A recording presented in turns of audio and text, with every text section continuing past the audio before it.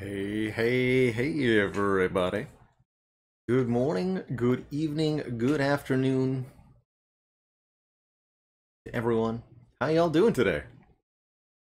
Great to see you, Ivy Blade, Omni, Chicken Man Feel. Hello, Voxcrim. Dead Teddy, good morning to you. Hey, ya, Anna's Bana. Fire Drawn, hello. Jaco.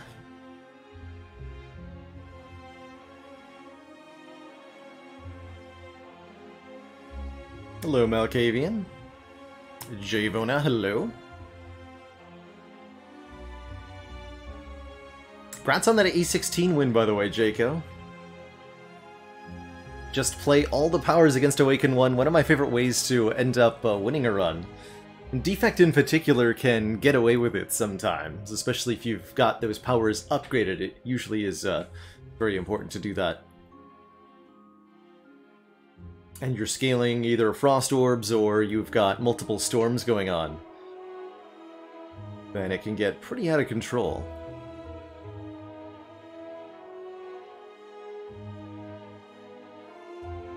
Definitely one of my favorite ways to win is the Orby Boy. Are we playing any Orby Boy today? Who was our last run? Last run was Ironclad, so yes, it'll be Silent and then Defect. Good stuff.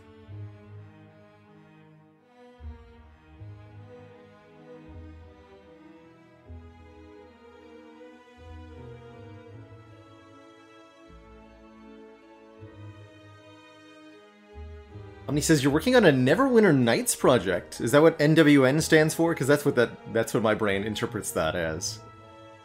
Neverwinter Nights, yes. That's exciting. The first or second? I always preferred the first game to the second, even though I think the second was ultimately built on a better engine.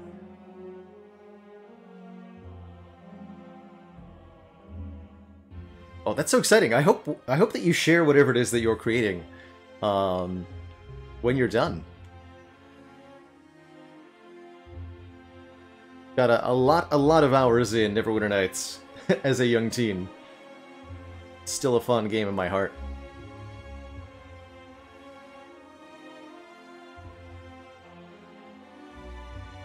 Oh, we're crafting something on a server of some kind, maybe? Core, by the way, thank you so much for the 31 months. That child's getting old, almost time for them to fly the coop. Far off into the distance.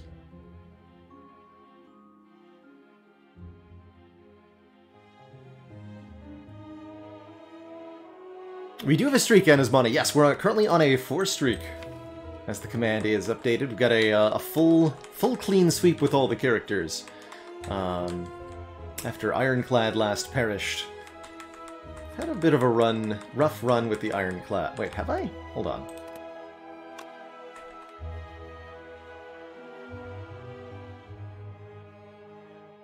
That's more wins than losses.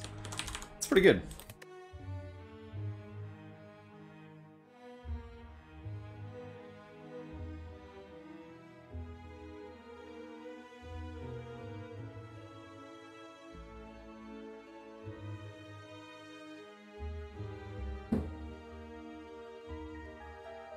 And I owe the chat a dad joke to start us out here.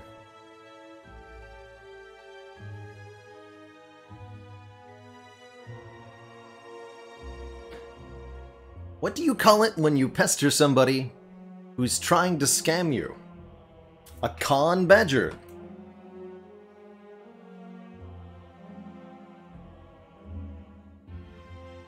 Florfreak says they remember playing Neverwinter with your best friend in middle school using her dad's guild's vent server to communicate.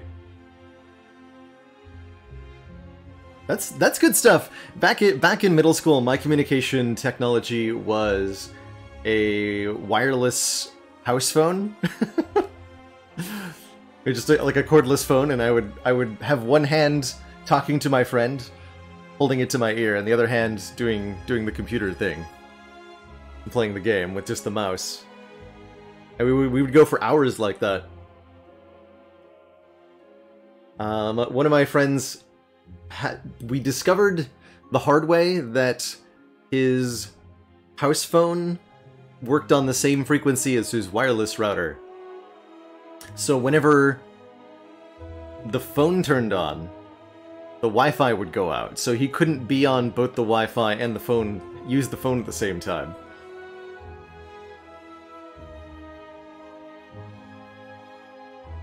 It was so funny because we'd connect to each other in the game and then call up on the phone, and as soon as the call started, the connection on the game would drop.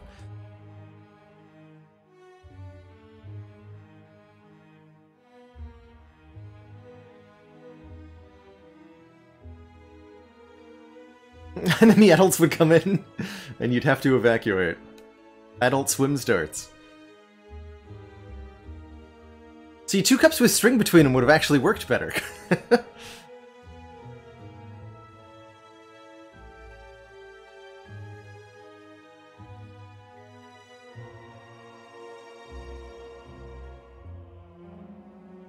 Hey, Benji.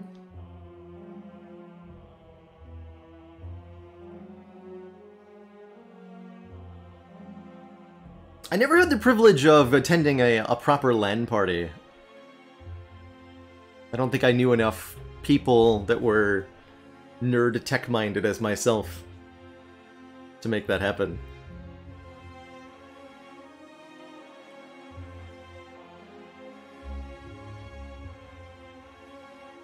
Florfreak had a friend in undergrad who had a microwave in her room that would take out Wi-Fi in several rooms around her in the dorms. Oh man.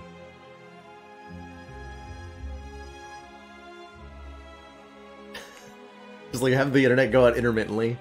No idea why. Because your neighbor's microwaving something? Good lord.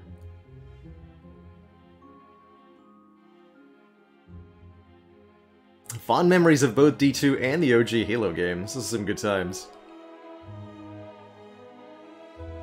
Heck yeah. Heck yeah. Did y'all know that we're starting out with Silent today? I feel like Silent has been one of my best characters, if not my absolute best character. Hold on. Now I have to know what my Watcher record is. To the run history. How many losses do we have? 1, 2, 3, 4, 5, 6, 7, 8, 9, 9. Okay, I have 13 losses with Silent, so we're doing better on Watcher. It's all good.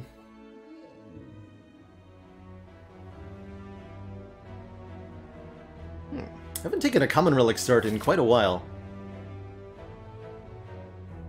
Silent definitely in your top 4 favorite Slay the Spire characters. Mine too. Mine too.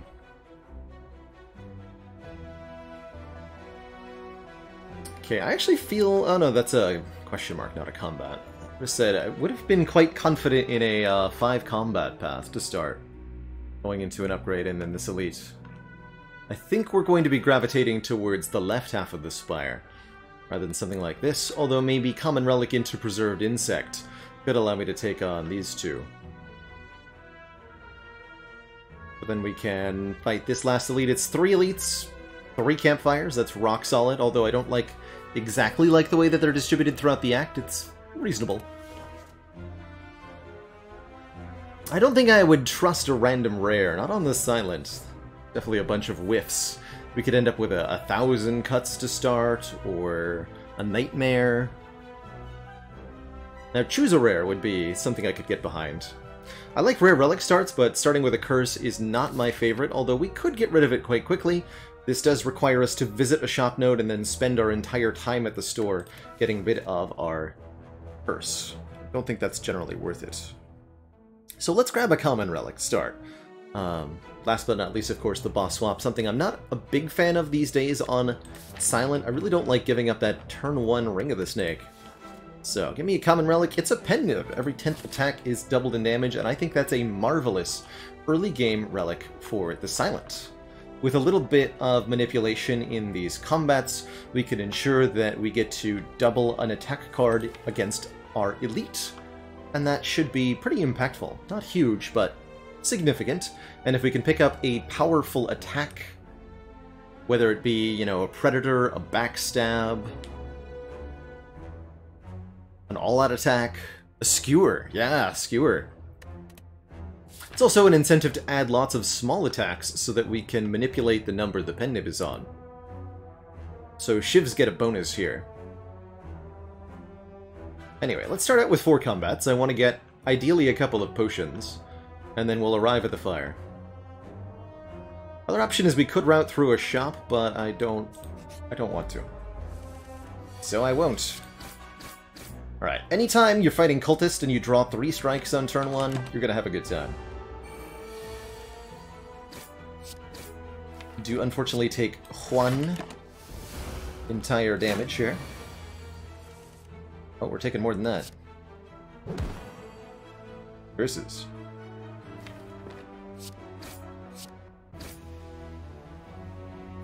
Oof, and our pen nib is going to be exactly wrong here, too. It's okay. A minor loss. Do I first pick a Bane?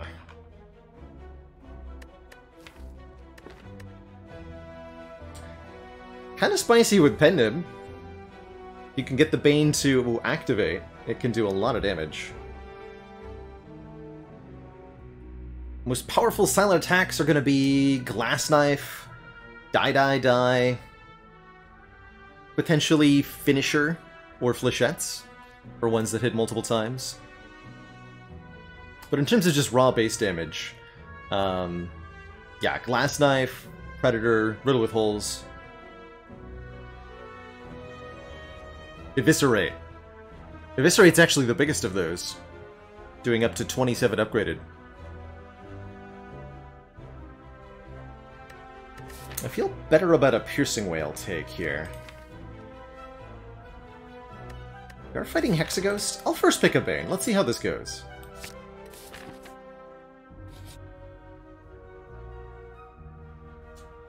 Heal 11. That's enough of a heal to be really worth considering here, especially with 2 early elites that I'd like to survive. 11 hit points goes a long way. Or I can remove Bane. Does it ever remove a defend here? Maybe. I'm gonna take the heal.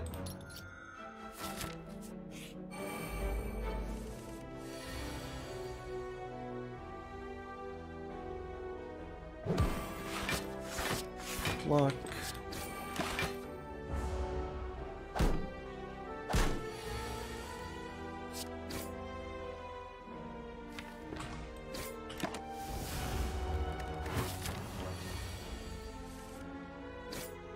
Kind of noting what I want the pen nib to be on. 8 seems pretty good.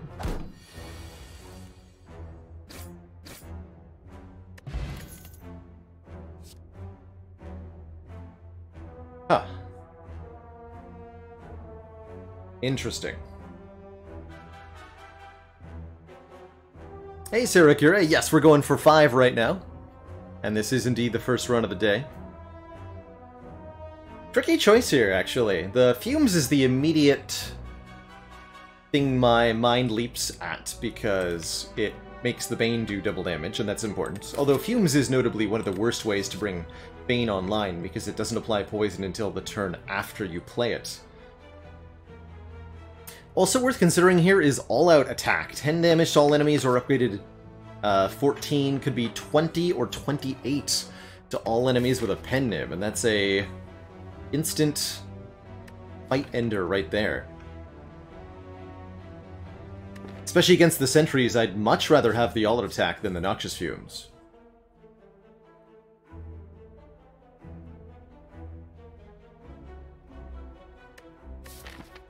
And it'll also be very good against this hard pull combat we're going to go into, especially if we're facing 4 gremlins or 5 slimes. Given that this is basically the best AoE card we could find right now, I'm going to pick up the auto attack over the Fumes. That does hurt me a little bit to do, but I think it is correct. Also better against the Gremlin Knob. Indeed. Take one here.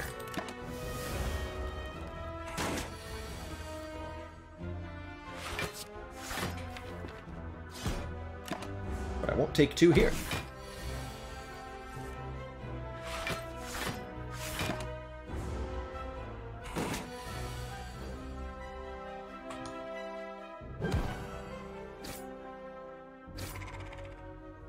IB Blade, thank you so much for sharing that month 2 of your gifted sub. I've never seen that notification before, so congrats for making me see that, I guess. And thanks again to Austin Fuego for gifting those 6 months of sub to Ivy Blade. Hey, we got a potion, and a good one at that. And I think now I can get away with taking a Piercing Wail. It's artifact removal, it's also good block against multi-attacking enemies or multiple foes. Could reasonably take Sneaky Strike with all attack. There's kind of a synergy there, but it's wonky, let's call it.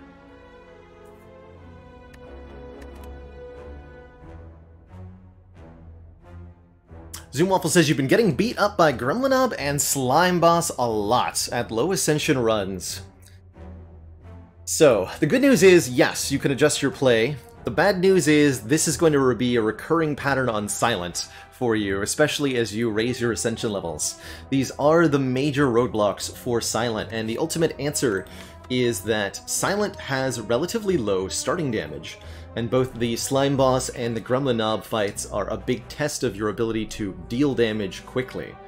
They'll both become overwhelming if you stick around for a long time. The Gremlinob because they'll gain strength for every skill, and the Slime Boss because there will be more and more and more slimes added to your deck as the fight goes on, plus the debuffs makes it really impossible to stay alive.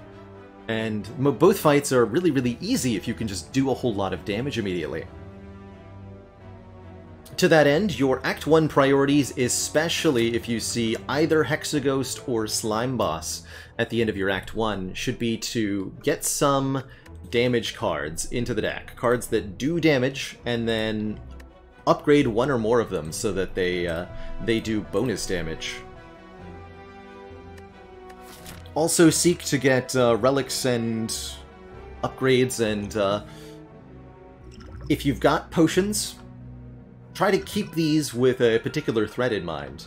So for example, this Distilled Chaos Potion is going to be one of our big potential solutions for dealing with something like a Gremlinob. Okay, we've got a spicy pair of nerds here, huh?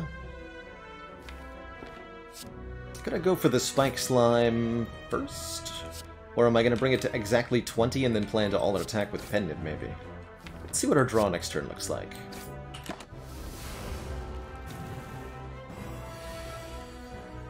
Okay, we've got a Piercing Wail, that'll help a lot.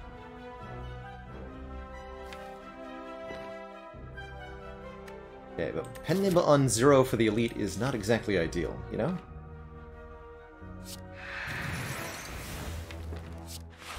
Let's see.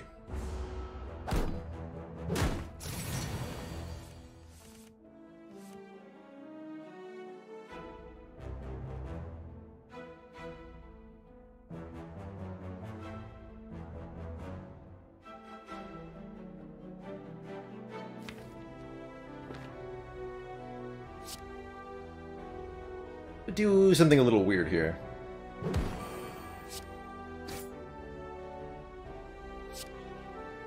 We're gonna try to empower our Pen-Nib a little bit for this upcoming Elite fight. Got it back up to 4, that does help.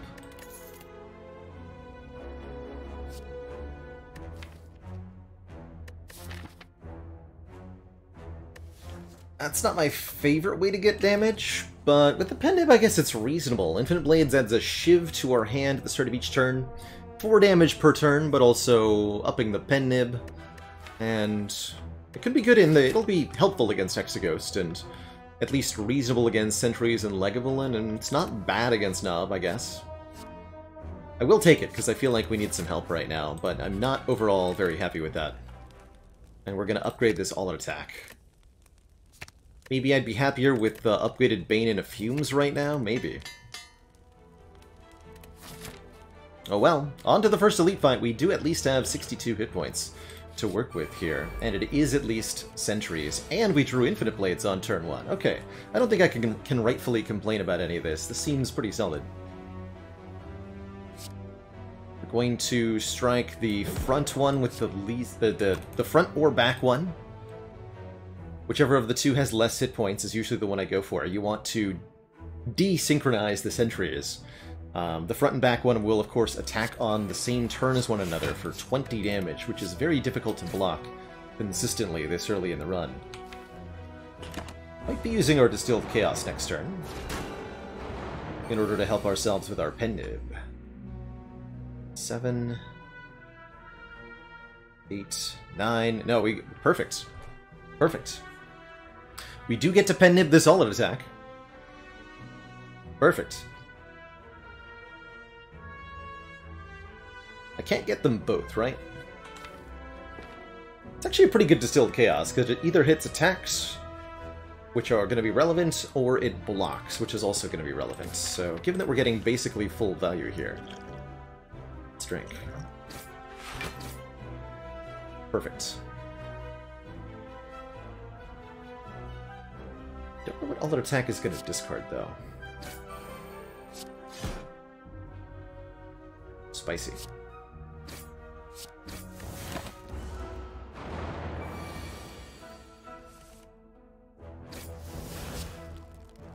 And then I'm going to do specifically...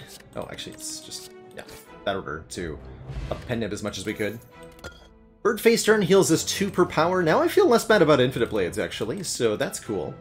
And we're offered some stuff. Blade Dance, Choke, and Skewer. All good options for interacting with our Pen-Nib.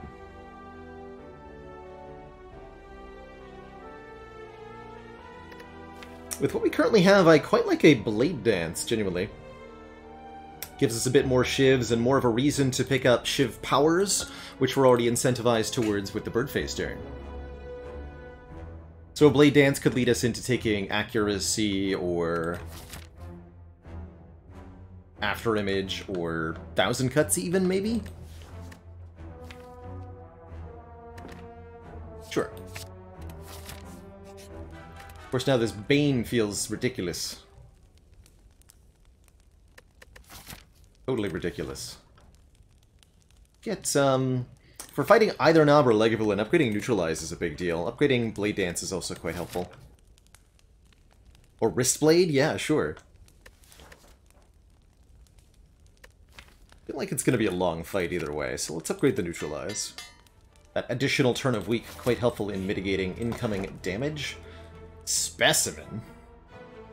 Transfer Poison when an enemy with poison dies. This is a rare relic. And one of the more niche ones, let's call it generously. Requires you to be in a multi-enemy fight, requires you to be using poison on the first enemy that dies. That's something I'm pretty happy to take the Sapphire Key over in this instance. We have no poison, although we do have an incentive to take poison. I'm just glad this isn't a Gremlin Knob.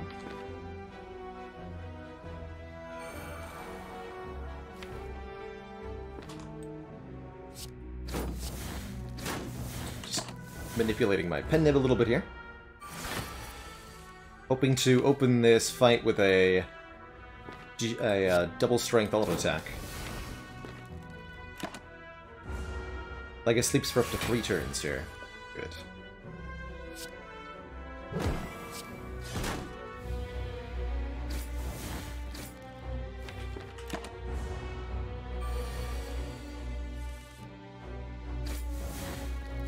Okay, I don't get to mess around in this fight very much. I think I need to play at least one of these strikes instead of 2 defend. So I'll play 1 defend, 1 strike. Kind of cut it down the middle here.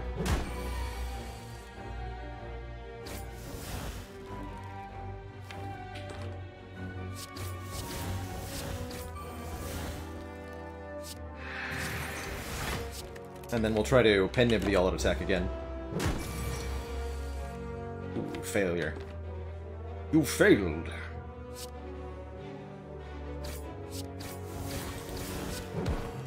think we get enough damage anyway, though.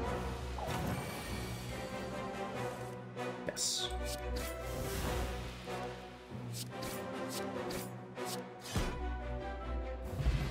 Cool. Guess I could have defended one more time there. Get a poison potion, so our Bane will work at least one time. And a prayer wheel, causing normal enemies to drop additional card rewards. That makes normal combats way more valuable. Oh my god, we did find an Envenom. I was wondering if we would. Incredible. That's incredible. Okay, well, that's perfect then. This will activate our Bane. We have lots of attacks, so this applies at least a decent amount of poison. And it heals us for 2 with the Bird Phase turn. That's a genuinely really good Envenom. Now, Envenom's main problem is that it costs 2, but upgrading it to cost 1 makes that a lot more reasonable. Make a backflip and an all-out attack are also kind of reasonable, but please, please, give me an Envenom. Bane does, yes, Kinfus, Bane triggers the second hit if the first hit applies poison, that's right.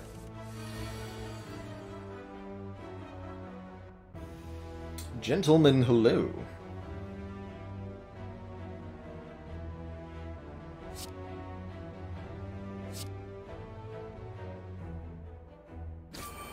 And goodbye.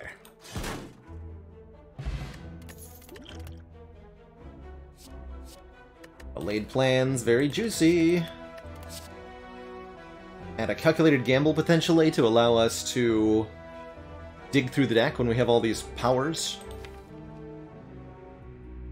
Gotta love Well-Laid Plan's ability to retain a card from turn to turn. Extra useful with something like Piercing Wail, good with Neutralize, too.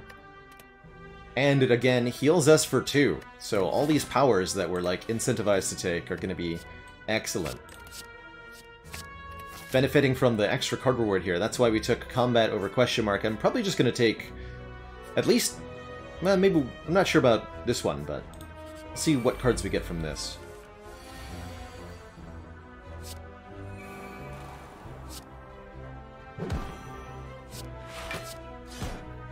Hang on.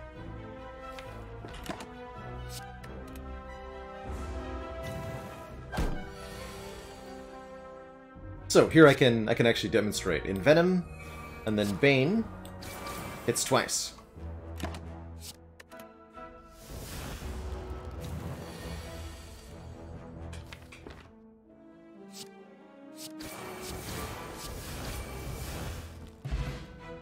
Another Poison Potion. Another Piercing Wail. I also kind of like an Endless Agony. 0 cost, do damage twice. Another Bane on offer, as well as a Bouncing Flask, applying poison 3 times. I feel like we've got the single target covered for the moment. Like, we should be able to beat Hexaghost, especially with these potions. So I don't need to add necessarily a lot more cards. I do, however, love another Piercing Wail. Let's take another Piercing Wail. Just a couple of Piercing Wails is really all you need defense-wise in Act 2, as long as you're doing decent damage. Might have trouble with the Spheric Guardian, the baseball, with the current deck, though. Something like a Bouncing Flask could be a solution for that fight specifically. Actually, we're really bad at that fight, huh?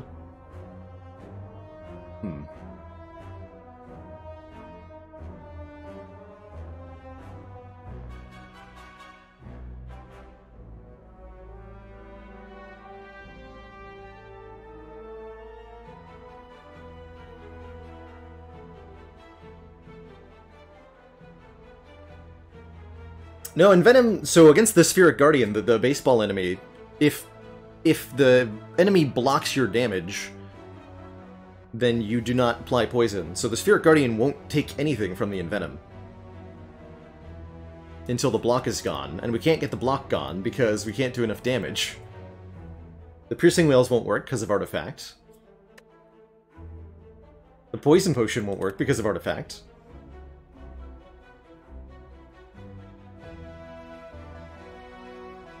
So maybe I take Bouncing Flask just for that particular enemy?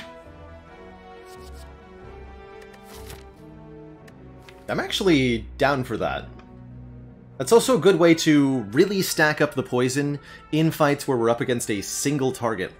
Hexaghost, but also Time Eater, but also the Heart.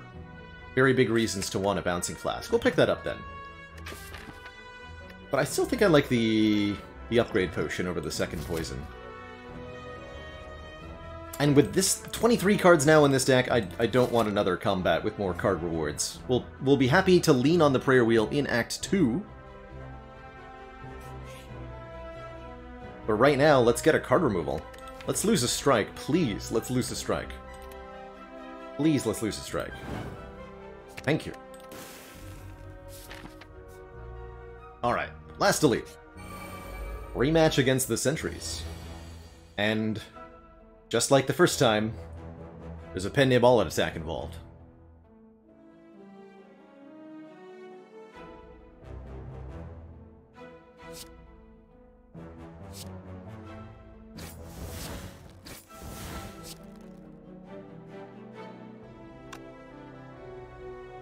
So we go 7.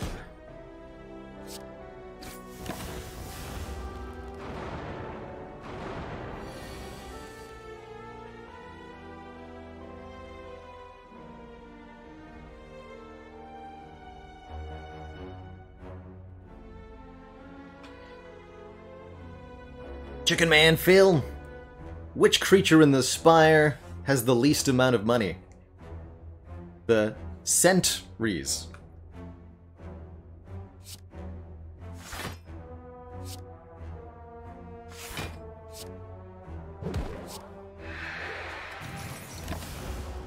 Haha.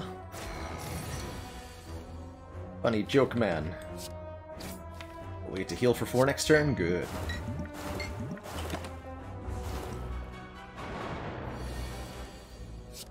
So we actually netted 0 hit points in this combat. That for the Pen Nib.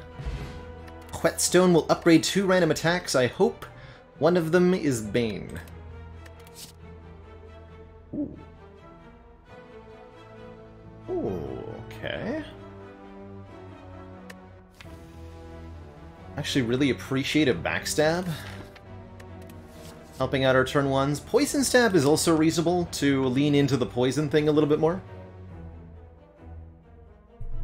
I don't think I would take a Poison Stab if I wasn't about to pick up a Whetstone. But given that I'm about to take a Whetstone and upgrade 2 random attacks, then adding a Poison Stab makes a little bit more sense. I think overall, regardless of whether it gets upgraded or not, I'm happier overall with a Backstab. This will also help us against the baseball quite a bit. Let's take this.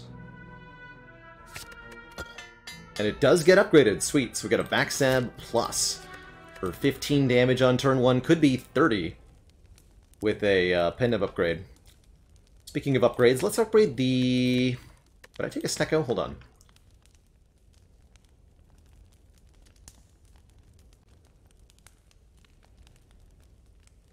I might.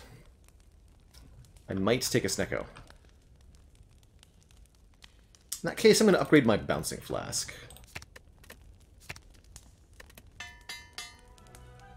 To make that 12 poison for those beefy single targets like the Hexaghost. Perfect turn 1 here. Bouncing Flask, Infinite Blades, Backstab. We do have to deal with a ×6 attack next turn, which is based on our current health.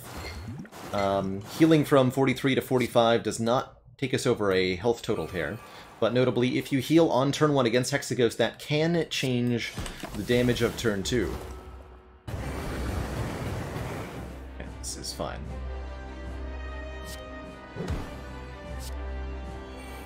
Changing your health on this turn can't change the Hexaghost's attack, though.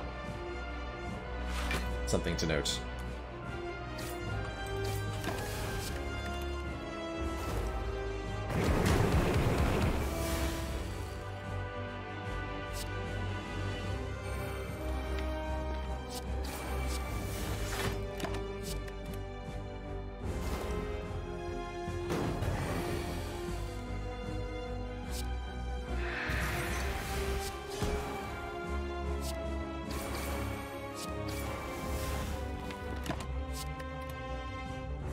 Slaughter that ghost.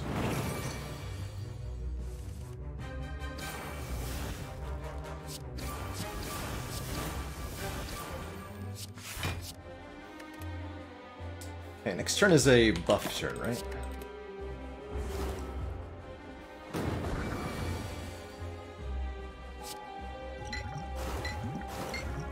Current health divided by 12. That's right. There's a... Is it Hexagos? We have a command for this. Hexa.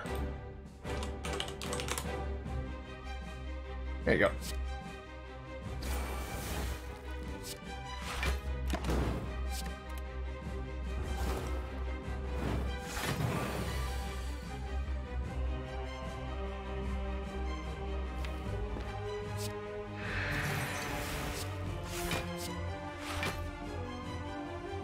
Okay, I'm going to try to go to Act 2 with Pendib on 9 here.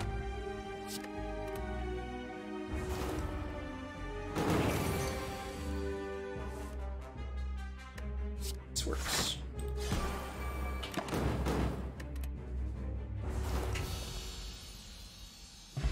Now if we meet the baseball, we'll have a 30 damage backstab on turn 1. Also good against a thief, or a bird maybe. Okay, I love these options.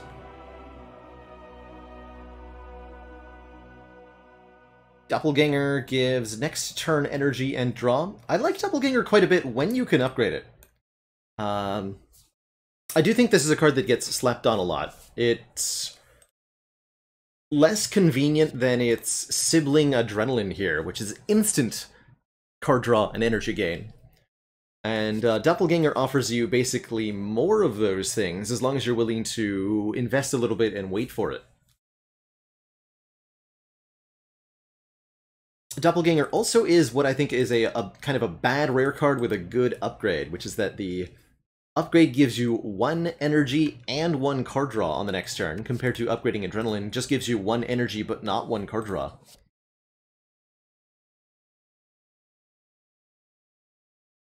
That said, I think we're better served by the immediacy of that Adrenaline, or by taking a Corpse Explosion, yet another poison-applying card, yet another artifact-removing card, and one that allows us to kill all enemies as long as we're able to kill one of them.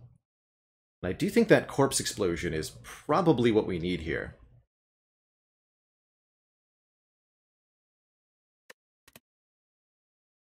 Yes, both of these X's are affected by Chemical X, and this is an excellent card. Get it? Excellent with Chemical X. I'm gonna take this Corpse Explode. Then we have no fear of the baseball. We probably have no fear of 3 Slavers either. Whereas currently against Slavers we have what? Pendib All Out Attack maybe? And if that doesn't work, then we cry.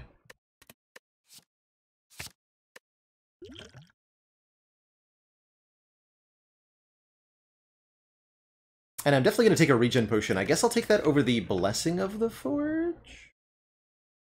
Last but not least, the Corpse Explosion makes us more inclined to take a Snecko Eye, which I'd be reasonably happy with at the moment.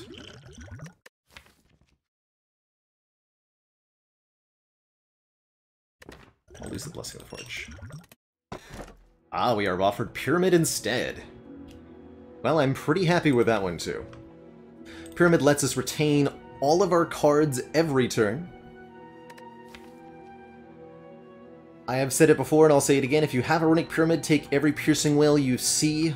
Corollary to that, if you've taken every Piercing Wail you've seen, take the Runic Pyramid. Although we actually skipped one already, right? There was a first Piercing Wail I didn't take. We took Bane over it. Black Star is definitely an option too, giving us additional relics from elites when we kill them. If we kill them. Or the Ring of the Serpent, replacing our starting relic, giving us 1 draw per turn instead of 2 draws on turn 1. I think we're certainly in a position where we could handle each of the different elites, although 3 energy would be a challenge to do that.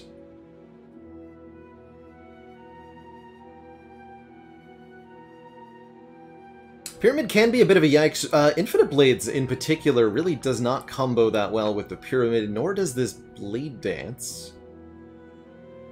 Yet at the same time, I feel like the Piercing Wails, the Bane, and the Corpse Explosion are all going to be so very good with Pyramid. It's also incredibly good with Pendib in general.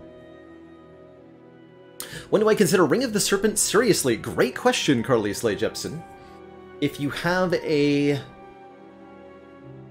slower... Basically, the longer your fights go on, the better this is as a relic. So a slower, more defensive deck can get there. In my many, many hours of Spire, I've only had a couple really good Ring of the Serpent runs, but it does occasionally come to some real utility.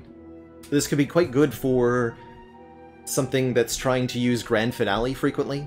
This can be quite good if you have a low cost on average deck, you've got lots of Deflects or Slice or something. And it can be a good enabler for a discard heavy deck, because the larger hand size makes it less frequent that you'll uselessly draw Reflex and be unable to discard it.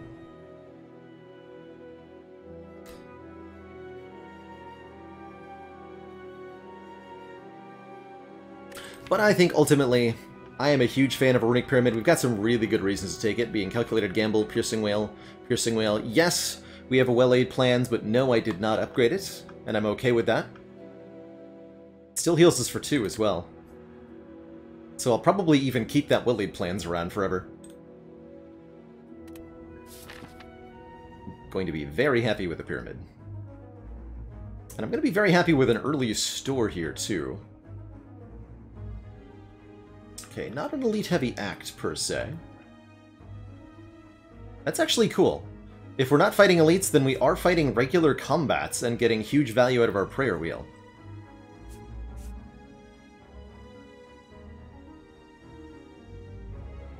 But having a Stecco Eye or a Bag of Prep? Bag of Prep, yes, definitely increases my desire for the Ring of the Serpent. The Ring of the Serpent's 1 per turn draw is genuinely a very good effect. It's simply that you lose those 2 draws on turn 1 to get it that it is so painful. Oh, I knew it! You stinky baseball! I knew you were going to be here on the first floor of this act, and I prepared for you, because I knew you would kill me otherwise.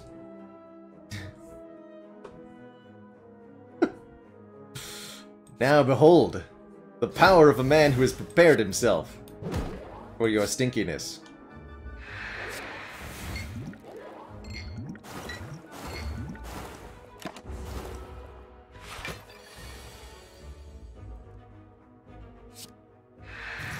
I actually guess I didn't need to play the,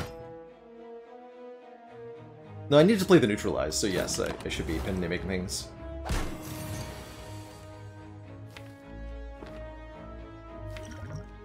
Let's see, definitely play this for the health. Probably also play this for the health, right? 2 hit... Oh, here's a great question. What's better? 2 hit points or 4 points of Pen Nib? I actually don't know. And I don't even know if there's a true answer to that question. I do think I prefer the Pen Nib, genuinely. We are also likely to go to full HP. No way to get 5, right? No. No, we have 1 energy for Strike and 1 energy for Blade Dance. We can't do any better than... Actually, wait. We could Calculated Gamble, maybe?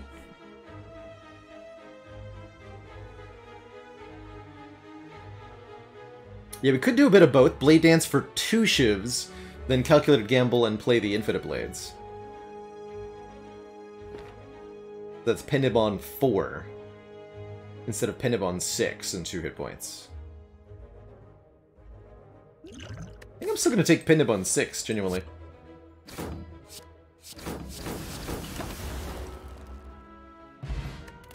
Double regen potion, interesting. Maybe yes to Crippling Cloud?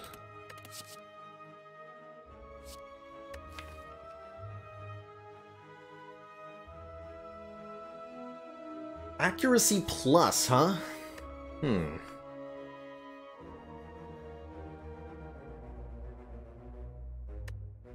Do I need my shivs to say plus?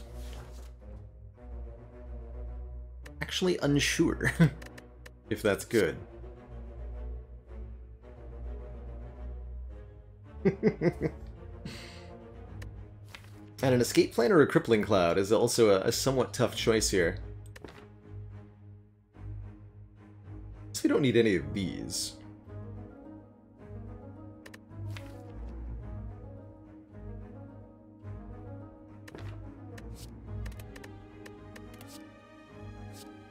It does say plus on it. I'm gonna fall for this. Let's see what happens.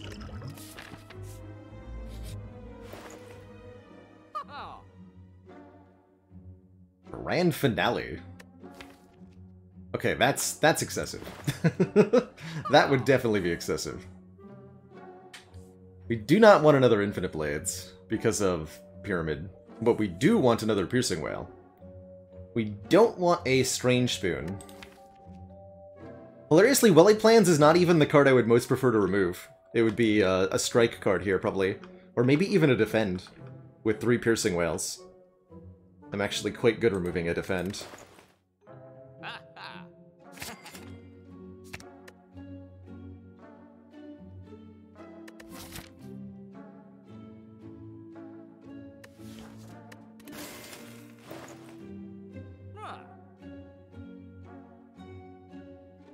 Do I want a Tactician? No. Strange Spoon? No. Pillow? No. Panacea? I want a Panacea. Panacea can do some very interesting things. Very notably, for this specific instance, if we take Panacea and upgrade it to 2 artifacts, then that will prevent Collector from making us vulnerable. Blocking both the weak and the full of that combat, which is one of the nastiest debuffs in the game. Collector's turn 4, you are mine, mega debuff. It can block quite a few other things, too. Of course, that does require then an upgrade for it to be, I think, maximally useful.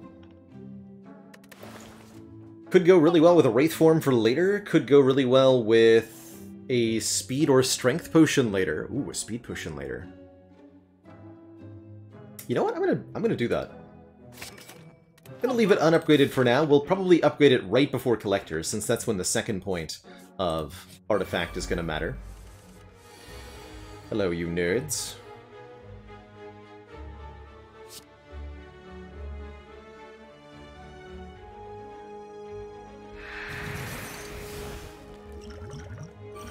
Use that now.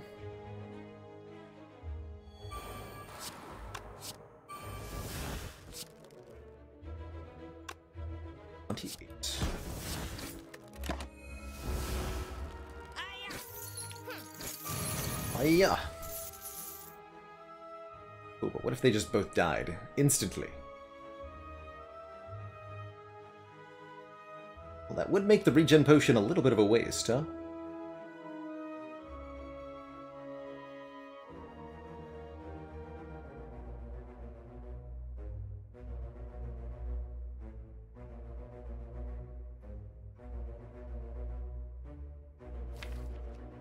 It's actually better to make the fight go longer here. On purpose.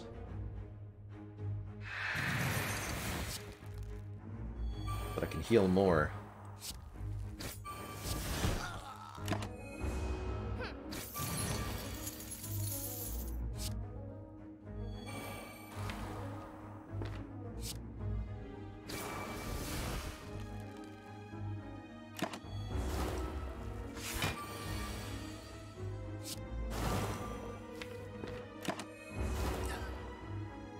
Pendant for 1 or whatever.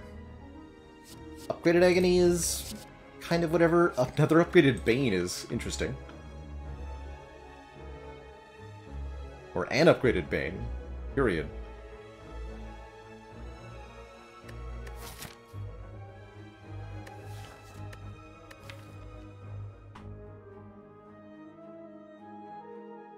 It's actually really strong. I'm gonna grab 1 here. I think that's the last attack we're going to need, probably. Continue to take more combats, because we do want to look at more cards. And see them. See their power for ourselves. We want to go for the Centurion first here. Mystic is simply a chump by comparison. That's not going to kill anybody. Well, that's unfortunate.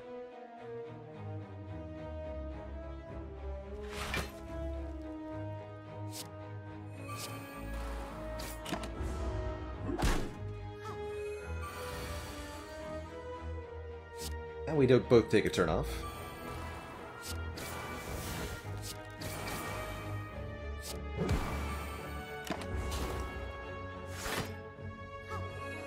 Bane does 20 times 2. It's a lot of damage.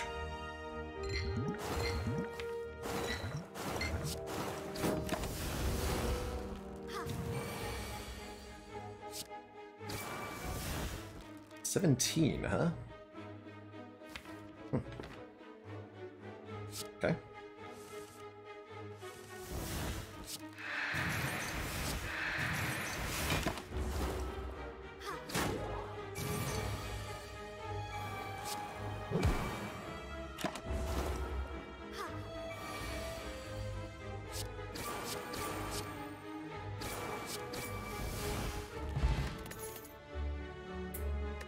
No thanks to any of these. Acro could be worth maybe considering. I think I'd rather just take another calculated gamble now that we have the pyramid, though. How about now? We ready for events yet? Slash, what is my back half of Act 2 gonna look like? We should make some pathing decisions now. So, elite-wise, we can go upgrade, upgrade, late shop, upgrade. 3 upgrades, ideally on Envenom, on Panacea, and on... I don't really know what the last one goes on. Some other card. Or we could go for 3 elites and miss out on one of those upgrades, if we're feeling confident.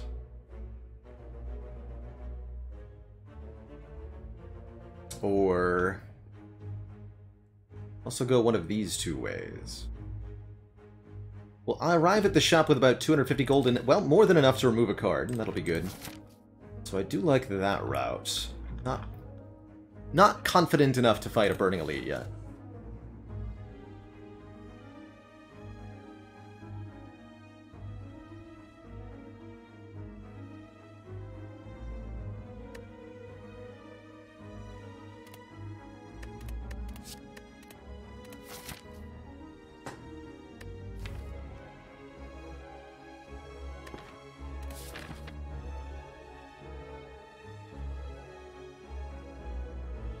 And if I want to go to the shop, I should fight the extra elite for the bonus cash. But that means 2 elites with no upgraded Envenom? That'll be a tough challenge. We should probably upgrade Envenom before I try to fight an elite. Okay, so that means I'll go to the event then. Okay, it is decided. Ooh, we're offered a Jax?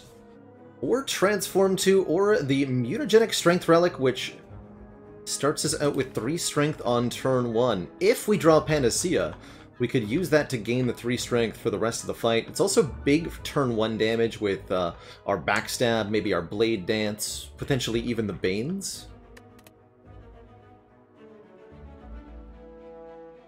A regular style strength gain could be good too, right? We've got Sustain for it. Not sure we have the card draw for it.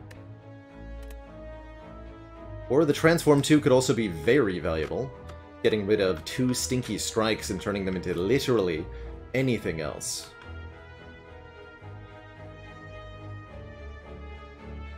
Hey there, Jedit. It's wonderful to see you.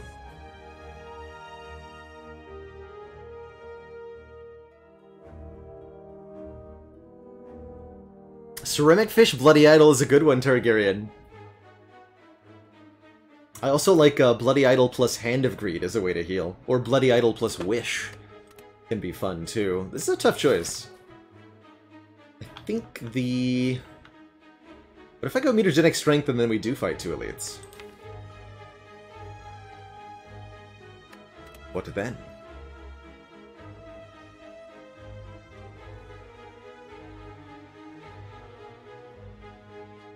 Take the bonus strength.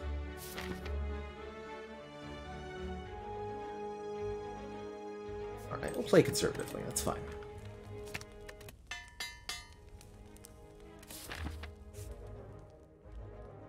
Combat first to maybe get another potion. We could potentially... Pendant on 7's pretty good, though. Alright. Do the elite first, then. Beautiful. Absolutely beautiful. I am glad we took the mutagenic strength.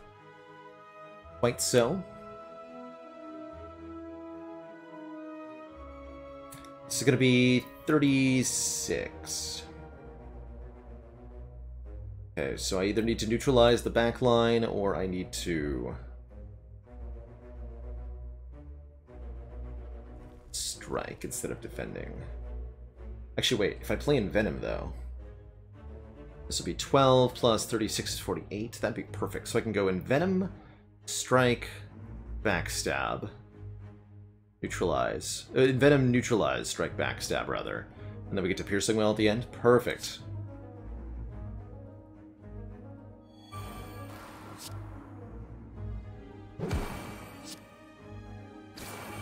Gotta love the exact C's, courtesy of mutagenic strength here.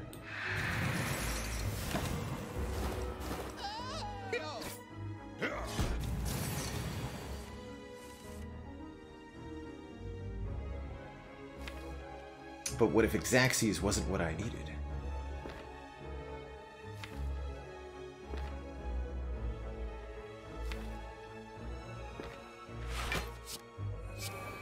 Gamble those, curiously enough.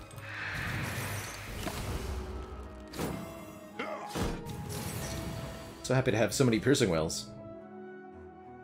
Here, don't make me weak next time.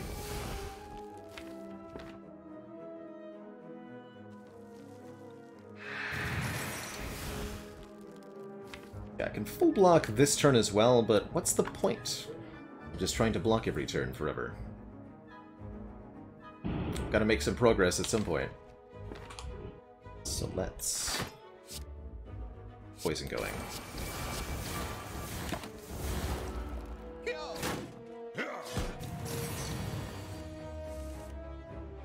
Or else... Okay, now it's correct to wait one more turn, because... the weaken will wear off.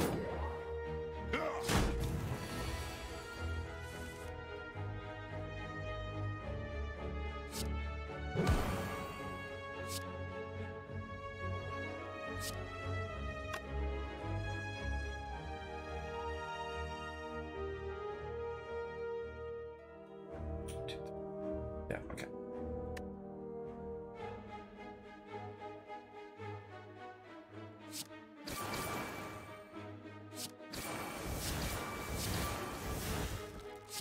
This would do 20, and then 2 more poison, you'll be at 1.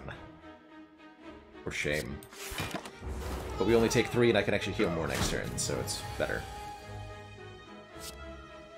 Then our Pendib's on 9. I'm gonna call that a really good Slaver's fight. And I'm gonna call that a really good kunai, giving us dex every time we play 3 attacks in 1 turn. If I have a kunai, I'm gonna want to deflect. 0 cost block sounds excellent to me. Thank you.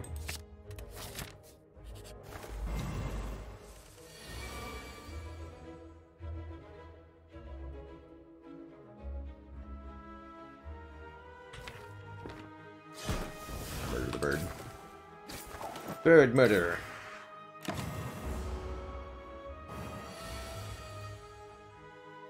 Okay, couldn't block Hex, but we can block this vulnerable.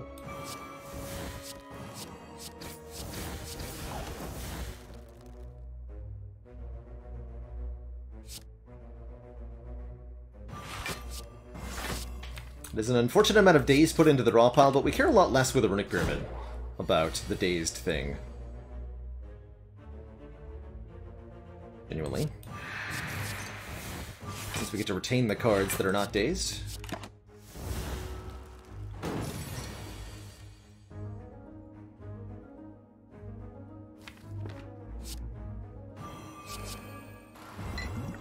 Next turn could be a bit gnarly, though.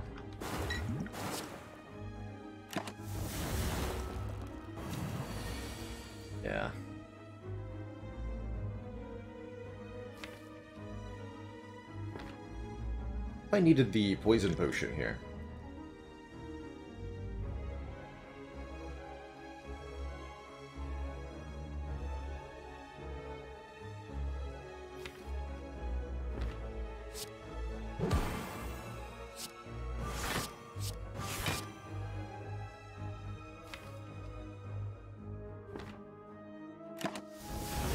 It's enough days.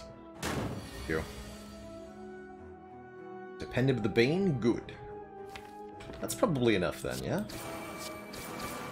Yeah, that's just a kill. Means I can play my powers now. Huzzah!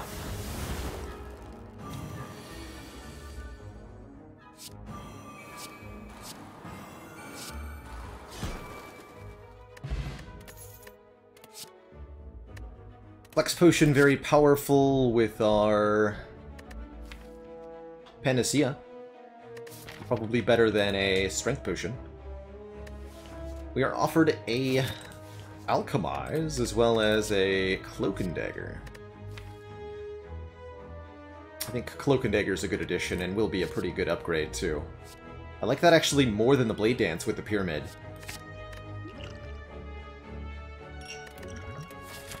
I'm gonna take that Alchemize.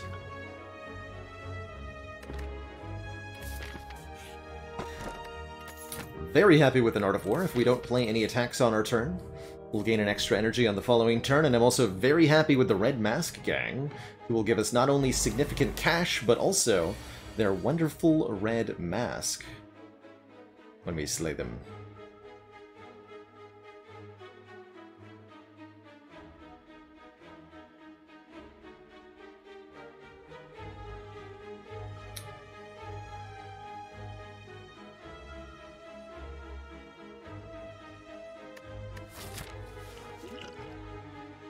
This isn't quite a kill, right? Now we need the potion.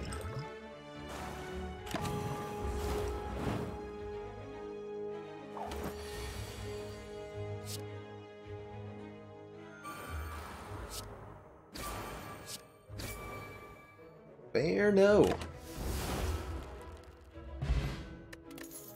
There's our red mask. Very much appreciate that. Sneaky Strike Plus, huh? Now, we'll take a dodge and roll, again with the kunai. With our dexterity scaling up, then blocking twice is really good. Feels like I should probably take one more combat rather than an event, although this event could be the wonderful Colosseum event. There's also a bunch of other things that it could be that we don't want to get. And that combat will reward us with 2 card rewards. Money and a chance at a potion, as well as maybe some healing. Take the fight. Maybe some healing, he says. Oh boy.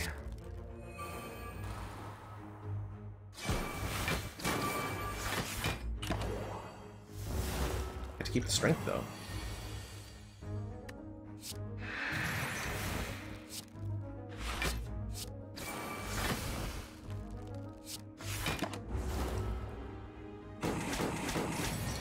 Are 3 piercing wells in this deck, right?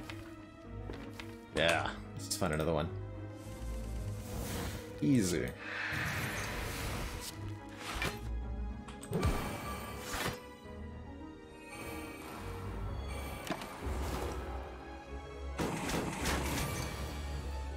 That's why we take Piercing Well. Pretty good.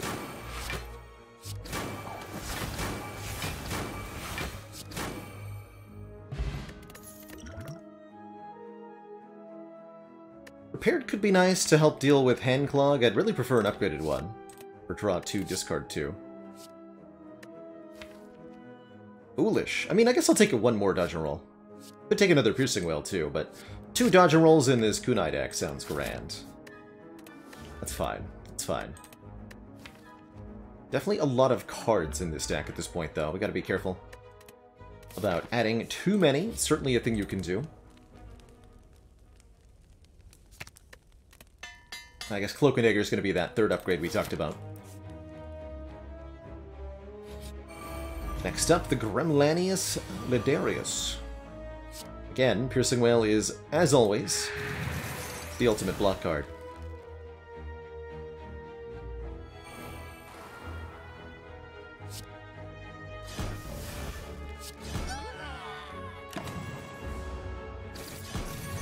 Aim to lose the blade dance, but that's alright. Let's just activate the Art of War here. Get an additional energy for this turn, so that we can kill the new wave of gremlins with Corpse Explosion, so that they both die.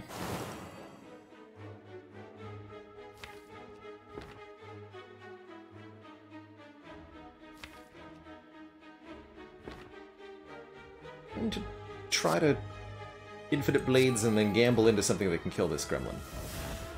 This works, yes. No, this is one short. Yeah, 10, not enough.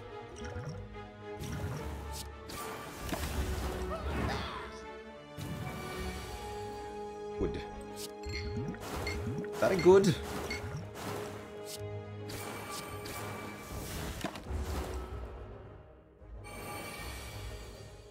Nice try, nerd.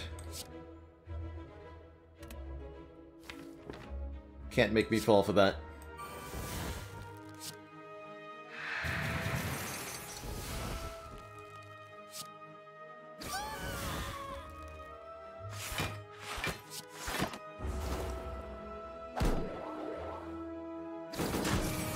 You too, junkie.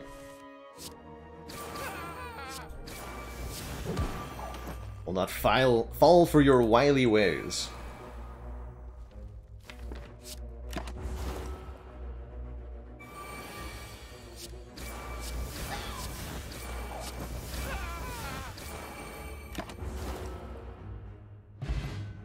Oh, wow.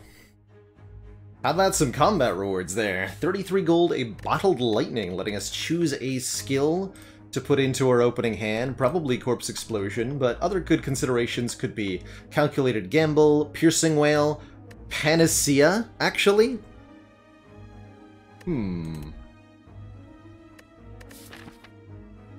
Panacea, actually. And there's the second Calculated Gamble that I said I wanted. Don't need a second Corpse Explosion. Bottled Panacea is definitely good for Heart, allowing us to block vulnerable on turn 1 in addition to gaining 3 strength from Mutagenic Strength. Actually really like that. Yeah, let's bottle that Panacea.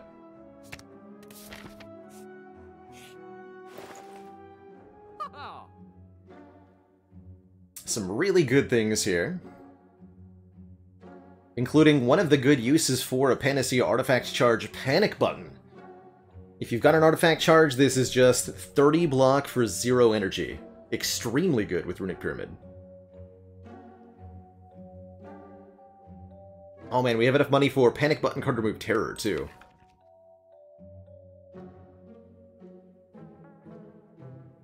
Yeah, we definitely want Terror because we have pretty good physical damage. Juicy Waffle, though.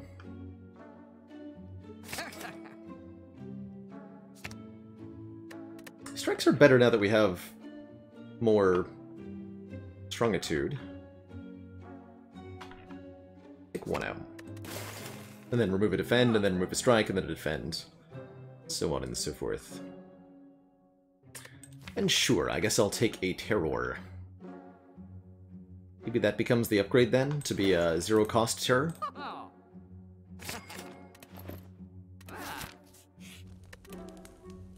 That or the Cloak and Dagger for one more Shiv to make our Kunai do stuff. I think the Cloak and Dagger. Alright, Collector, if that is your real name.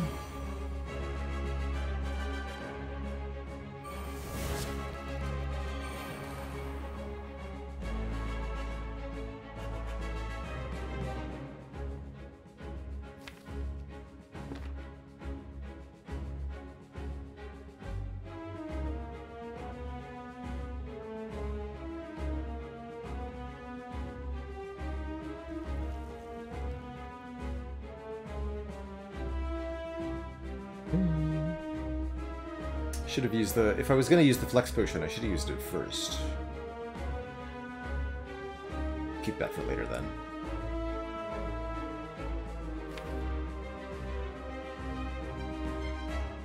Alright, I am going to do this Bane on turn 1 here. Some damage going. Keep the backstab, though. Wait, no, I should have kunai'd. Foolish. Foolishness.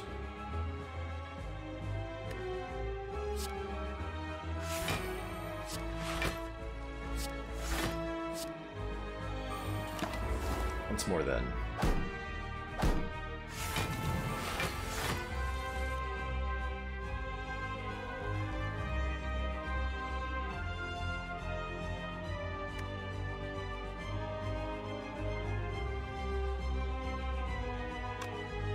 So, Piercing Wail goes a long, long way here. I've got 4 energy, so I can do Piercing Wail, Terror, Bane, all out attack. Okay, play everything except the defend. That means I don't use the panic button. Or I can use the panic button and not the Piercing Wail. That's the other option.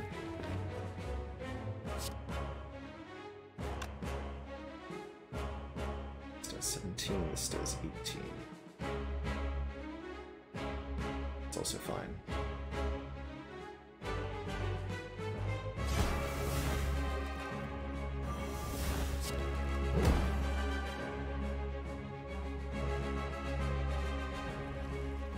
Or I can just use whichever one doesn't get discarded, I guess.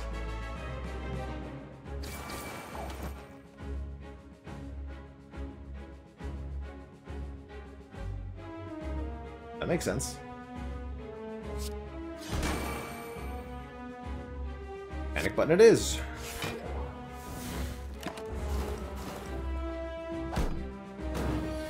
Good job, panic button. Alright, well, we originally took the Panacea to block this debuff. We've actually managed to use it on other things now. That's okay. Kind of funny, though.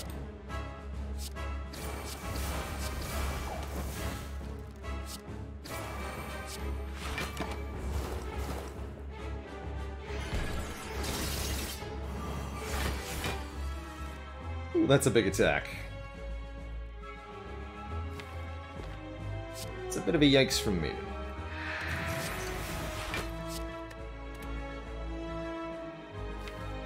It's definitely a lot of cards in this deck.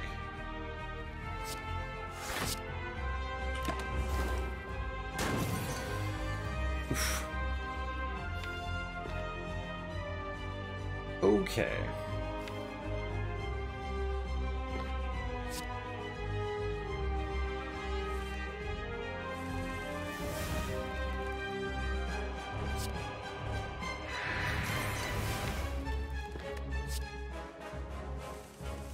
There's the neutralize. Alright, we're good.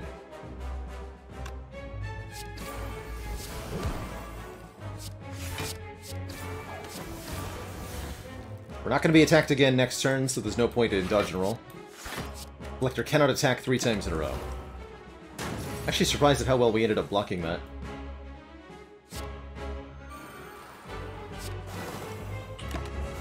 An Art of War here.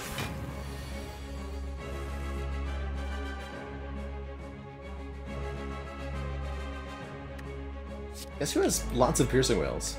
Me! Although again, yikes. Kind of.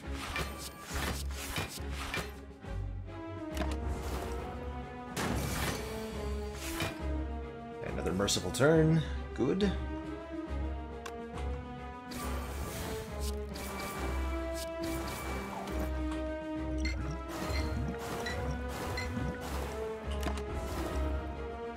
How long was that a Collector fight yesterday? It was like 20 turns, I believe, against Collector. We're not that bad. We're just barely waiting out the the debuffs, whereas last time we went much longer than that. That was only 10 or so turns. GG. GG. Alright, Runic Pyramid and Panacea both say Wraith Form's real good, giving us several turns of intangibility, but losing 1 dex per turn. By the way, Marl Dog, thank you so much for gifting a sub to Mr. Baconudo. Welcome back to the Cozy Council. And Pen, thank you so much for the 8 months of support.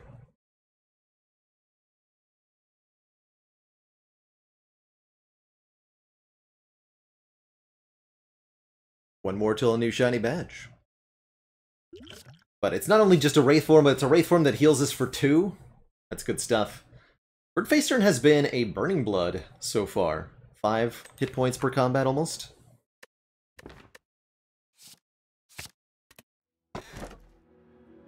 Aha, wait a minute. Snecko Eye we've been waiting for? Question mark? Wristblade is kind of interesting here. Attacks that cost 0 deal 4 additional damage. Works with the shivs, works with the shivs, works with the neutralize. Yeah, one Wraith form is not not with Pyramid. That's not a good time. Or we can transform and upgrade 3 cards with Astrolabe.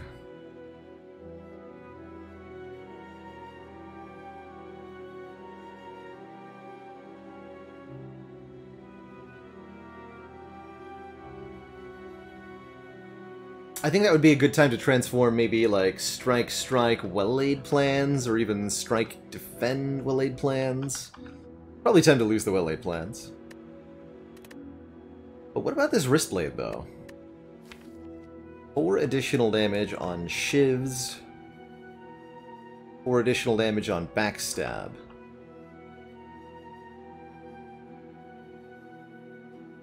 That is a reasonable increase in our damage output. Making this work on 3 energy is going to be tough, though. I'm going to go for the Transform. Let's do 2 strikes. And Will-Aid Plans. Getting another Backstab, an Adrenaline Plus, and an Unload Plus. Okay. I'm definitely all about this second Backstab. And the Adrenaline is a really good way to help with our energy woes. 2 energy at 1 time. Cool. The unload's a little questionable, but it definitely has some utility. Quite pleased with that. So we'll do 2 elites along the way. And we have to do a shop, even though I'm not really rich enough to want to. It's okay, too. Yeah, even this way I get to shop. It's a shop either way. All of the paths that lead to the Burning Elite have a shop on floor, like, 3. Interesting. Alright, we'll take the path that has 2 elites along the way, then. 2 elites are better than 1, as they say. Wait, is that what they say? Hello? Right, well... You're all gonna be like that. Just gonna panic a little bit. Okay.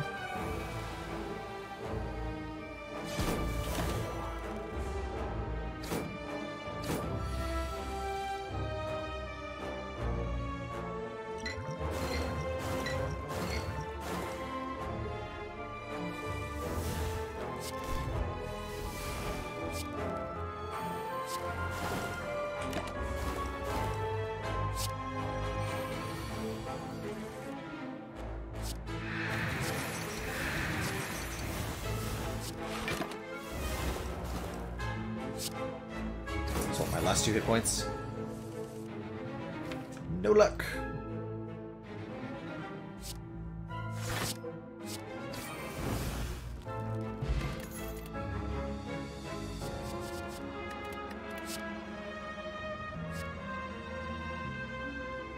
Triple?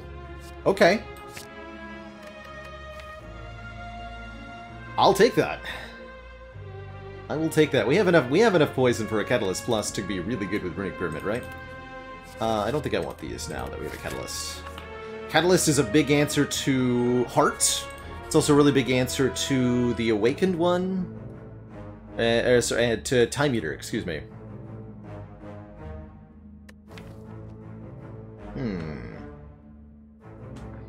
Not a bad upgrade all.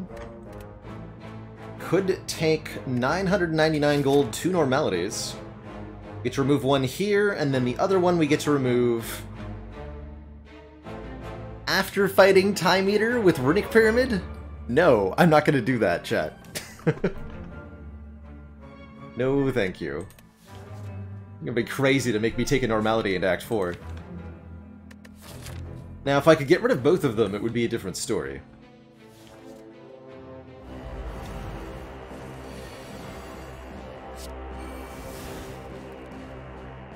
Y'all are crazy if you think I'm gonna stick a normality in my hand forever.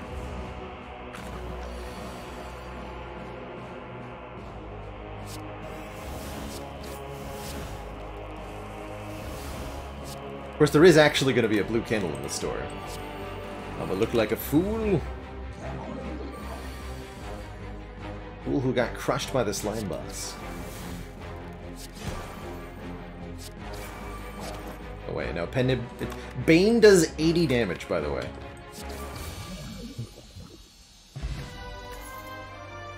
Also, now we have tough bandages with Runic Pyramid and 2 calculated gambles. So, is that really better than is that really worse than 1,000 gold? Oh, and another Catalyst Plus. Onwards! To glory. And we ended up with enough cash that we can in fact remove a card here, which is all we really need to do.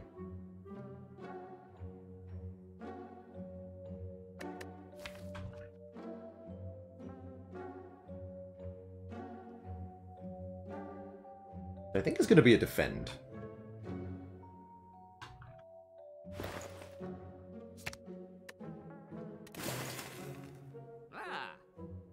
Jay the Emu, thank you so much for the Prime sub and the 5 months. One more to that half year of support.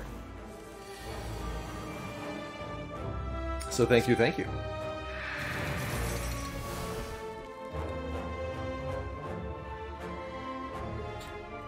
Be one short on block here, that is ultimately fine.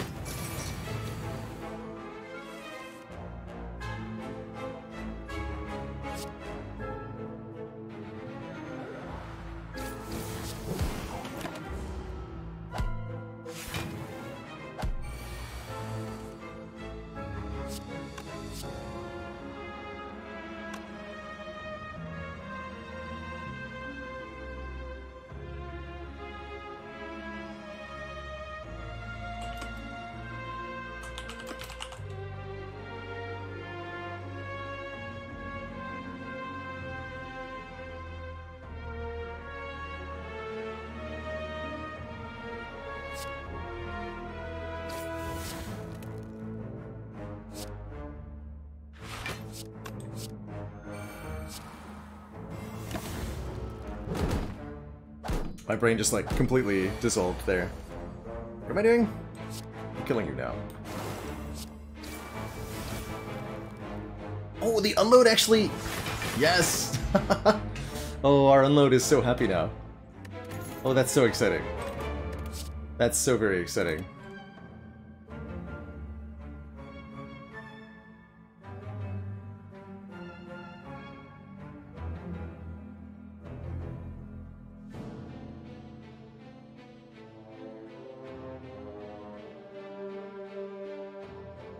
Alright, here's the backup emergency dead joke.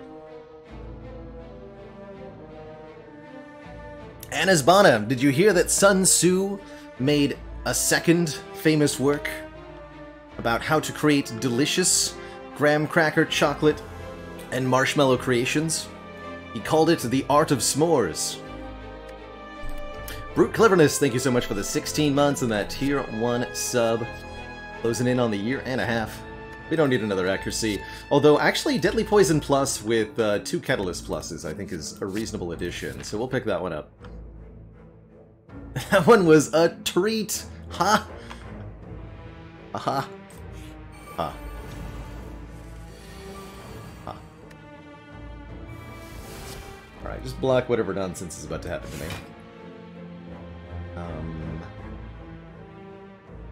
See you later, Bane.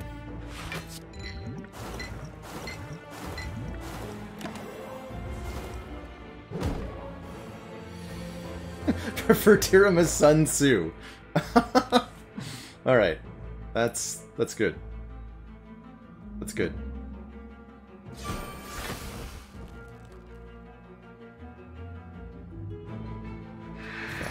accept this outcome for this turn.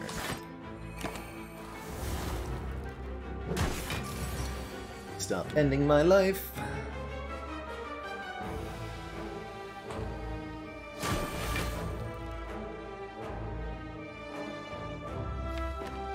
Right.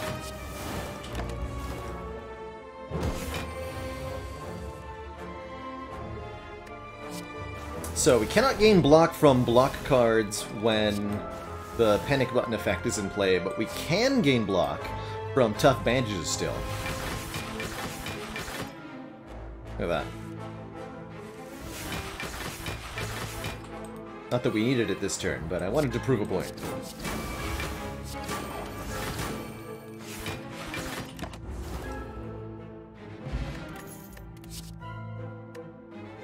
Definitely don't need Crippling Cloud anymore. Another Infinite Blades, this one upgraded, also no. Actually, how's our Weaken? We're not very good at weakening things, are we? We have a Neutralize Plus, and that's it. It's a reasonable reason to add a Crippling Cloud for the 2 turns a week. Wish we'd seen a Malaise.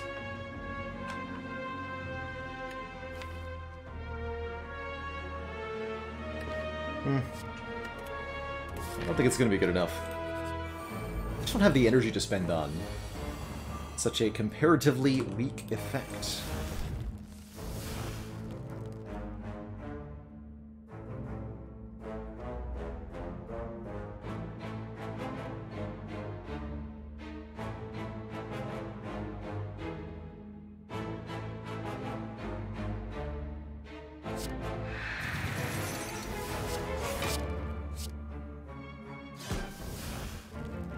Gonna be a pen nib dollar attack? Yes, okay.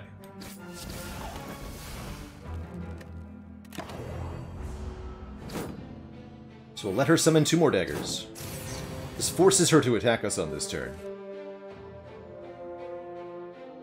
Which may or may not be a good thing, depending on what all-out attack discards here. Okay, didn't take my calculated gamble, thank you.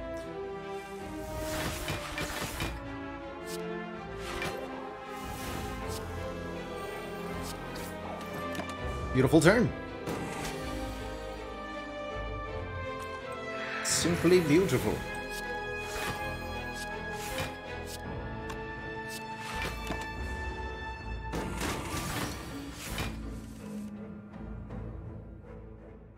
Now, no need for violence.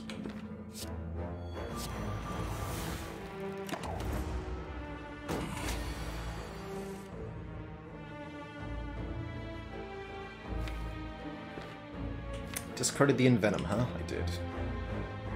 That's okay, we've got Bouncing Flask into Catalyst.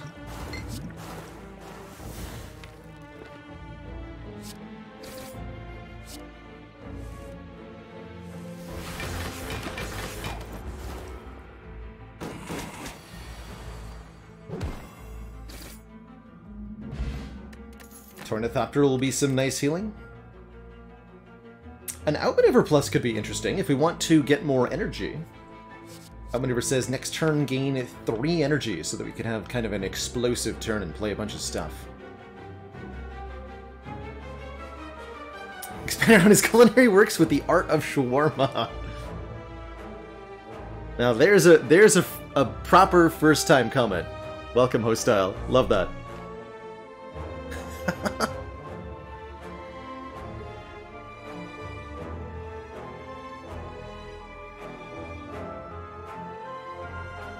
Nothing will ever match his piece on interior design, though.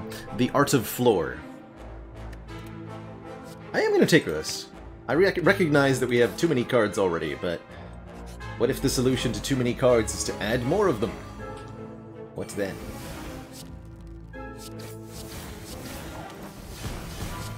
Nope, I named wrong. Pennied like a fool. And we got frailed. Ouch. Alright, fair enough. Fair enough. I accept this outcome.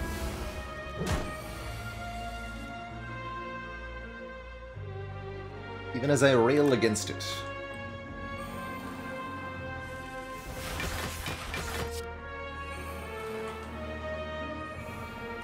Okay, no use from that outmaneuver so far.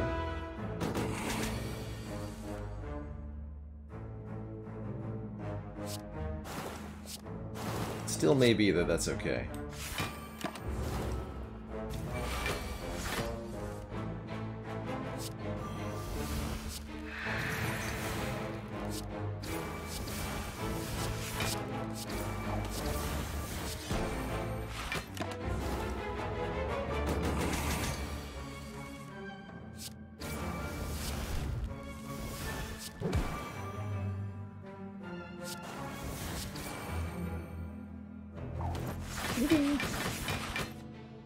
$7.35 block per turn, by the way.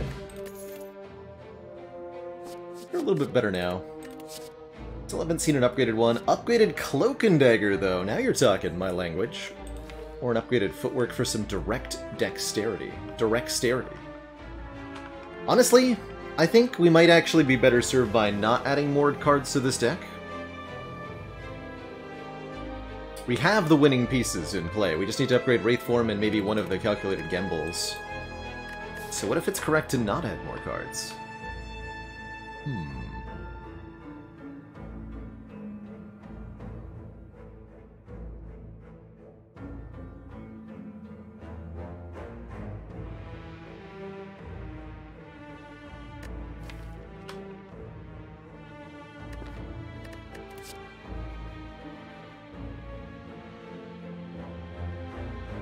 Welcome back, Cyrus.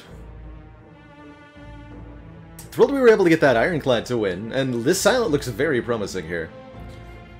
I'll just skip. I convinced myself that that's the correct play here. To skip? Or not to skip? Is the quintessential question.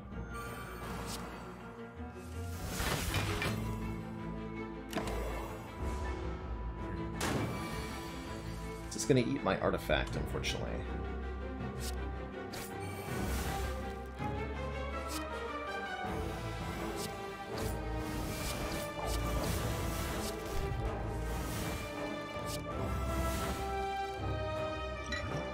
Strike Bane.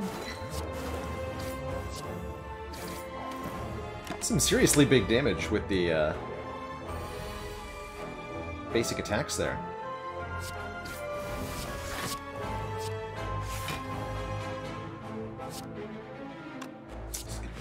Probably should have played Survivor to get 2 cards out of my hand, but it's all good. It's the big attack time now, after all. So, how do I want to do this? I could Panic Button this turn and Wraithform next turn. I think that's a pretty reasonable choice.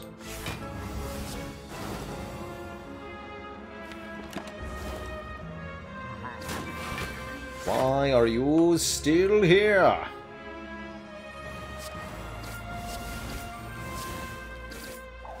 Giant Head asked indignantly.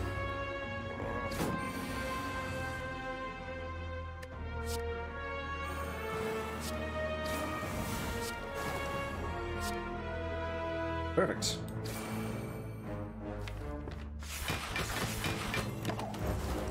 Spire. Vajra gives us even more strength now, 4 strength.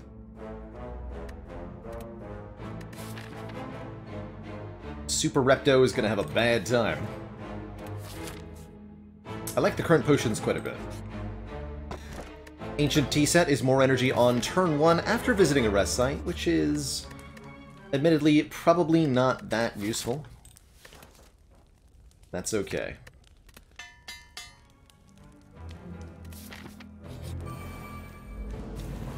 It's max health Repto.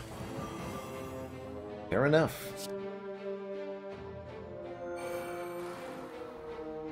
Is that my use case for this flex potion? I think we're fine.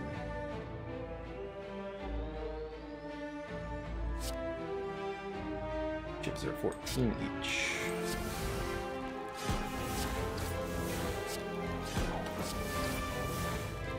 Play all this.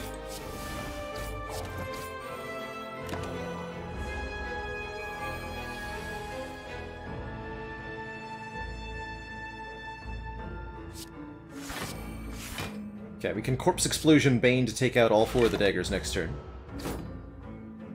She's going to attack me this turn. She always does. That's cool, because I have a Wraith form, which can actually just block all of this. And then I don't even need to do the Corpse Explosion thing, we just ignore the daggers, who will suicide with their turn 2 attack. And with the artifact, we don't even face any negative consequences.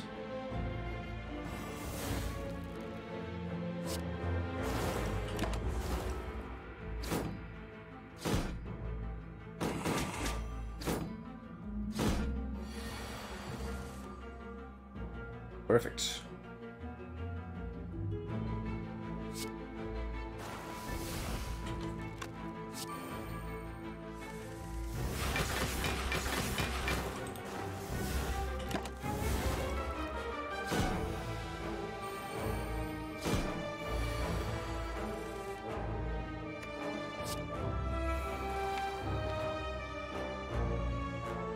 I guess I can just allow the pen nib to stay at 9, huh?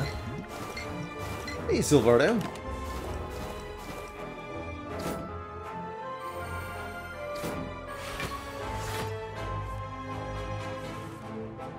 And even if we weren't winning, I would have all attack pen nib to just kill every dagger here.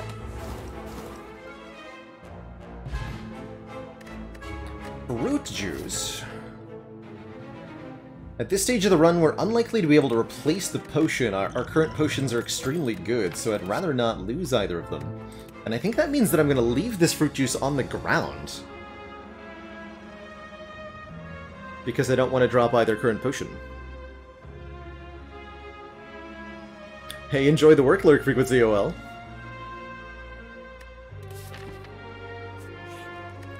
Yeah, I can't drink it off the floor, that's gross.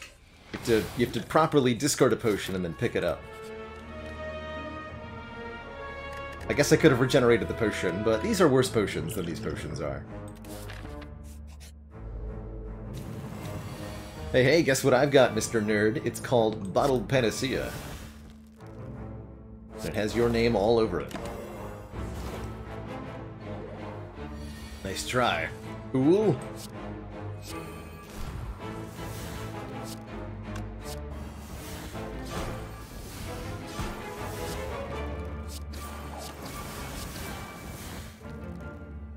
It'll always try to reapply the debuff next turn, so this is a completely safe panic button, even if it wasn't getting horribly murdered, which it is getting horribly murdered. Hey, Failey, grats on that Prestige 2 Grifflands win.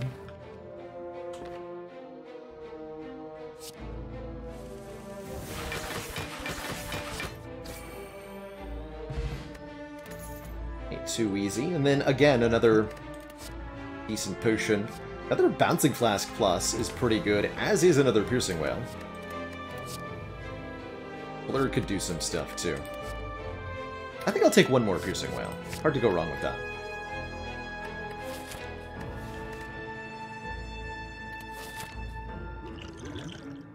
I'm going to use the Flex Potion on Spire Spear and Spire Shield. That's what I've decided.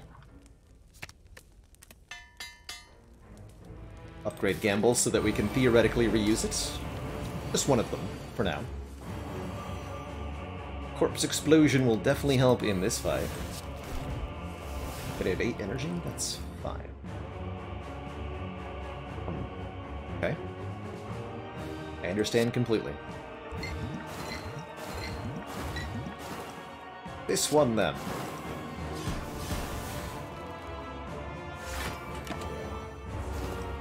Okay, gotta be a little bit mindful against the Awakened One here. We give Awakened One at 2, not 1, but 2 points of strength every time we play a power card. So we'd really rather not play too many of those.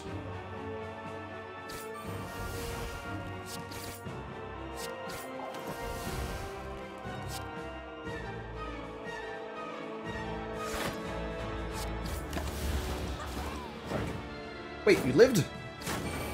Foolish.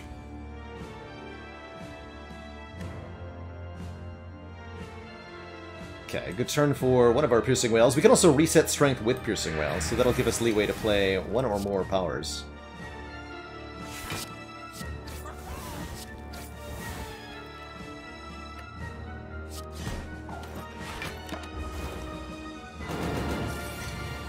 Now we just have to scale up slowly but surely with the kunai.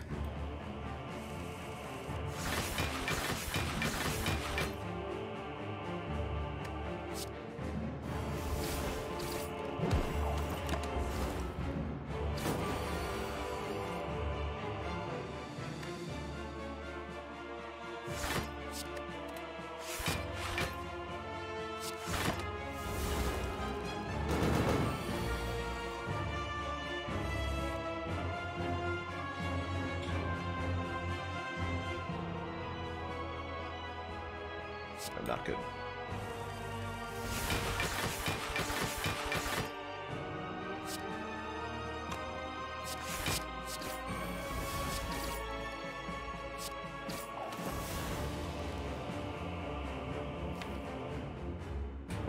Right, if that's the case, then I can play these now.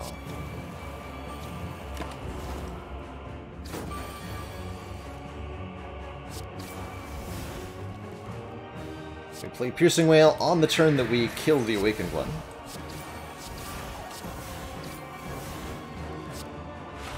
And that'll cause them to come back with no additional strength.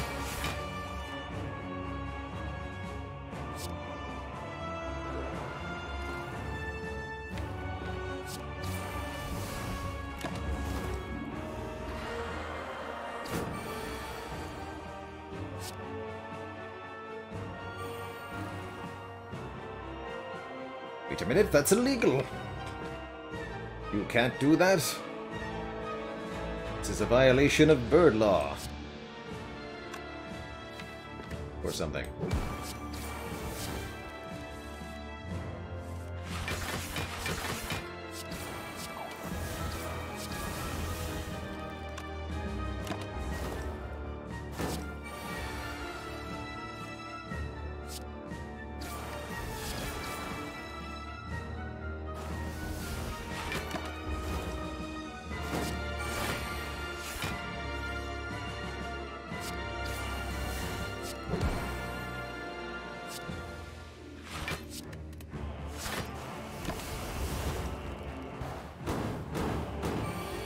Okay, we do have one more boss fight.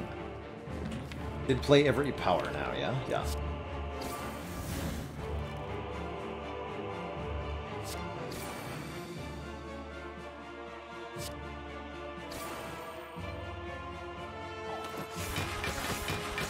Get him, tough bandages. Get him.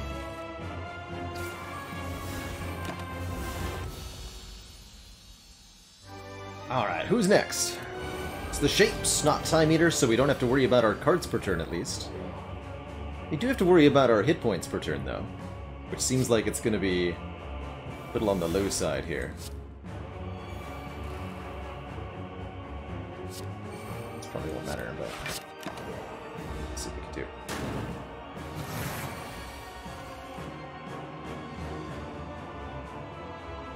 Didn't get Envenom in play.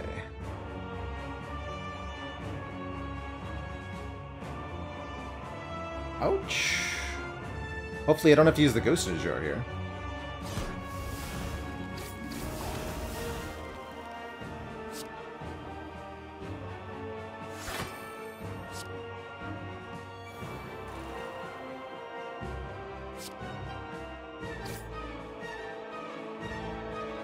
Keep the Piercing Wail in case we can actually put it to use here, but I'm a little bit worried because we're taking another 15/2 this turn. And my block is looking a little anemic, you know?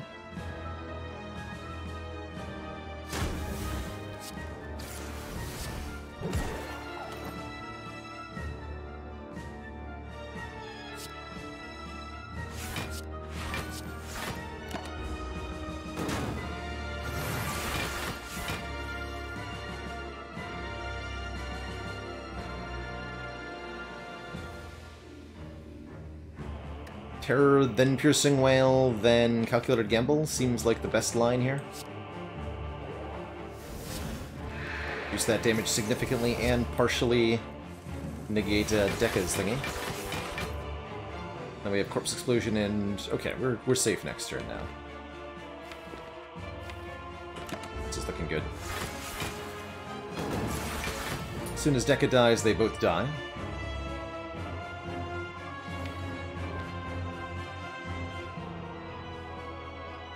Challenge myself to get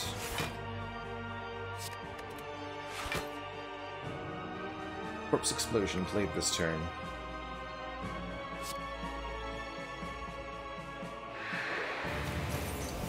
It's not gonna happen. Say Panic Button. Guess I'll do that.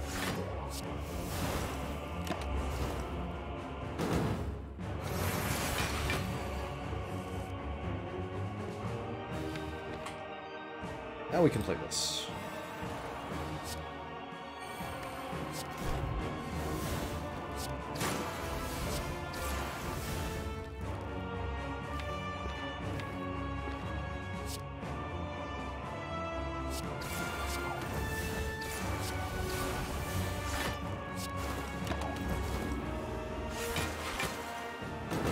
Where'd my hit points go? We got smacked a little bit by the Shape brothers here. It's all good. It's all good.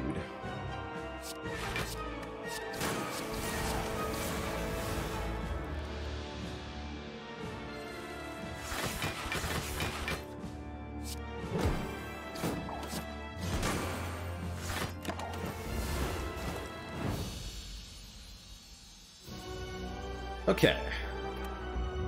Two thump, two thump, two thump. A deep pulsing dread can be felt throughout the room. Is this part of the Spire, the source? All this shivening. Did successfully save our extremely very important potions. Considering an upgrade on Panic Button so that it's worthwhile. Could rest for 13 HP, although we'll get some of that back probably from the Birdface turn and the Toy Ornithopter, so I suspect we will want to upgrade this instead. Help us block one big attack from Heart or from Spire's Spear and Spire Shield. We shouldn't need the upgrade on Calculated Gamble. Upgrade on Terror is also worth thinking about for the energy discount, but I'll go with Panic Button here. Could have gotten a Flex Potion back. We could afford yet another Calculated Gamble. Or a card removal, but probably one more Calc Gamble sounds really good, actually. Yeah. One more for the road. Thanks. Do I add an Acro to that? Get more cards in hand? Yeah, I think I do. 40 cards.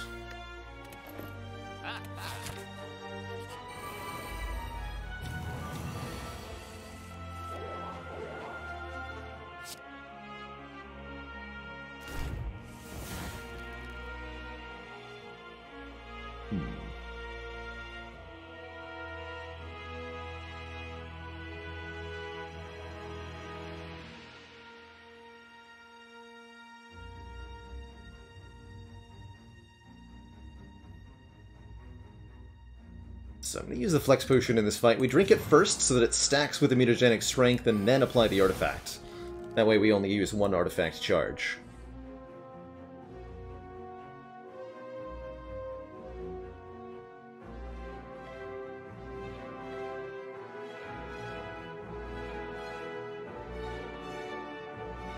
So I'm discarding this out maneuver.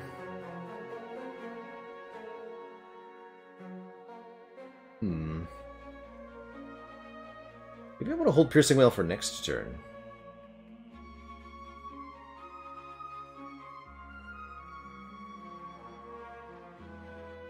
Let's save a lot more HP next turn.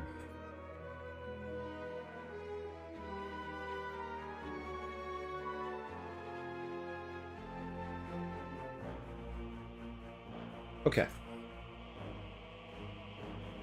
Can I kill? No. I don't believe so. But we do have quite a bit of damage here. 24 plus 48 from Pen Nib plus 23. How much damage is that? It's only 95 damage. It's not enough. We can get pretty close, though, and we can probably kill Spire's shield next turn. Combined with the Piercing Wail this turn, and that means we should focus on the Spire shield first.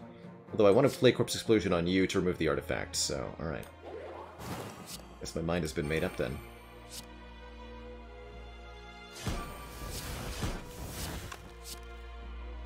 Ouch. Guess I should have rested?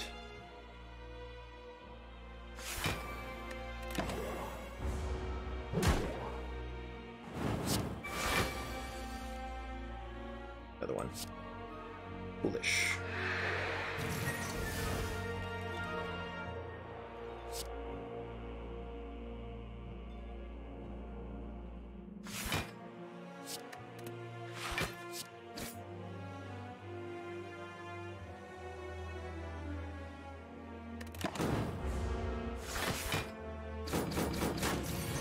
We are getting attacked again, though. Ooh, don't make me use my Ghost in Jar, please. I don't want to.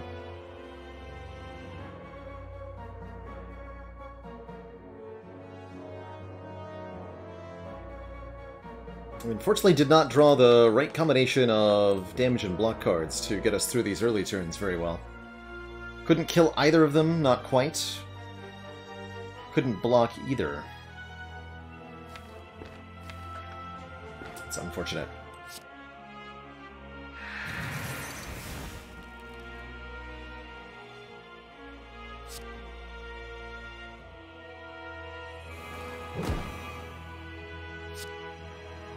Okay, I'm gonna go really low on health and keep this Ghost and Jar intact here. Yeah, we'll also play this now. No, I can't afford to.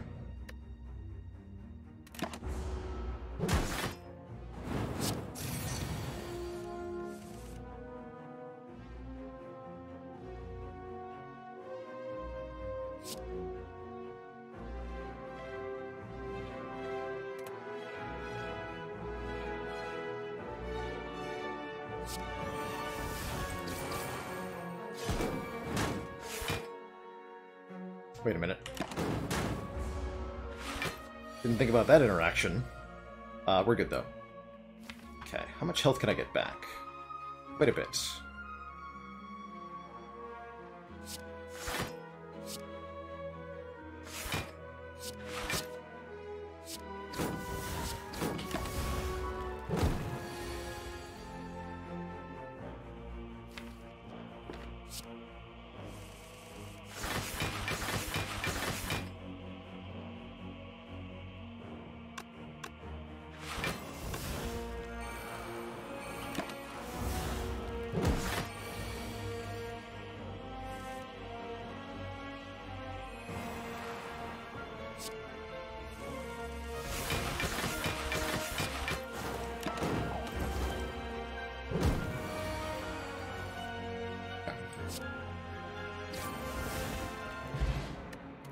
Okay, we do get a potion, that's 5 more hit points to work with, as well as Akabeko making our first attack do more damage. Actually not that afraid of the first cycle from Heart here. We have Ghost in Jar for one of the multi-attacks.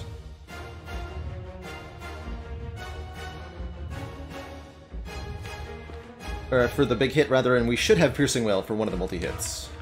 Because I have, what, 3 of them? 4 of them in the draw pile? 4 of them in the draw pile.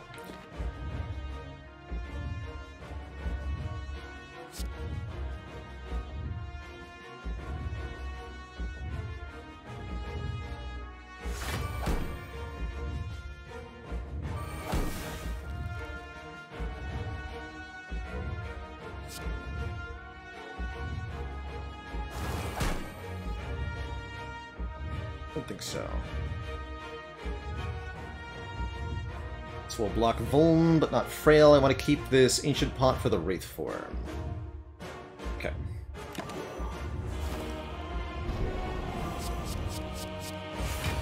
Okay, big hit first, that's good. Piercing Wail here, also good. Good!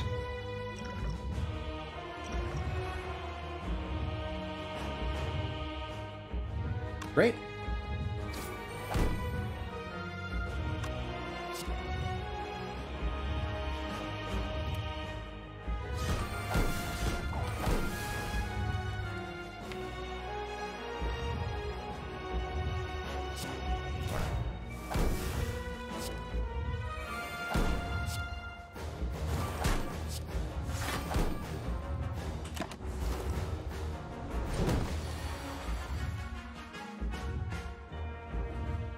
Token block.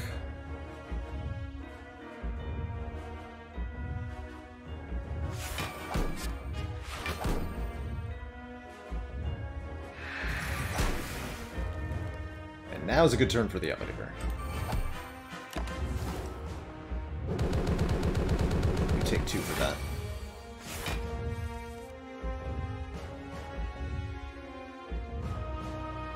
Okay, that looks like Catalyst Calculated Gamble to me.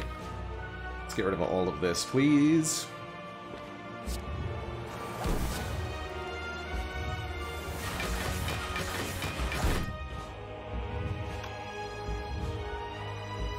Still haven't gotten an Envenom in play. I think that means I want to save this Bouncing Flask to remove artifacts. Potentially.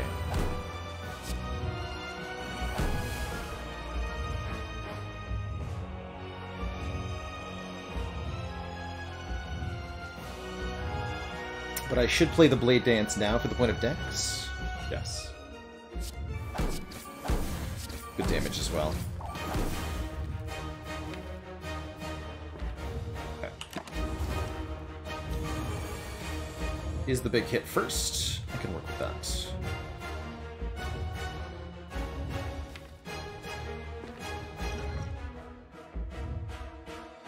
Actually, don't even need to use Wraithform now, I suppose.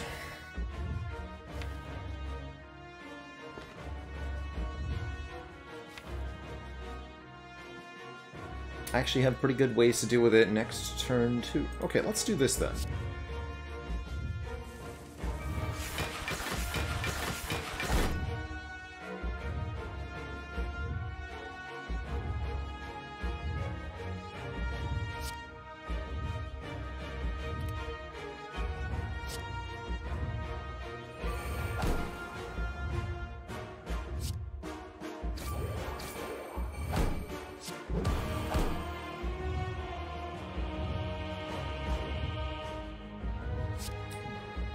Poison's gonna be good, and we can panic button this turn.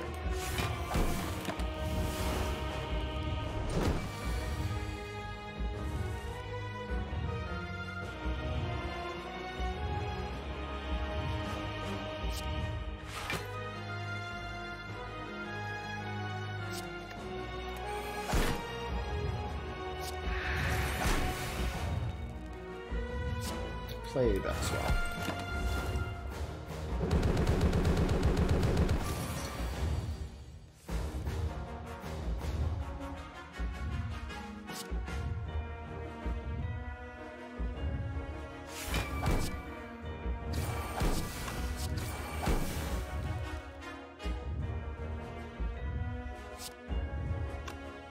Play that next turn. No, I'll play it now because I need the kunai.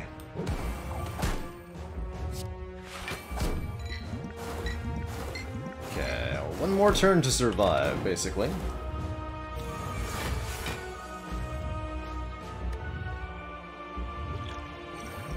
Good stuff.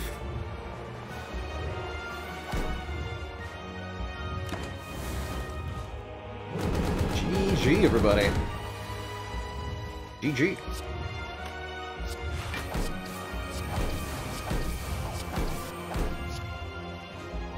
Let's unload. Oh, wait. Damage cap. GG. GG.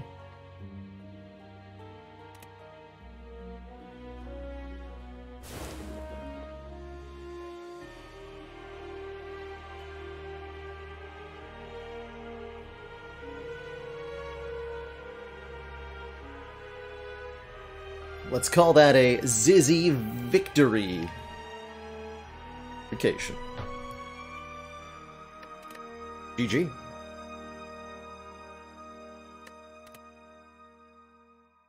Another beautiful, beautiful run. Almost 2 hours on that. Glad we took our time, though.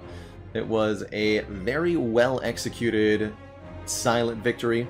That is not only 5 in a row rotating, but 5 in a row with silent, by the way. Kicking some butt.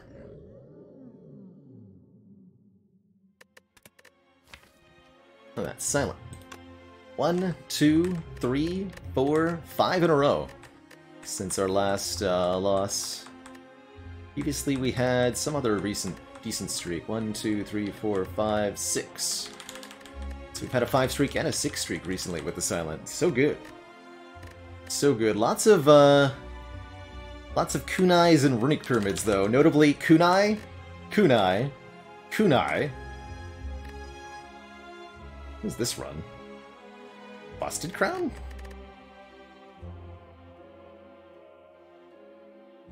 What? And kunai. Okay, so four of the five wins in the win streak have had a kunai. Although this kunai didn't exactly contribute 2 decks in the heart fight. It's pretty funny. Next up, we're playing some Orby Boy, the Defect in blue, which I'm so excited to jump on into a run of. Before we do that, I am going to take a quick break, refill my legs, stretch my water. When I return, we'll play some more Slay the Spire. Don't go nowhere, everybody. I will be right back.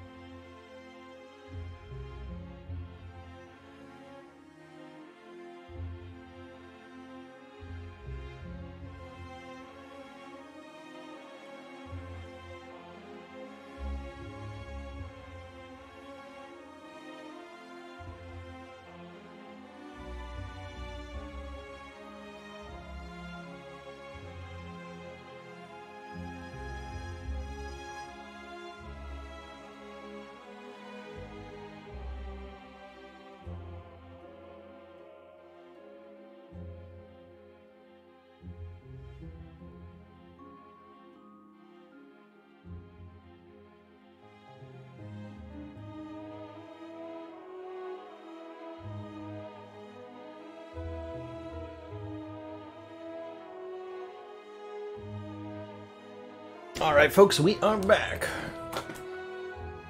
Let's see, I think you would use this. Let's see, command, edit, exclamation point, streak. Should be this? Yes, that's what you would type it. Time Vagabond, thank you so much for gifting us up to Omni. Keeping those mods in the Cozy Club. Cozy Club. Thank you. As for the world record, we do have a command for that as well. It is 13 wins. Held separately both by Terrence MHS and Jorbs. They've both done 13 rotating. My own personal best is 11, which is still a long way off, but with 5 in a row here, we're not doing too bad. Can we make it 6, though? That's the question. Let us embark. Is this a common relic star, or will I trust in the defect boss swap?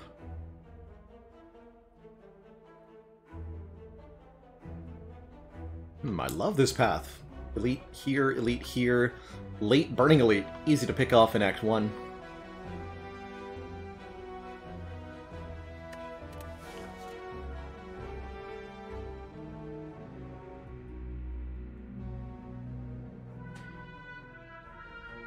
Don't think I ever take a random rare card. I'm not sure how I feel about losing all gold to remove 2. Actually, that seems kind of hype.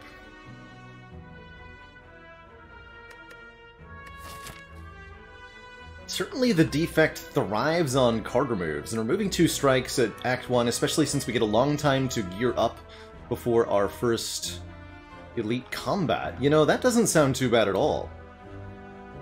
And we get to keep the cracked core, of course. Of course. We do. It's actually the same distribution here, too. Although I'm not going to go to a shop if I lose all my gold. Let's do it. I think Defect wants to remove 2 strikes right away, whereas other characters want to lose a defend or even 2 defends. The Defect has stellar damage with Zap and Dual Cast. These cards do more damage on average than a strike, and by drawing those more frequently, you'll do more damage. Plus it ensures that we're almost never dead drawing on defense.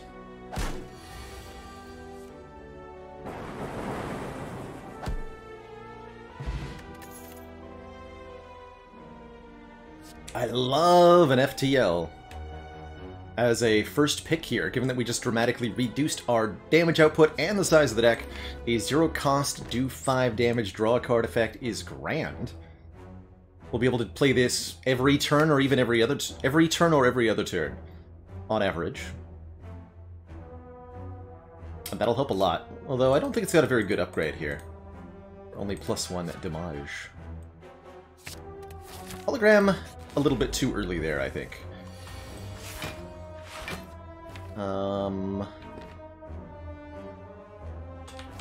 Going to dual cast. FTL is a pretty good bottled flame, I tend to think. Certainly no complaints about it, generally speaking. Wow, that damage output, though. This is actually not a kill, though. But we have to take 2 more.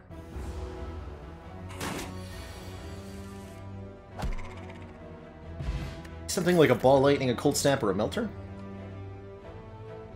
These are not those. I guess I could take a Static Discharge, allowing us to channel Lightning Orbs when we take damage.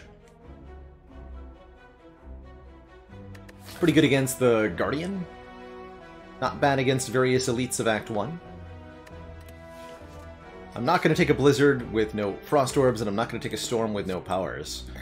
I'm also not going to skip here, so we'll take the Static Discharge and have to be okay with that.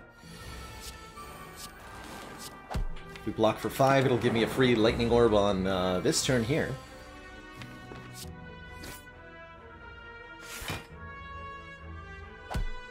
Although I can probably save the 1 hit point from the looks of it.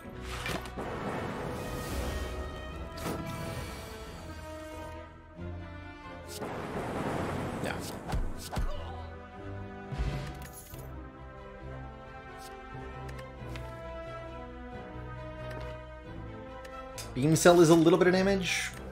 The other two cards don't help me here.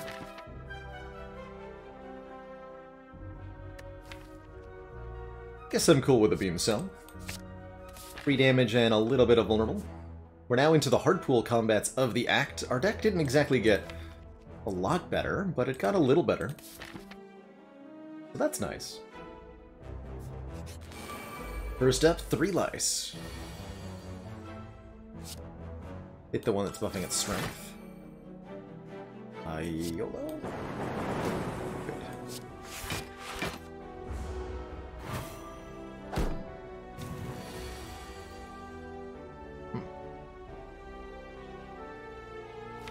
I see.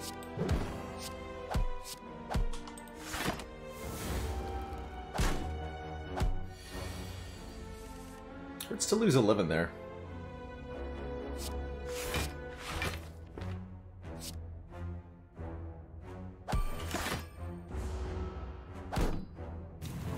Is supposed to punch you? It was.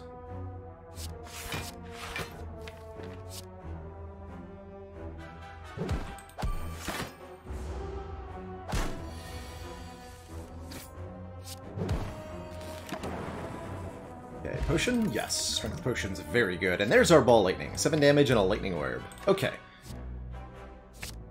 Okay, that's gonna be enough damage now that we're in pretty good position. You tend to lose quite a few hit points doing a path like this, but you get those hit points back when you start to do the later challenges of the act, and your deck is now, like, super strong. I'm gonna go ahead and Distilled Chaos here, though, I think.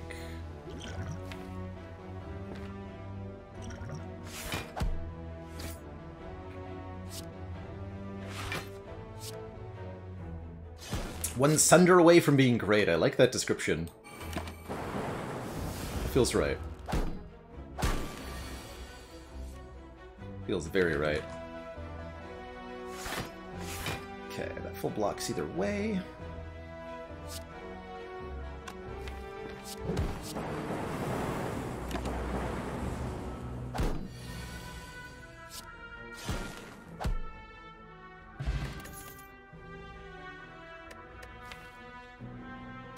Actually quite like the block density that this leap provides, giving us another just one more block card, and a really efficient one at that, to block against, like, Lagavulin.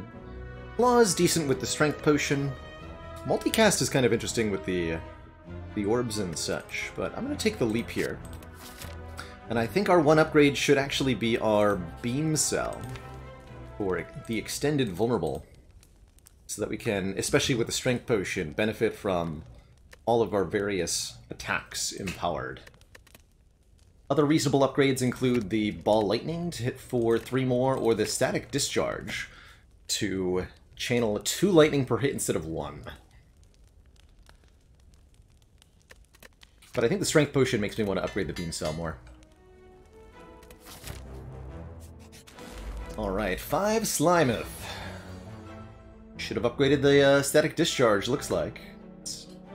Actually, we're not even playing Static Discharge, right? This does 4 plus 9 is not a kill, per se. Or, well, this is not a kill on the high health ones, what I'm trying to say there. Very happy to have Leap in this moment. 20 damage incoming, we can block for 19, take almost nothing. Means we don't get to play Ball Lightning, but oh well. Try to kill the ones that'll attack me again next turn.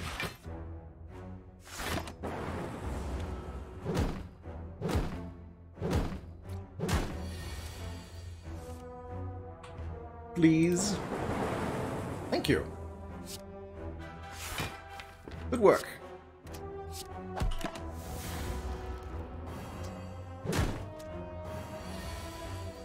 All told, not a bad fight.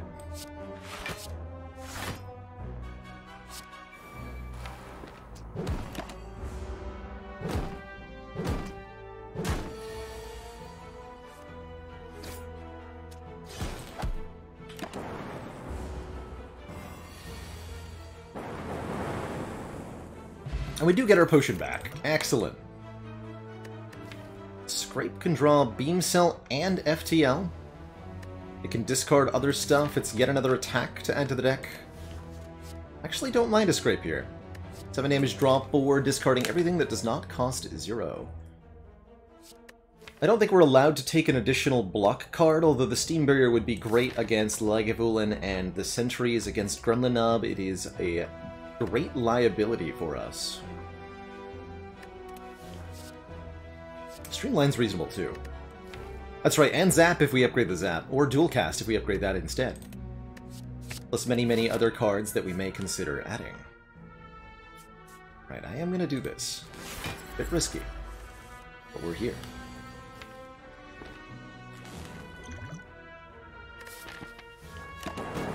Not sure if I need this yet.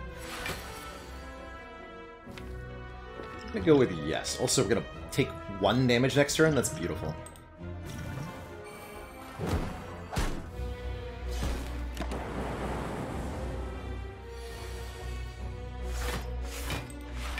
Optimal.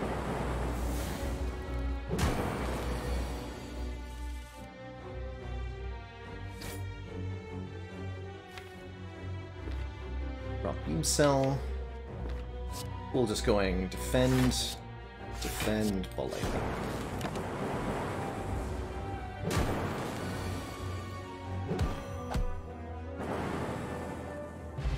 Get another potion back, good, as well as the Bag of Preparation drawing us 2 more cards on turn 1.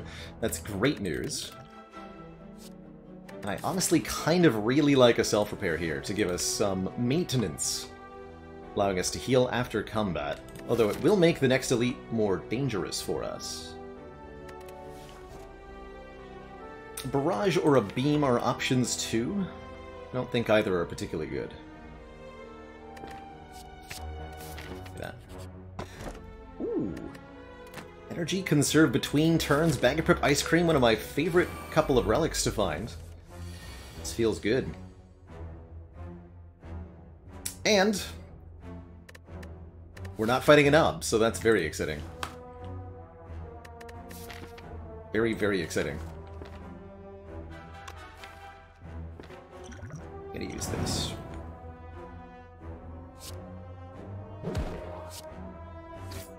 Oh yeah, we're gonna play that. Especially since I'm taking only 1 here. I don't want to discard these cards, so we'll play Strike over Scrape. Might end up using the Colorless Potion next turn, depending on what our draw looks like.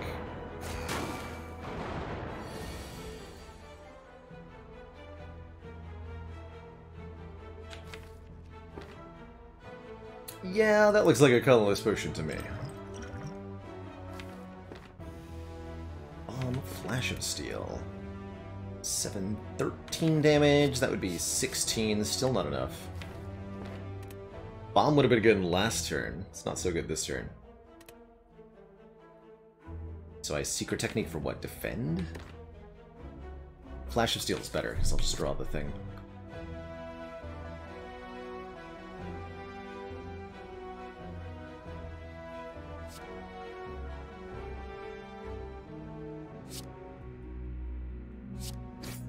One thing I can do is this.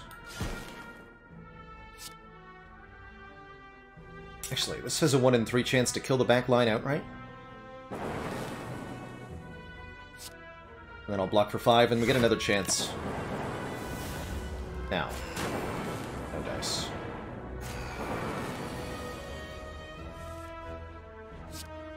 No dice.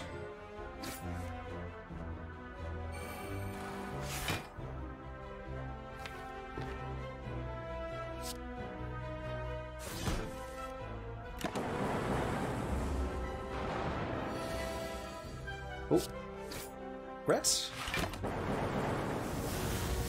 We're alive. Get ourselves a Centennial Puzzle. The first time we lose health each combat, draw 3. An Essence of Darkness means we do get to fight the Burning Elite. Good. And an early Algorithm. Gaining block and permanently increasing that block every time we play it. I'll take one of these. And I'm going to rest at the fire so that we can safely tackle this Burning Elite. Whatever it is, whether it be Nob or not, the Essence of Darkness will generate enough damage to get past that, no problem. And we should be good to fight the Guardian after that, probably, right? Oh. Well, I could pay for the card remove, I guess.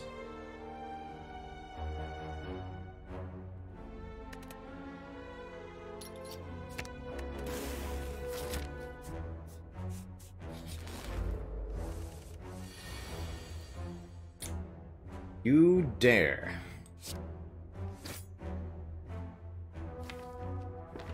Oof. See how it is.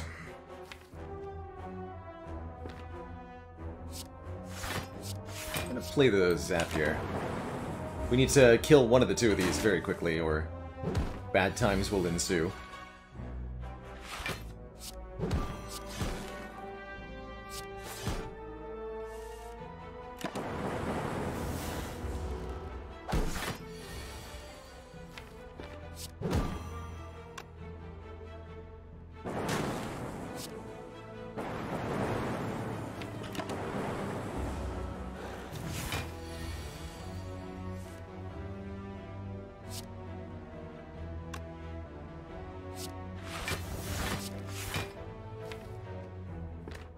I want to try to play this self-repair.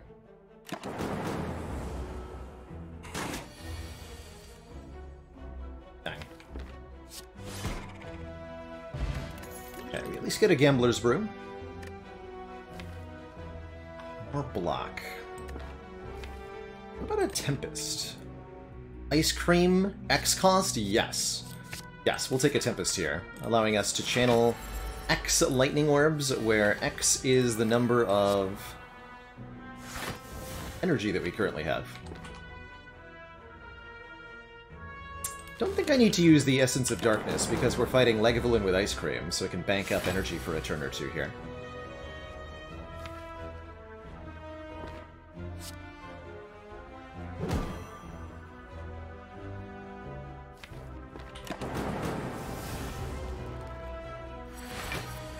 Create a Val!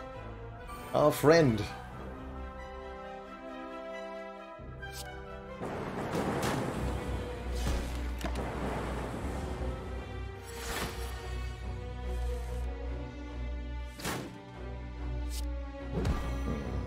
Yeah, we'll have 19 to block next turn.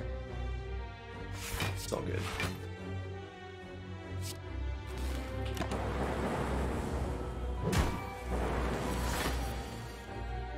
But is 9 health really enough to beat Guardian? That's the question, I guess.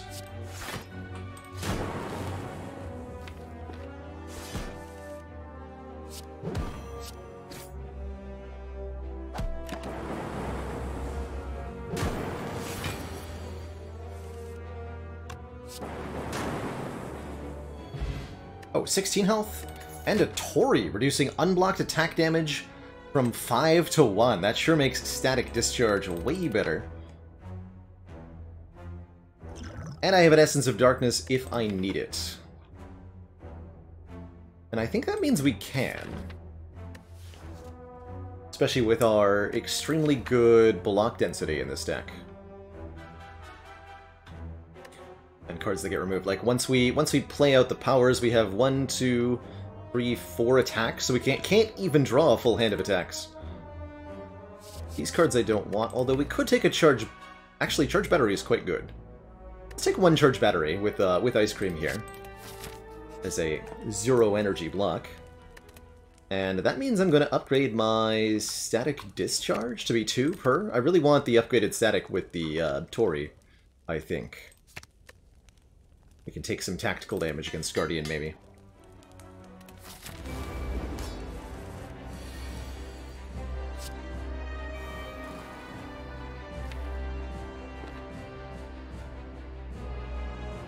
Okay, we do need to do damage quickly, though.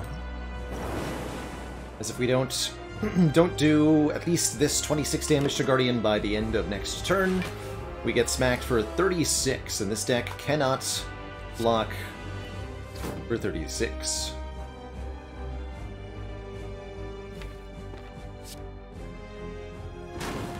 Can do a pretty decent job, though. Let's keep that third orb for now. And bank a little bit of energy here.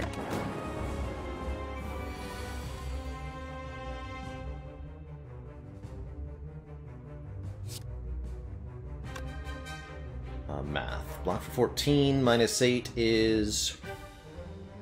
6? Yes, 6.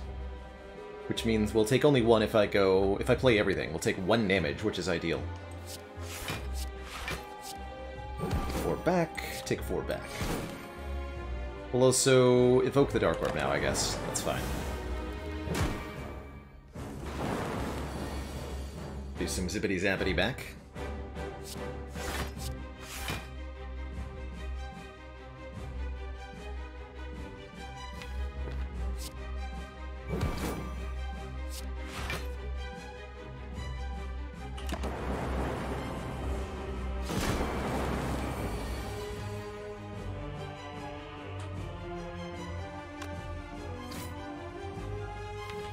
Just gonna play this to make sure.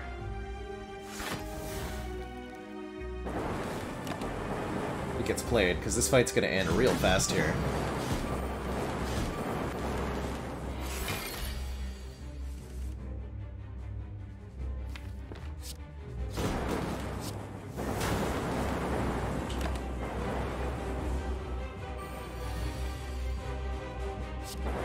Tori absolutely saving my butts. The Tori is why I felt confident going into this fight without a rest. That and the Essence of Darkness to ensure the turn 2 transform. Now we're here at the end of the act with quite a good selection of relics. 4 very, very good ones. A decent amount of cash. Very few strikes remaining in the deck. And a fuzzy good feeling in our hearts. I think we're well positioned for Act 2 here. All for One can get back all 0-cost cards from the discard pile, currently Beam Cell and FTL. The Scrape does kind of work with it. I'm also very tempted by a Buffer here, allowing us to block 1 hit. Or Hyper Beam for a big AoE. Personally, I'm leaning towards Buffer. I think Buffer's what I'm going to take.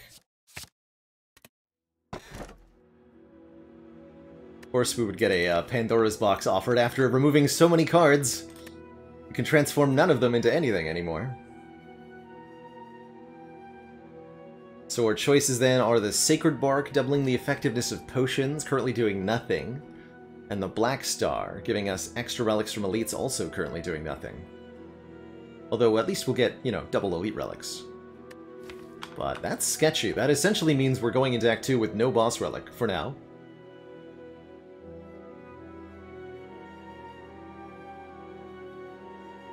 I think transforming our defense is reasonable, although it is only 5 transforms, which really makes me disincentivized to take the box. We do have Algorithm, Charge Battery, Leap, and now Buffer. We're almost heavy on the defense. Almost. Static Discharge does help a lot. What we're not positioned to do is kill Slavers, is the problem.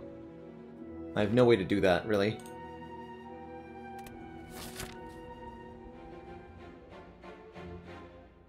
I think that... Oh.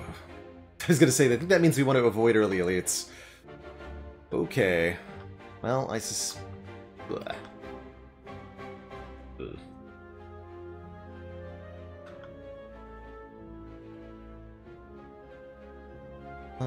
Let's try to avoid the hard pool fights, maybe? Question mark? Oh god. There is a 4 elite path. Yeah, there is. Not that I can survive that.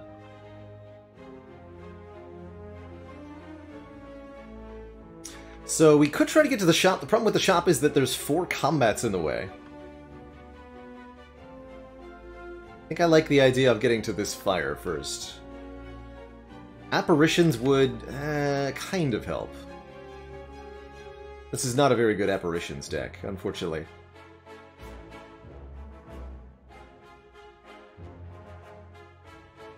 Could end up with the Forgotten Altar event in these 3 question mark rooms, but there's a lot of good things that could happen too. Let's see what our first combat does to us.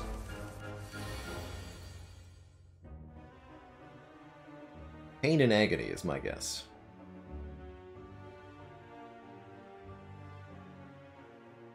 Block for 17, take 1? That only delays the inevitable. Not that Buffer helps much either. Alright.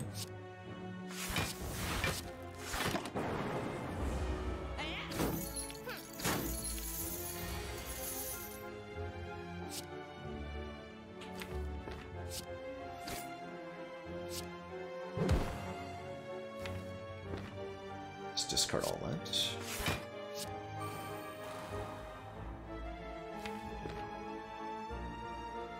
Pick 12. But I do get 4 lightning orbs at least. I'm gonna bank the energy then.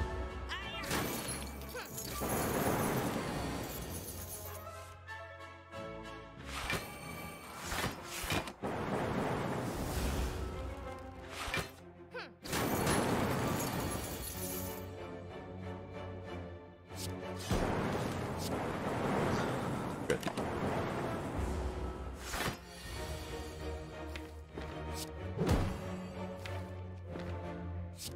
Tempest?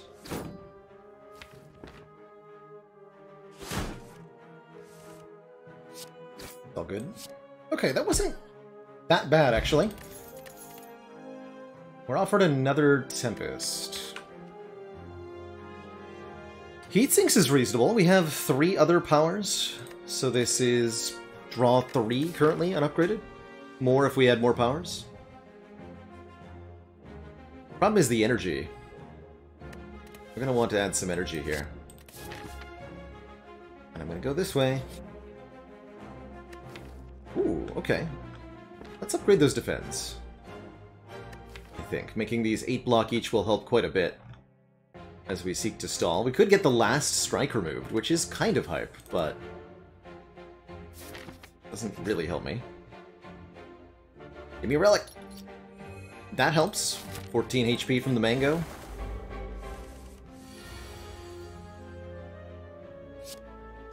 HP. Some energy here.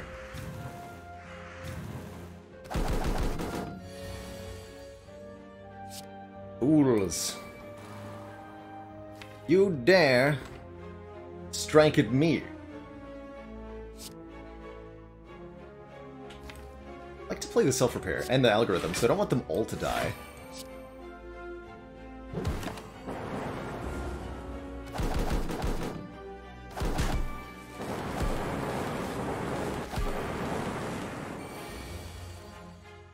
Convenience.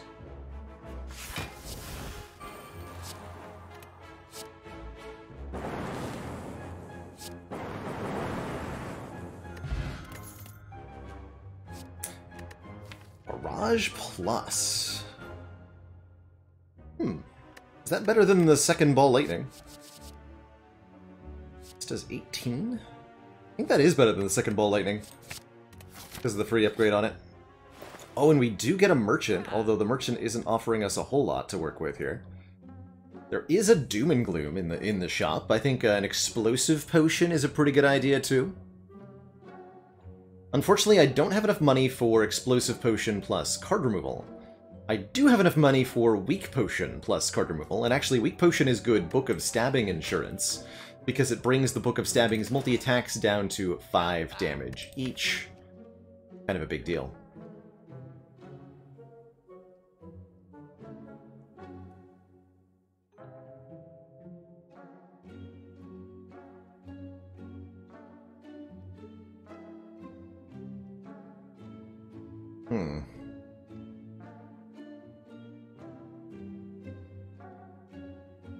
I have so many hit points.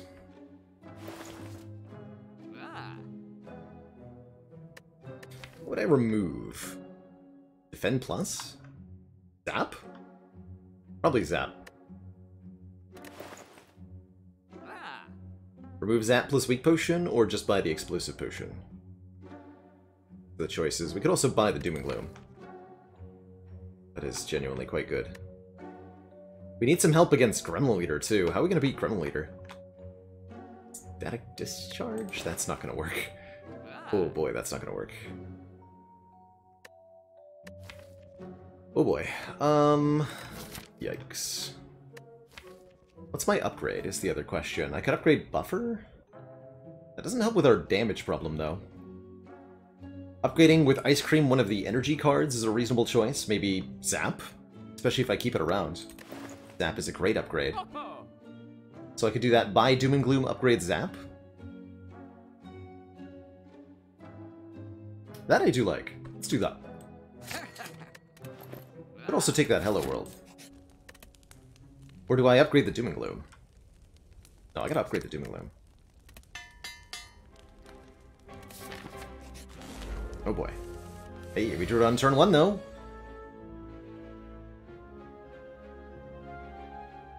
Doesn't get much better than that.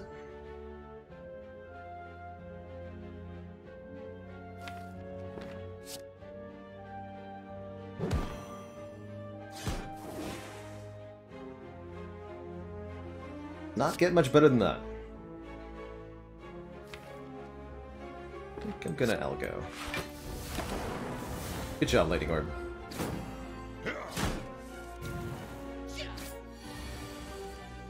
Get Ball Lightning Barrage, unfortunately.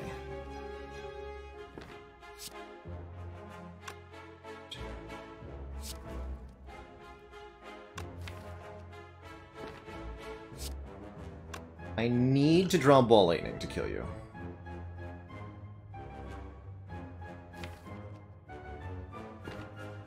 Okay.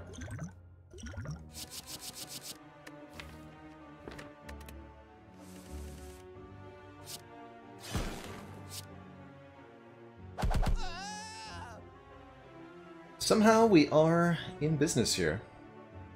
Heavily incentivized to play Defend over Charge Battery here, hilariously, or maybe I just play the Static Discharge. Kind of need to. We take some damage, but we were never going to get out of this fight without taking a bunch.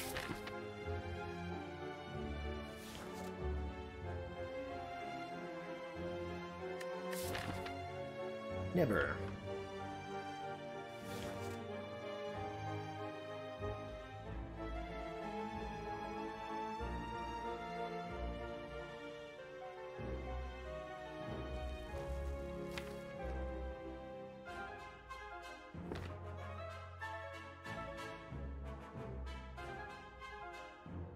Ben blocks for 12.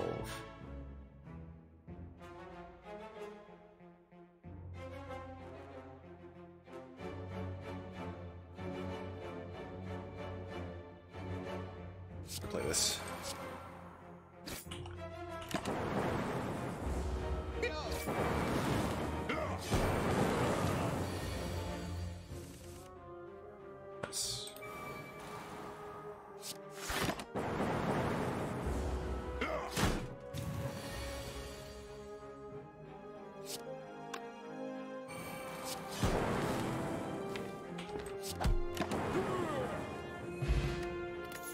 Get some health back. Oddly Smooth Stone gives us 1 dexterity, making our Blancs better.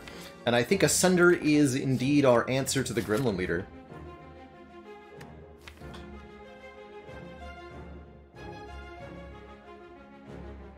Buffer upgrade helps quite a bit too. Okay. I'm gonna beat Champ. One thing at a time.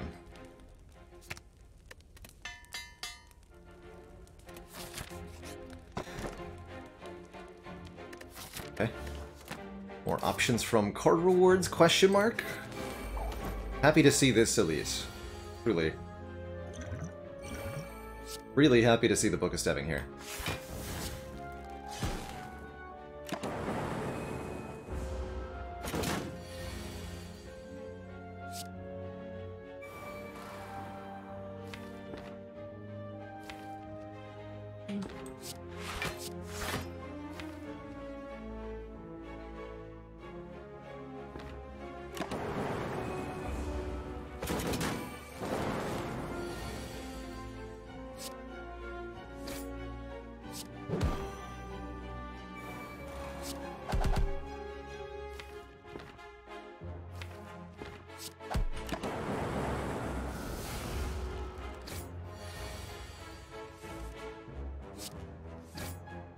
Nice barrage pull.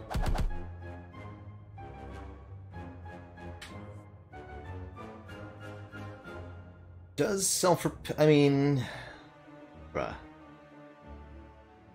This does 10, this does 13. Okay, a little bit of math. So we're currently at 40 health from 3 lightnings down, which means we need 5 orbs to evoke to get a kill. Since they do 8 each. 4 orbs would be ideal. That'll be 2 kills. If we bring it down to 27, that is... yeah, 32 would kill. And then we need to go to 16 to get another... Scrape could draw me Beam Cell. Does that help at all? I don't think so, but let's try it. Yeah. And then I don't think it matters much one way or the other here.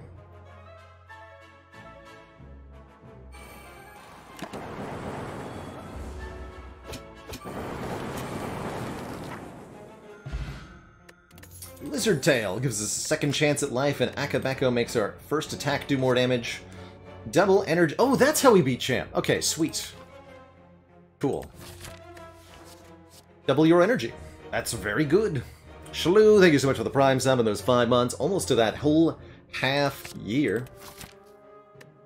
And that double energy needs an upgrade immediately so that it's 0 cost, double your energy, essentially +2 energy when we play it.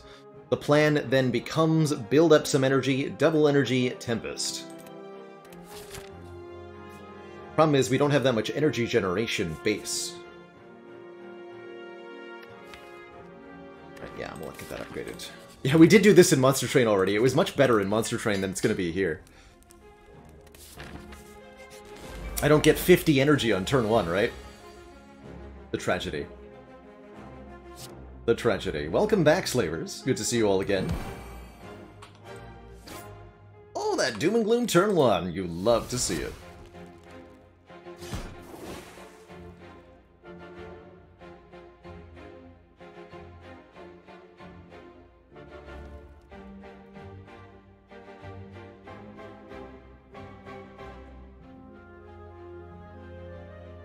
Could full block with defend buffer, but then I don't draw more cards. So I think what I'm going to do is just buffer. We take 14 here, and we draw 3 additional cards. Dark Cloud 621, thank you so much for those 3 months of support. No, you're the best. Thanks for being here. Thanks for enjoying the show.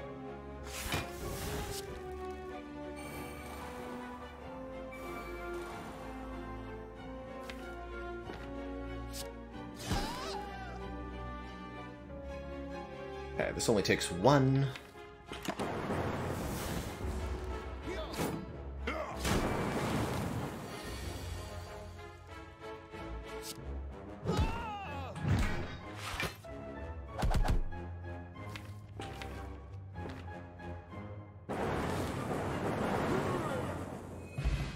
We get the Art of War. Oh, there's additional energy. Okay, sweet. If we don't play any attacks during our turn, gain an additional energy next turn. There lies the complete plan for Champ. Bank as much energy as possible while only playing skills. Double our energy. Turbo will help with that. And then play 1 big Tempest.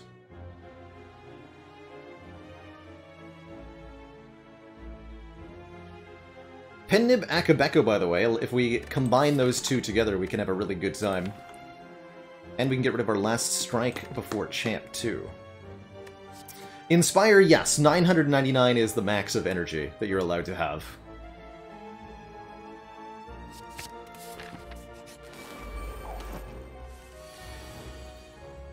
Boy.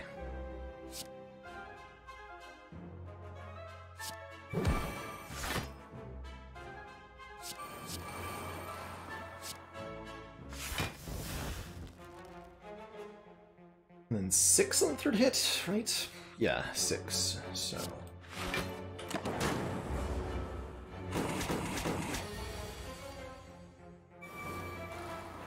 Good.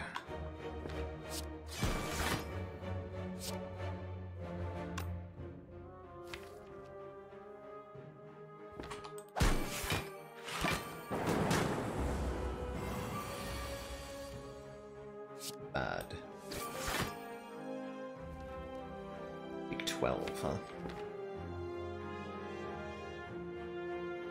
Unfortunate.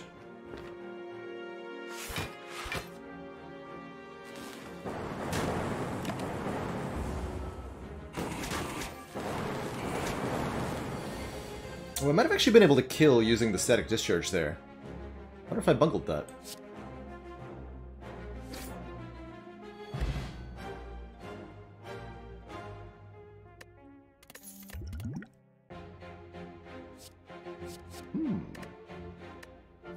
More energy.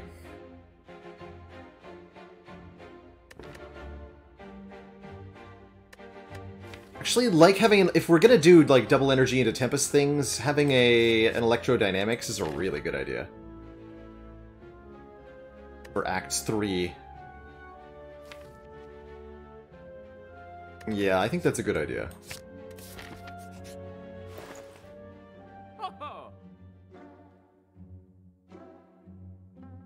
Simply remove card. Nothing else here is necessary. Go to the last strike. Alright, Art of War, you're up. With a Lizard Tail, I don't think it's going to be necessary to rest before Champ. We might use the Lizard Tail, but that's okay. Do I want to heat sinks? Another one? Eh. Might be better to just upgrade the one that we have. Upgrading Turbo is a good idea, too.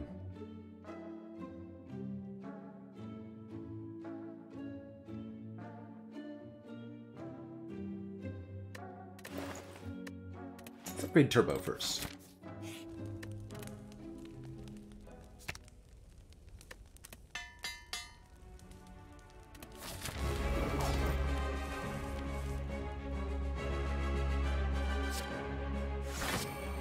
We'll have 5 energy next turn, thanks to Art of War. These are both important to keep on. Our hands on. Oof. I was a little worried we might see turns like this. But hold on. Yeah, turns like this. We have Buffer and Lizard Tail, though, so we're gonna be okay.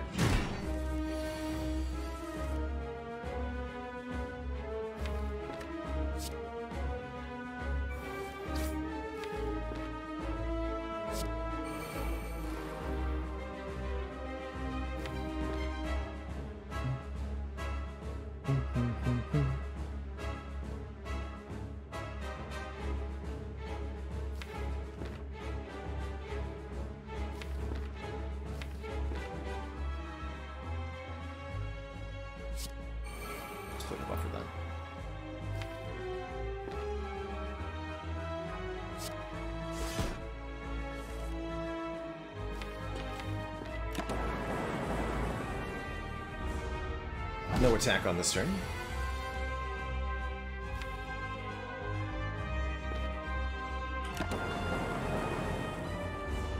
Let's see, how much energy do we need, anyway? We do 8 damage per orb, so 80 damage for 10 energy. So we'll need about 40, then.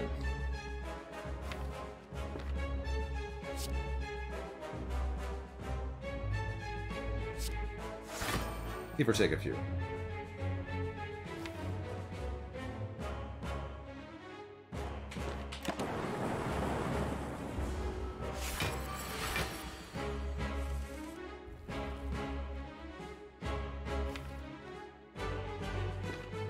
Means this double energy is reasonable, right?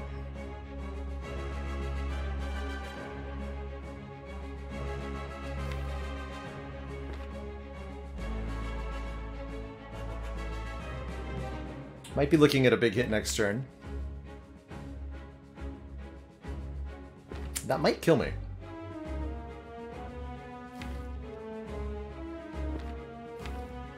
Let's just play this now.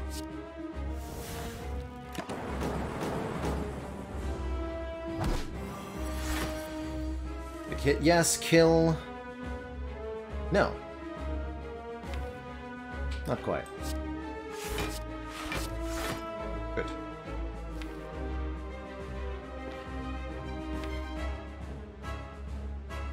Also, pended this Sunder. Okay.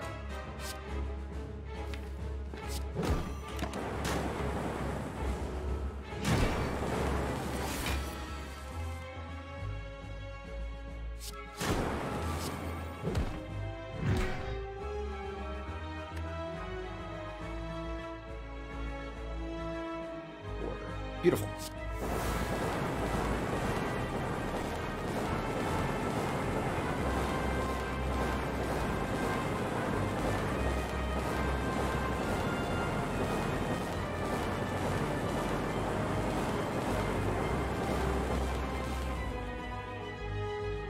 Don't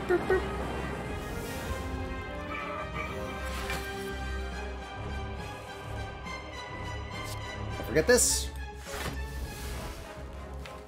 They say lightning never strikes twice. GG.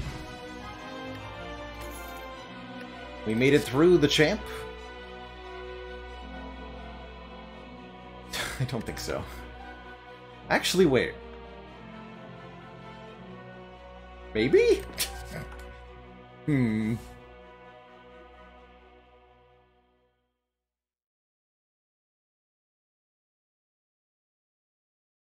Thunderstrike does 7 damage to random enemy for each lightning channel this combat. We can either get that from our Tempest or from Static Discharge, which is also constantly making lightning orbs.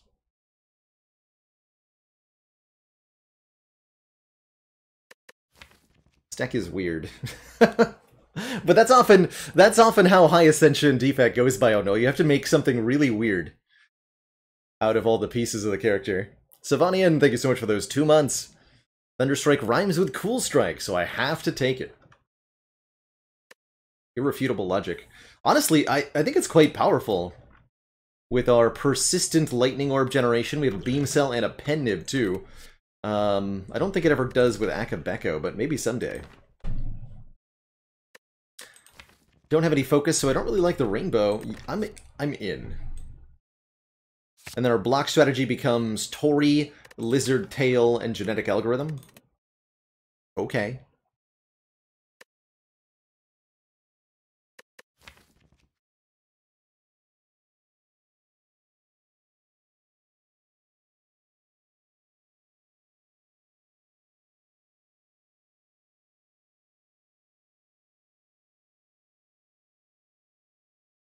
Fear not the defect who is channeled 100 orbs one time. Instead, the defect who is channeled 1 orb 100 times. You get an Economic Cut in Act 3? No, it's an Act 2 exclusive event. Do I want to Fire Pot? Probably. I think Fire Pot over Flex Pot? Yeah.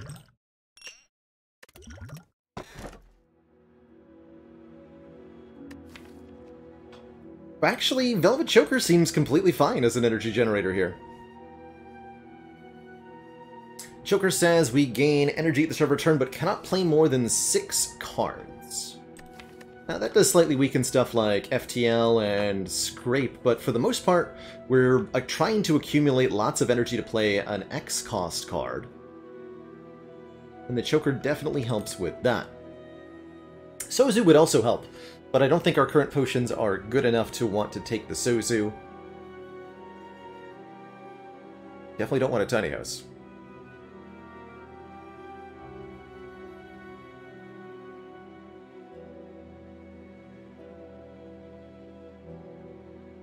And Gnooghaven, apologies if I butchered your name there, thank you so much for the 2 months. And that Prime sub. Did you know you can subscribe every month for free with Twitch Prime? How would I buff Tiny House? I have long said that Tiny House should give you a random common relic, and I think that's really the only buff it would need to feel a lot better than it currently does. Just a random common relic. Alright, so how do we feel about trying to fight 4 elites this act with our 4 energy Black Star?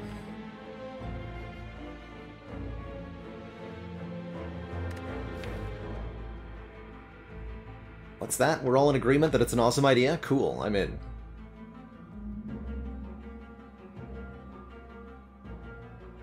$9.99 gold or anything? Not exactly.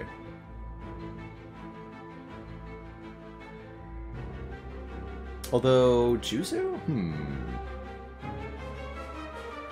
A 5 elite path. Oh my god, it is! 1, 2, 3, 4, 5. Oh my. If we find a dupe shrine, do we dupe double energy? Yes, probably. Especially since Scrape draws it, right?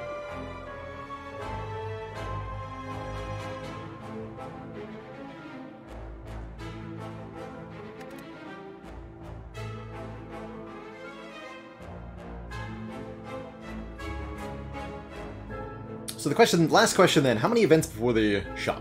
We do want to look at more cards, presumably. Although theoretically this can win. What do we need from here? I don't really think I want to take this in a Frost-focused kind of direction. Real Scuba Steve, thank you so much for 5 elites in a row. And the 3 months of support.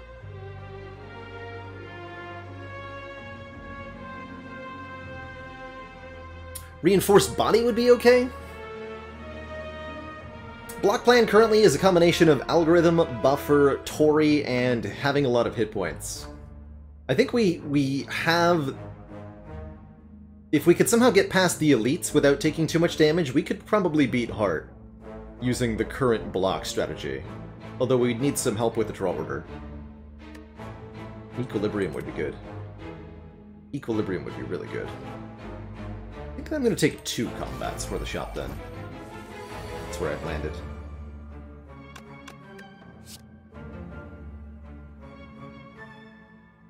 $22.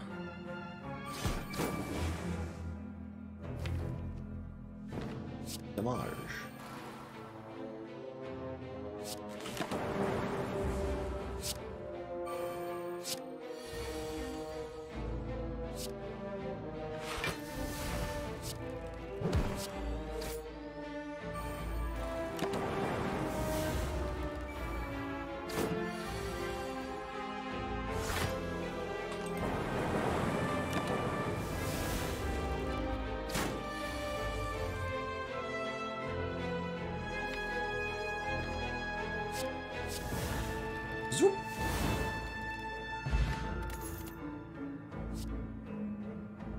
Yes!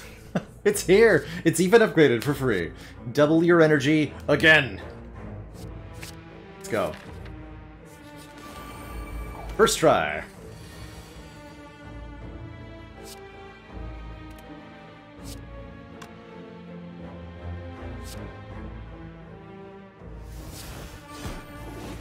First try.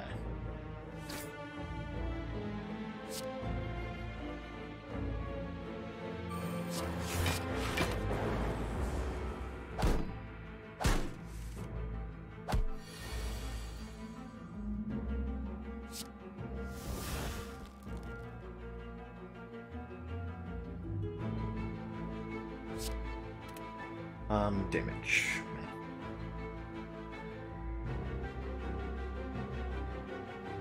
14 by 8 is 112. We have not played Algorithm.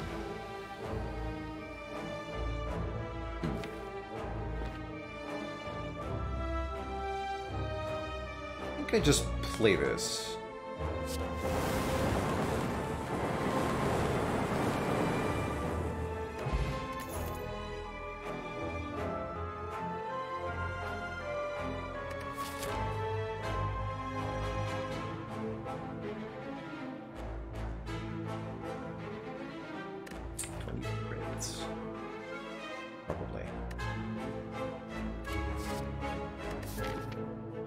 Realistically, 1, 2, 3, 4, 5, 6, 7, 8.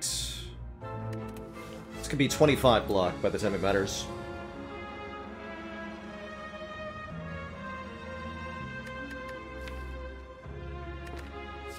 I'm gonna take that.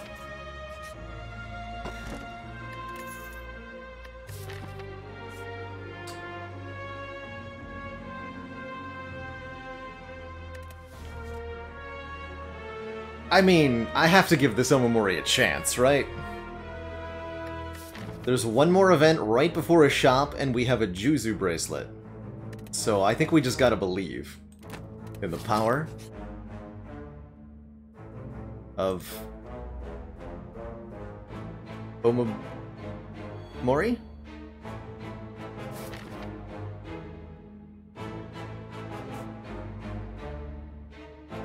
Alright.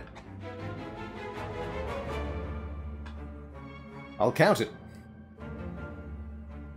Do we not want madness, though? Not with a Velvet Choker. No way. Take another event, but then I don't get to go to the shop, so... What would the point of that be?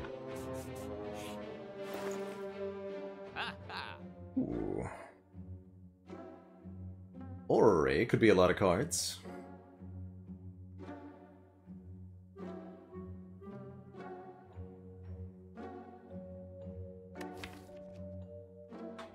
Or a card remove could be less cards.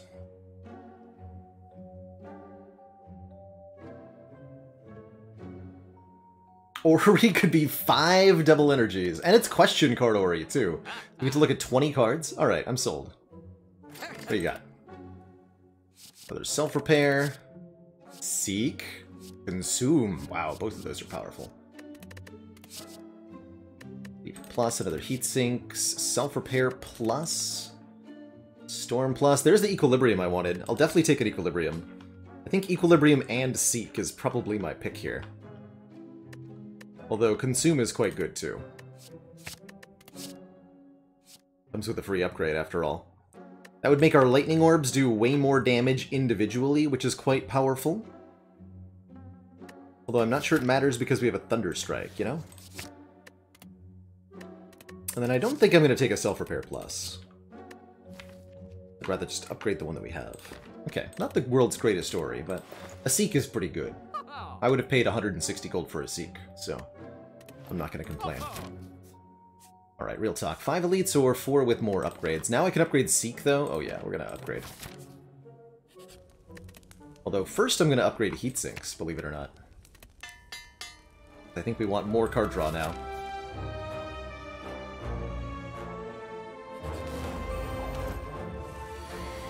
Go for the eyes worth it for the week. Less so because of Tori.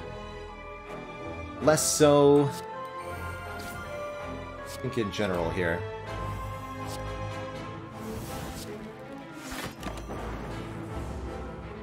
I don't think I'm convinced that it is worth it.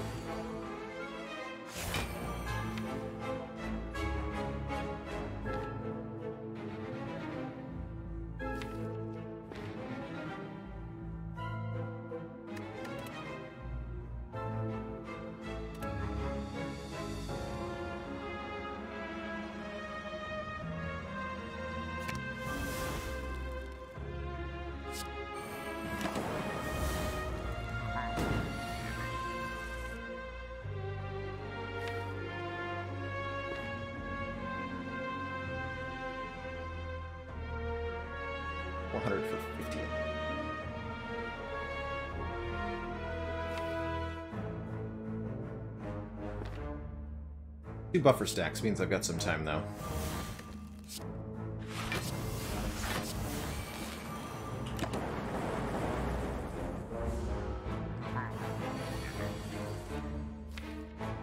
Perfect.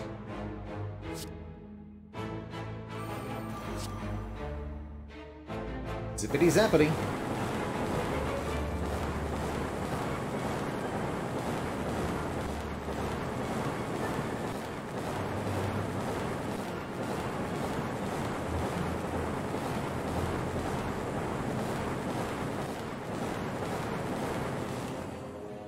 Now that was only half of Giant Head's health, however. There's more. Now we just do that again, except this time it's 10 damage per hit. Commence the jiggling.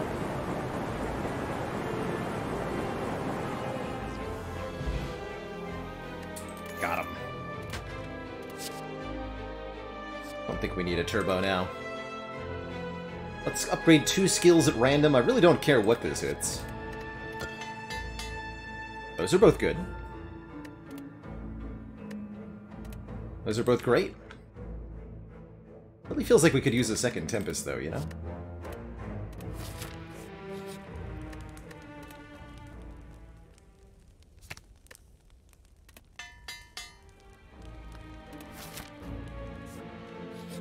Take the blue key over the ancient tea set. That would have been nice.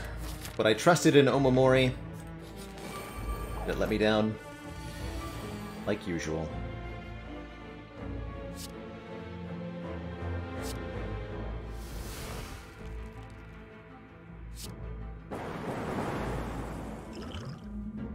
That's what we had the fire potion for. Save this buffer stack. Maybe cause Reptor to summon again here. Yes, she did. Oh! Akabeko Pennib Doom and Gloom nerds get destroyed. Actually, wait, is it better to do that next turn?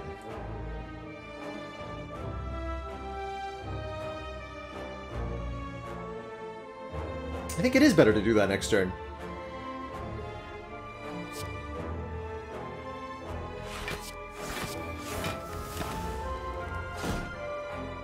That way there'll be 4 daggers to kill with it.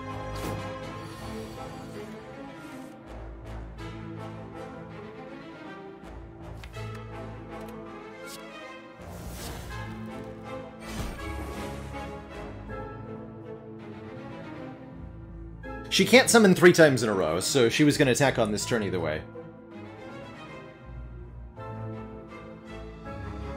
So there was nothing to consider about turn manip or anything. Not actually going to do any math here, I'm just going to put this stuff in play.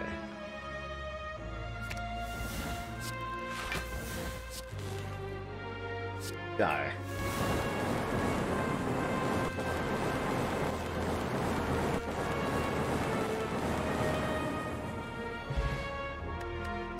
Okay, meal ticket heals us at shops, the courier gives us a discount at shops, the fruit juice puts us to 90 max HP, and oh my, an equilibrium plus and a skim plus. I'm going to take another equilibrium plus here, so that we can build our own runic pyramid.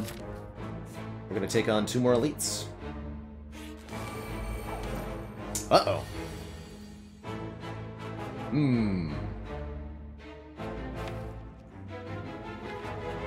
Interesting. Transient here requires consistent output from us. Kind of difficult to do.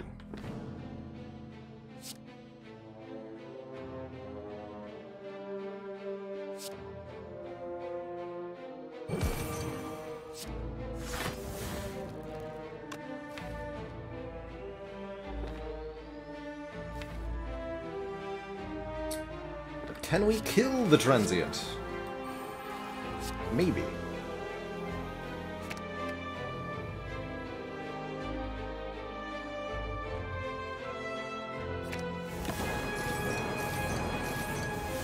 Seek for the 2 things I don't want to draw.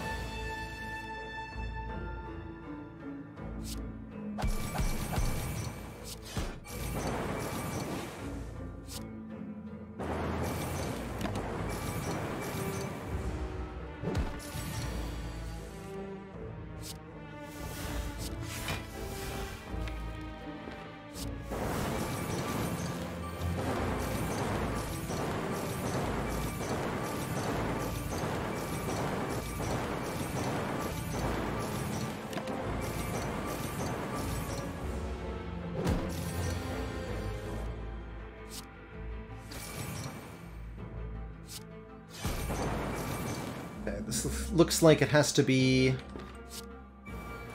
one of our buffer turns. Glad we had the buffer for this. Zippity zoopity. Give him the boopity.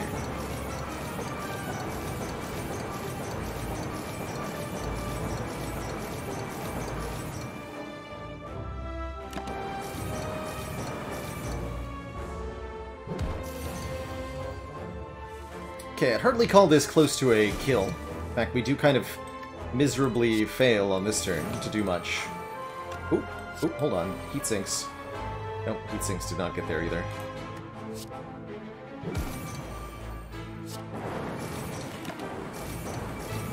You can see if it wasn't for buffer, this would have been real bad.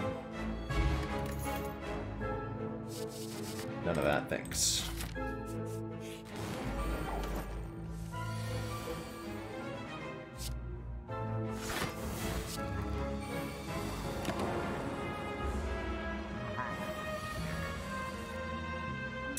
Here.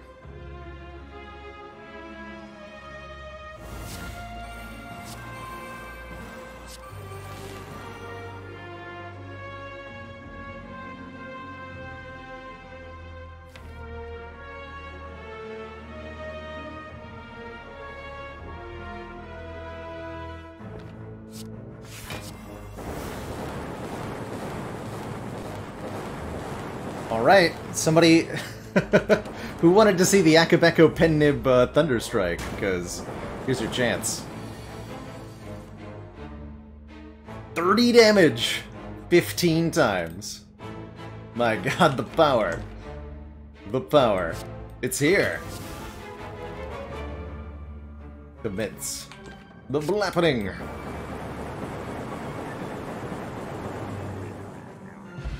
Got him. Meat on the bone heals us if we're below half. Could be relevant maybe for the second boss or something. That's a good power. Yeah, focus gives us just way more lightning orb damage. I want that. How are we gonna beat Awakened One? We're not. Do I even want to bottle an attack? Bottled FTL is not really a thing with Art of War.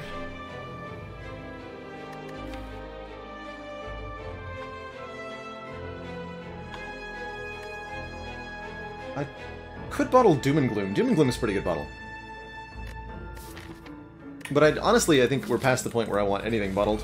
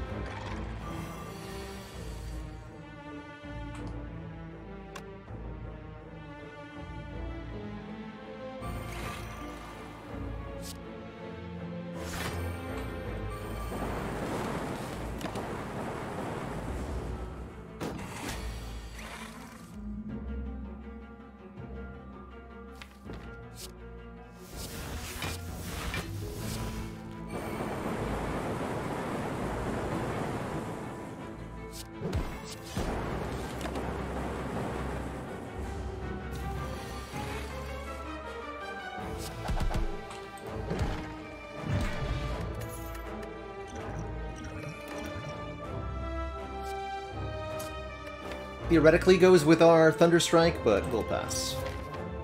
Alright, last elite. Our last two relics. We've been able to slaughter every elite so far, so I've kind of got high hopes for what's going on right now. Love this turn one, by the way.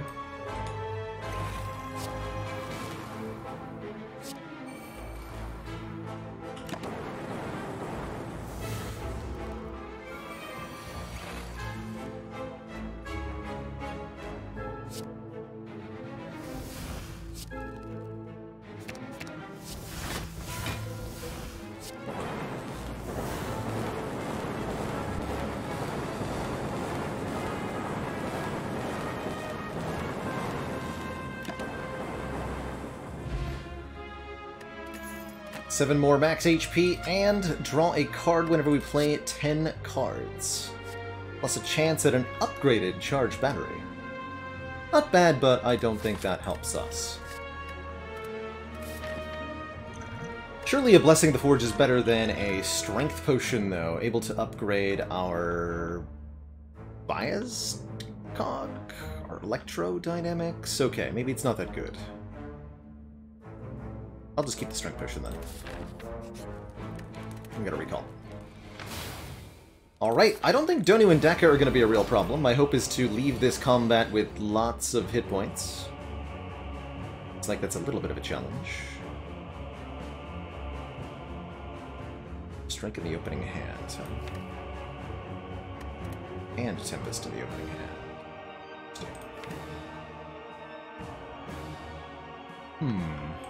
Okay. This is going to be interesting, though.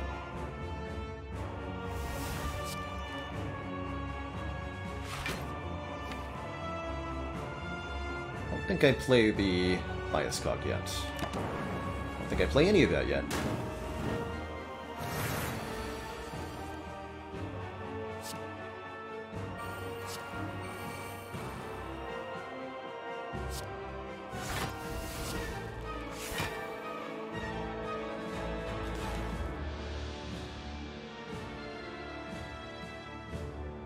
Probably worth doing.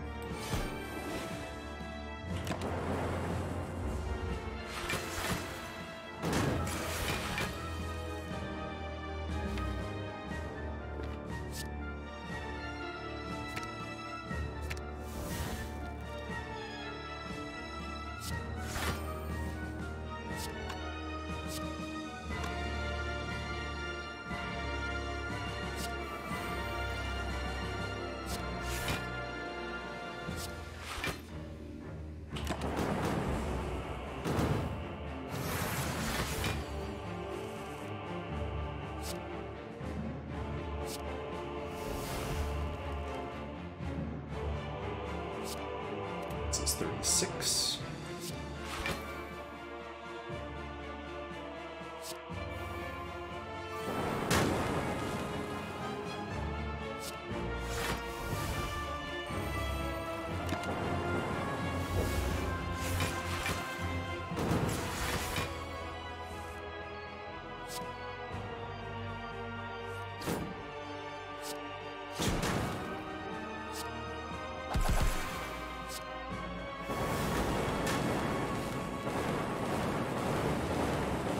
Zippity zappity.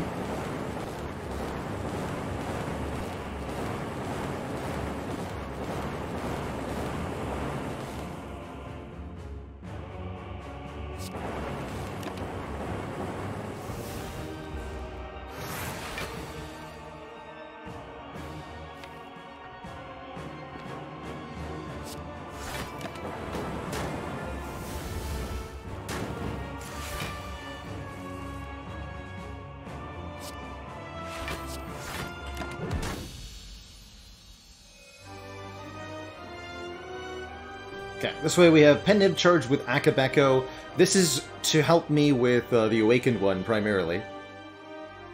Because I am worried about Awakened one. Fortunately, it's Time Eater. Okay, that's going to make my life very easy, comparatively.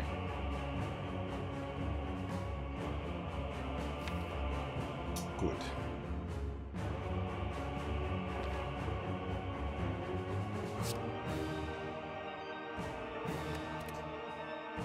So, 14 plus 8. Let's take a look at it.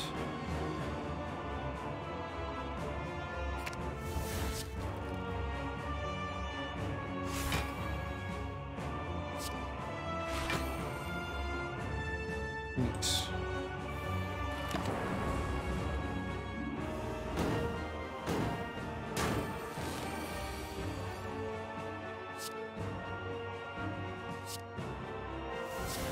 Gotta be careful here, because I can't just play 5 more cards and end the turn, right?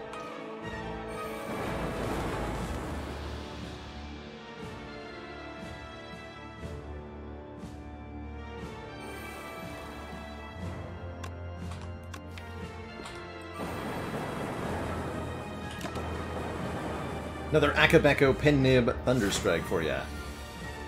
Good stuff.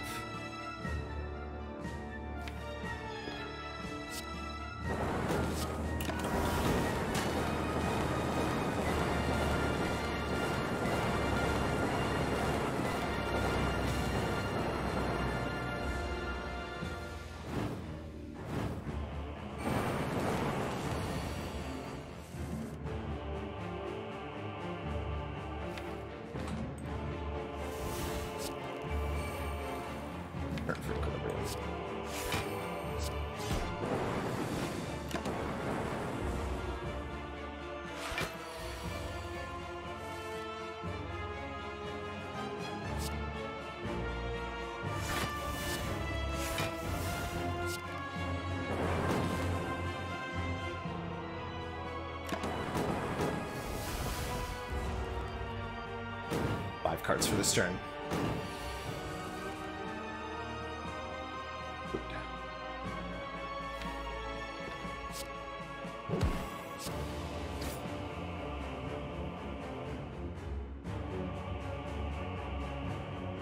Okay. Pennib not charged with Akabeko does hurt us a little bit in Act 4, but I'm going to get out of this fight now. Bye-bye.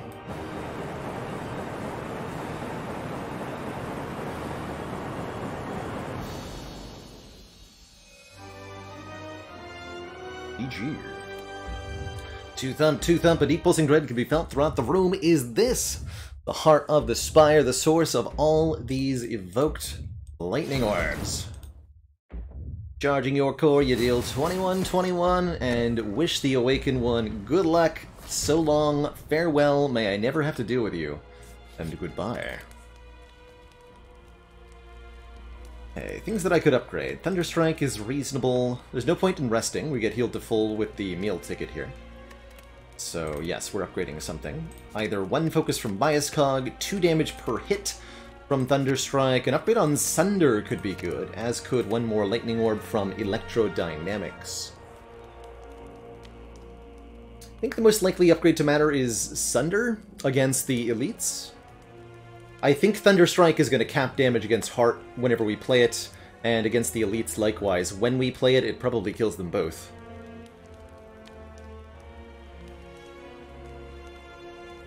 Little late for Algorithm's upgrade, of course. Speaking of, the second algorithm we picked up did eventually reach 25 block. That's a big, good number. FTL does not draw more cards, it just lets you play one more card before playing it. But it's not bonus draw. Scrape is bonus draw. I'll upgrade the Sunder.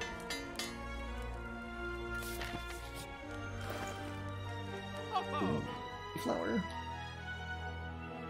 Pantograph's interesting too. Heal 25 at the start of the Heart fight. I mean, just more energy generation is good. We can afford Happy Flower and a card removal. Hologram could be pretty good to get something out of the discard pile.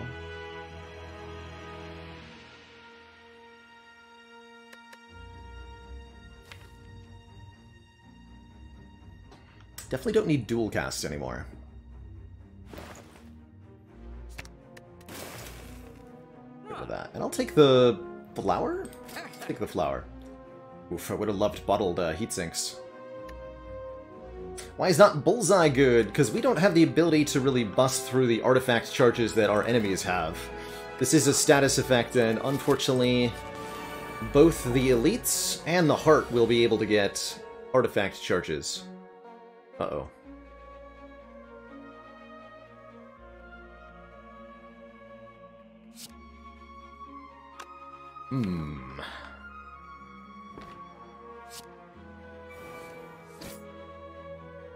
Okay, there's heat sinks. Not good.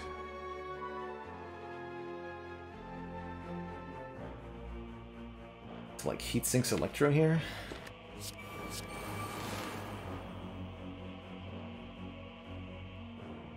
Or Turbo and Equilibrium.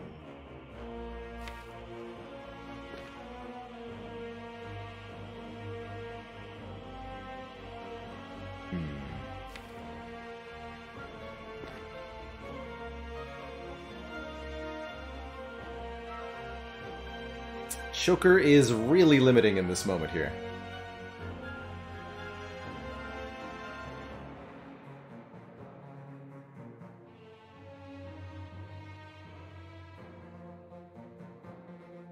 Well, it wouldn't be Turbo. I guess I could seek for Turbo, but if I play Turbo Genetic, I can't use the energy then.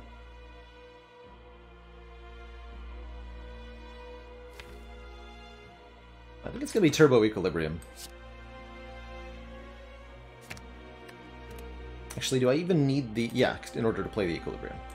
Right.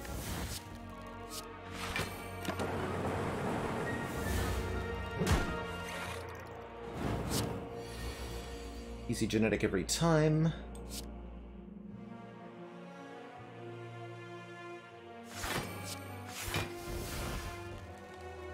I just need to play this for 5.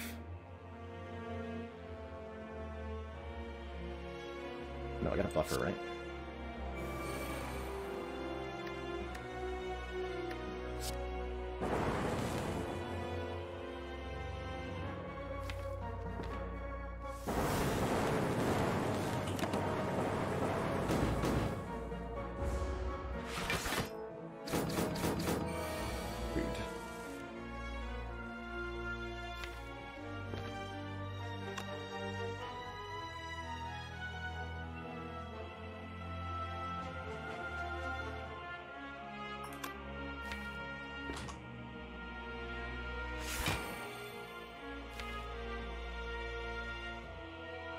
Doubled first.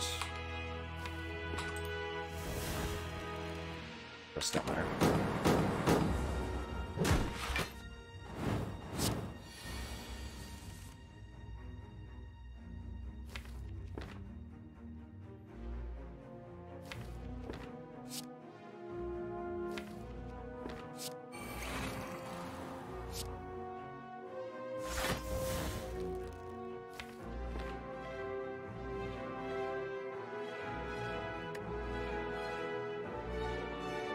Four, 5, 6.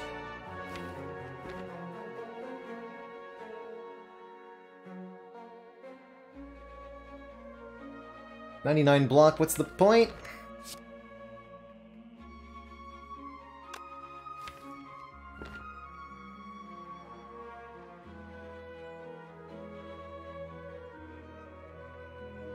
Natural 12 on a D12, thank you so much for the tier 1 sub and the 25 months of support.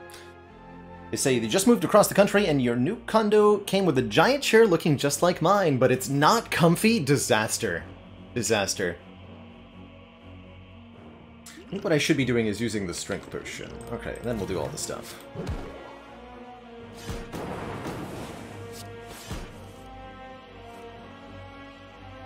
Oh, that doesn't actually pen nib, does it?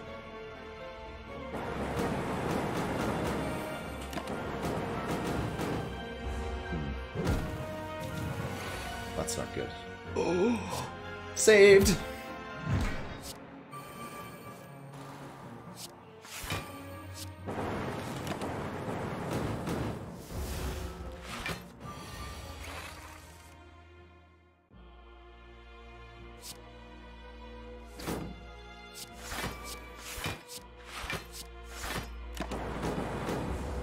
How are we alive? Not sure. Having a good time with it, though.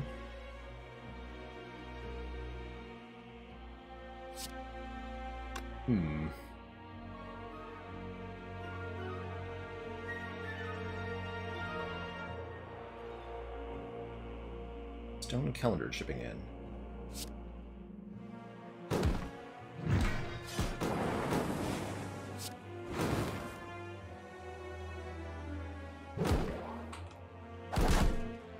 Good. Before the burns even kick in. Excellent. We got a bag of marbles applying vulnerable on turn 1. The emotion chip will trigger our orbs again if we took damage on the previous turn. We are offered a consume and a white noise, but I'm going to skip them both. We're going to go into the heart with 85 health and a lizard tail. I think our odds are spectacular, chat, going into this heart fight. I'm so excited. I am so excited. Okay, we do get Tempest on turn 1, which is not great, but Static Discharge on turn 1 is great.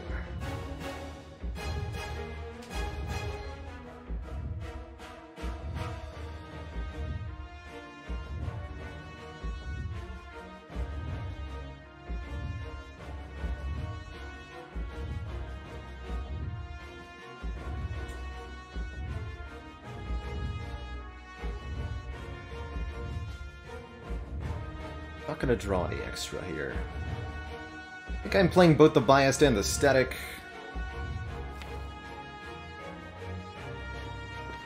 Actually, do I need to play the biased? Maybe I shouldn't play the biased yet.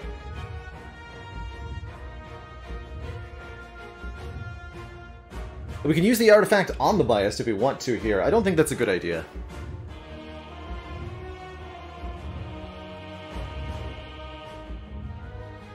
Quite frankly, we don't need biased in this one. Right, the multi-hit's gonna do 15 by 30 to heart.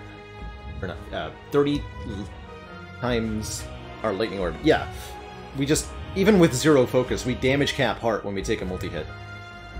So I don't need to play that. Really don't want that focus to go down, you know? So I think I want to get some lightning orbs going. To make the Thunder Strike do something.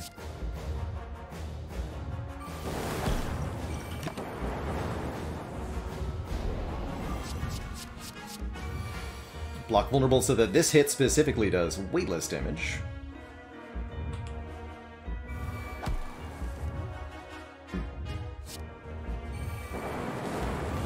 Well, that did not help me.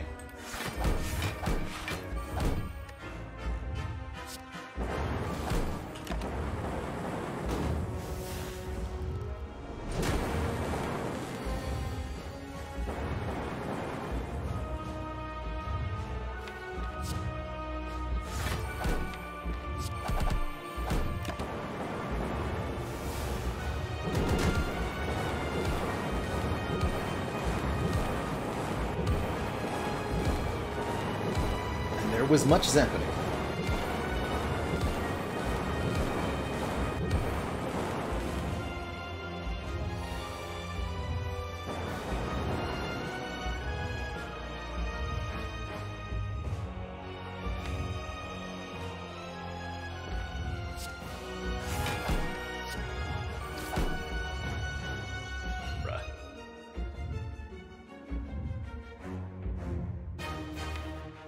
Oh well.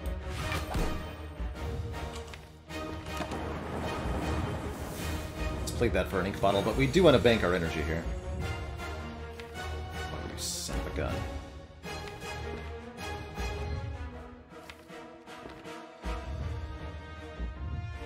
How do I want this to work?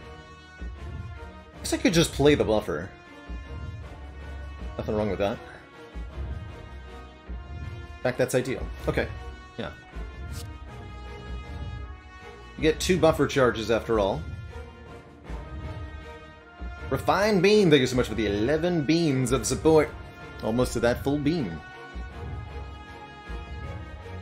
I'm not going to play the turbo, no, I actually don't want to ink bottle here. Just want to do this. Oh right, heat sinks. I get to block like so. Oh! This is happening now.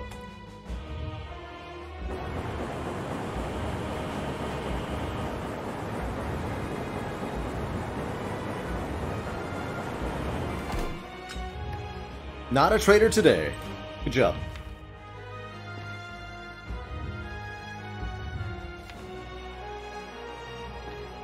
Oops, all damage cap. In that case, do I want to seek for any of this? Seek for self-repair and bias? Wait, I have nothing in hand anyway. Let's just scrape. Does it even matter? I'm not sure it even matters.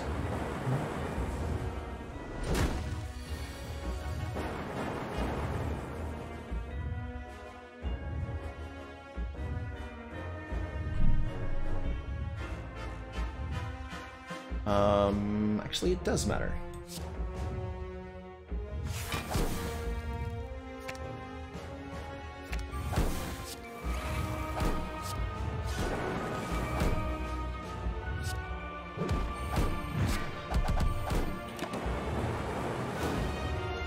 GG, nerd.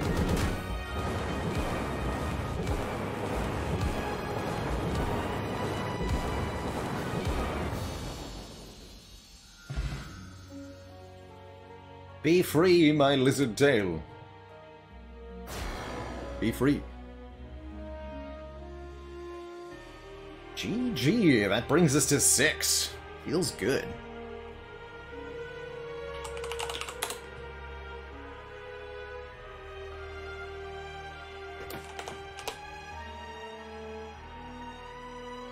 GG, everybody. Well, if that's not a run for YouTube, I don't know what is. Beautiful, beautiful defect run. One of my favorite styles of defect play.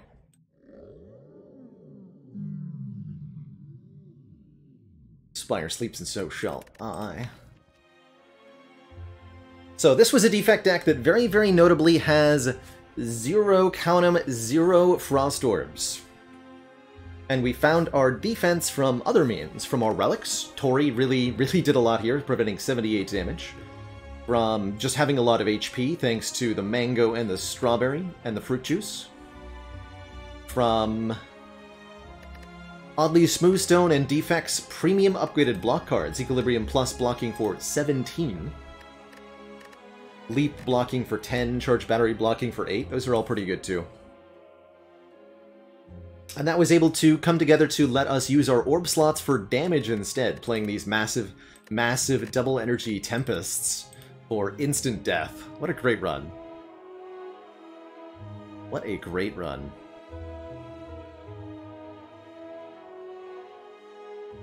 Blackstar really paid off. I was very scared of it when we picked it up in Act 1. But we were able to kind of finagle our way through these 2 Slavers fights. They weren't exactly easy. Both times we were dependent on this Doom and Gloom to kill a Red Slaver. I think the devs are working on some new project, Powelax, but they haven't announced anything officially. I don't think it'll be another Slay the Spire, that's my guess. Probably gonna do something totally different. Which slaver should you kill first? Asked Shalaquar. I think it's almost always the red one in the back.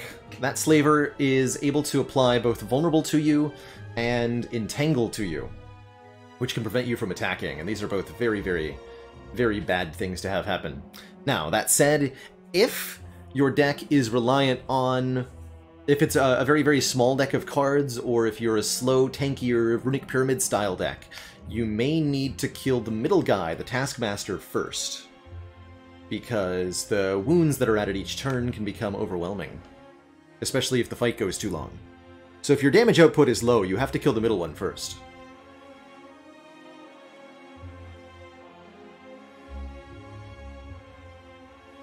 I have to say, I really liked ultimately, the remove 2 at the start of this run was so good, because we were not drawing stinky strikes on important turns throughout so much of the rest of this run. I would definitely take a remove 2 start again on Defect. That was great. Doom and Gloom was a huge value buy, right? Like, killing 4 daggers at the same time against Reptomancer with the Pennib Echo.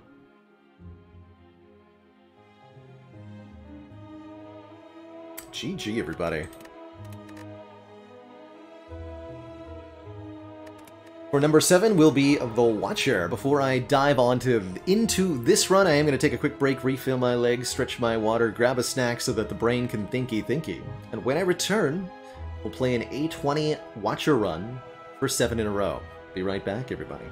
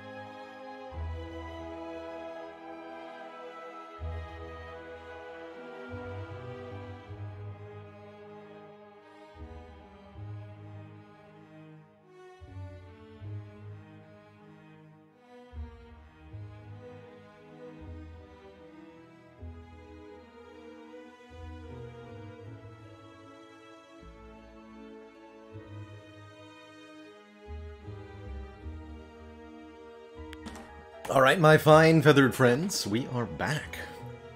So very excited to dive on into a run with the Watcher. Liking Watcher, I think, more and more as I play her a bit more.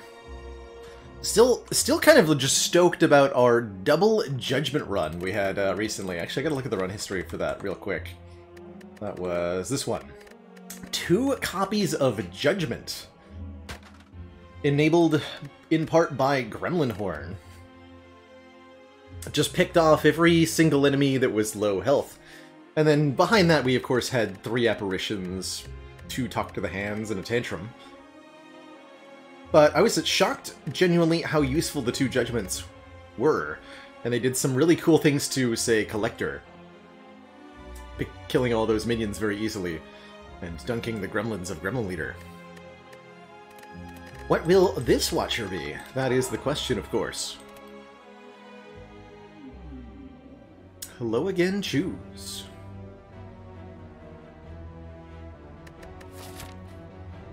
Ain't nothing wrong with an Eruption upgrade.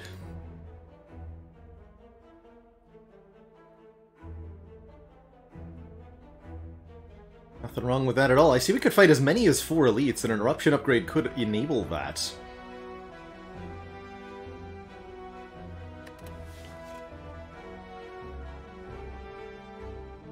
3 potions also could be a reasonable start.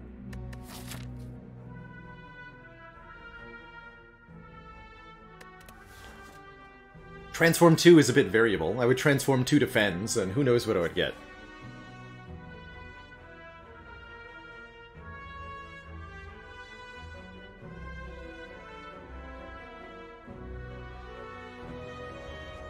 And I think it's widely accepted that Boss Swap is a great choice on the Watcher as well. But it is a little risky, and when you've got a forced early elite, I would be wary of starts like Empty Cage, like Busted Crown, Sozu, to name a few. I like this Eruption upgrade start. I think that's just going to be nice and cozy for us, ensuring that Eruption costs 1 less. Maybe Vigilance upgrade is correct sometimes.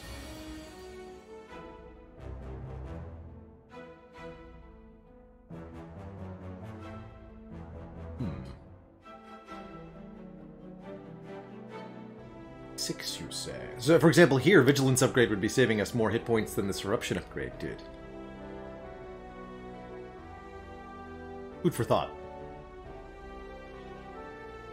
I can't kill one here, can I? I guess I could go Vigilance, then Eruption, Strike, Strike. That would kill one, and I take 8 that way.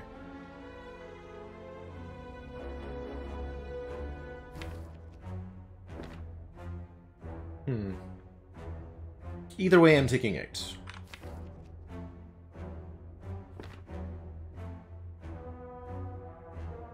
In that case, let us do it this way.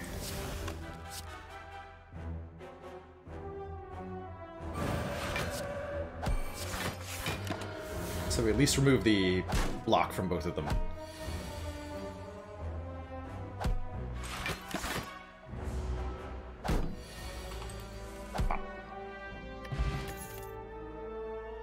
Oh.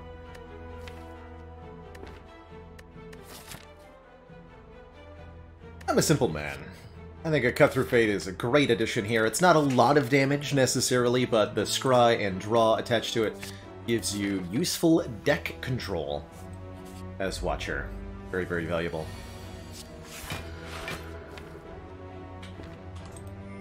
Miracle to strike there, because of the upgraded Eruption. Still not a kill here, right? This is only 35 damage. 12 plus 12... No, 12 to 12, 9 is... 33, excuse me. Still not a kill. Still not a kill.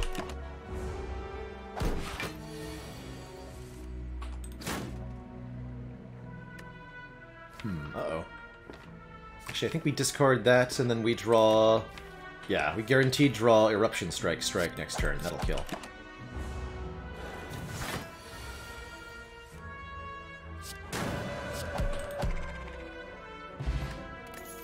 Welcome back, Sean.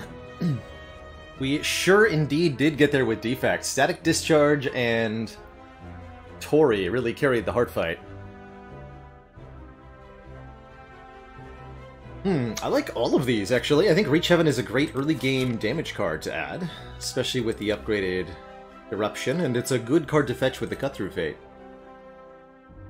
Second Cut-Through Fate is completely reasonable too, just kind of ensuring that we play Eruption and some cuts constantly. Though that doesn't do, like, the big damage, per se.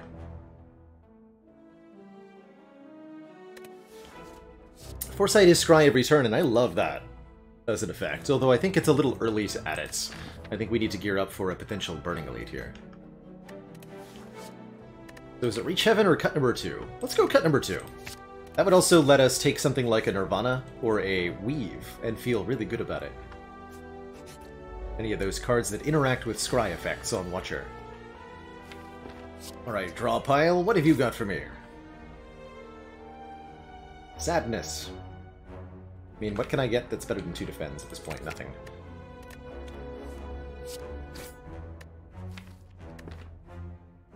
Let's draw the defend, have Eruption next turn, Miracle, defend, defend.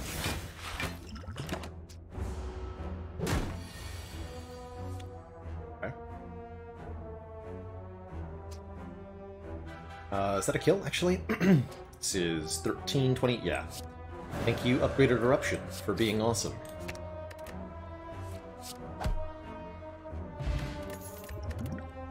Two potions is good stuff, and ooh, I really like follow-up with 2 Cut-Through Fates here. An Empty Fist for a bit of stance control is also a very good idea. I think I'm going to take this Empty Fist, though. Drawing into it with the Cut-Through Fates means that it'll be free to play. Does good damage and has a great upgrade, too, which we can give it right away.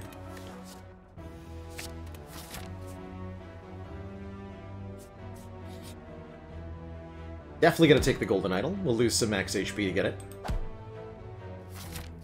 I think Empty Fist was a great pick there, too. Easy. If I want to avoid the shop, I could go 2 more elites, but I think we'll have enough money. We can afford a shop relic at this store. Let's go to the store. Worst case scenario, I'll remove a strike. Squish.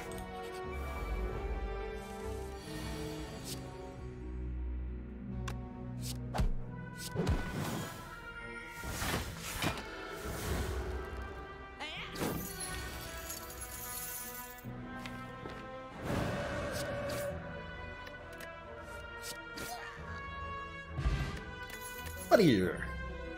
Ooh. Wow. Options. Wheel Kick is yet more draw and solid damage, whereas a Deus Ex would be pretty solid energy generation, creating some miracles for us.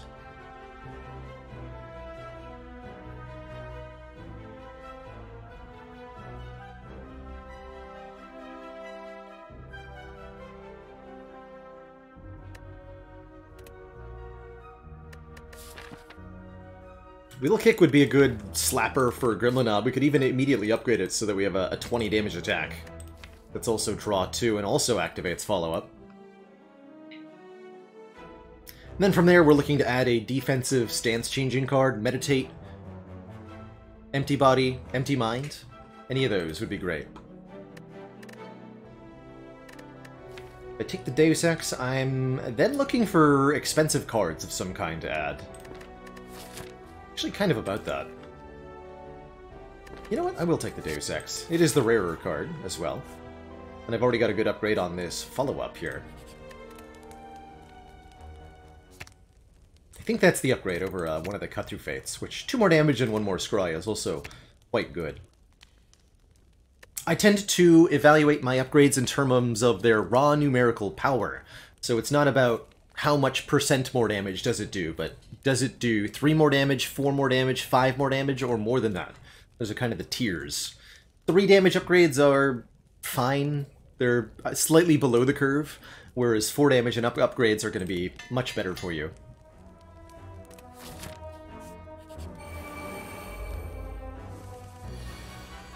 Regenerating Sentries. Spooky stuff. However, 9 plus 22 plus 12 does a kill make, and we can even get back out of Wrath here, so we just dunk one of the sentries on turn 1.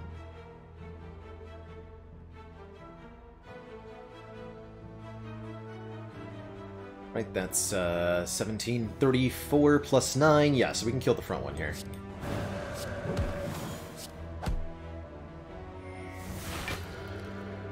Cool. And that avoids having 2 days added to the deck in the first place, which is very valuable.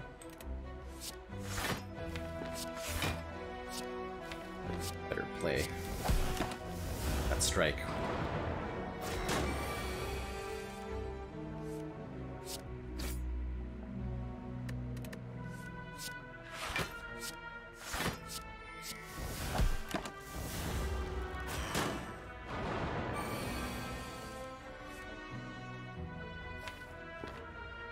Good stuff.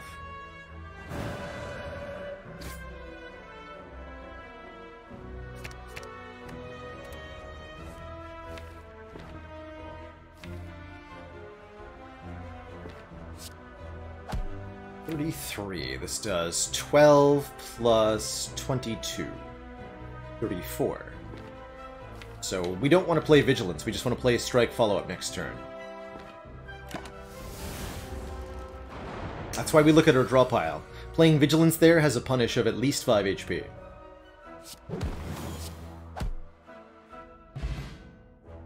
Love to see a White Bee statue, ensuring that we get a potion after every single combat. I guess I'll have to start using them. And our Emerald Key. We just stomped our Burning Elite on floor 7. Good feeling. Ooh. Love me a Deceive Reality as a block card here. 4 block and puts a retaining 12 block safety into the hand.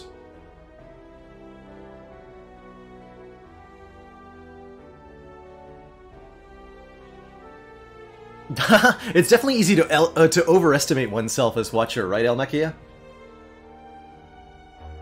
You're like, I can take an Act 2 Elite, and then you get stabbed by the Book of Stabbing. Many times. Many, many times.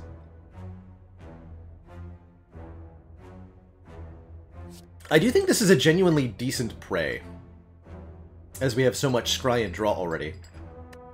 Cycling this around multiple times to get into Divinity, more manageable, but I think a Deceive is far, far better here. Not at the worst flurry either, but going into Guardian, we're going to need some help blocking, and Deceive is very good at that. Take a Power Pot over a Skill Potion, I think? Question mark? Question mark. Heck yeah.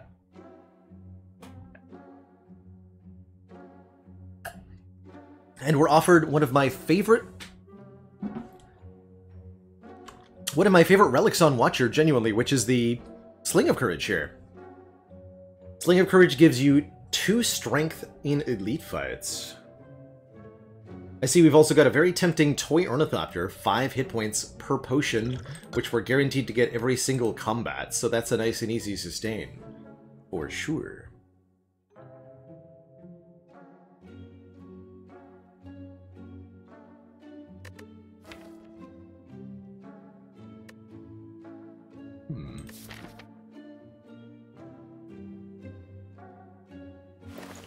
But 2 strength in elite fights is going to be really impactful, I assure you all.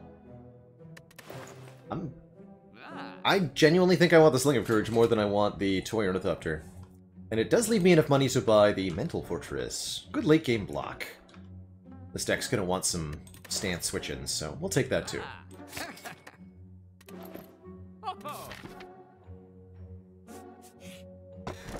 Oh, nice. Bag of Marbles gives vulnerable on turn 1. We're trending towards some turn 1 kills here. And hell yeah, I have health to trade for a relic. Gimme. Gimme. Oh no. Oh, the Spire is in for a bad day today. Greetings, Gremlin Knob. What should I say? Dead. Lin. Knob. Man. I'll plan on using the Gambler's Brew here.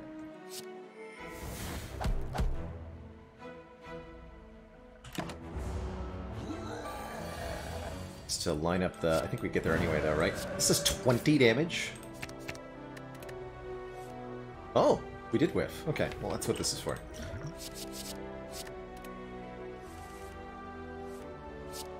$28 damage follow-up, too. Holy heck. Gen Potion for some healing. See, the potions heal us anyway. Warpaint will upgrade 2 random skills. I'm cool with any skills.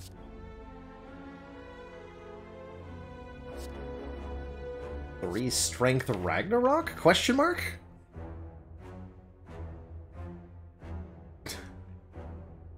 What is this run? Insight for card draw is not actually bad either. Or not insight, study rather. Although we'd probably want to upgrade it.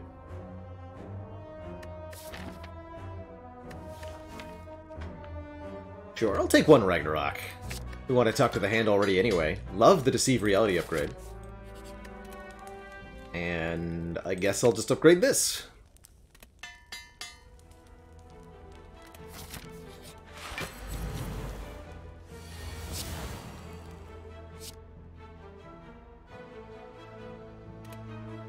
Neat.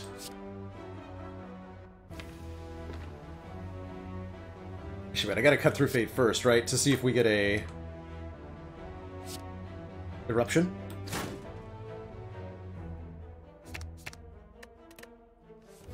No. Okay, this will be a short enough fight. Let's do... this.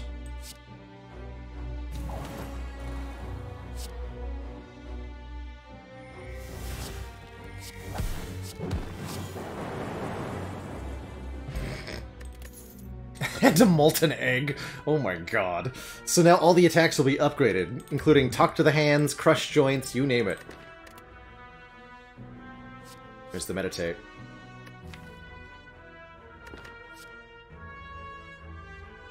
What? Yeah, what is happening?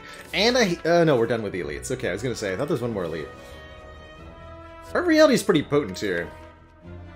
But this Meditate is far too valuable to me.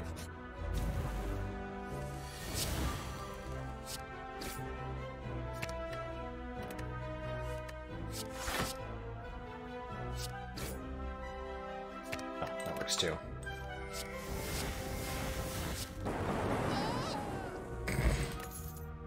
Wait, I can't use the potions if stuff. I will happily add an Empty Fist to the deck that has a Mental Fortress in it. And a Meditate. Not a bad Sash Whip, but the Fist is surely better. Take a Dex Pot for Guardian. And we'll upgrade our Meditate to get us 2 cards from the discard pile.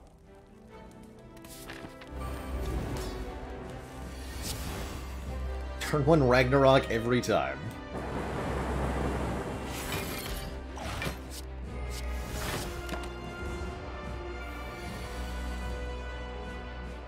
It's that easy.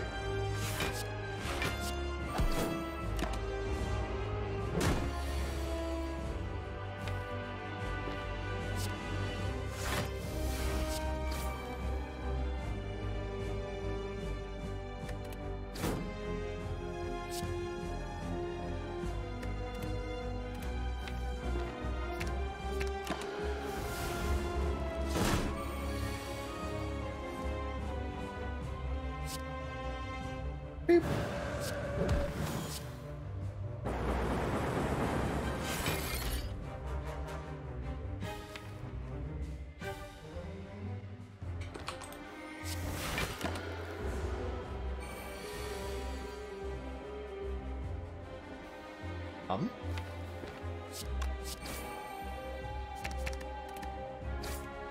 There we go.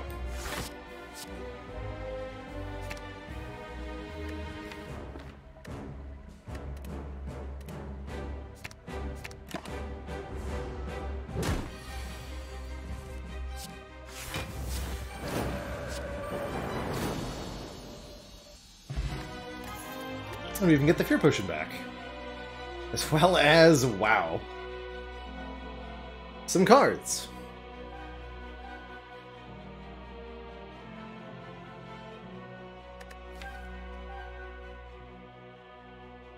Hilariously, I do think this lesson learned is actually the worst of the options, because with the Molten Egg, we're going to have a mostly upgraded deck of cards anyway. Between the Vault and the Omniscience, however, Vault does compete with Meditate. Both try to end your turn. Omniscience allows me to play Ragnarok twice sometimes, which is absolutely filthy.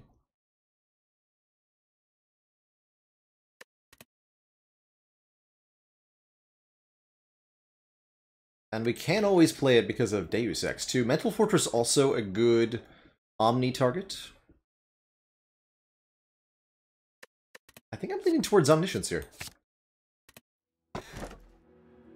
Oh. Oh. Oh. Well, these are all incredible. None of these can be wrong, truly.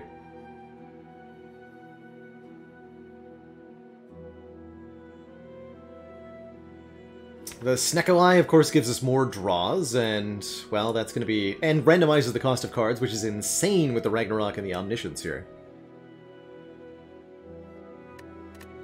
Fusion Hammer gives us more energy per turn, but says we can no longer upgrade. All attacks we find from here on out will be upgraded anyway. We're sad that this one Mental Fortress doesn't get upgraded, but that's about it.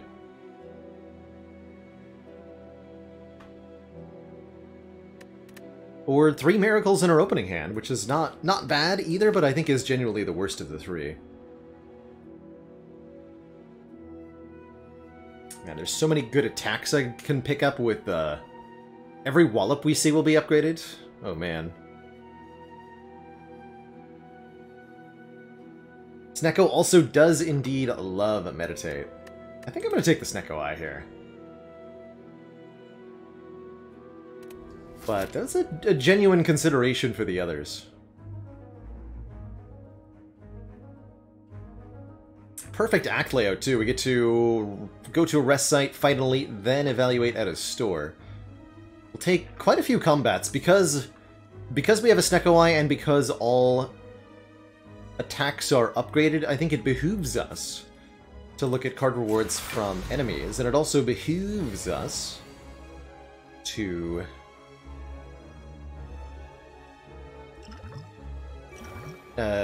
get lots of potions with White Bee statue.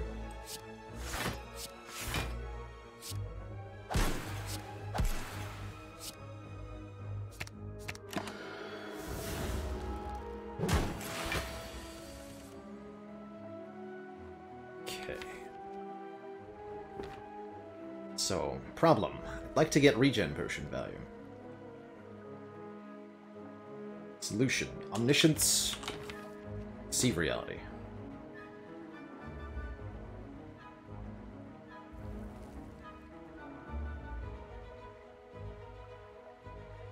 For quality of life improvements and information, the big one, Janders, is Minty Spire, which has just about everything you'd want, from reminders of various relics to automatically summing up the damage of multi-hitting enemies. So this would display 7x2 and then in parentheses 14 for those of you, like me, who struggle with the small edition sometimes.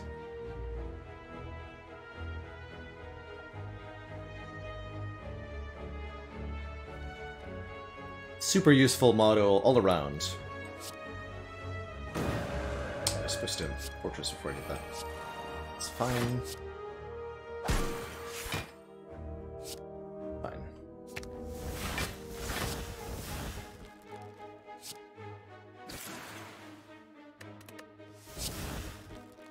Oh, also, speaking in favor of the Snecko Eye is that Deus Ex Machina doesn't actually draw the miracles.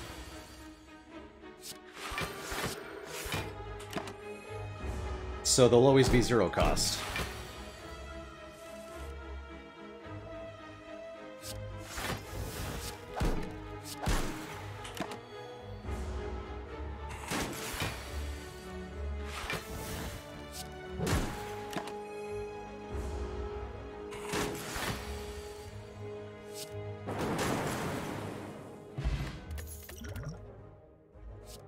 Wheel Kick Plus, Snecko says, yes, please. 20 damage and 2 draws. Good. Not a bad empty body either, but definitely Wheel Kick Plus. The birds. They are here to take revenge. But what exactly, it is unclear. But we all know their bloodthirst. Legendary. So I could Omni the Deceive Reality. That's probably the easy way out here. And I can strike 4 times? Yeah, that's perfect.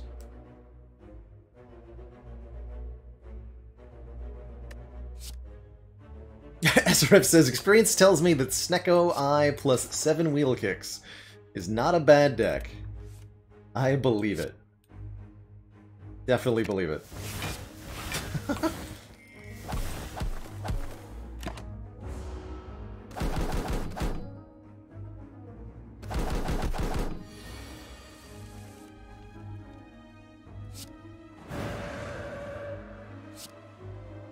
Follow-up can generate energy if it rolls 0 cost, which is quite nice.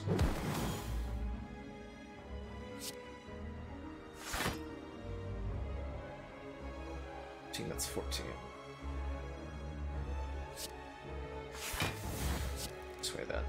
Meditate fetches cards from the discard pile at their current cost. So I can do free eruption, free follow-up.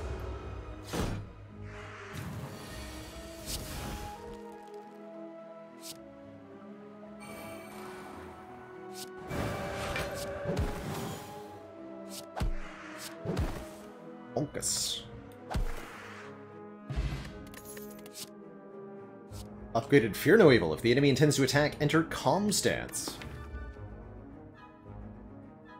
I need another Wrath entry, but yeah, I'll take that.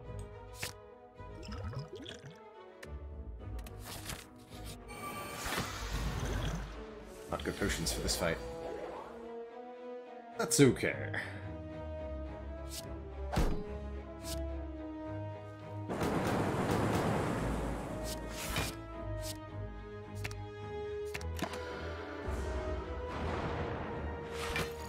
Don't always get our full draw of cards, but that's fine too.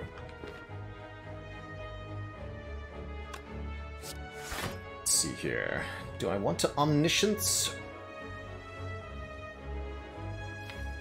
Eruption.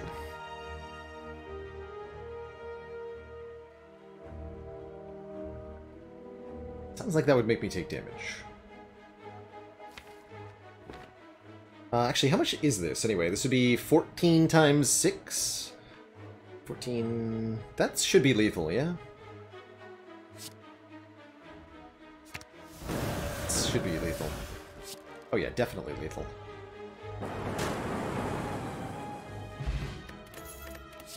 Wood. FA Plus is not bad. Feels like I don't need a third one. Definitely some merit to keeping the deck on the smaller side here. I would maybe take an upgraded Collect. No, we don't have the hand space for that.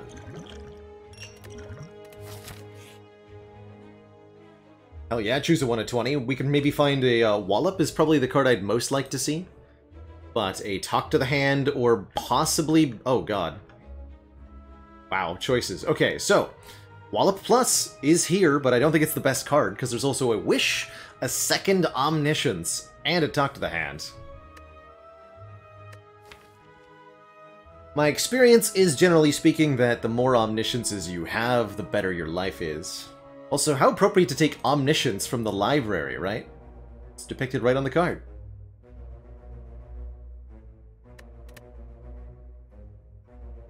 That is a genuinely very good wish, though. Wish...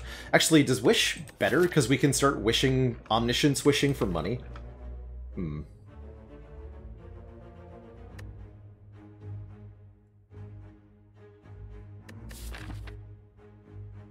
I don't really want to do that.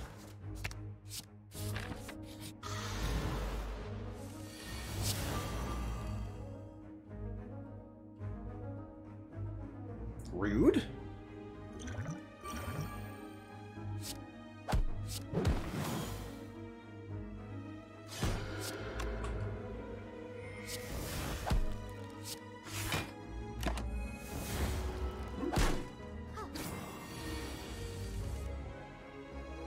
What if you draw them together, though? What then? Good evening, Nate and Sal.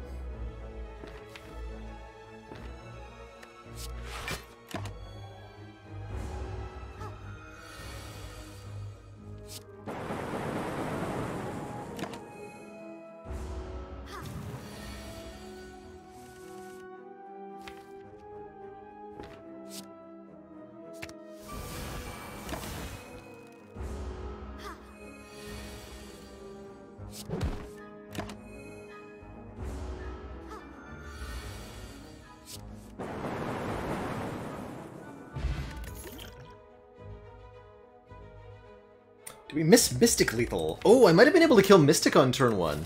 Actually, didn't even think about that. Something I should have considered there.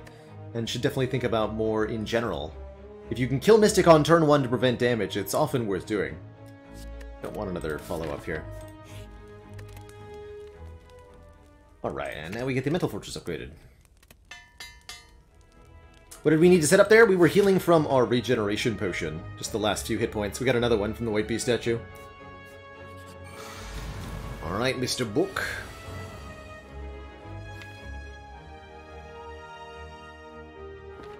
This is just, how much damage is this?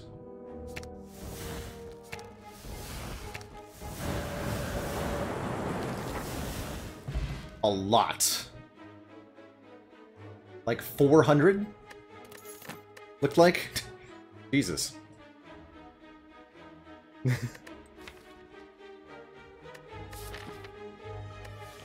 We need a worship now, so I can have that be triple damage. So that'll kill Collector on turn 1? Cool. That's cool. There's our wallop. Not a bad, the Abacus, either.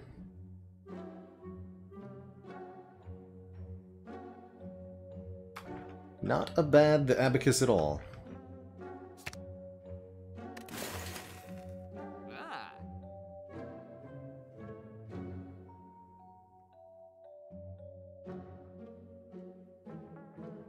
Don't feel like we need much healing here. This is why I originally skipped the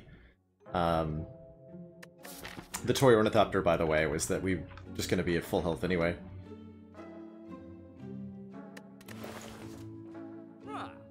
I don't know that Abacus is ever going to do anything.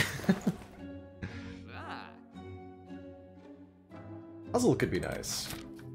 I'm going to save my money, actually.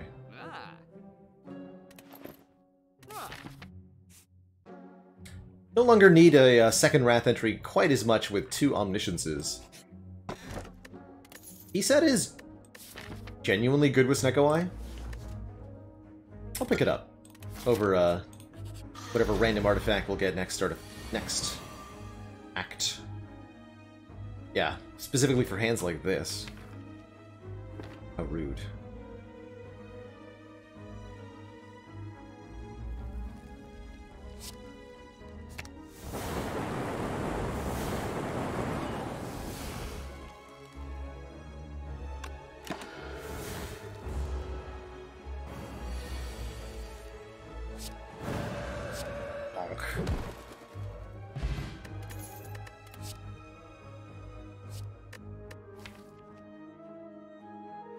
Need to reapply Vuln? Sure. Don't have a Vuln card otherwise.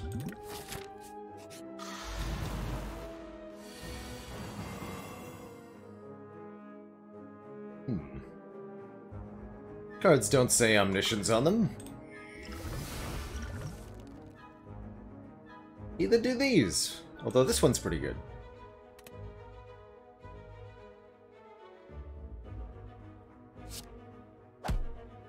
Really appreciating the Sling of Courage here.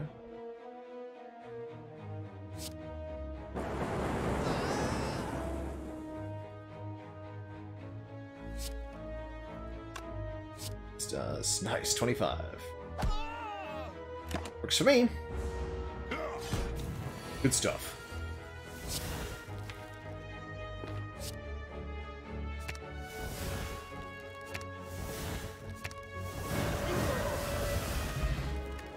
Smiling Mask will make for cheap removals at shops. I do appreciate that. 3 interesting upgraded cards. Signature move is a nice 2-cost attack, but requiring no other attacks in hand is a tall order here. Brilliance is okay, doing a base damage of 16, but we can do better than that. No thanks to the pressure points. Now, multiple copies of pressure points with multiple omnisciences actually can be surprisingly good. Don't knock it. Interesting dilemma. Let's do it this way.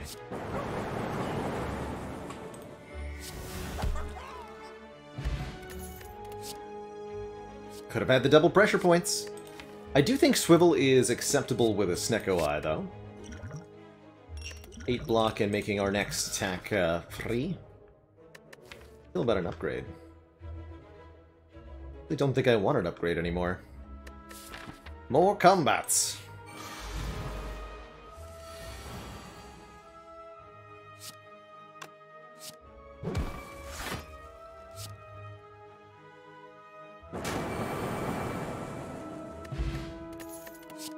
Average fight length, 2 cards. Not 2 turns, cards.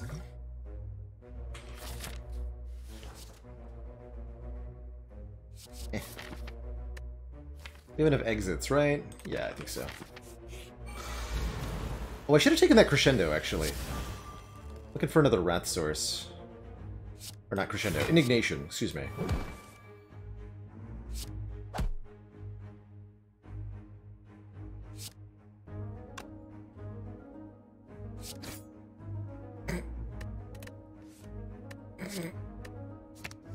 Got him.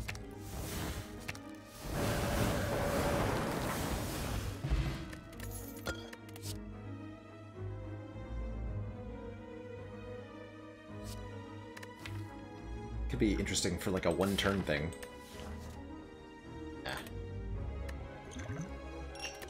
Alright, do we get to do the thing against Collector? That's what I want to know.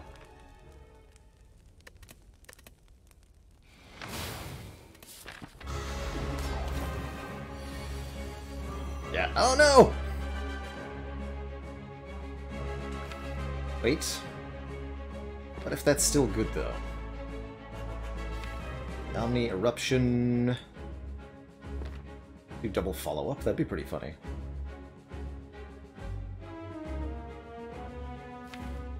Gotta be Omni Wheel Kick, Wheel Kick. Or there, Eruption, Wheel Kick, Wheel Kick.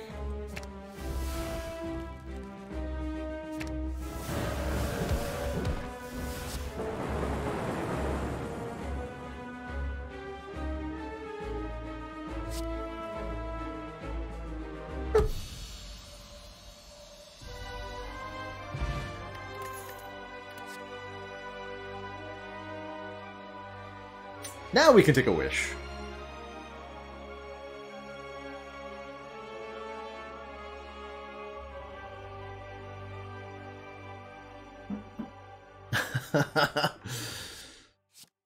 That'll give us money sometimes. I like money. And it can give me strength too, which is genuinely good. I'm actually not sure if this could beat the heart right now. Our blocking isn't there yet.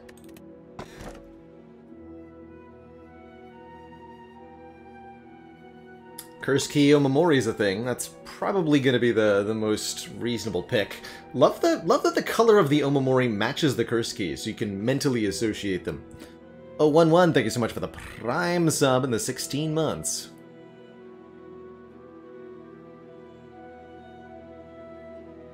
You'll get there.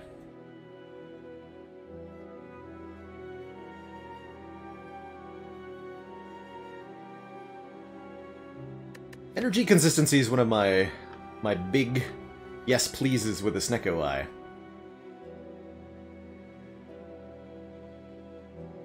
Four energy per turn is a lot better than 3 per turn.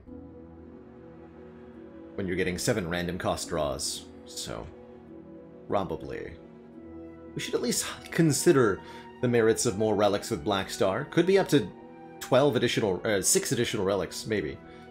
Or 3 transforms and upgrades. Probably not that good with the Astrolabe. Let's take the key. Easy peasy.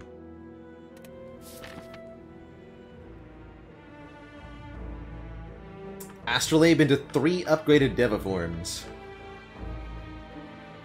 Could have happened. Could have happened. Alright, going to at least 1 store.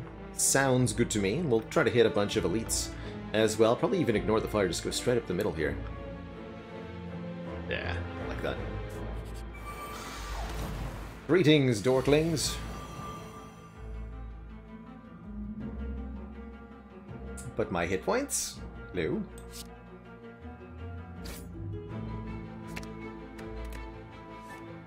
Aha, my hit points. Good.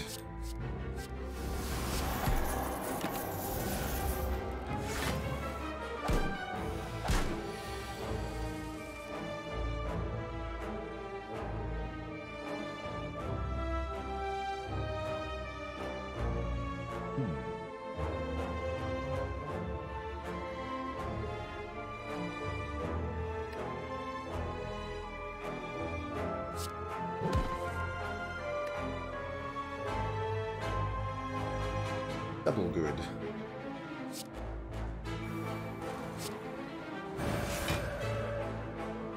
It's 21. 1? Ah, let's take none.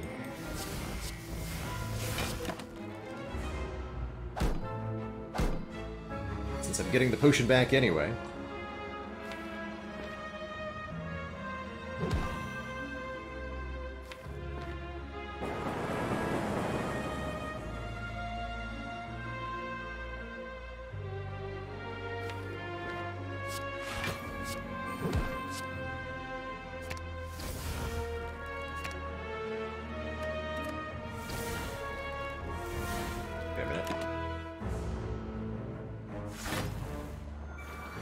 If I just summoned the Fear No Evil, that would have killed. Foolish.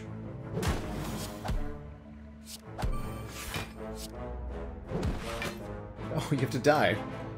Wait.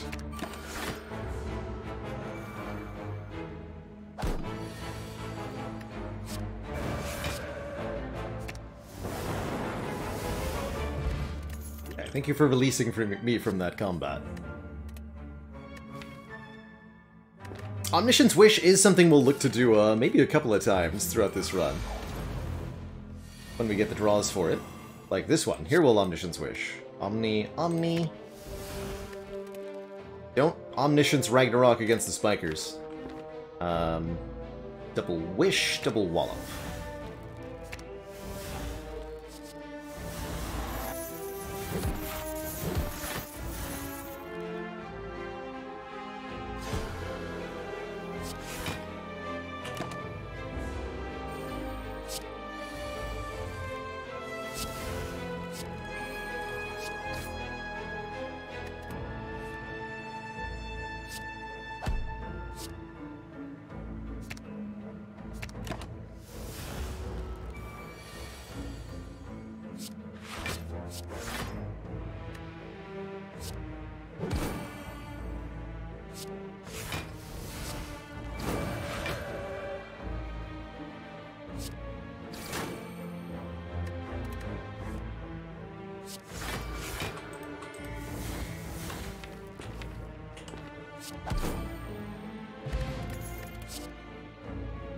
Don't need 2 of these. Power pot over... Let's go attack pot? I might hold on to this Ancient Potion to heart. Since it's so good at mitigating that first turn cycle. And I think I've had enough Watcher runs recently that have gone down to like 5 health against heart that I really value this now. Not that I didn't before. Oh, am I rich?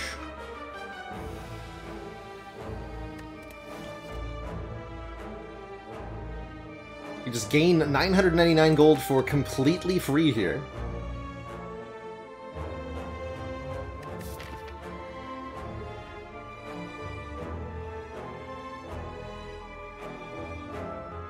I kind of doubt that I can spend all of that, though.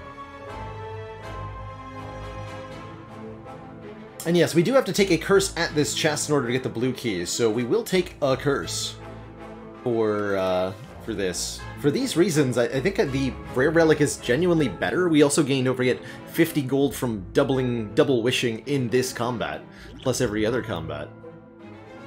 So I'm gonna not take it, but it is pretty hype.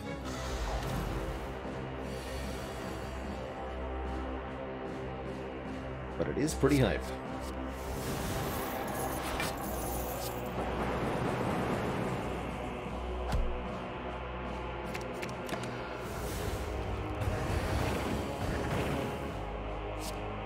Don't worry, we're gonna get a dead branch.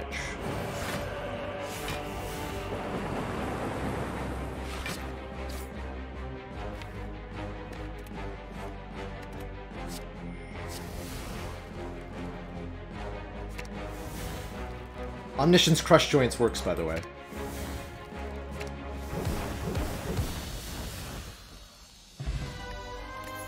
Got a Gurya, letting us lift at rest sites up to 3 times. That's actually pretty sweet.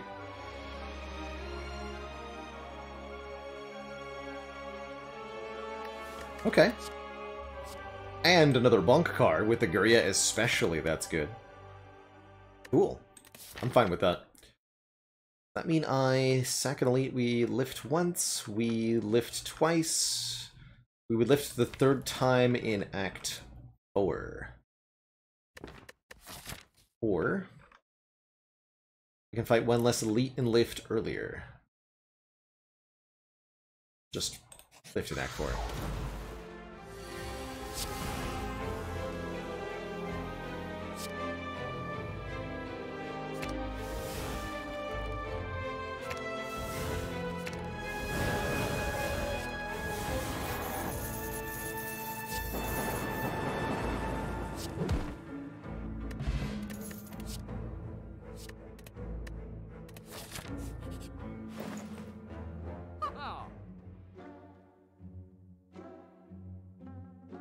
Orange pellets.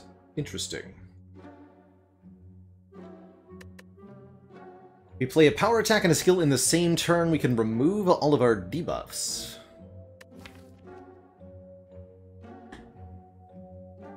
Which includes confusion. Occurs to me that this deck probably wants to keep its confusion. Not always a buff in a Snecko deck, but this deck has very expensive cards on average. And we already have a way to block the big thing to remove with orange pellets is vulnerable from heart. We already have an answer to that. Now, if we had a fasting or something, this would be more interesting. I do like the Cloak Clasp. 1 block at the end of turn for each card in hand. That is good. As well as the cheap removal.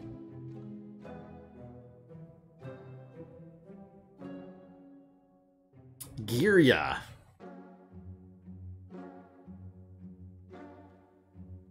Now, I've never heard the word pronounced by anybody else. I've only ever seen the spelling, so my pronunciation is at best a guess.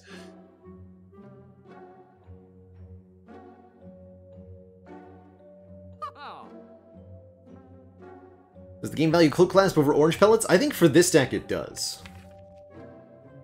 It'll be probably like 5 block per turn.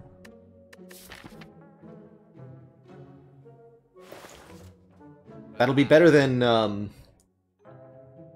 Thread Needle, and unlike Thread Needle, it can't be removed either. I think I will take it. Might as well take an Art of War too, although I think the odds that we use the Art of War is pretty low.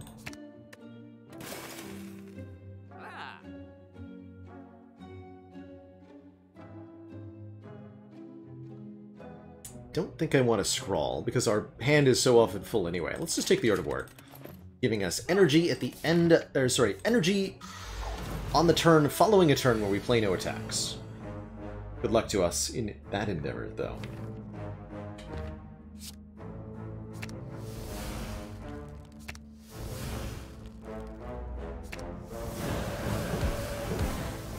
Jesus.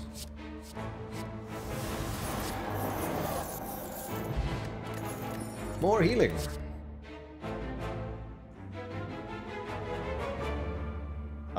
I think this one? Yeah, this one.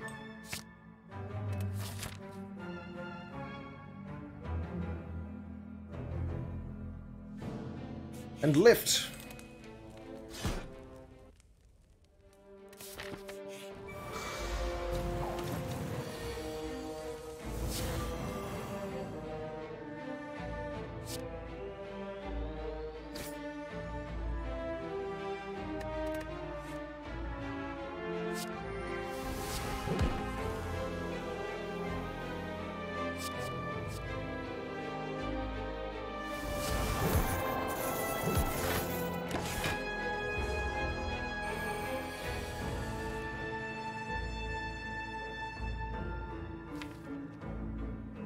The Omni... Ragnarok, Fear No Evil or something? Feels reasonable.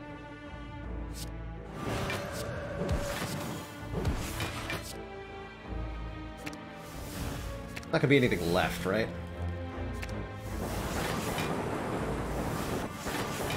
No. Egg. Egg can upgrade powers we get. It won't upgrade the power from the power potion. But if we do add any powers, well, they'll be upgraded. Happy to take Sapphire Key over the Ceramic Fish. Transform a strike into a Cut Through Fate Plus. That is just better than a strike. Good.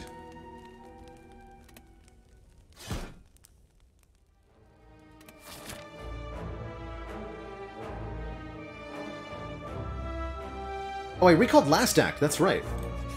Like, what happened? Something's wrong.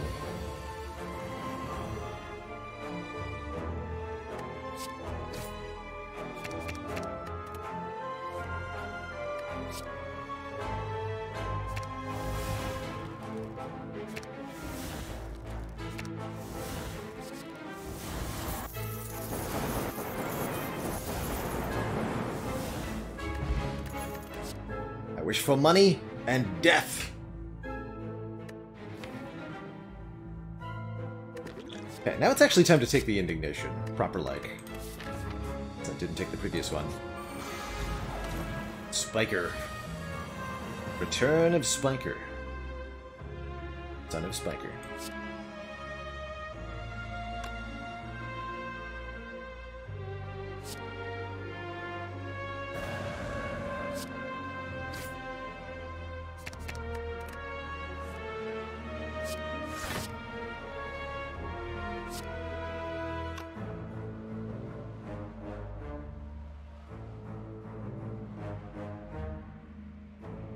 Okay. Get him, Cloak Clasp.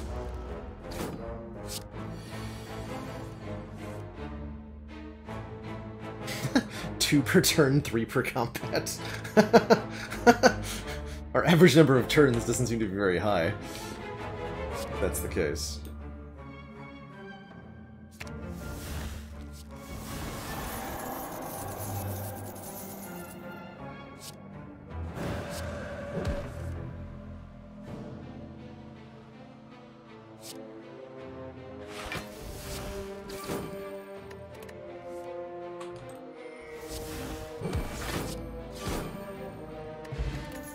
Duplication Potion, very powerful, especially with something like Wallop or Omniscience.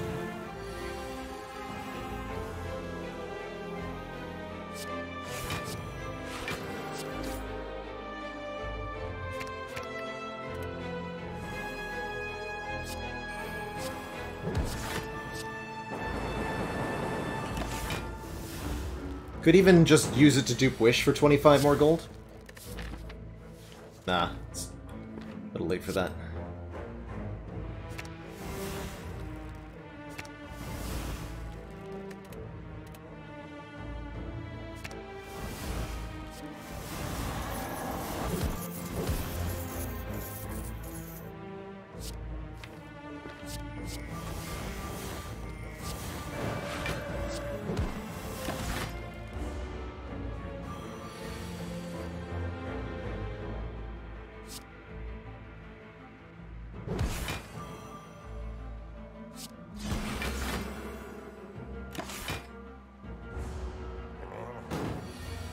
this made energy at all?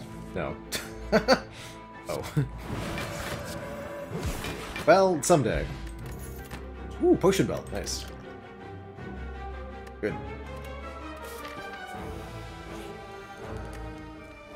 Lift.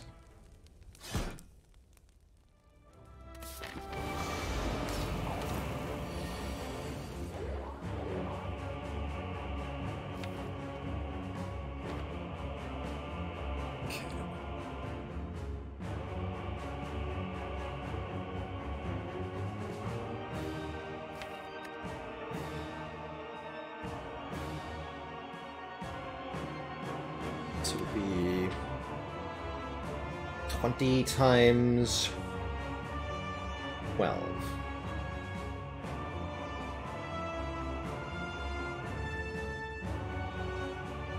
Okay. So double mental fortress then. Quad mental fortress? Actually, yeah, let's just do that. Sling does not work on bosses, no.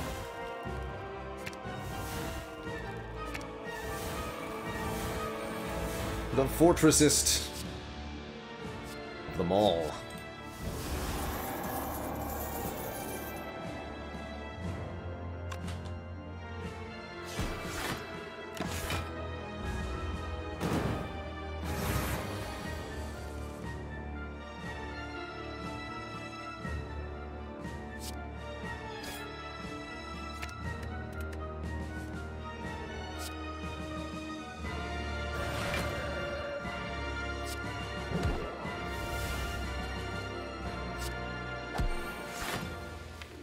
This will prevent me from knowing what my cards cost next turn, but it's okay.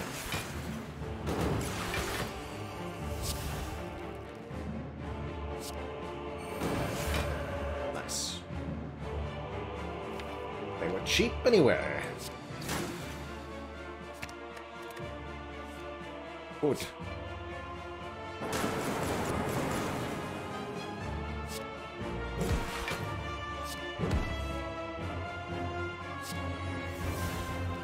I should probably leave Wrath here. Lock for 124, like you do. You know, just your everyday thing.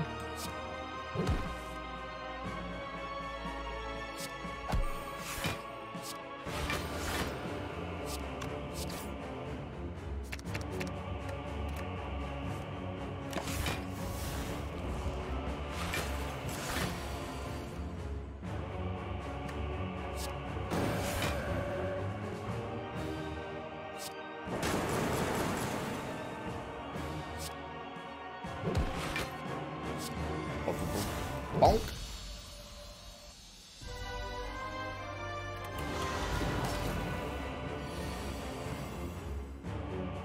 Next up, Time Eater Boy. Time Eater. Guess what? Die.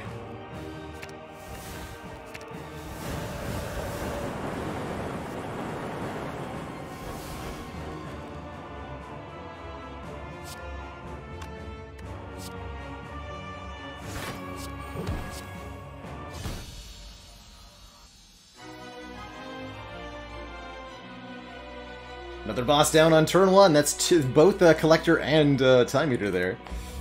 Two thump, two thump, two thump, a deep pulsing dread. What you felt throughout the room is this, the heart of the Spire, the source of all these turn 1 KOs. Have I been here before? Yeah, we finally figured out why the Time Eater doesn't like Watcher. Oh. I see. That wish upgraded for more Stronkitude during the heart fight. Oh my. Oh, yes! Hello there, second copy of Ragnarok. Welcome to the deck. Do I Strange Spoon? Amazing with the Omnisciences, the Wish, and the Talk to the Hand. Kind of sad with the Miracles, though. Bronze Scales also here. Do revenge damage to the heart. I think Bag is very good here. Yeah, we want to draw an Omniscience on turn 1 against the heart. And the bag of prep does increase the chances of that. Let's take it the minimum bag of prep Ragnarok. We do still have enough for the Strange Spoon. More realistically, card removal and a potion better, but you know what? Let's give Spoon a chance here. We'll do it. Cards that exhaust when played. So notably, that does not affect ethereal cards, like the Ascender's Bane or Dazed or Void.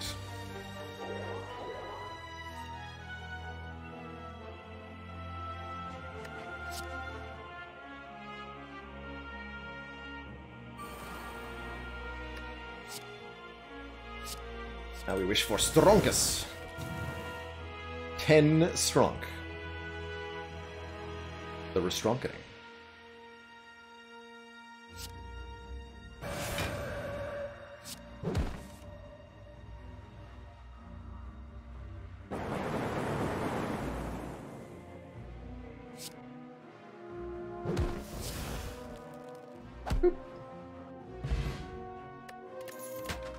Oak Thingy will give us block on turn 2, the Regen Potion will keep us in the game, and another copy of Wish. Or the Worship we wanted the whole time. I think Wish sounds grand here. Especially with Strange Spoons. Strange Spoon and 2 Wishes? Think, chat, we could make infinite money in the Heart Fight.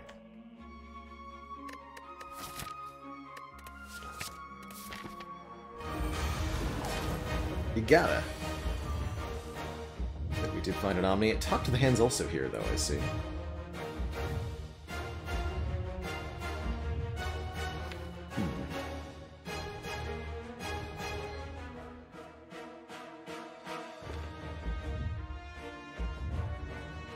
Weird flex, but okay. If you say so. Alright, I think the problem with this deck is that we're not strong enough.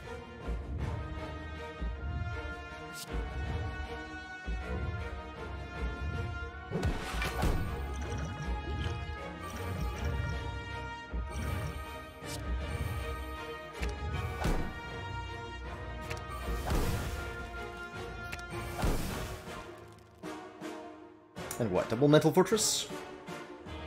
Yeah. And I'm gonna wish for some strength. Some strength. Some strength. And some strength.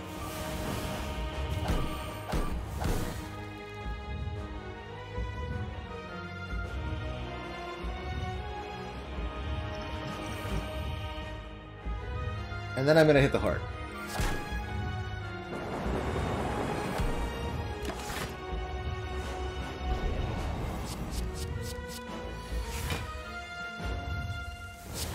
So what did we keep? We kept 1 Omniscience, both Wishes, Talk to the Hand, which we didn't play, and we did keep the Miracle.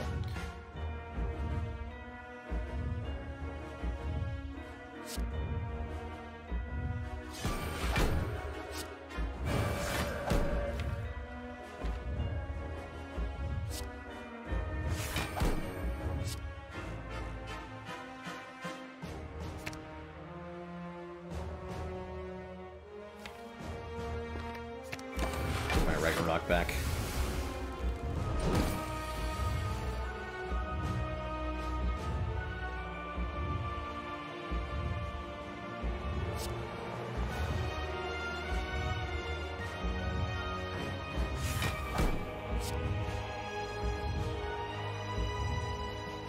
This will be too much damage, right?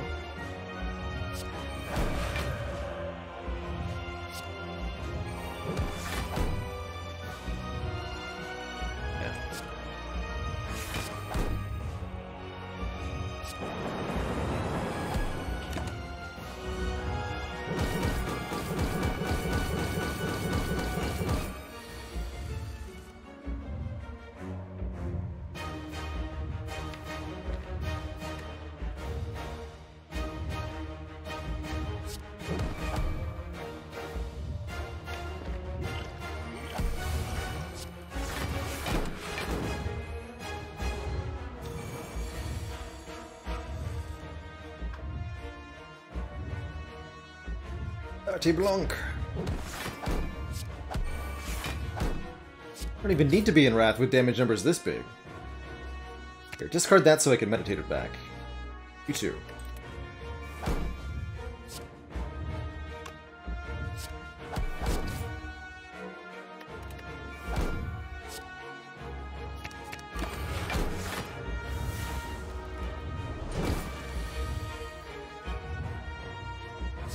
GG. Wish for some cash.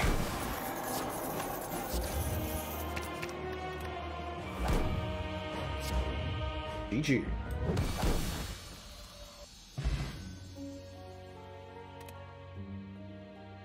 Not how I expected Talk to the Hand to be useful against Heart there, by the way. GG, everybody. What a wild and ridiculous and overpowered run to make 7 in a row. GG.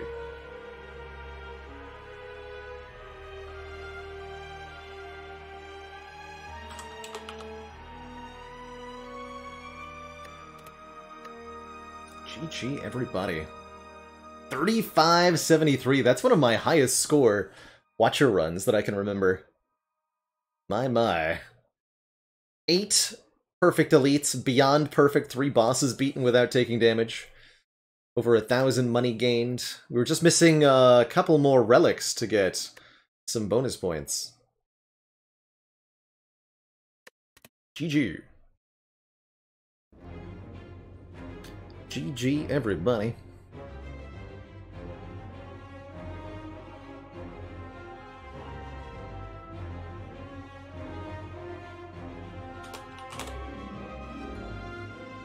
GG.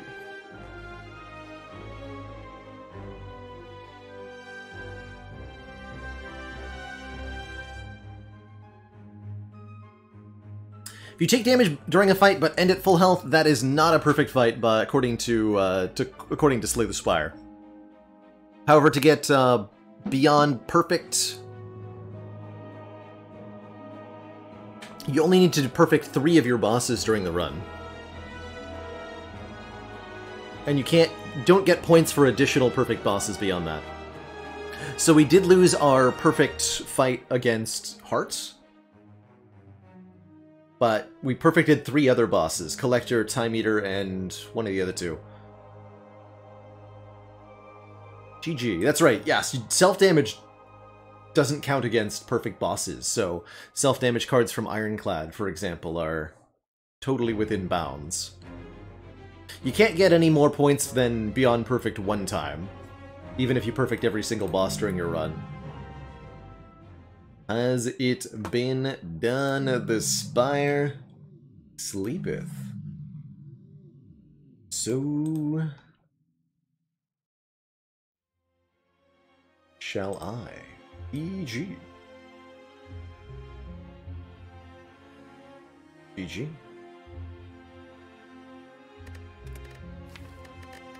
2, 3, 4, 5, 6, 7 wins in a row, currently. Beautiful. Beat of Death does count. If Beat of Death damages you, that does take away your perfect points for Heart. There are a lot of possible point bonuses. Do I still have the score command? That's not the one I wanted.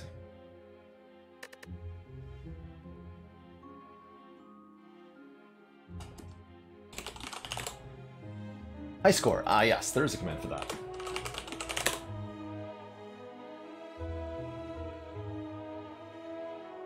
So as far as high scoring runs go, there was a seeded run done using a... when you know the random outcomes, you're able to manipulate things to get an extremely, extremely high score.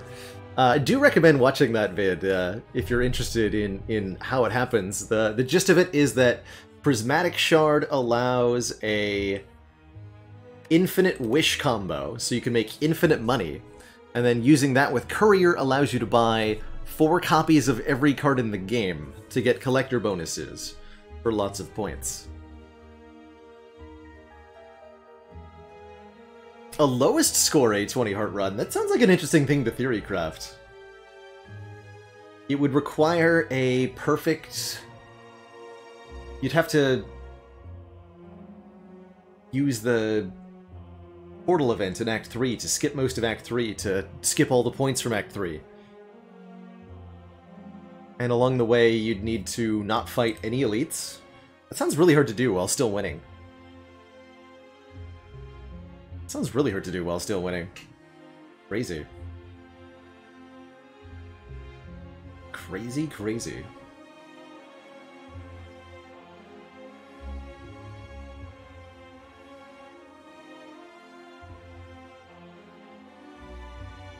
Are there cards you can't get from the shop with Prismatic Shard? Yes, there are cards. You could only get cards from your color from the store, as well as colorless cards. So that seeded run there gets collector bonuses on every colorless card and on every Watcher card, the base character that the run plays, but is unable to get collector bonuses on most of the red, blue, and green cards. Silent Watcher, Silent Ironclad and Defect.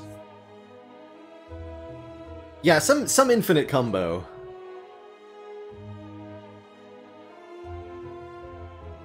I mean, if if Forgotten Arbiter showed that you can beat the heart with a 0-card deck, I'm sure there's a way to do it, right?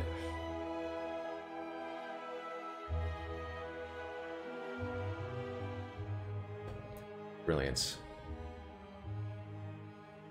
Alright, well, I think I'm going to call at least the Ascension 20 play here for now. Pushing yourself into, you know, a 6th hour of playing yet one more run is an easy way to lose a streak. Excited to return for another Ironclad run sometime soon. See if if we get a Blem Ironclad run or if it's going to be a tough one. Can't believe how strong this Watcher was, though. Good lord. Good lord.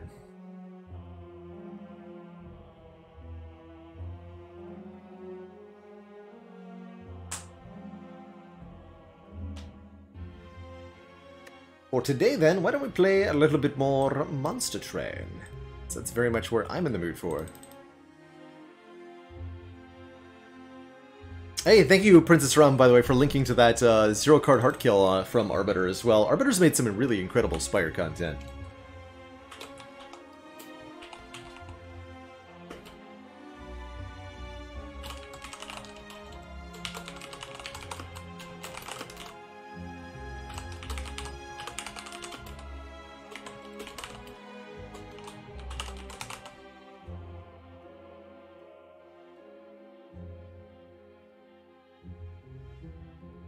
Where'd my... There it is. Okay. Let's play some Monster Train. So when am I going to stream today? I'm planning on going till at least 7 p.m. That's about 2 hours from now. We'll play 1 or 2 runs of the Choo Choo game.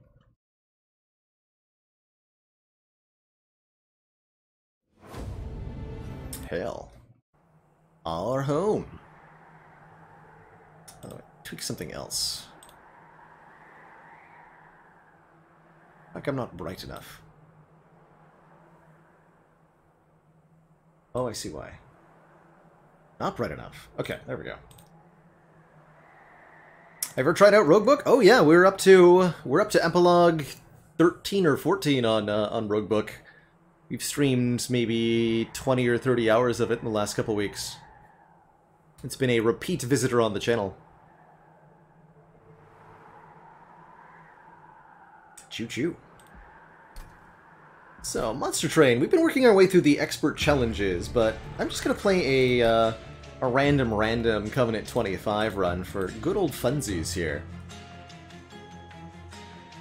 Monster Train is another deck-building roguelite game in a similar vein to Slay the Spire, but the core combat works a heck of a lot differently. In Monster Train, your deck is constructed from not one class, but 2 clans. Every run has 2, and each contributes their own pool of cards to the deck. We've rolled Stygian plus Awoken. What an interesting combo. So we have Tethys here, who is a low base health, small little backline attacker, as well as Frozen Lances to hit enemies in front, and Root Seeds, which apply bonus damage and draw next turn. This looks like it's going to be good, especially with Steel Enhancer here. This looks like a good basis for an Incant-oriented deck. That is, a deck that utilizes the Incant keyword found on Stygian Guard units. So we'll probably be going Merchant of Steel Stygian banner, hoping to find a lady. Okay, and we are offered Sweep Tethys, which I'm strongly considering here. Tethys Titan's Bane with the Sweep upgrade hits all enemies on the floor. And since we have ways to boost base damage with these Root Seeds and Steel Enhancers, we can increase this base of 5 to, you know, maybe 15 or 20 damage over the course of a combat, and that's quite good to apply to all enemies. Also applies Spell Weakness to units that are struck, which could make them take additional damage from our Ice Tornadoes.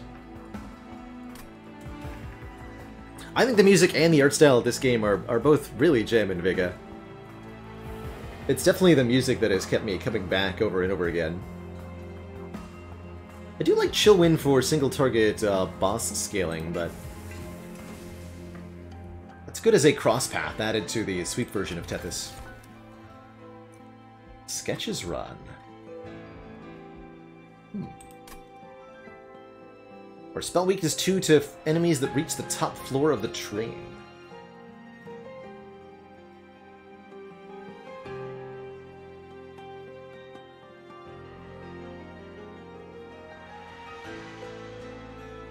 Consequences of taking the bonus relics at the start. You mean in terms of what, like the shards that the first combat gets, or are there more consequences beyond that? Interesting theory. I tend to favor taking them basically at all times, because so many artifacts are very, very impactful. So Sketches is run defining. You start with 4 units in play in the middle, but you have very little control over what happens from there.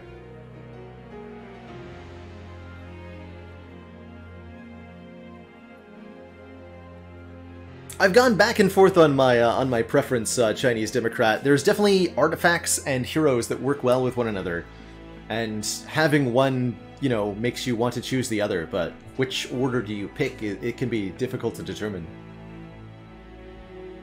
I don't think I want to do this as a Sketches run. Let's take the Totem Fragment. These clans don't lean themselves towards Sketches. There aren't any really huge units. Ooh. More health on friendly units is quite nice, especially on Tethys, who is very, very, very squishy. I don't have any Consume cards currently to make Refracting Lenses good. I think I'll just take the +5 HP with the Hammered Chestplates. We'll go into our first fight. You're not equipped to deal with the 9x2 Archer, it can ruin your run on Ring 1. Yes, that makes sense. That makes total sense. That 9x2 Archer is a rude boy. And I have died on Ring 1 before. Instead we get a super-powered nerd. I gave them +4 combat damage? Why did I do that?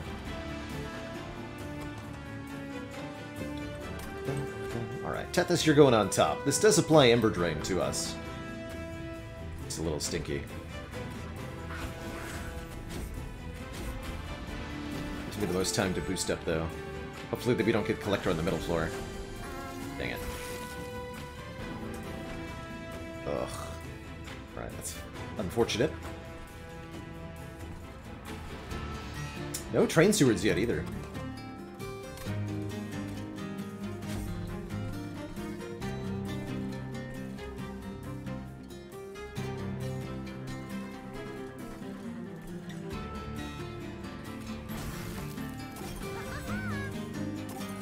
Collectors always appear on the second turn of combat.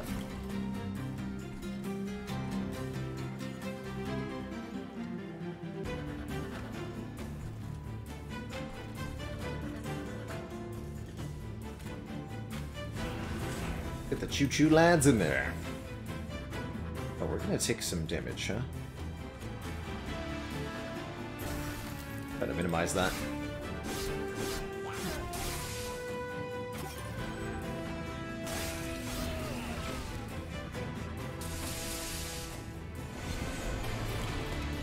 I think I should have just Ice Tornadoed. Made a mistake there.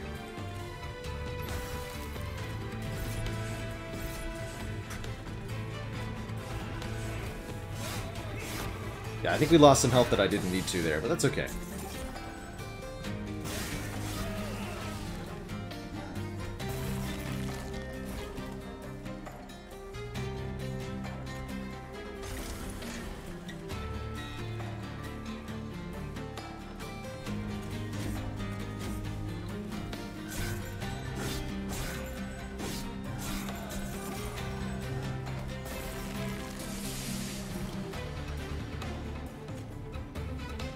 Take what? 3? I win without using an Ice Tornado.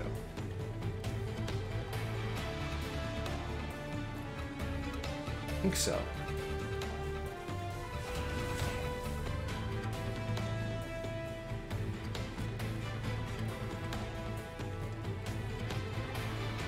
Thought so.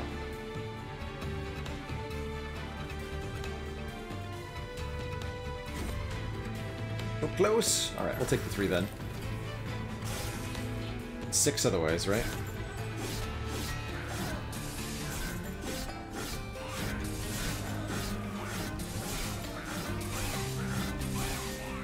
Okay. That was a little bit more painful than it needed to be. But we do get through with the challenge completed. We're offered a 3rd Ice Tornado.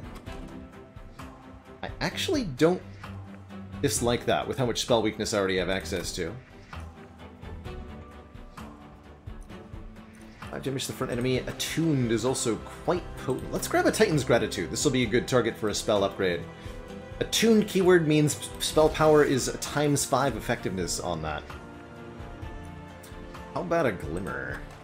That's also really good. Glimmer does AoE damage and AoE healing. It's a perfect recipient for, you guessed it, spell power. And here are some units. Ones that offer Rage and Cant, or a Sweeper. Even though we already have a Sweeper, I don't think we need 2.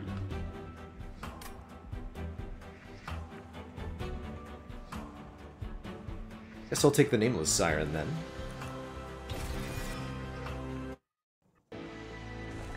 And we're gonna go Merchant of Steel, Stygian Banner. Only 100 coins because we failed to get the Collector. Means I cannot actually afford multi-strike? Oh no. Oh, that's disaster.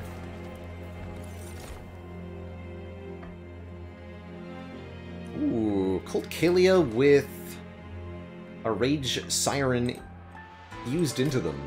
Actually quite like that. Or Guard of the Unnamed has and can't gain armor.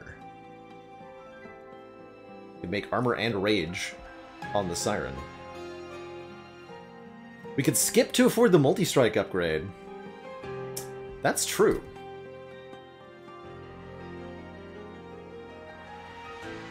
That's an interesting thought.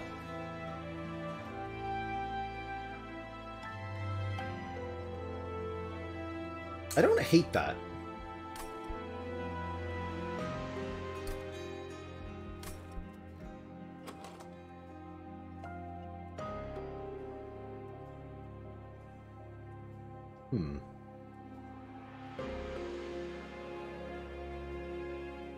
Now we don't actually need a frontline unit until Ring 3.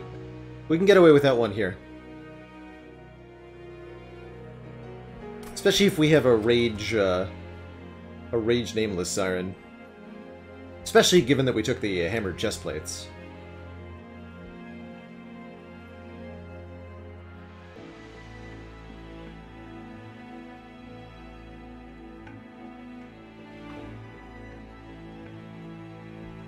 Then we're definitely using the Nameless Siren as the base.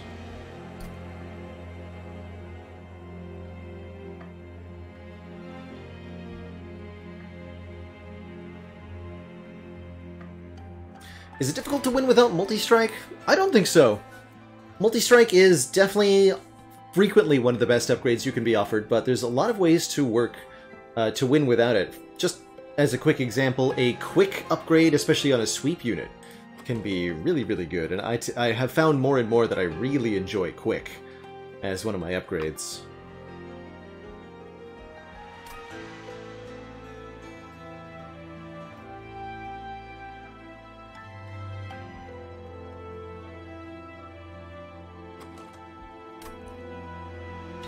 Take the Guard of the Unnamed.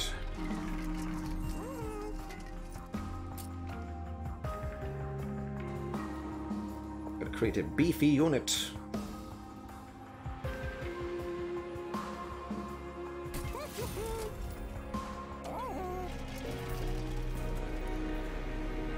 Urgent Spell Chain. Spell Chain Steel Enhancer is kind of interesting, but no thanks.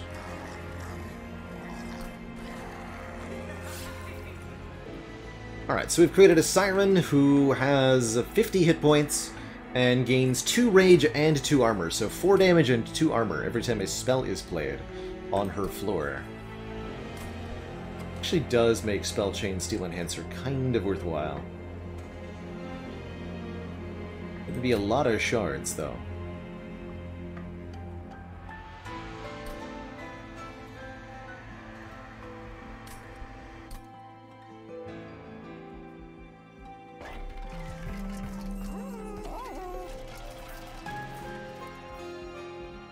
Probably too many shards.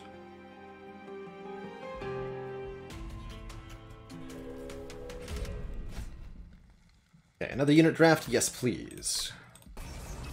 Tackle Armor 10 as a challenge. I think we can make that work with the sweep. Oh, we have a good unit.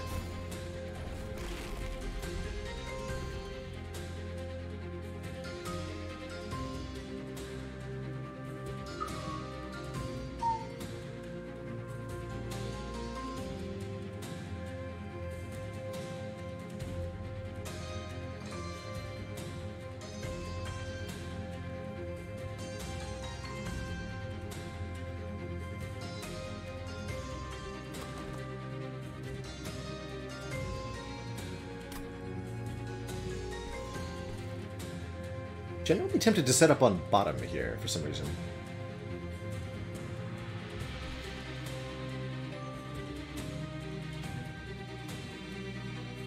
If I set up middle, I have a much better chance of guaranteeing the collector, though. Let's do that.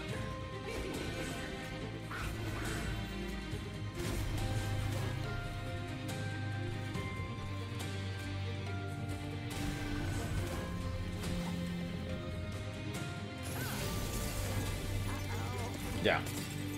So we went middle explicitly to ensure that this would be fine. It is. Well, that's less than fine.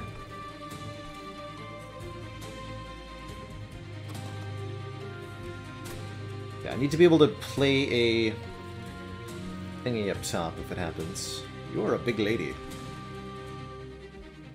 7 damage from thorns? Oh god. This is gonna die?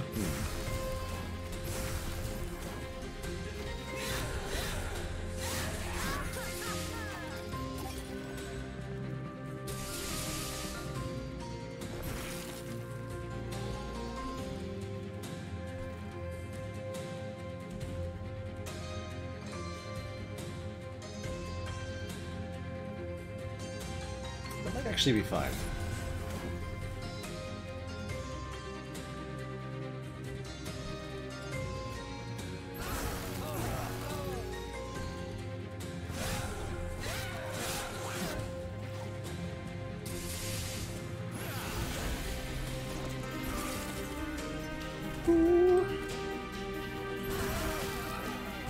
Okay.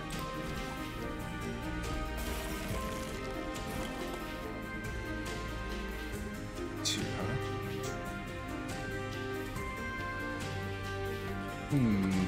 Might be dead here. Interesting.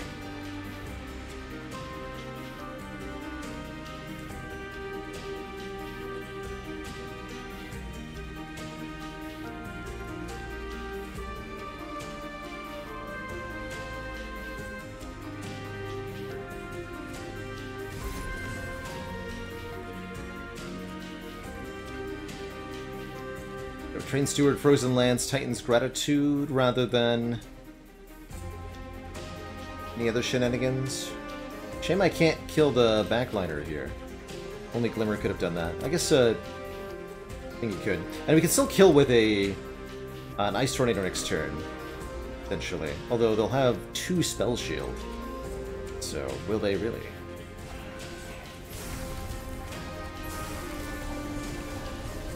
Oh, and right, that has the Offering keyword, so we also get to play the Sap. Actually, that's huge.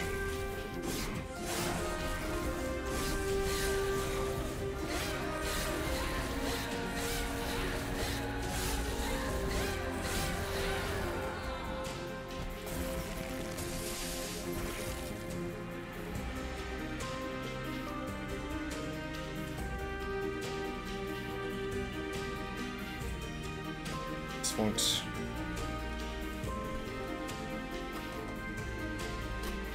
This is not gonna work, right? Right. Dang it. Alright, well, we'll just do another random. Oh wait, we live! We're fine! I'll take it. Somehow I'm alive. Offering Token is a free incant activation if nothing else. It also can play our Guardian's Amulet. We'll grab one. Don't think I want a second Glimmer, though.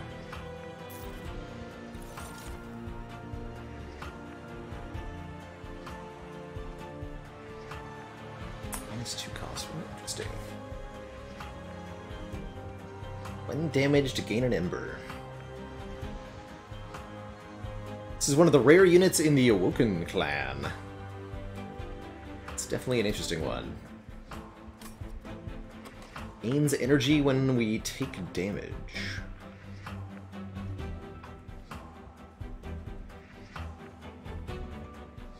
Honestly, I think I'm going to pick it up, and then in the event that we can win this run, we can get a success border on that card. And I was already thinking of going Pyra Remains Herzl's Horde. Good to know I have an additional incentive to do that now. There we go, Merchant of Magic now? Actually, both of these offer a banner unit. Very interesting. Okay, yeah, we'll go this way then. Beetlemere. Dazed on the bottom floor can be quite nice. Gives us more reason to set up bottom. Or extra upgrade slot on spells. Can certainly do some hot nonsense with triple upgraded spells. But what would be a good candidate? Like massive spell power, ice tornadoes, holdover. Oh yeah, holdover spell chain steel enhancer. Now that's some stats.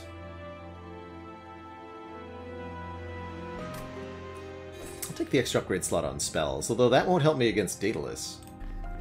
There is spell chain there. I might put spell chain on a steel enhancer. So we can have spell chain holdover steel enhancer. It can also do spell chain offering token as a kind of weird little draw source. Definitely want plus 10 magic power piercing on a Glimmer here. Making it heal 12, deal 12 to all enemy units through their damage shields. Make sure they die. Proper like. What do you got?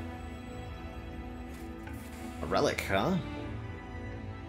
I will pay tribute.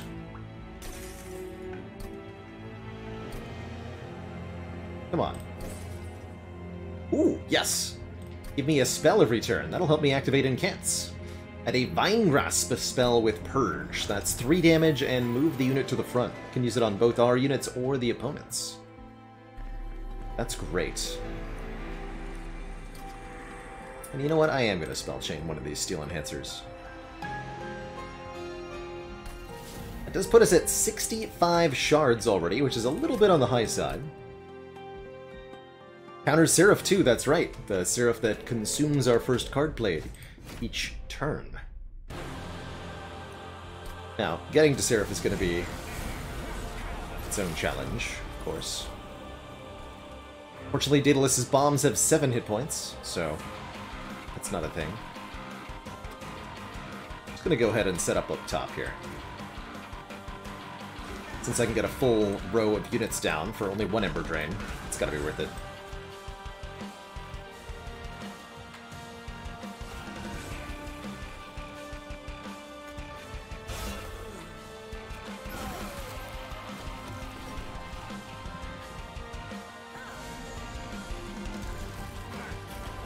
So, kind of, Skidmar me mark. Yes, if you can make the base cost of a card -1, then the spell chain version will be 0 cost. However, you're not allowed to slot a cost reduction upgrade into a 0 cost card, so you have to find a way around this. Or it won't work.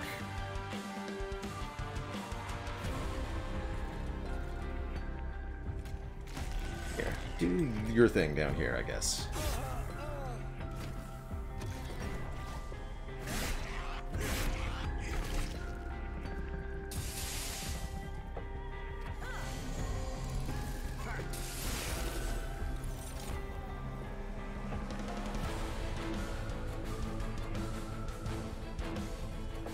Yes, you can do stuff like -2 the cost of a 1-cost card.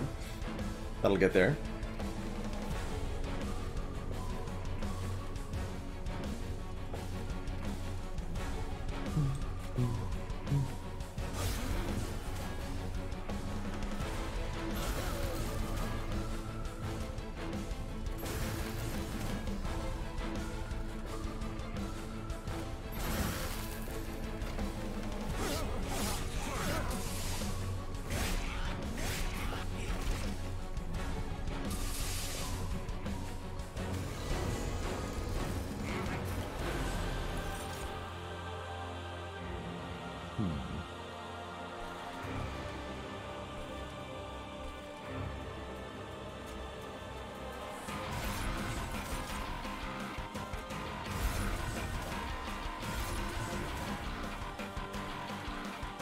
Try to save the sapwood here.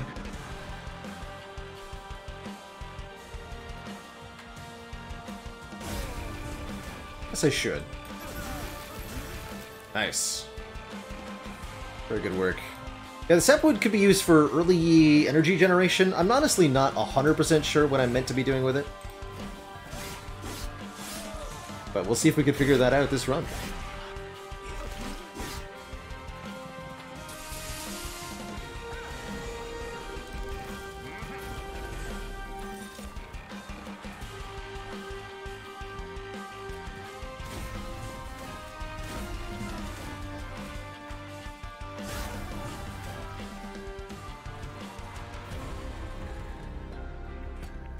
No attacks for you.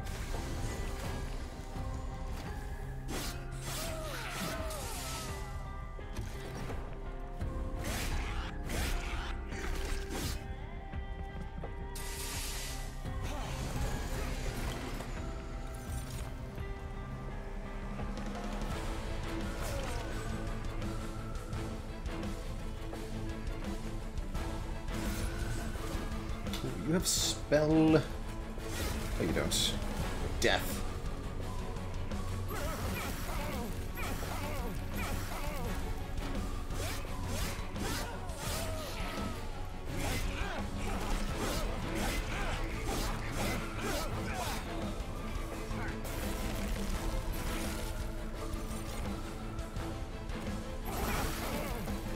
Hello.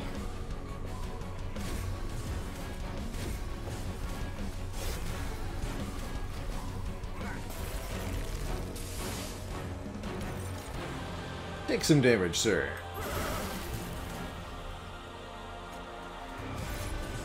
GG.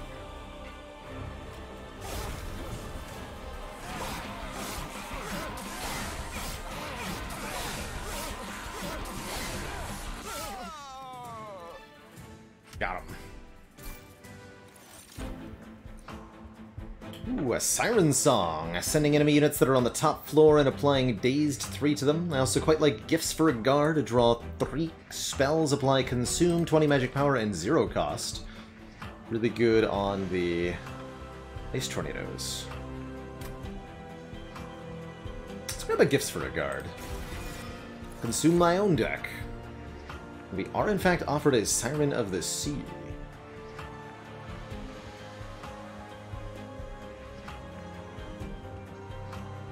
Do I want to put any of these inside our Wilting Sapwood?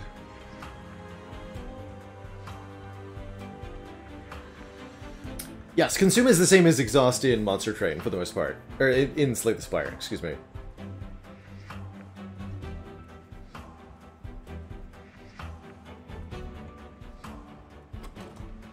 Actually, do I want another Siren for my top floor? Yeah, actually. Probably.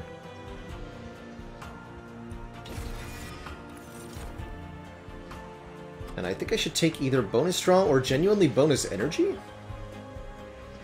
Bonus energy actually sounds quite useful.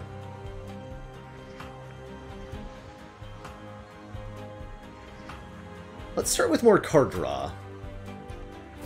We might be able to get energy from another source. I think I will go Merchant of Steel here. Although remove 2 at the Unstable Vortex sounds nice, and I did take the 3 upgrade slots for spells. So Merchant of Magic seems even nicer. Merchant of Magic next floor is up against some stiff competition, too. But if I ever go to a Merchant of Magic, what then? Oh, and I don't even have the ability to merge units for a really long time. I should not have taken that Siren.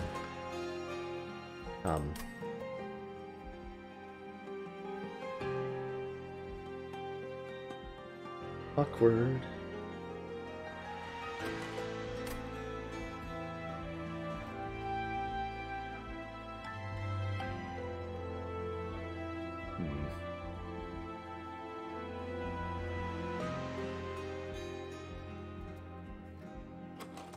Am I sure I don't want holdover? The other options are what? Remove Consume would be pretty bad. Retain would be pretty bad. Double stack would be pretty bad. Okay. What do we got? Big Stone.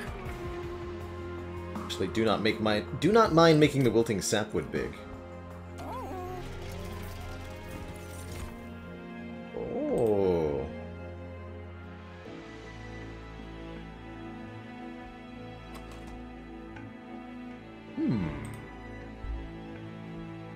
We could make a cheapened Lodestone Totem.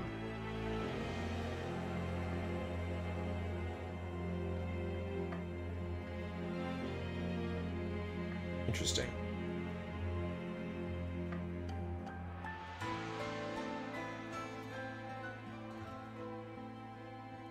Sap 1 on Incant is hella strong.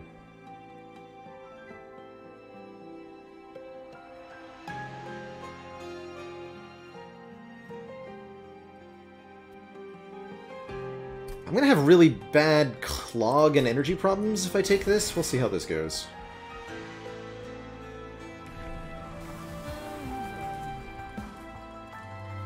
Damage spells cost -1 or spell weakness 2.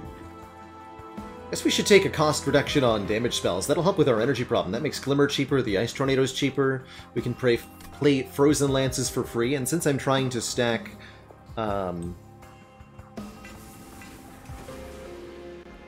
Incant anyway, that sounds useful.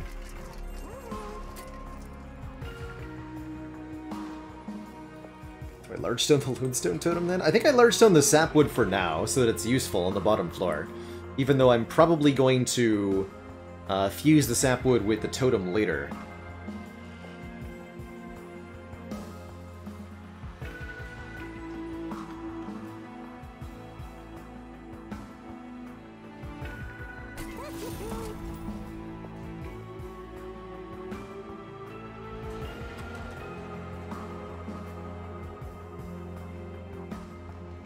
Then maybe I'll put a Battlestone into this Siren of the Sea.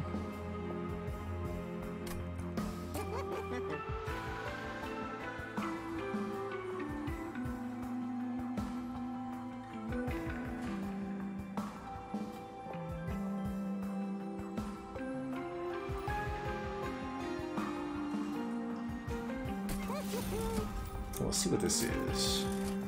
Quick. Quick is pretty useful.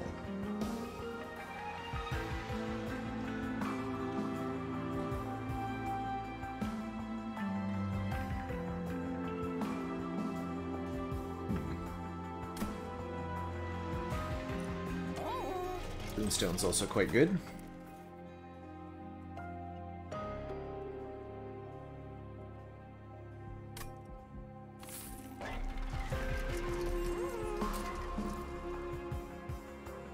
Make the wilting sapwood quick? No thanks. Guess we'll make the rage one quick. We'll make this one quick. It just does less damage.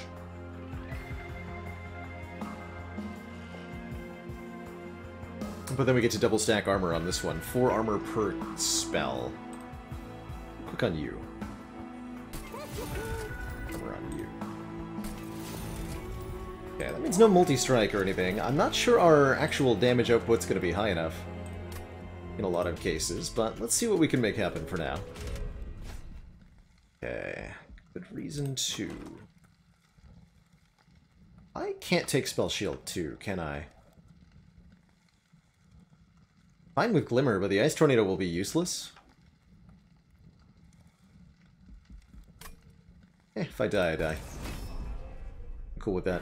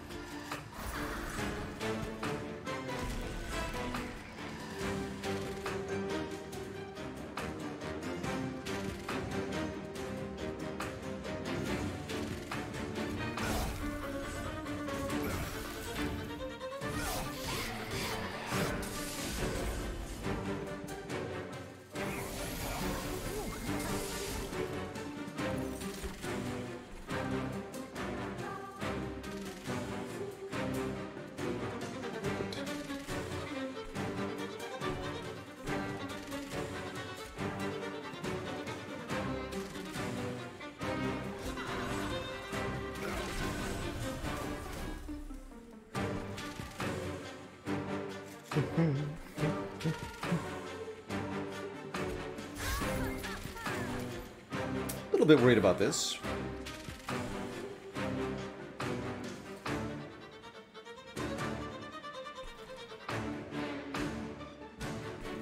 Yeah, I shouldn't be.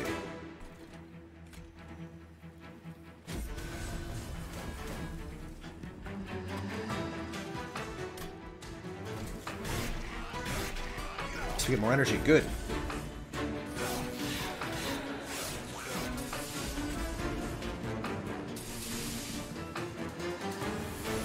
Good.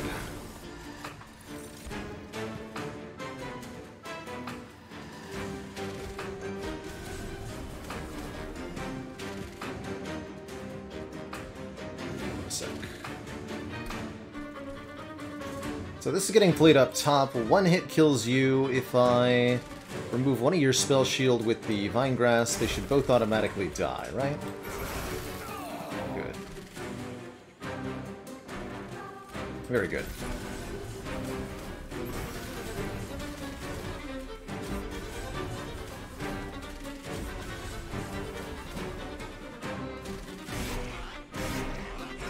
Should the totem go with the sirens? Right now I can't afford to play the totem. So the totem's not going anywhere.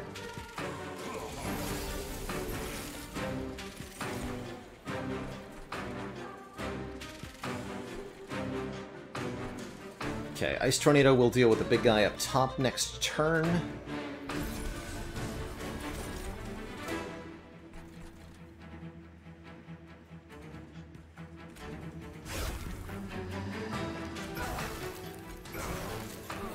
Good.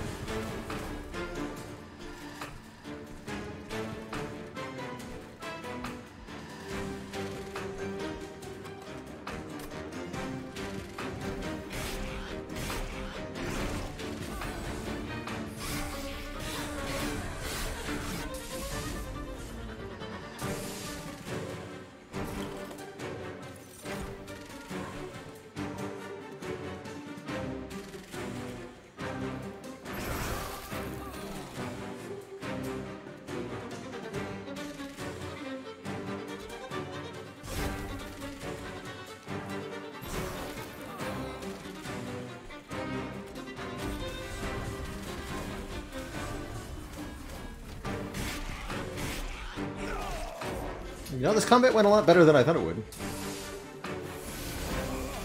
8x2. Did we beat the boss, though? Currently, no.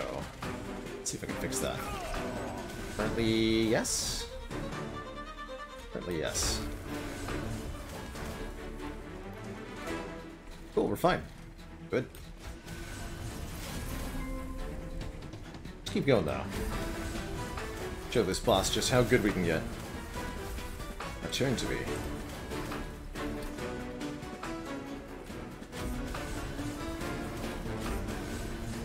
GG.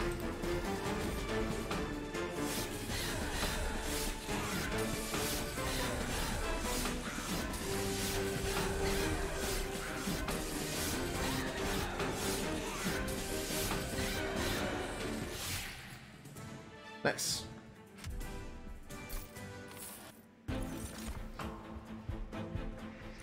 Another good incant thing. We're fighting Surf the Diligent. I want an unnamed tome.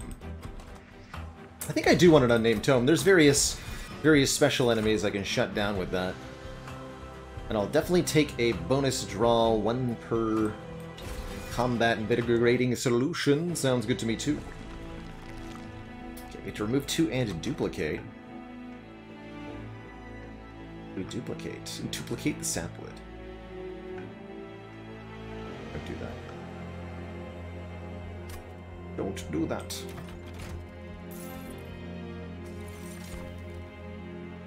Ew. Winged Steel is great, though. When you play your 3rd card of the turn, draw 1. Perfect. Fire health is not terrible, either. Okay, Steward's gotta go. Stewards don't activate incant, so they must leave. It's only 5 shards to dupe this Glimmer. That's actually completely reasonable. I think that's probably my dupe. Shame I didn't get it upgraded with a -1 cost first, but oh well. The Self-Made Harpy with 95 Pyre Shards. I do dare to give everybody multi-strike? Question mark? Sounds really scary.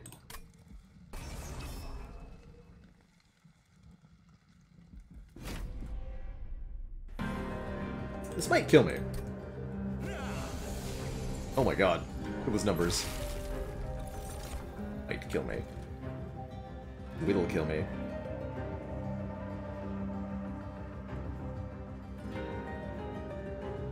Okay, excellent turn for the unnamed tome.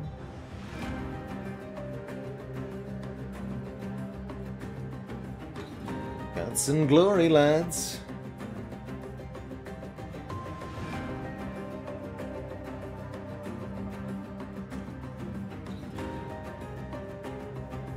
Okay, we need to set up on top then.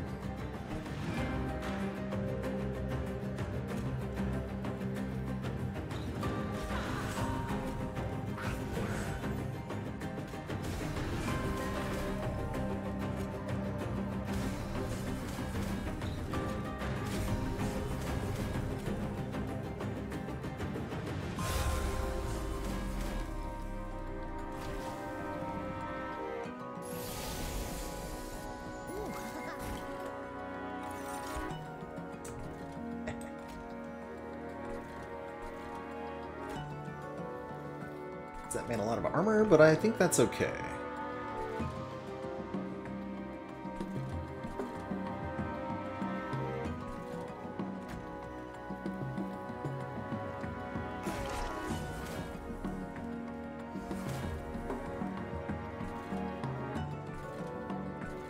Love to be able to play this one, but I need to put the Siren of the Sea in play here.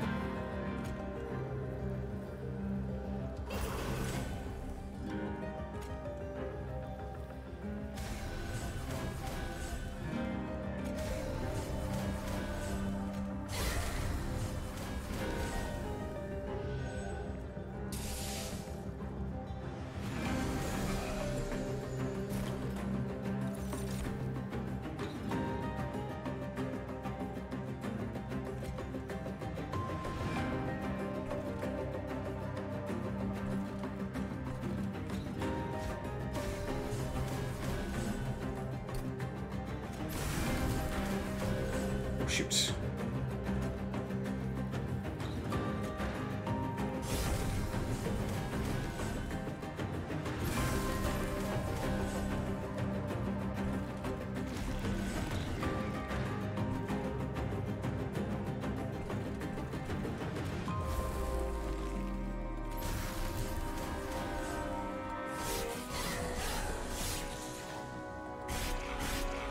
Give me more energy.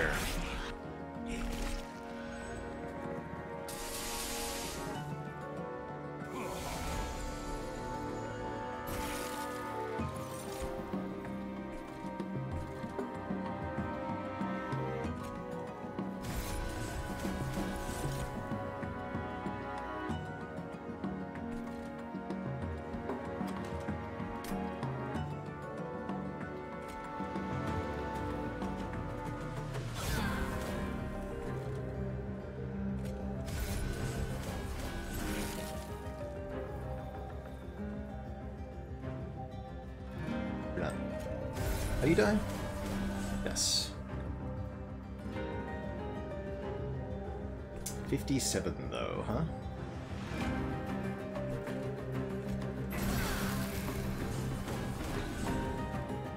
Better.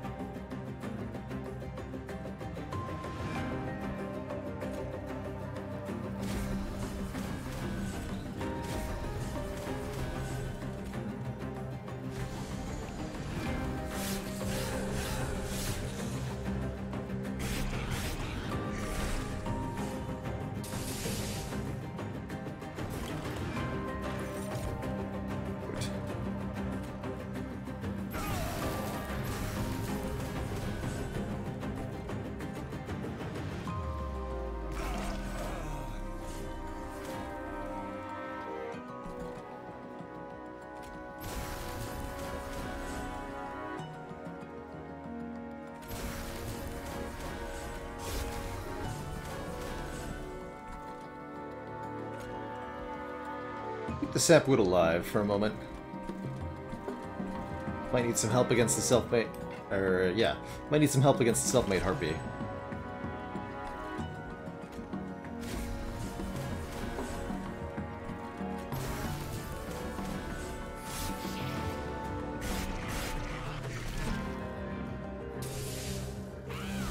Ah!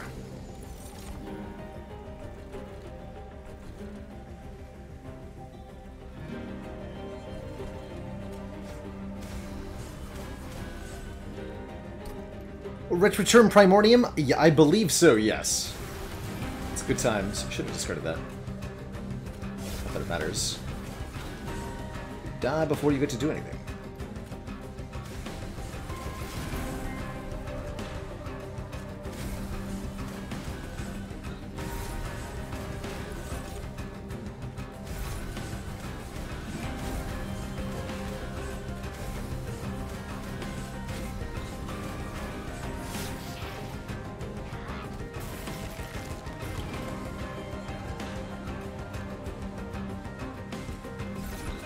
Get one more energy next turn this way. Ooh, 125.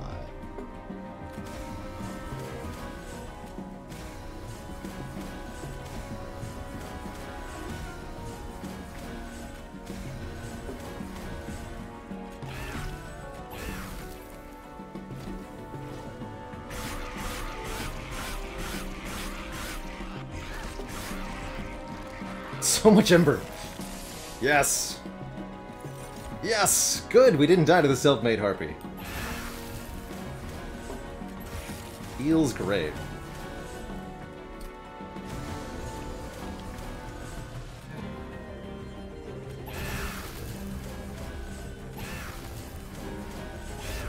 We're actually really strong. Its Rage Siren is 175 base damage. God.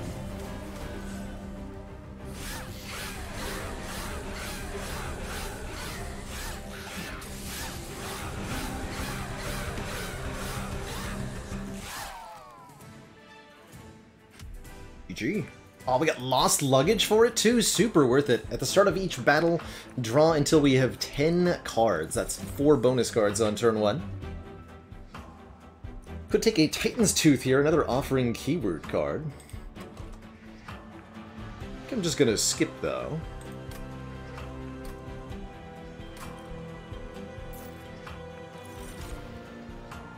Ooh, I like Engraft. Restore 1 health, gain 1 energy, draw 1 more card next turn. It's free, and it procs and can't. It's great.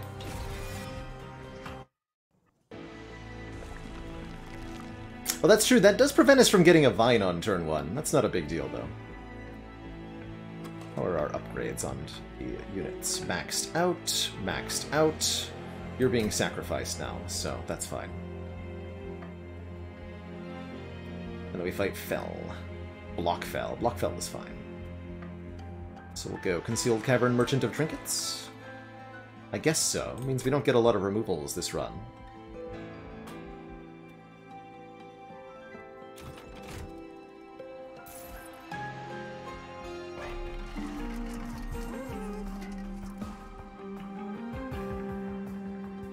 Your third spell of the turn, all cards gain bonus magic power for the rest of the battle.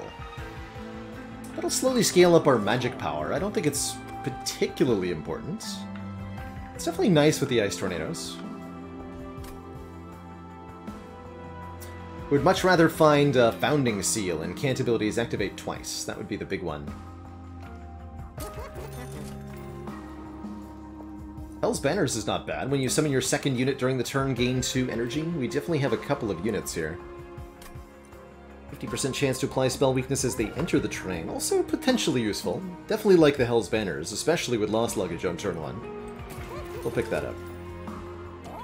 And I might buy a couple of removals. Let's see what the event has.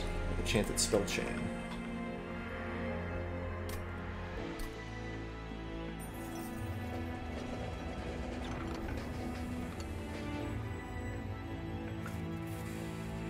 Oh.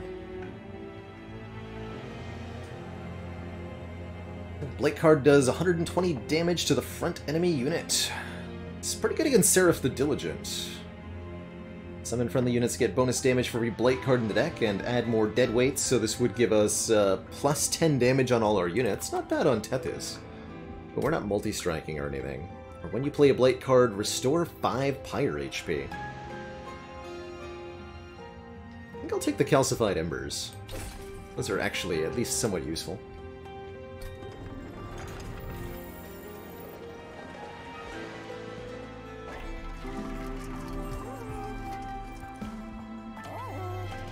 Which Seraph gives you Blight cards? This one, Seraph the Diligent. He adds 3 of those Shard cards, the 1 damage Blights.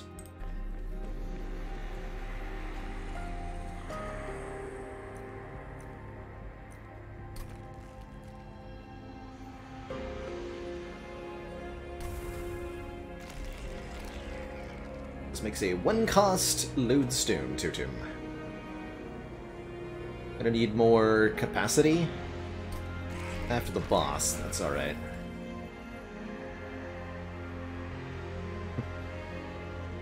Pretty cool, actually. Anything else I want to spell chain? Spell chain and Graft is kind of hilarious. Spell chain and Graft is hilarious. I want that.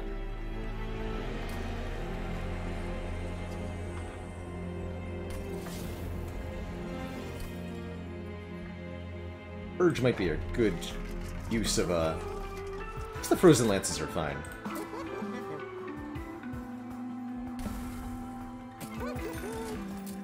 Pay out for a couple removals though. Alright, Fel. Show me what you got. This Clipped Warrior has become winged once more, creating statues in her former image to block your assault.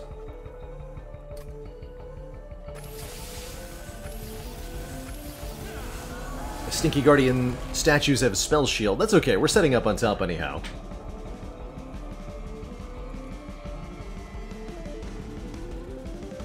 I guess we'll put the Sapper on the middle row, because we don't currently have capacity up top for them.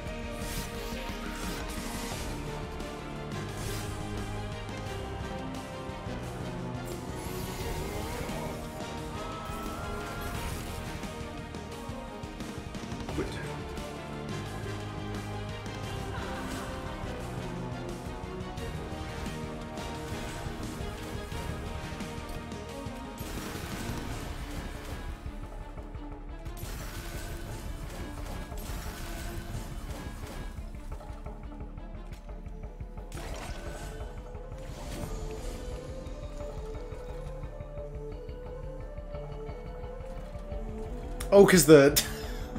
right, those enemies apply damage when they die, so this is now a damaging statue. Interesting.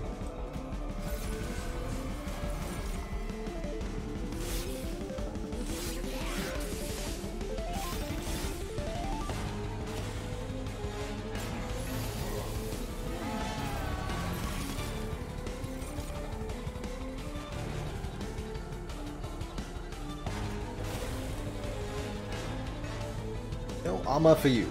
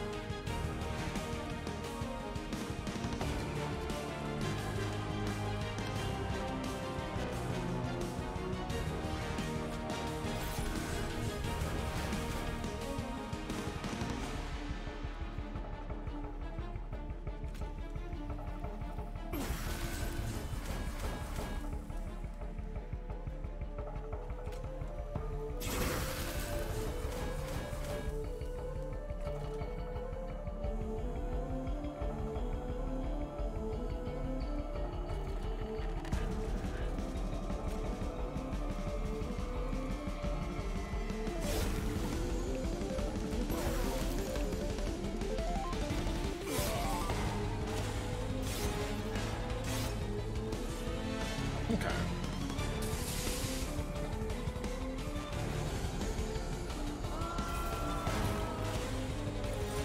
This guy's gonna be a problem next turn. Looking for Ice Tornado. We could also maybe use the Calcified Ember on him.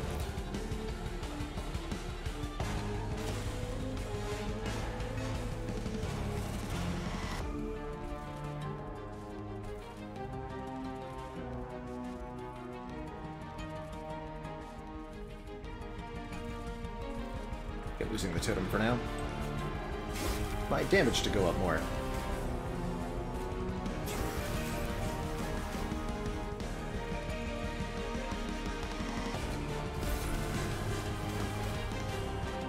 Oh.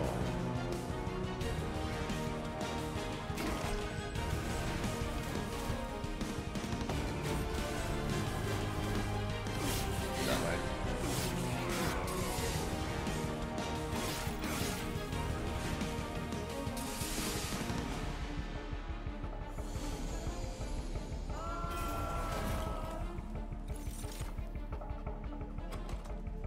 Okay. Gifts for Regard should be able to generate what we need here.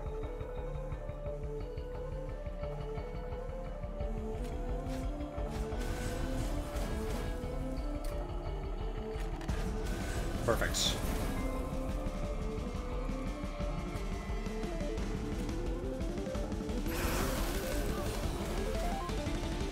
Dead. Should play being graft first, huh?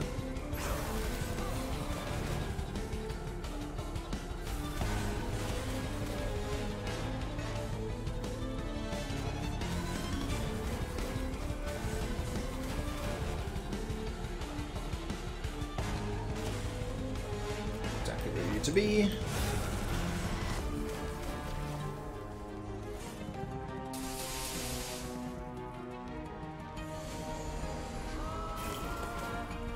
Somehow this is all working.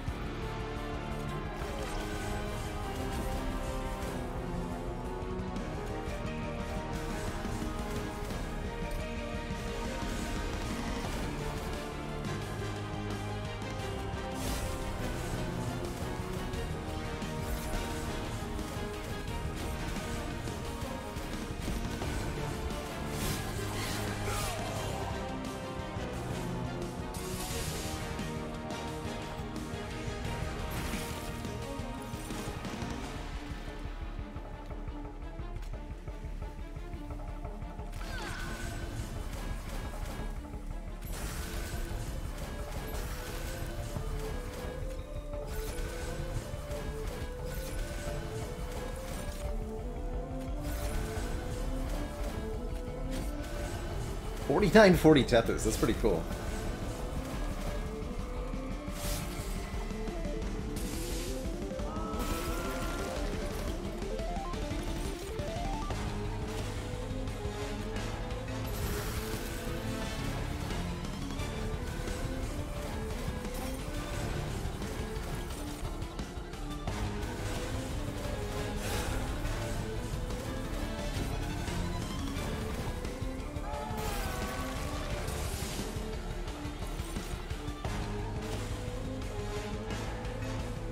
$25/2, that's a spooky stat line, fella. I'm in awe that we actually don't win this on paper. But we can change that. The frontline beef here.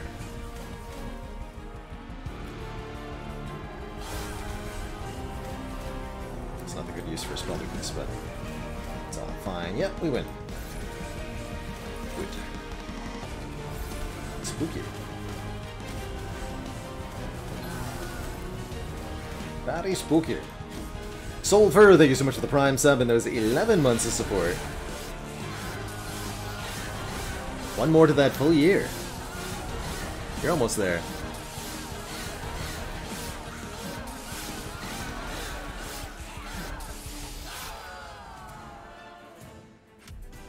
Spicy.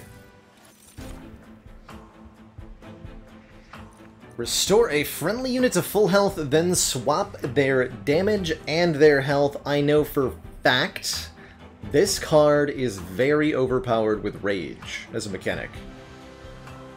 When you adapt a mutation on a unit with Rage, they count their damage as being with the Rage included, but when you then swap, they get to keep the Rage. So if you have a 1/1 unit that has 100 stacks of Rage, so that it's a 201 damage and 1 health. You play adaptive mutation on it, it sees the 201 damage, turns that into its health, but it still has 100 rage, so you end up with a 201 unit. Or with units like Bogfly that are getting a temporary boost of some kind, that's also pretty powerful then. Cool, we have to go to Merchant of Magic, that is literally required. Please hold over. Thanks. Ooh, improved firebox with lost luggage. Yeah, I'll take the extra energy on turn 1. Don't mind if I do. And there's holdover. Perfect. What am I holding over? I like holdover gifts for guards sometimes. That's fun. Probably holdover Spell Chain Steel Enhancer is going to be really, really, really good. Or what about holdover? Wait, no. We have the ultimate.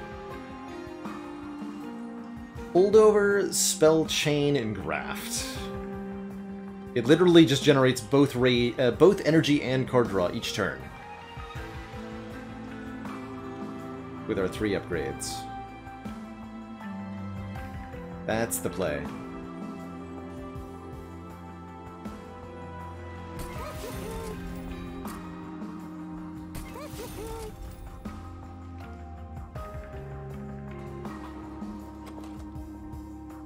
Yeah, so this is activate Incant 4 times, draw 2 cards, gain 1 energy each turn.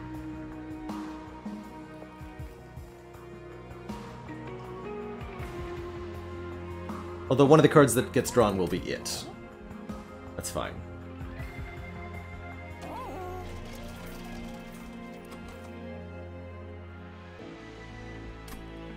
Didn't think I need to reroll then. Intrinsic.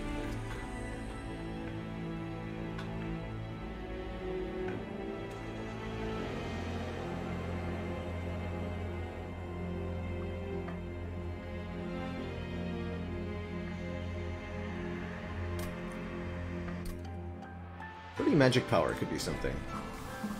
We have so many shards though at this point. Probably want to go Conduit 2 to make damage spells cost -2. Make those Ice Tornadoes nice and cheap. It's the only things that actually benefit though, yeah? 5 more damage this way.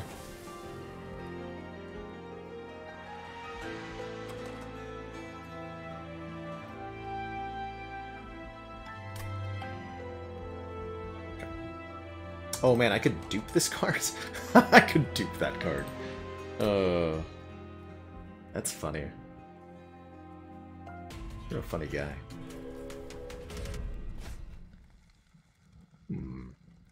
Spikes 5 will kill Tethys, huh?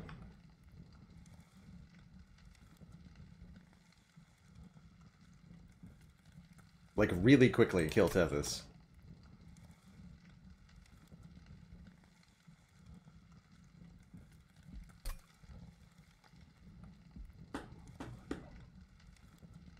It's a real shame not to get the $400, though, you know?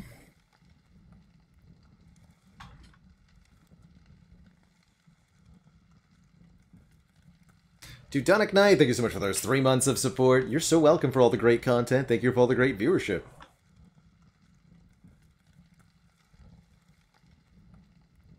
The Sirens will be fine.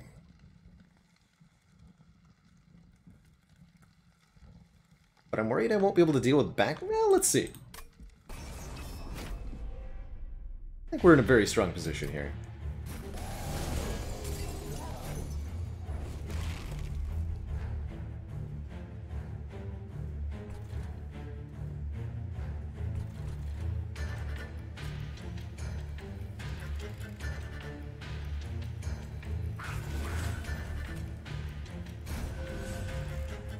Totem definitely helps.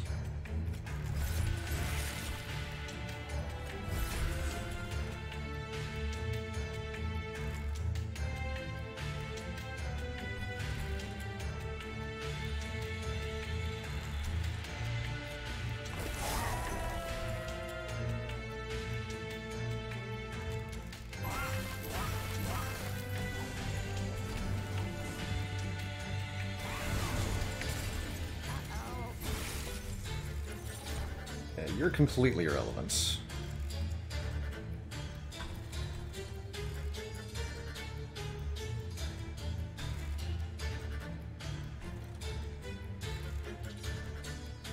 It's not gonna bother.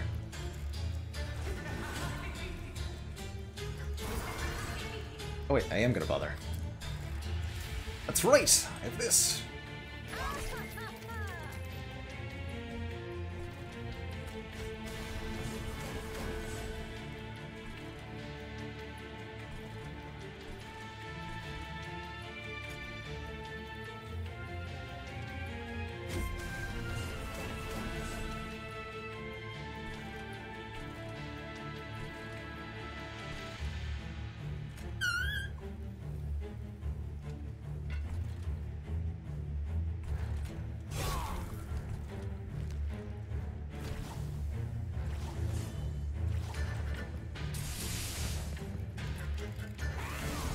Oh!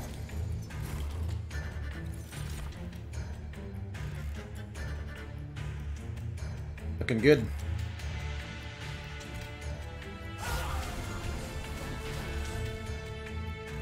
Greetings, sir. Have some death.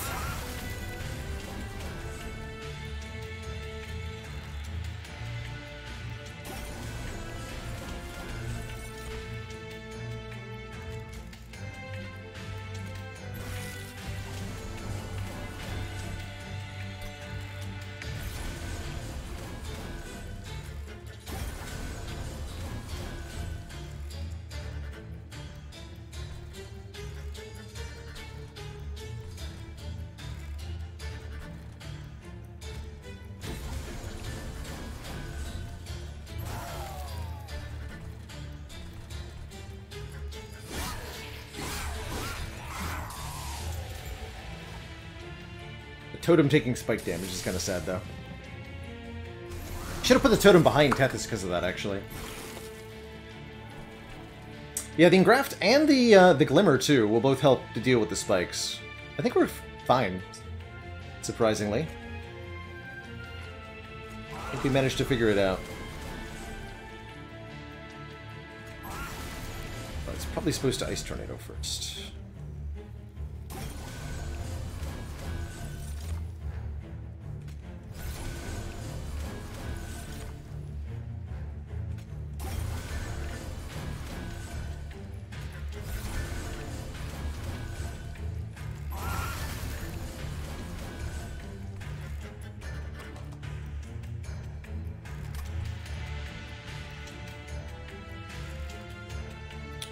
Okay, you're sapped into nothing. I'm going to keep this Ice Tornado then. I'll let this do some damage to my Pyre.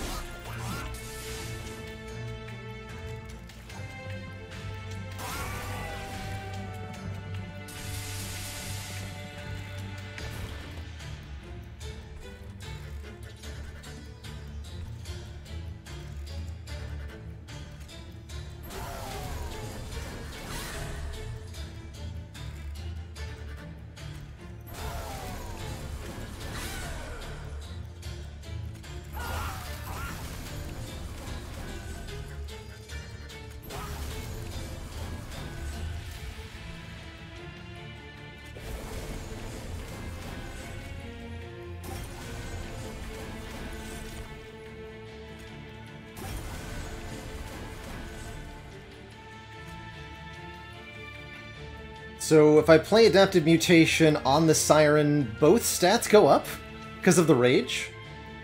So we go from 105.50 to 148, 105. Neat.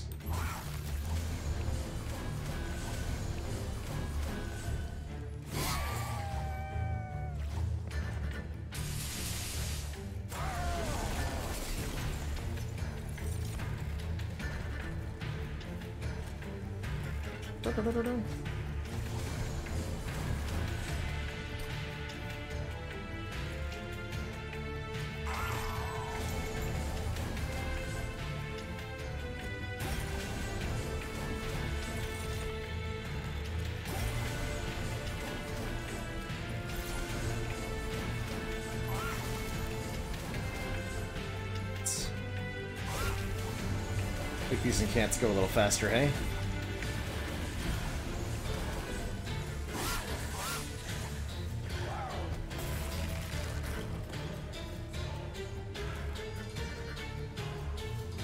Oh god, he gives him multi-strike. Yikes.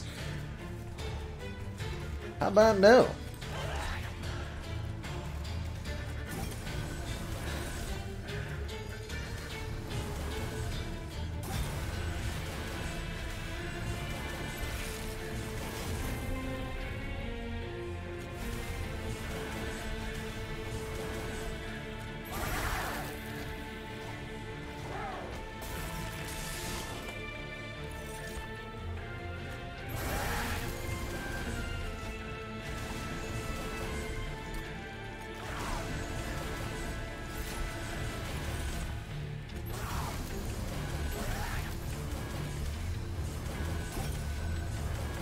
Also get rid of this calcified item.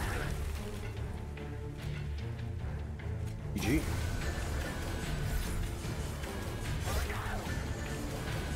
Eleven sap as well. Darn.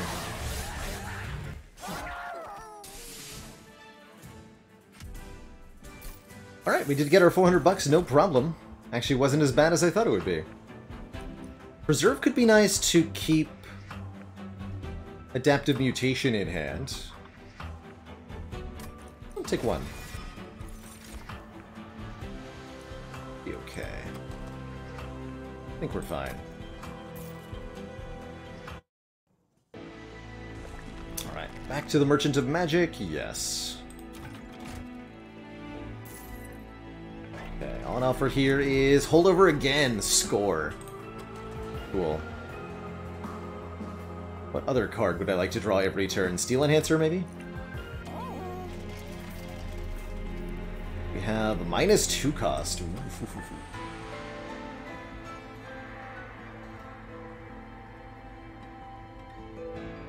Can't hold over Adaptive Mutation because it has the Consume keyword on it, unfortunately.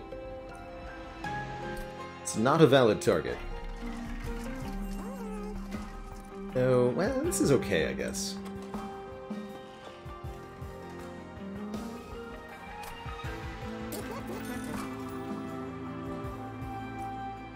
Silence could be helpful. Little triggered abilities. Sap Tap is good. First time each turn a friendly unit is healed, draw 1. That'll be 1 draw per turn. That's good. Could you hold over gifts for a card? I would delete my entire deck very quickly. But I don't want to delete my entire deck. Okay.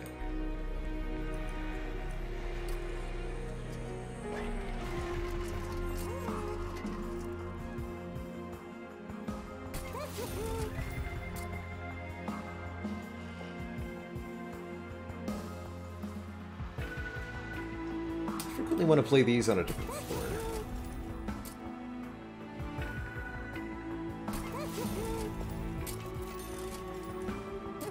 Okay, we'll just put that on the adaptive mutation outright then.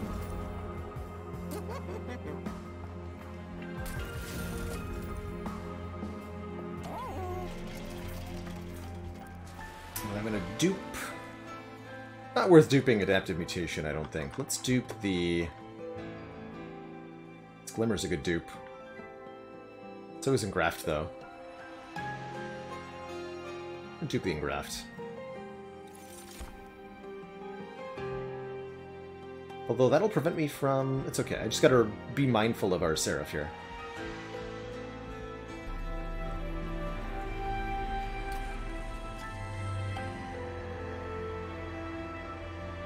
Could put -2 cost on something, but I'm good without the shards.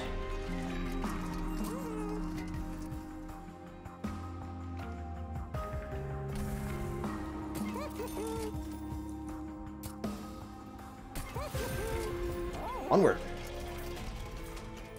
to our final battle against the Angel Man. Does whatever he angel can. So there's those 3 blights that this version of Seraph adds to the deck. Every time we play them to prevent the 1 damage, they'll also do 120 damage to the front enemy. I think it's usually best to set up top against Seraph.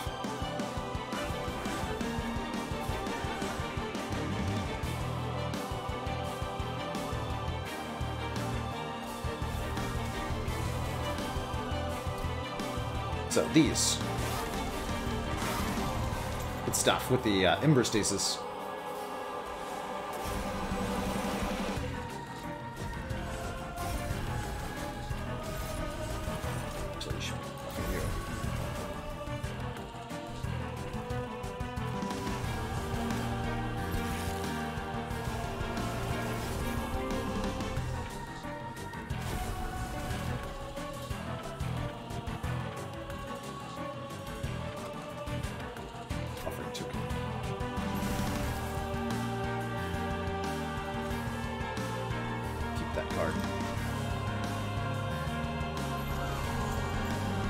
So, Consume gets added to the first spell each turn. Our hand is full, but we can play a Frozen Lance. Have that get consumed. We did draw each other. Good. Oh wait, you should be in play.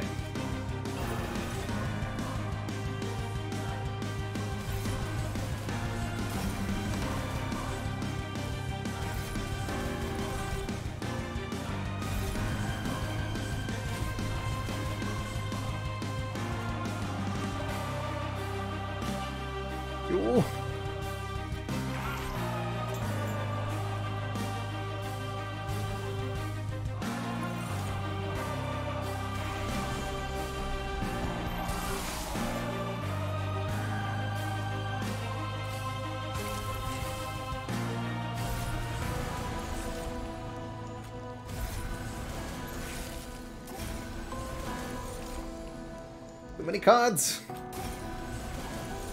Help!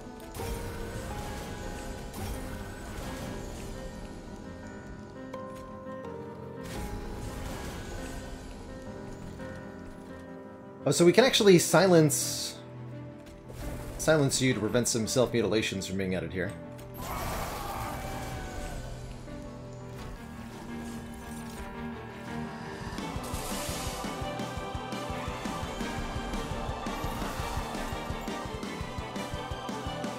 Consume?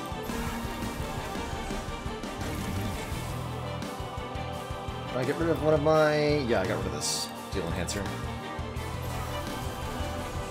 It's all good.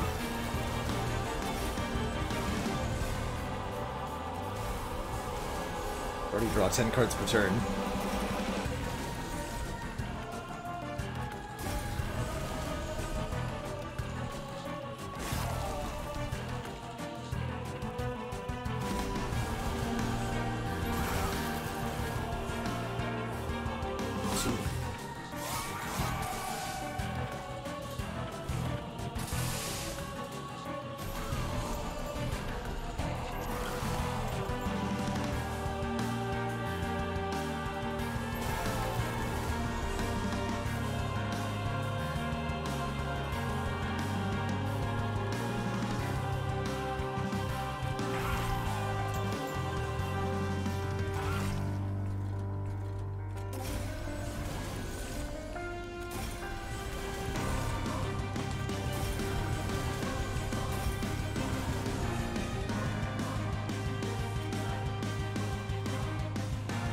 that big a boost to damage. It's only going to be plus 45 or whatever.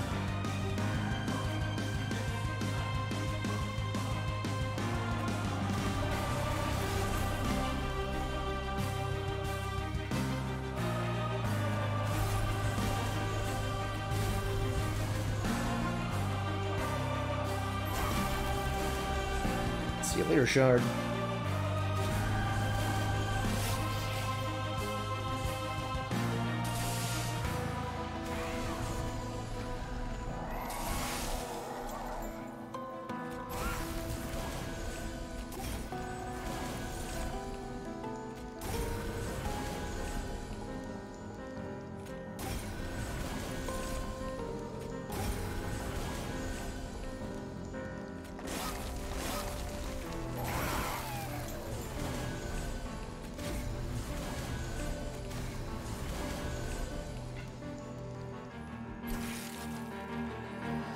Oops.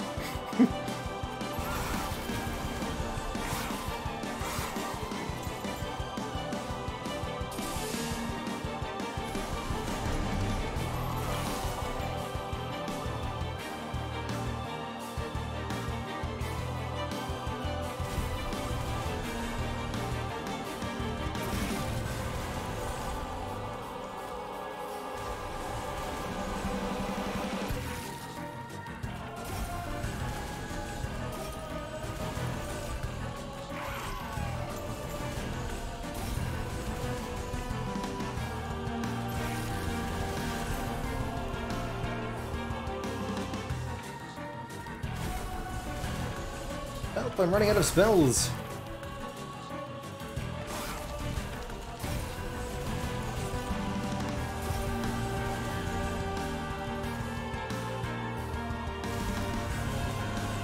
The biggest lady of all.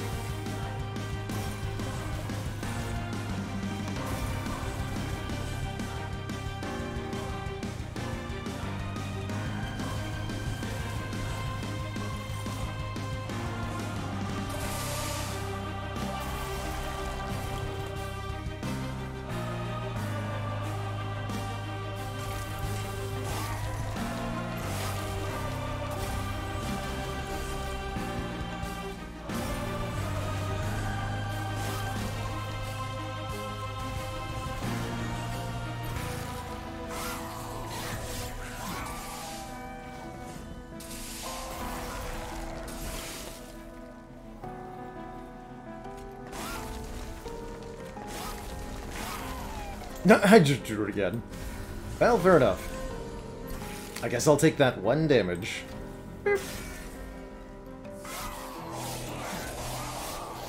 Seraph has no attack. That's just sad.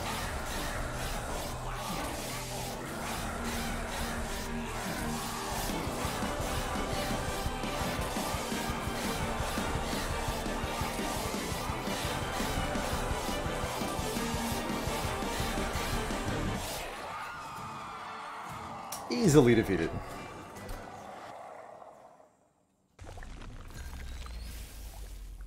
And without Seraph consuming our spells in this divinity fight, I don't imagine we're going to have much difficulty here either.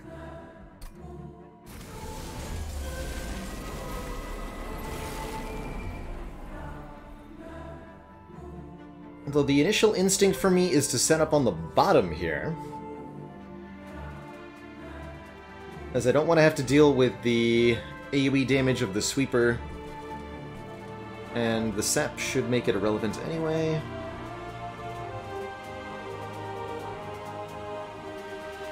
So I think I'm going to try setting up on bottom here.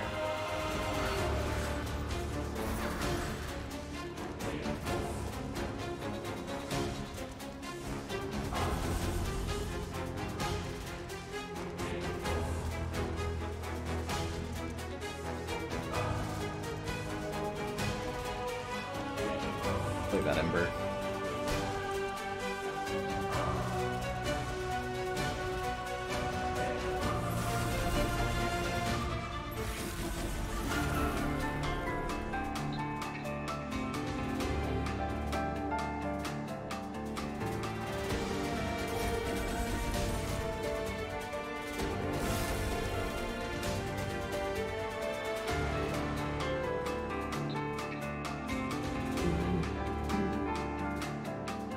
I needed to silence these. Or feels like it.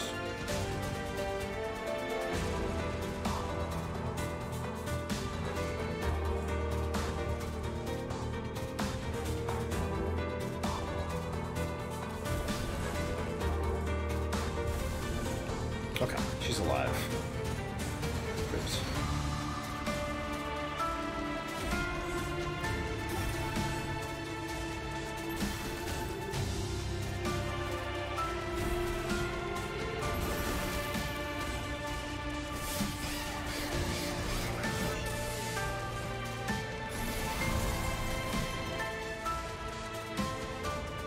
We got both of the other two. Goodness.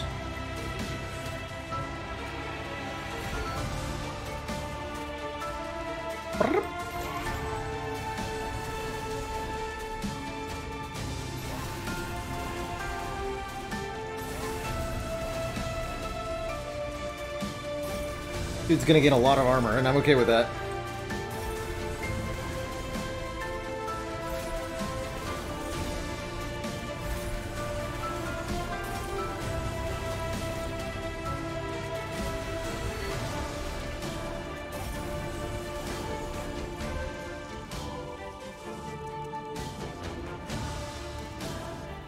Actually is not enough to boost her health yet.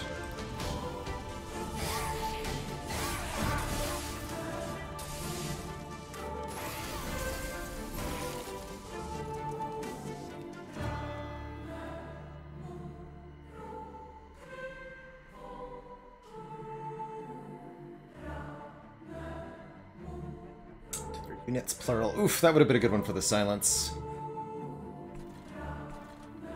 It's okay.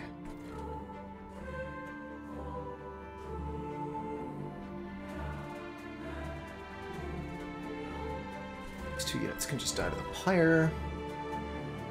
Okay.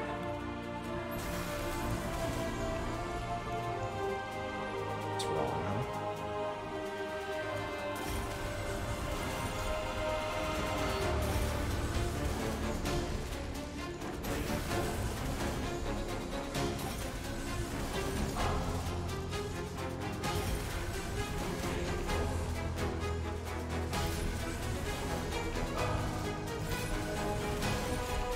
Bada thank you so much for the 14 months. The lucky 7 by 2.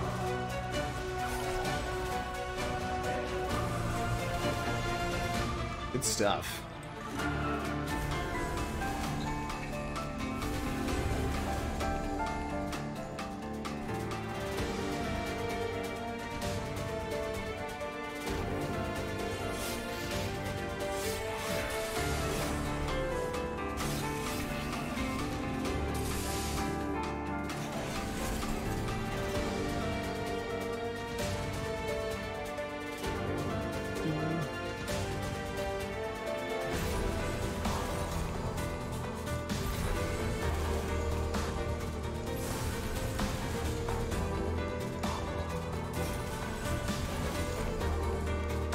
Cannot be played.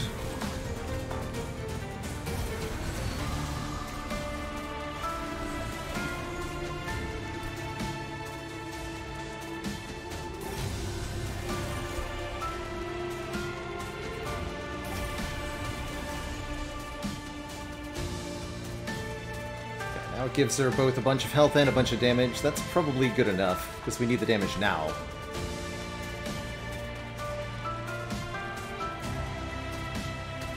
Fine, looks like. This will be fine next turn. Ice Tornado is a lot less reliable in this combat because they can hit the last divinity, unfortunately.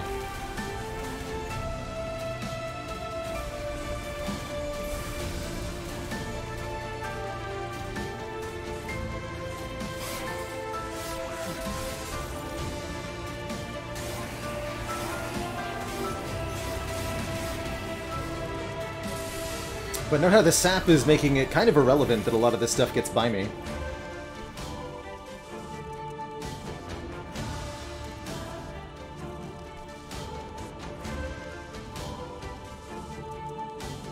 Right?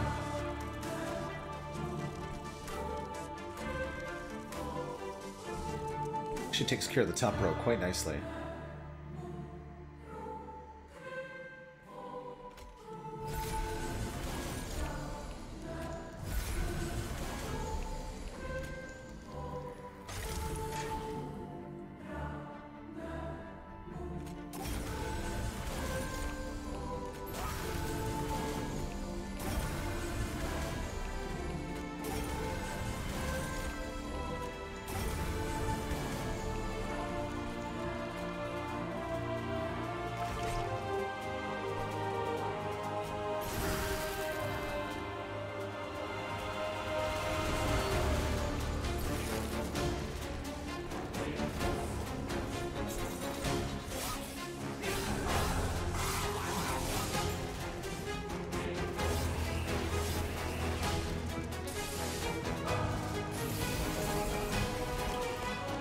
No attack.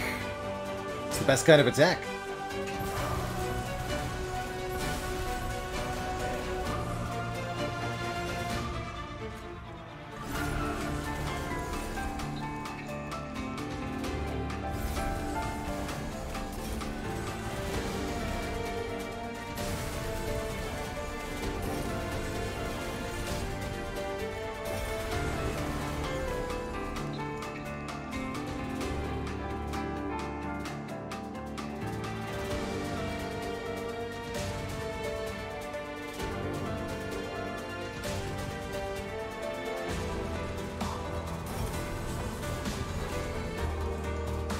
These guys do pretty significant damage still.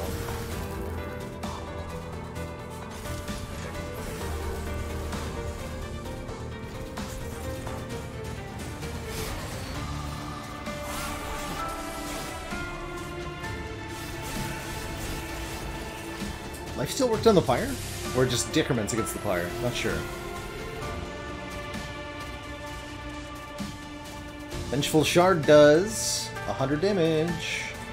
This will kill.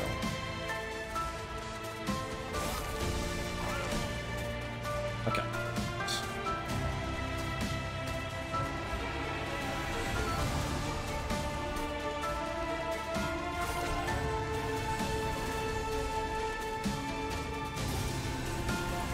Hey, welcome yo dudes, what's up? This is Monster Train. Another wonderful deck builder. Roguelite deck builder, just kind of like Spire, but with a very different set of core mechanics. We've got enemy units advancing, coming in at the bottom of our train each turn. They'll do combat with our units and then go up to the next floor. Our goal is to stop them before they reach the last shard of the pyre, our health bar. Meanwhile, fighting this giant divinity creature. You've come in right at the end of this run, so we're up against the ultimate final boss, which is definitely adding a little bit of chaos to this situation here.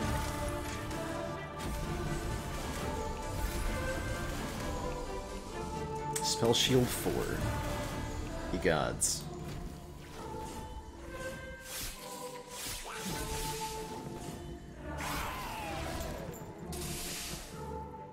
This deck relies heavily on debuffing our opponents with status effects. Our Lodestone Totem in the back here removes the attack power of all of the enemies.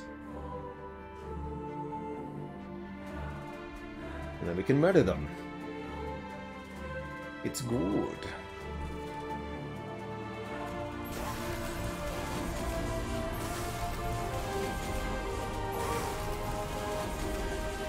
Not dealing a lot of damage to the boss so far, but this deck does not need to have a good time.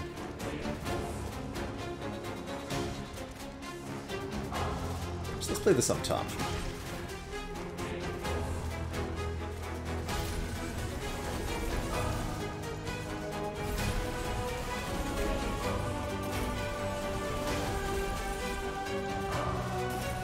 Yeah, we have so much sap stacked on the boss, right? And our Siren stats are so loaded, it really doesn't matter.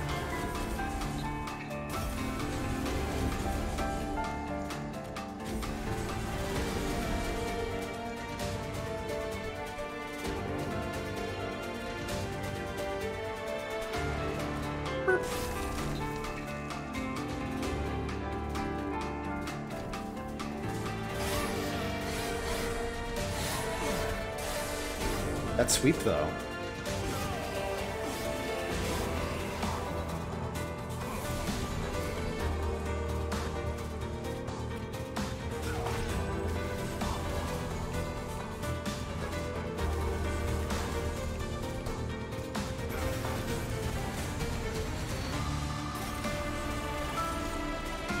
much card draw.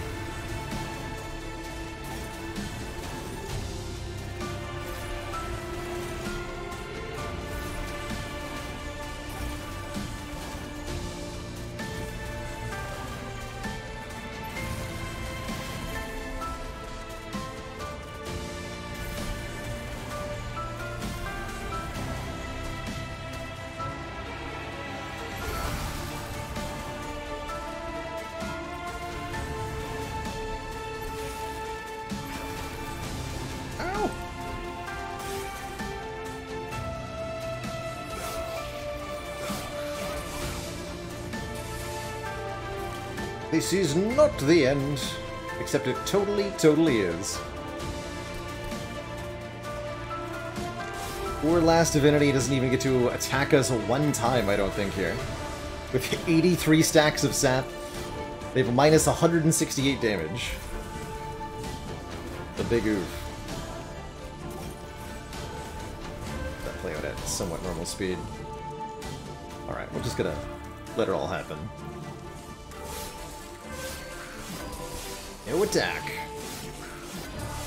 Poor guy.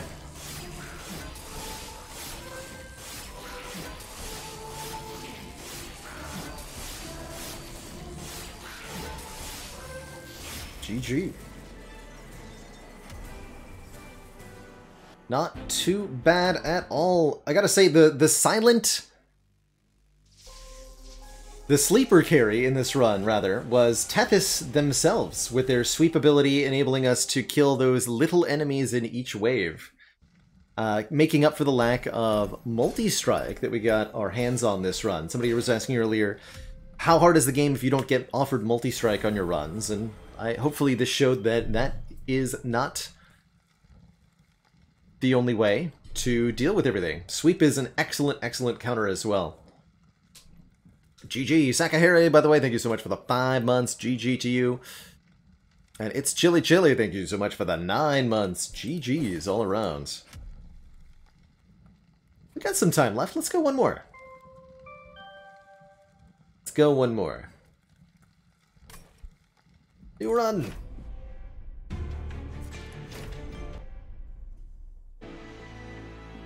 We are Hellhorned plus Stygian. The Exiled Hellhorn, giving us the Shardtail Queen, who specializes in imp units, as well as 5 Queen's Implings, which do 10 damage to the front enemy unit when they're summoned. You also get 2 Fledgling Imps, applying a rage to all units on the floor, and 2 Flash Freezes. This feels like a really good start, especially if we can get some boosts to rage, maybe some bonus capacity. Let's see, what champ upgrades are we offered? Resolve. Add a Queen's Impling to your hand. Imp units cost less on this floor. Honestly, kind of really dig that. Imp Parade. Where the royalty version gets the rally keyword, gaining bonus power every time a unit is summoned on their floor. The idea being that you, I guess, armor them up. You really need a survivability mechanism. Let's take the Imp Parade. Ooh, Cheater's Hand. Although that is Scourgefell, so Sinner's Salve is not bad. But I'm a huge fan of the Cheater's Hand. You draw 1 more each turn, and then return it back to the top of the deck, which is not so much a problem. Kinda like a Retain, but not quite.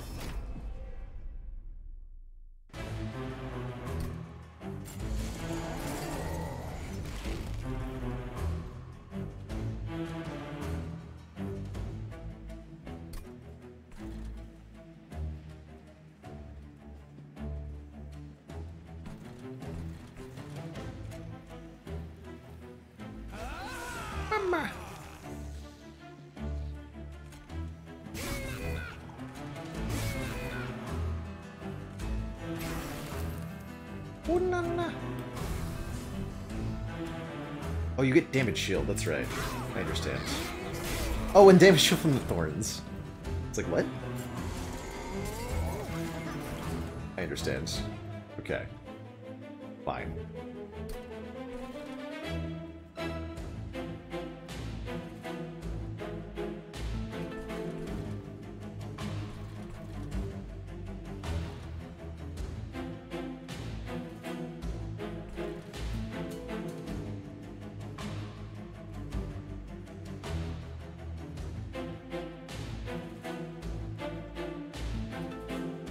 put everything behind the queen? She goes to 1?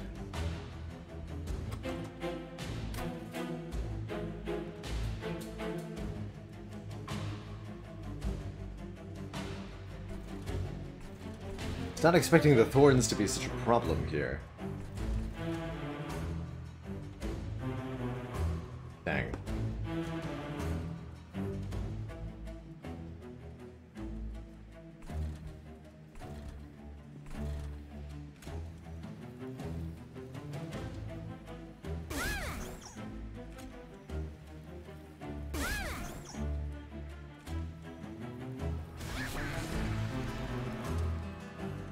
Yes, good.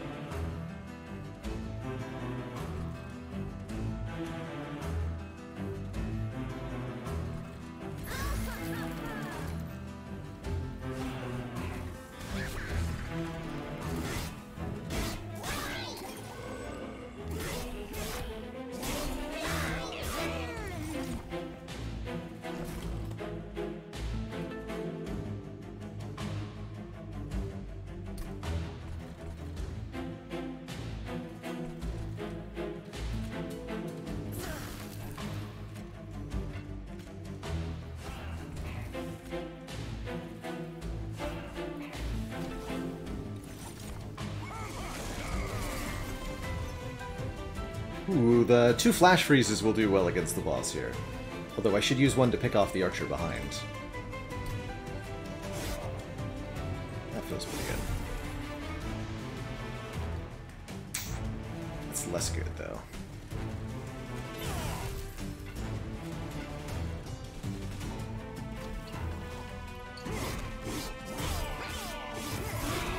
Oh, that trample, though. The threefer.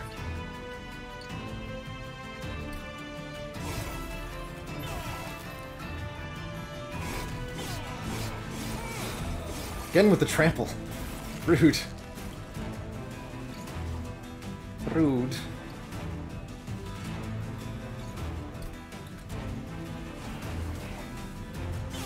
There we go.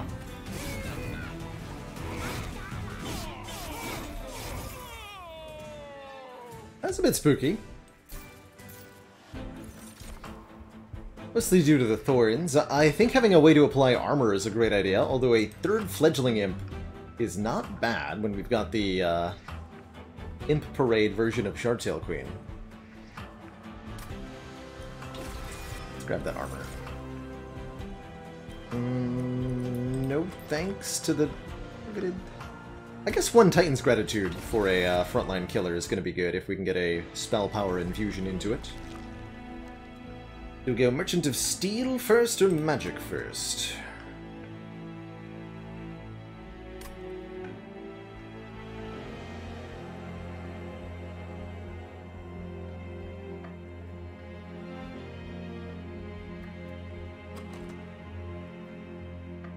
Merchant of Steel.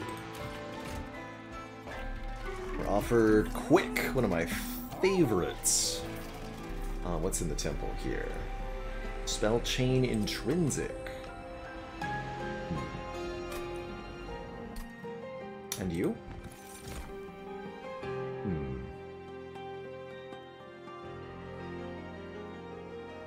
Branded Warrior is an interesting possibility.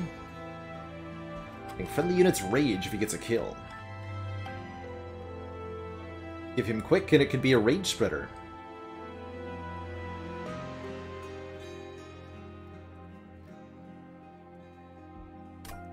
Let's try it.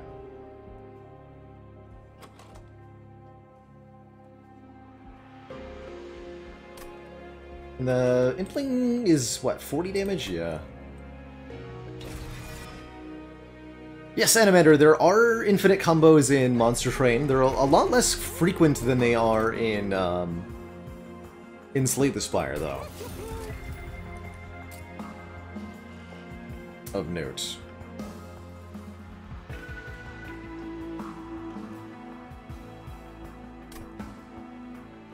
Fly Heartstone.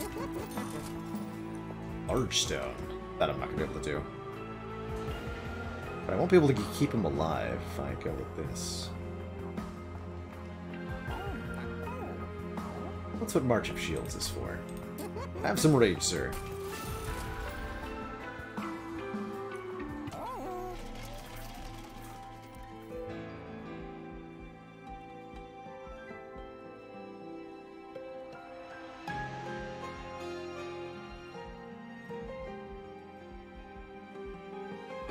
Temples are for later. We'll go low shards for now.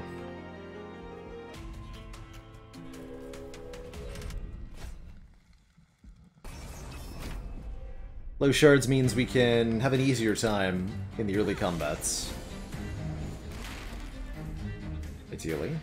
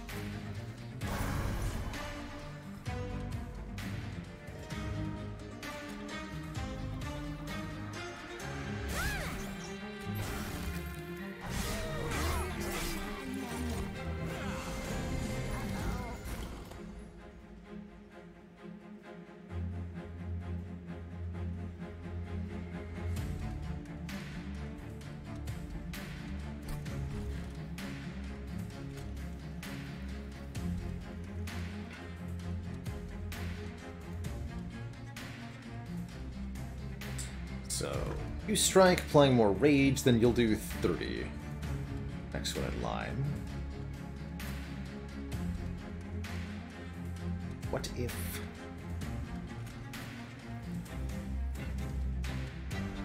Huh?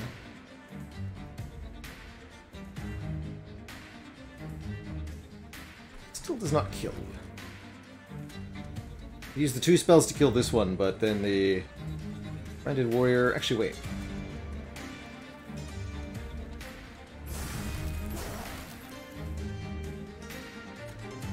46, perfect.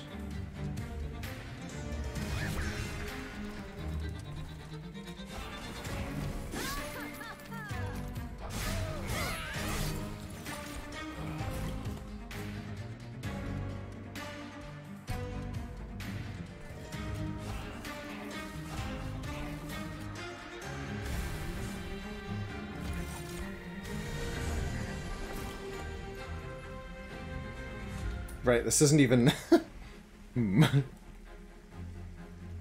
Not very survivable.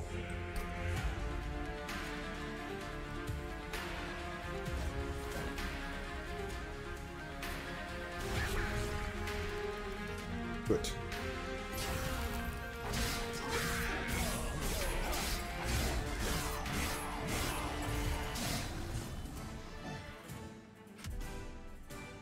Get bonkered, sir. Alright, we need any and all sources of survivability for our units, so I'm going to go ahead and take a Fortify, I think. Vent is kind of interesting, too. Not taking an Ice Tornado.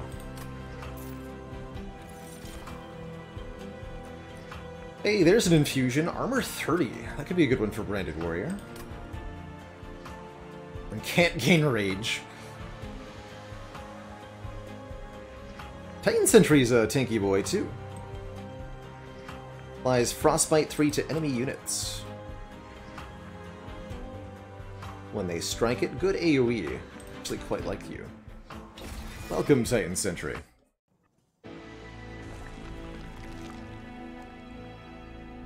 Welcome. Last chance at a Merchant of Steel for a little bit. But Artifact, though,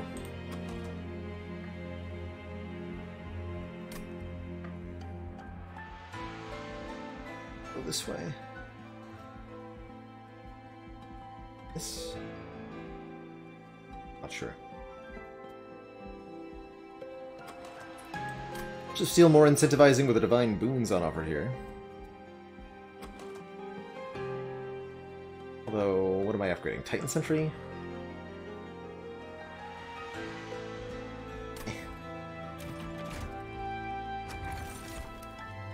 Faulty Loader. Apply Daze 3 and Melee Weakness 1 to enemy units on the bottom floor in the first wave of combat. Like that quite a bit.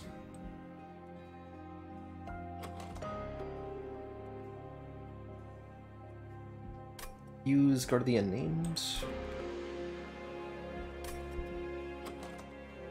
I take either of these.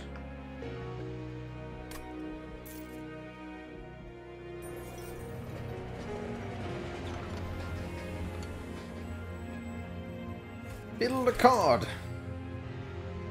Frostbite, Sap, or Rage. Let's apply more Rage. And Armor? Rage and Armor, come on. Buff is more damage. Heal is not bad. Let's go buff. We can push, pull, or descend. So it gives them rage and boosts their damage. We probably want to push them to the back then.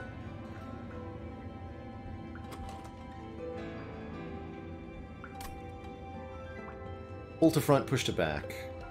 Descend could be interesting too, letting us maybe overstack a floor. Although not by much. I don't trust it. Old Magic, Rage 4, 10 damage, push to back. Yes, please. Skipping the location aspect is a reasonable pick there as well.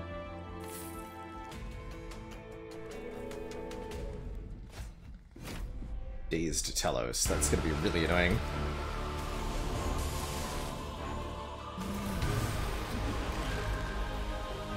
Faulty Loader has such an obnoxious visual effect.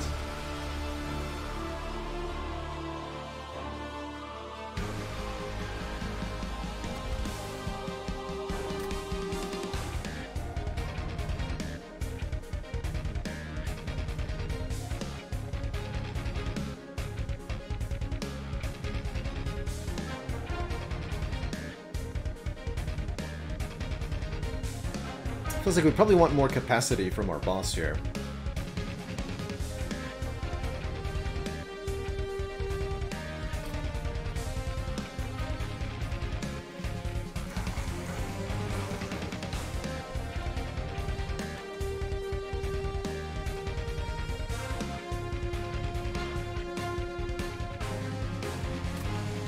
What the Branded Warrior needs to be doing is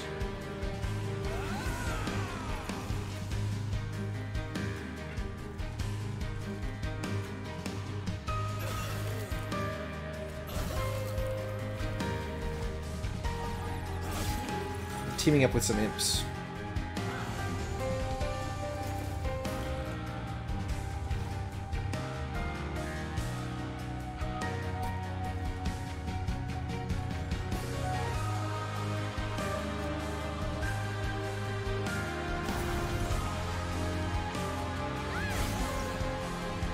Oh, I think that slowed that way. Rude.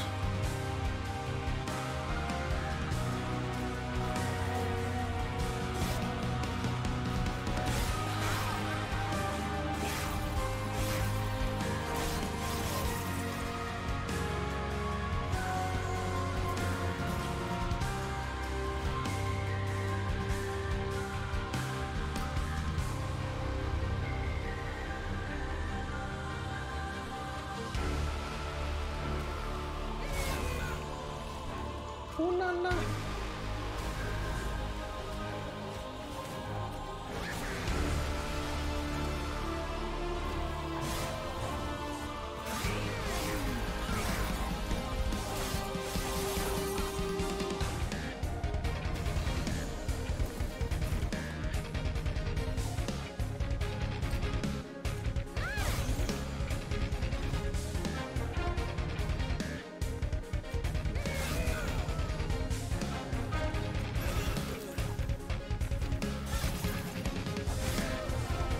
Maybe should have let Talos kill one train steward up top. I think it matters.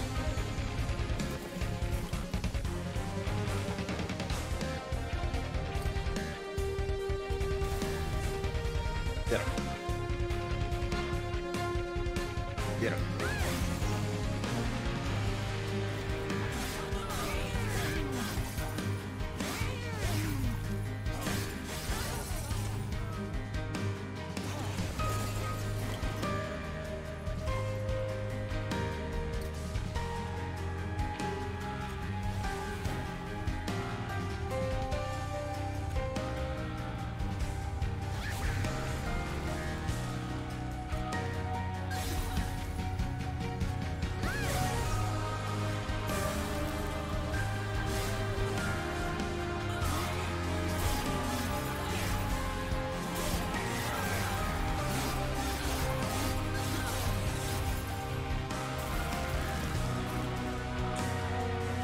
My ragey imps, go! GG.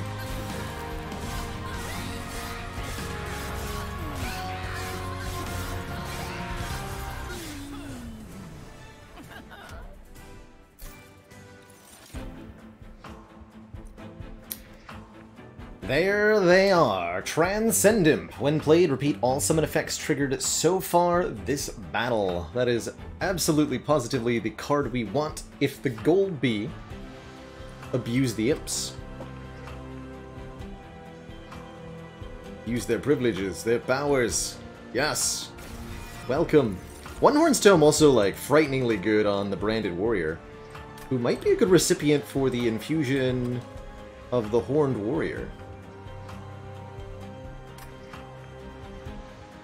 Or that Railbeater Armor 30 is there again.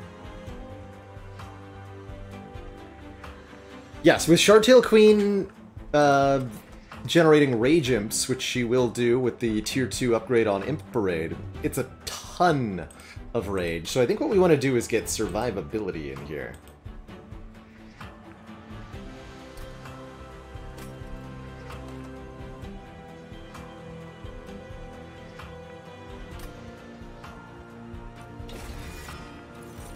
And I'm definitely taking plus capacity.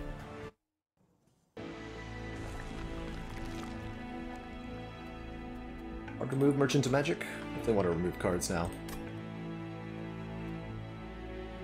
Quick to the Merchant!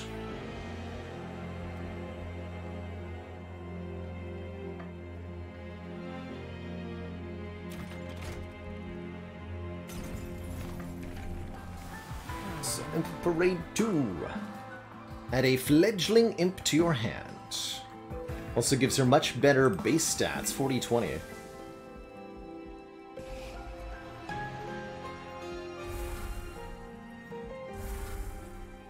Got a lot of money to spend here. Ooh, more max HP. 30? We're so desperate for survival. Probably gonna take that. I don't think highly of boon to the blacksmith generally.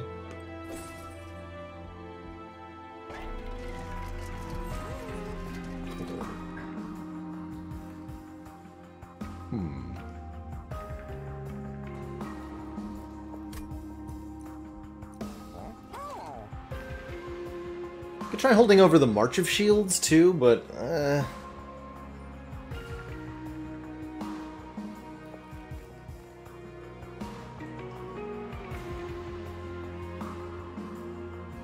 problem is we can only do damage to one thing currently. Well, we'll see about that.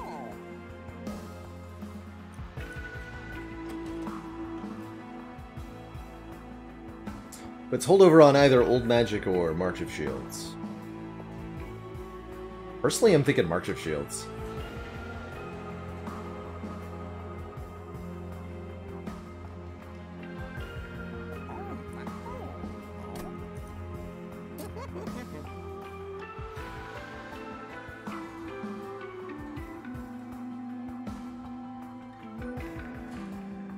I don't know how we're going to survive enemies that, like, do real damage.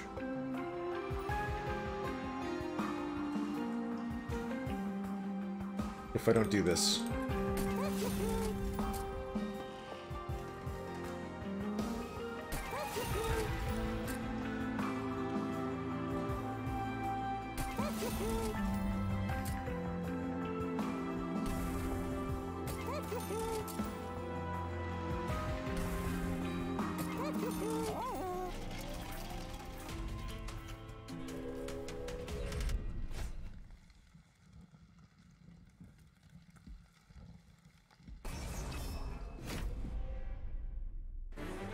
Yeah, I don't think we have enough shards to give the boss multi-strike at least, just the regular enemies. How can you live in this wretched place?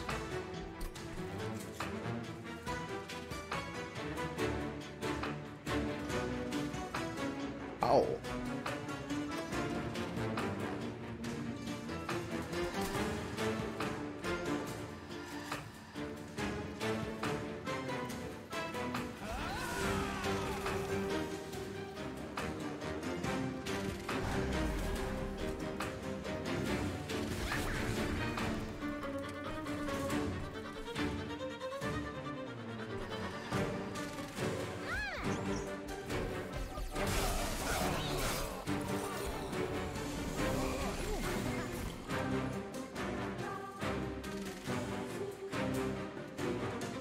Oh, I love that we can Cheater's Hand or Transcend it. That's really good.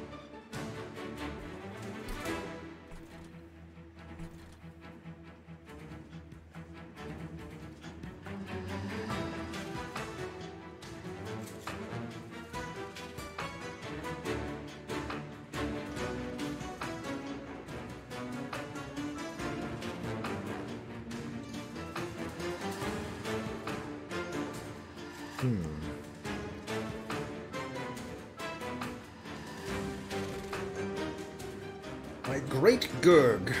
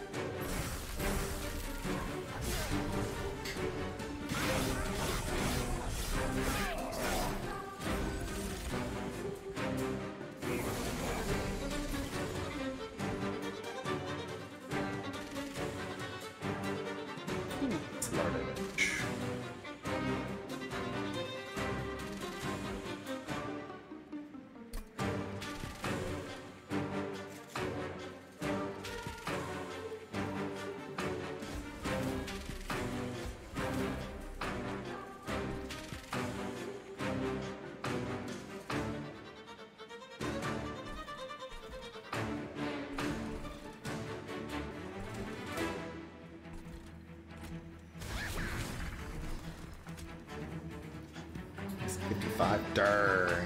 Kia indeed. That's a lot of rage.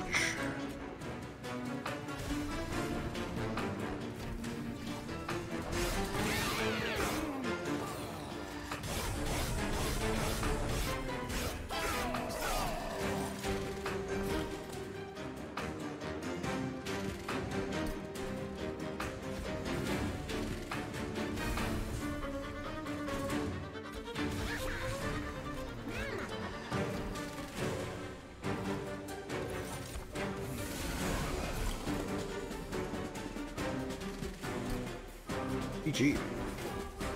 Every 50 shards, gotcha. Yeah, so no multi-strike, thankfully. Not that I don't think it would have mattered, but...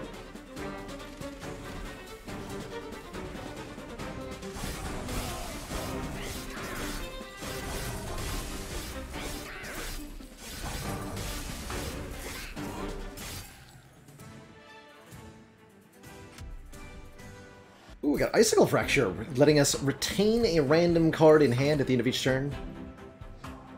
Inferno, that's a fun way to clear stuff. Been a while since I've had one of those. Branding Right can also be good, applying Armor 20. Though we can't use it on the Branded Warrior. And it barely works on Rail Beater. Give me the Inferno.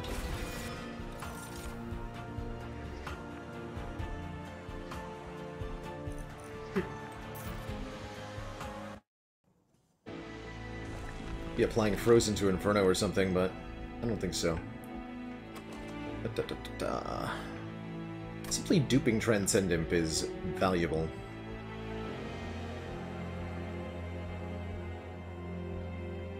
But the Hellvent's really early this time. I think I have to go Merchant of Steel, though. And we get to fuse our units together, finally.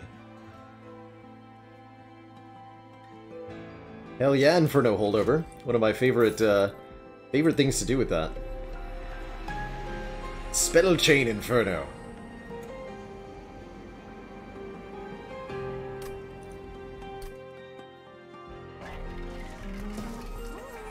There's multi-strike, but it's too late. Can't put that into the Branded Warrior.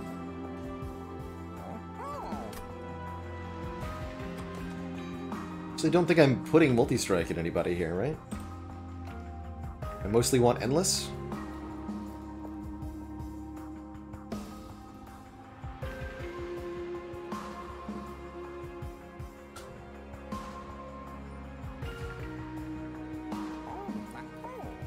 No, Wildheart, the Transcendents don't affect one another.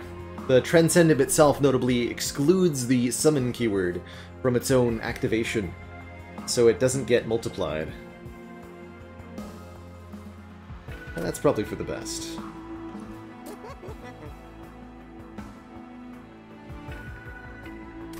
Okay, we definitely put a Heartstone in the Titan Sentry. I think I decided I was infusing... Oh, excuse me. Infusing Railbeater into the Branded Warrior for the armor.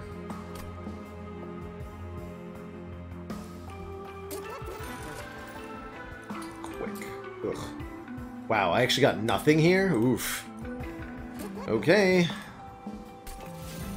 Brutal.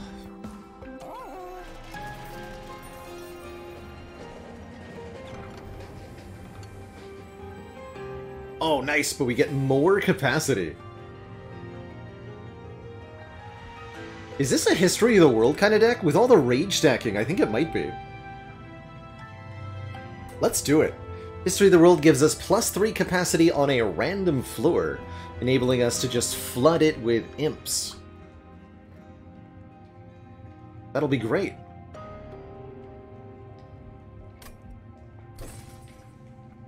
That'll be great. Oh, I'm excited.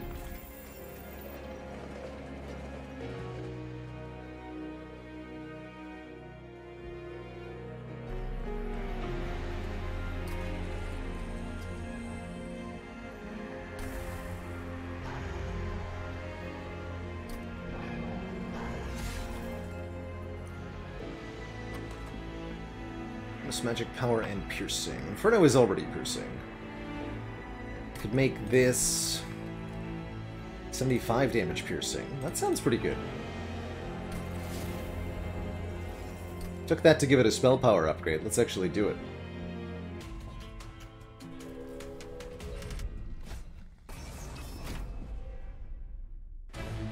Maniac Meister, thank you so much for the Prime sub and those 4 months of support.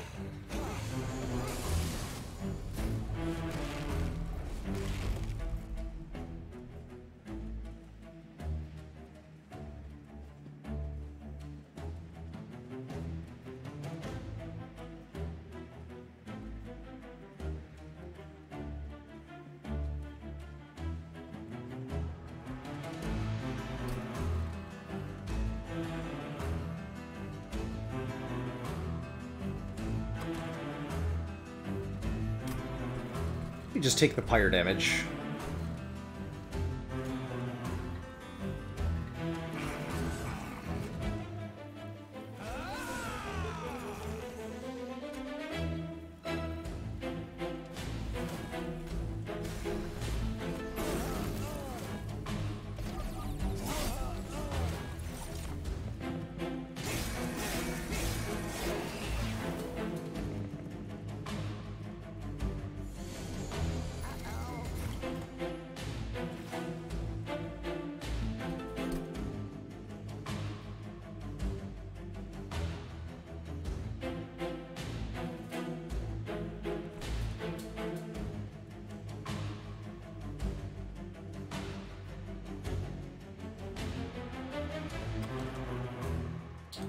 Okay, we're hoping to kill you with, like, Inferno or something? We'll let this collector go.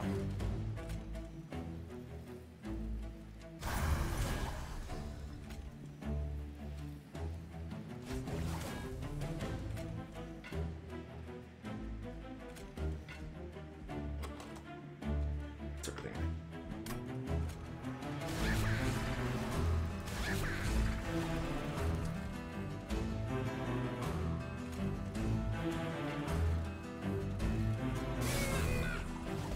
Wait, that...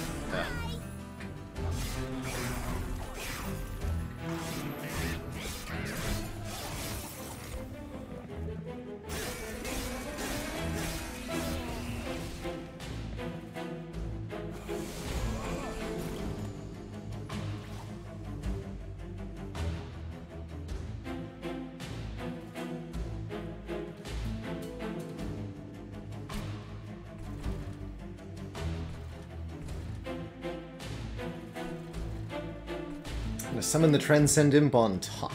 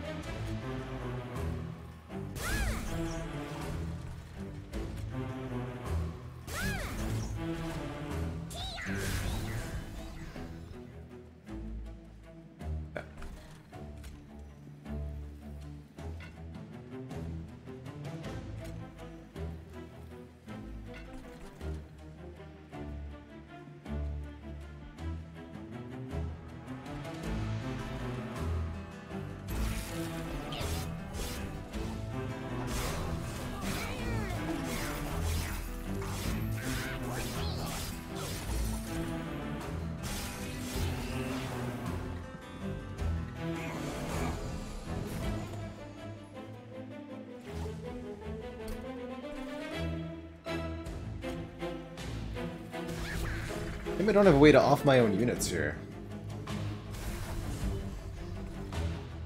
Seems fine though.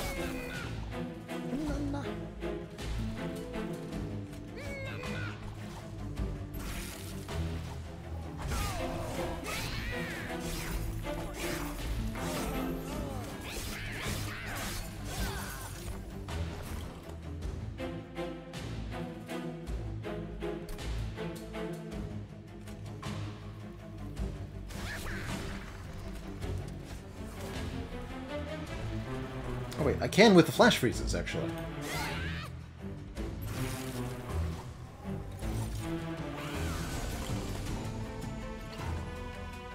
Dear God, self-made harpy, why?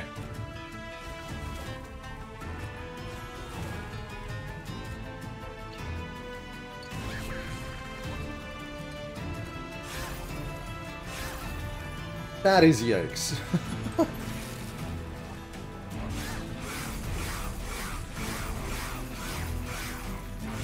Enjoy your frostbite.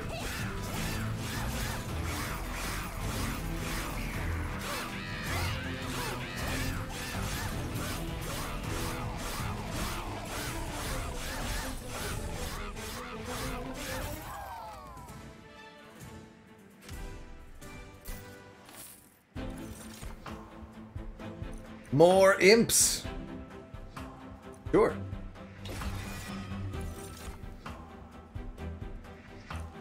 Base 110 units is pretty helpful. Yeah, I like being able to daze enemies. That's a way to survive. If the enemies can't attack you, they can't win. Brilliant. Alright, still looking for Endless, right? Remove 2 is pretty good as well.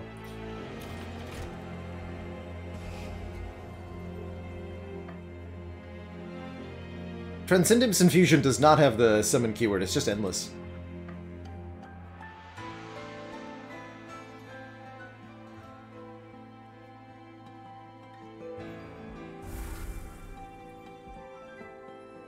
Oh, actually, these Frozen Lances need to go first. Look again.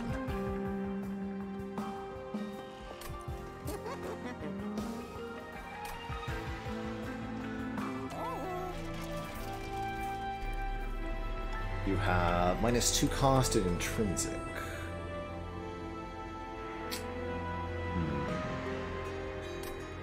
I don't mind intrinsic imp in a box.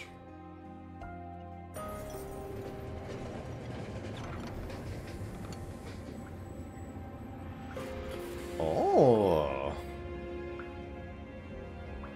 Make a unit 1 capacity. Make the smallest sentry ever. Most of our units are already 1 capacity, but that's fine. We could also make a big unit with +2 to give it much better stats. But I think we want to shrinkify. Become small. So small, in fact, you almost miss them entirely before returning to the tray.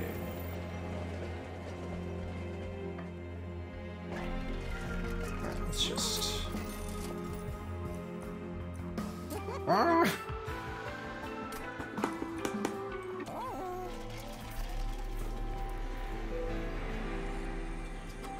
I guess I can dupe the imp and infuse one into the other.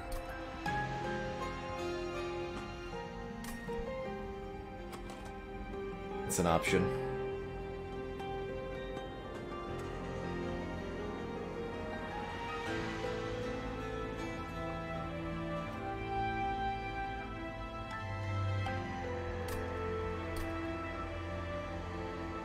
It's Divine Temples all the way down. Okay, we're just gonna leave then.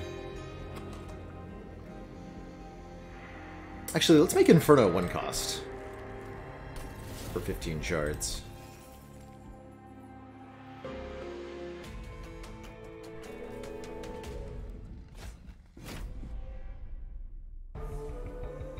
It wasn't I that did Endless Egg with Kinhost Essence, although I do think that's a really good one. Oh, right, we're... Actually, that's fine. Looks like we're setting up middle. Alright.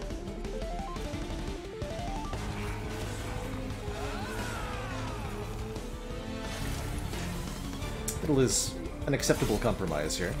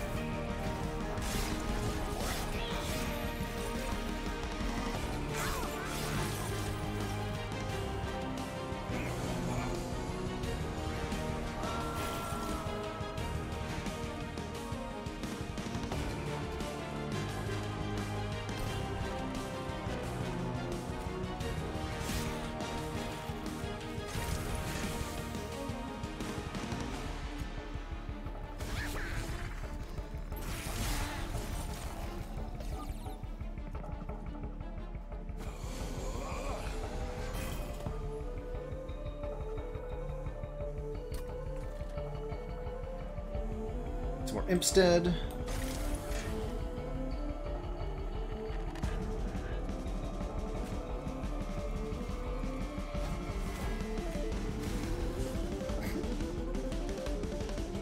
Why not?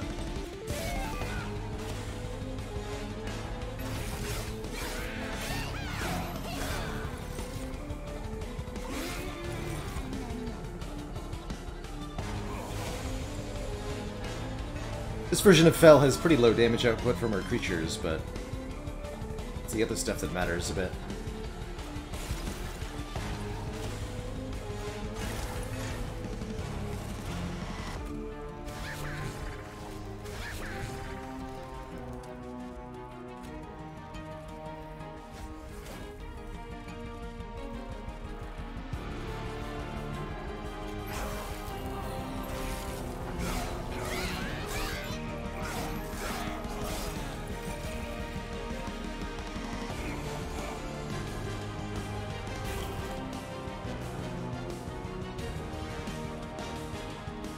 I'm gonna end up with 2 of them next turn.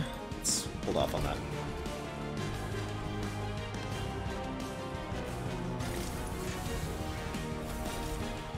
Two more fletchling imps, okay?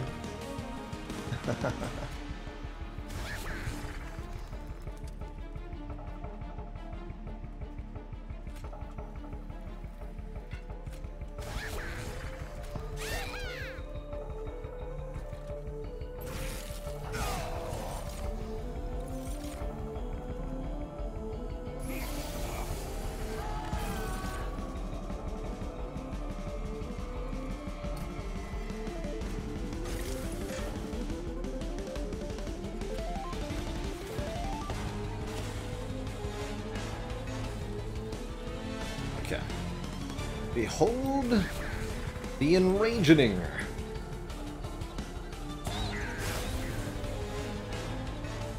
So much anger. So much power.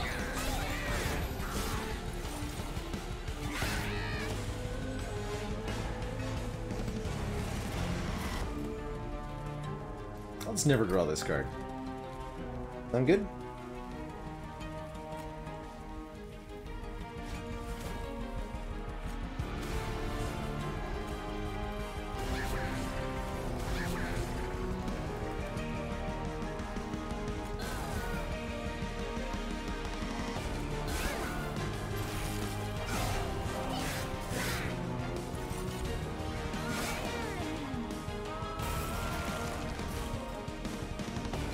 Nope.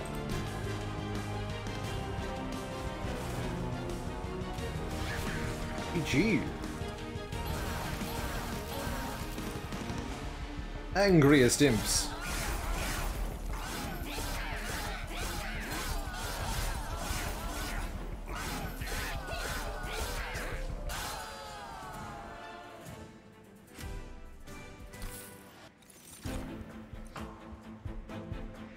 No, no, no.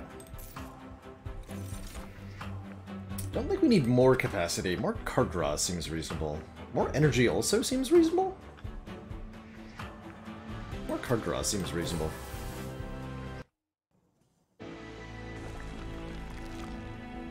Agent of Magic? Question mark?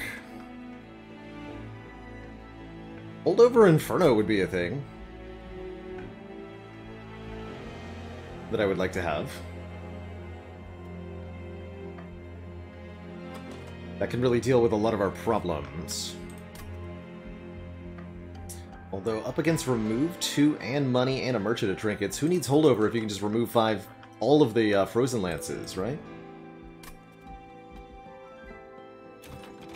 Plus I could get Ashes of the Fallen here, double summon effects, and that would be game-winning.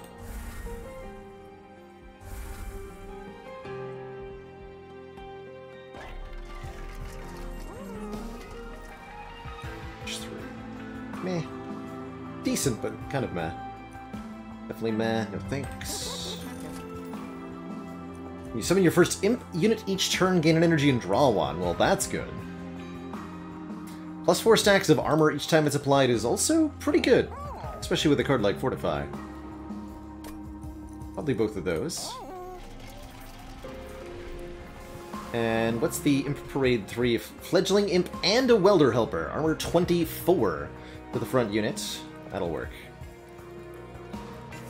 That'll definitely work.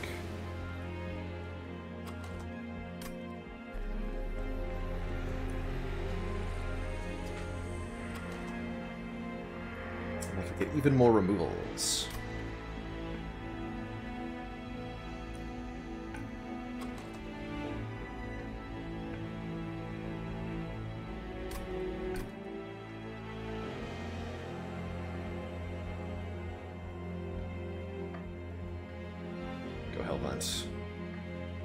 Is there such a thing as too many imps? There might not be.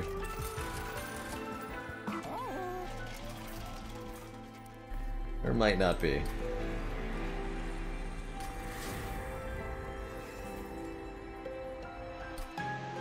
We are fighting Consume Seraph, right? Noted.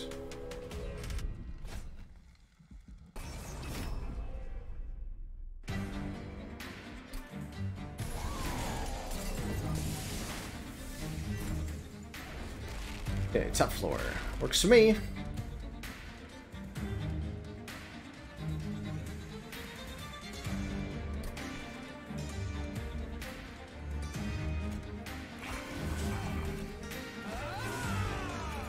Oh, but the cheater's hand no longer works, huh?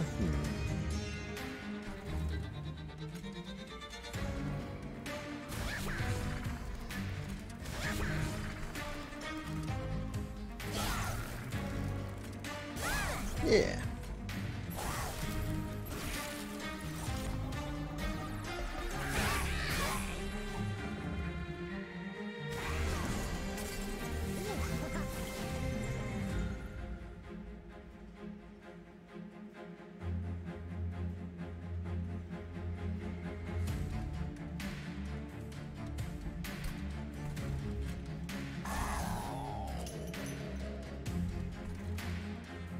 Good.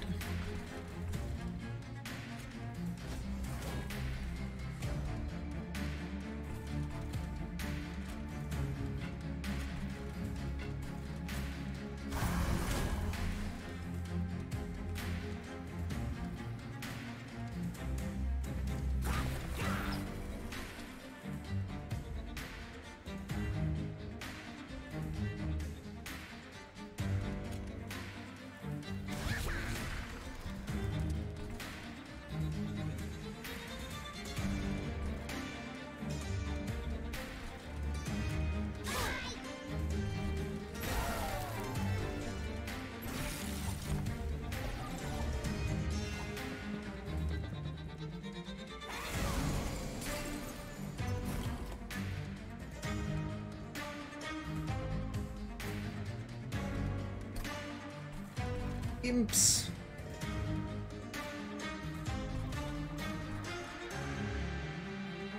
Oh, the little ones are dying to the thorns. That's actually ideal.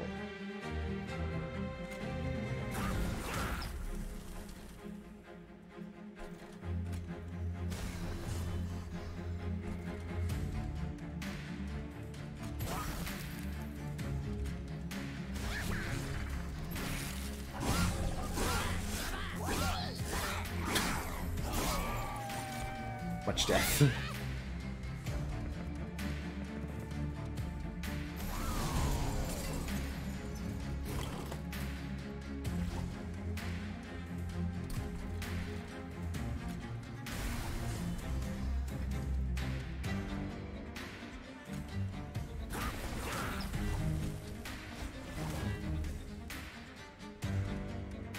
This Titan Sentry's not really helping, is he?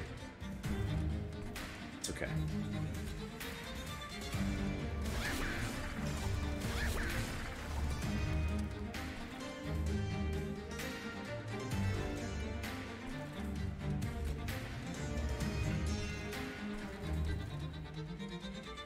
This is fine to go up to the pyre.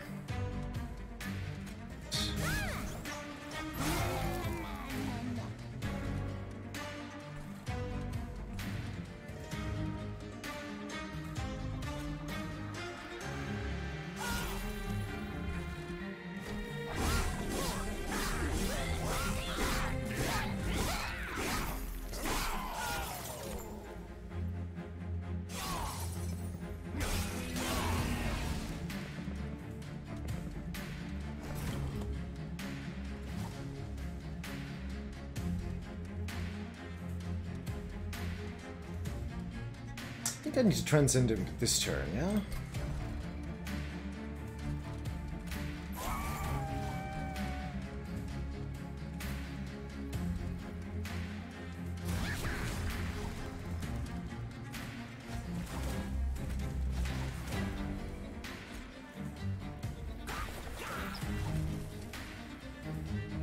$189 on that front, dude.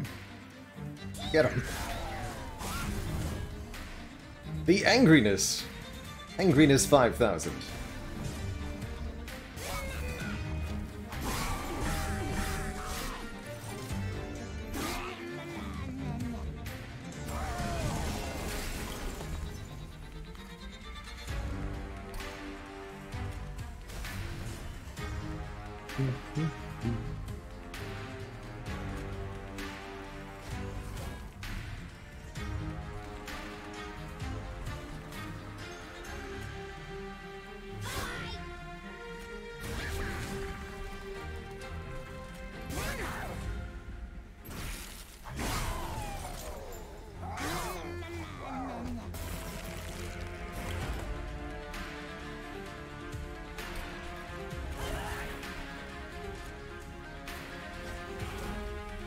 Fortify for one imp.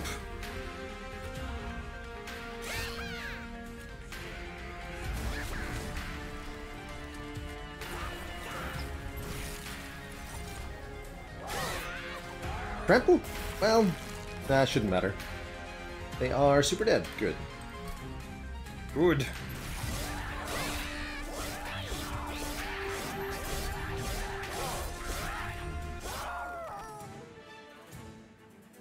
Get him, Impy. Oh. Welcome. Transcend Imp number 2.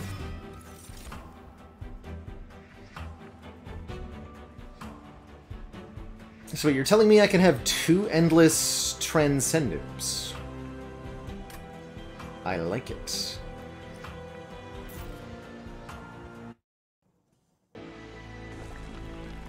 That should be more than everything that I need.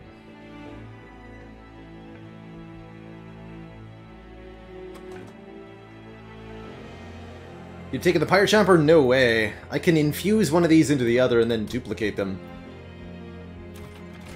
And I think that's going to be very broken.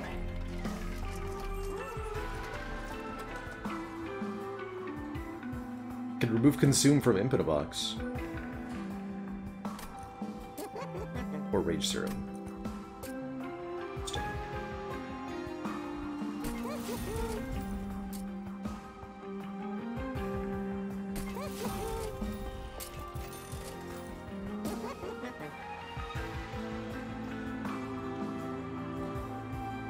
This could be good. Ashes of the Fallen?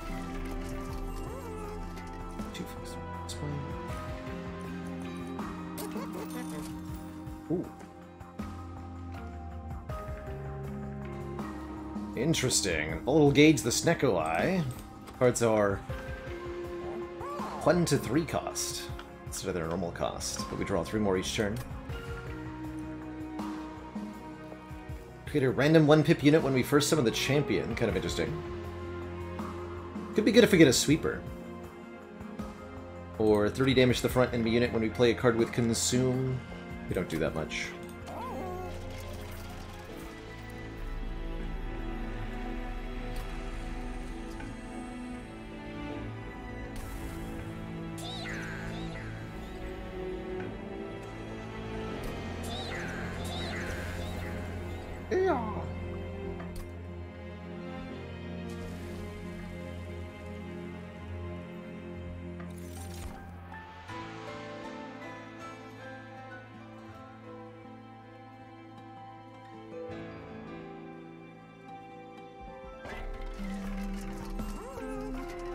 Yeah, not convinced it would be worth it. I think I am going to double stack this Frenzied Swarm.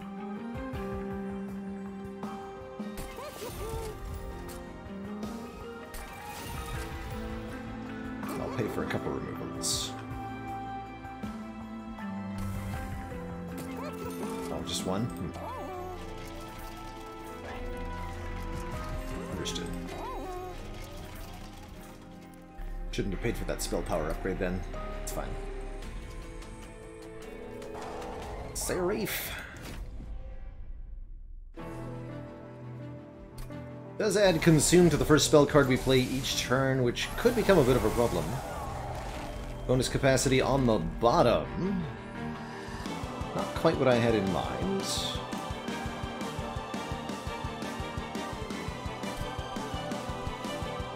Guess that's where I'm setting up, though.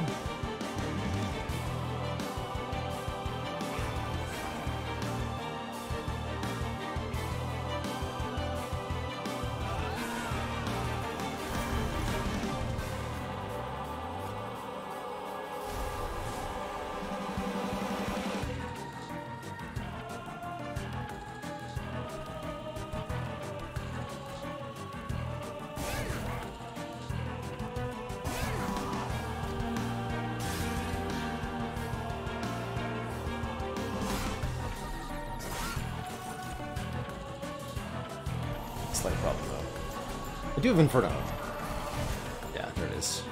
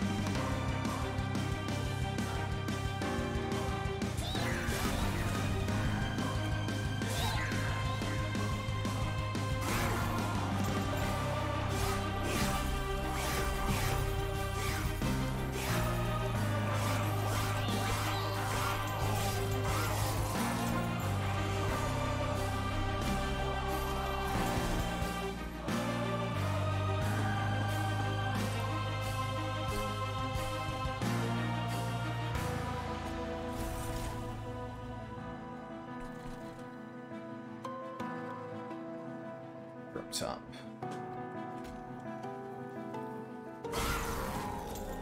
That's right, Transcendent come back.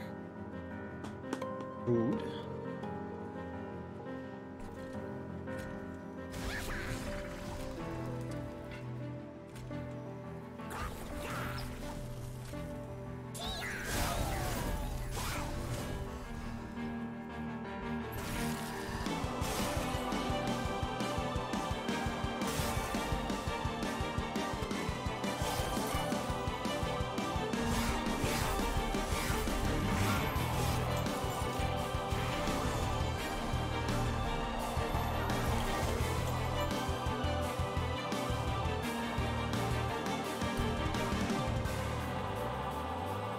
Consume the Fortify.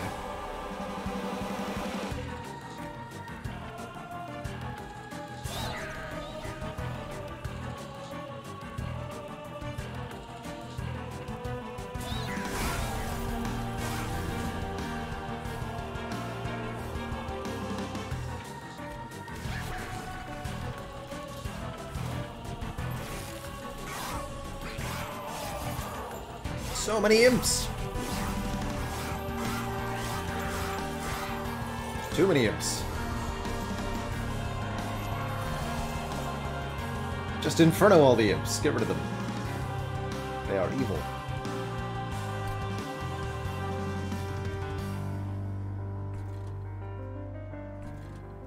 Okay, I'm gonna inferno my own imps here.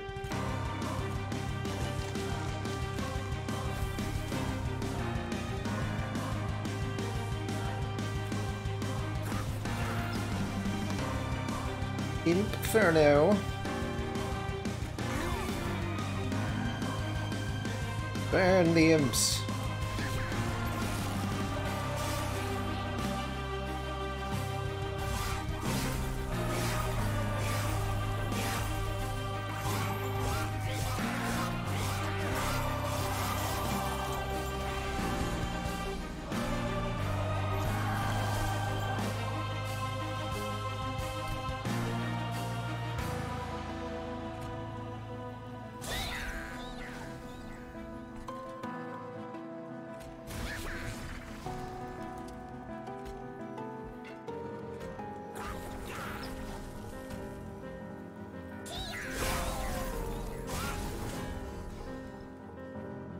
My god, it's so strong. Oh, we take 15 fire damage though? Whoops, I didn't need to do that. Not gonna matter.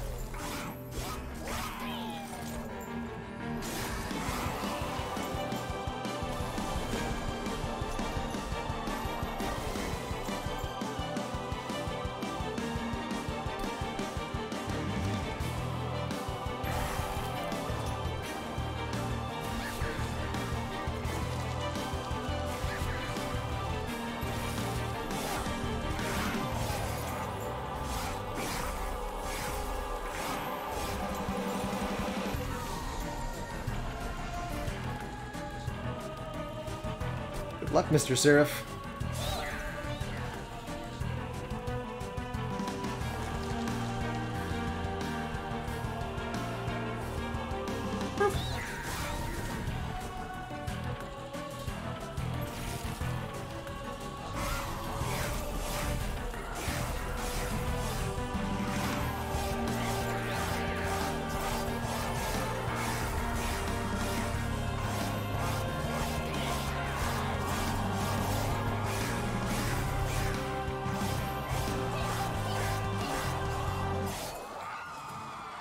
Really curious which floor I'm going to end up being encouraged to set up on versus Last Divinity here. I kind of want the top floor.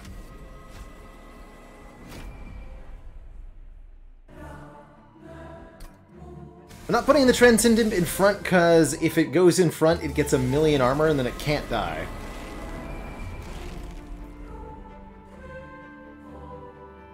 Not being able to die is not desirable.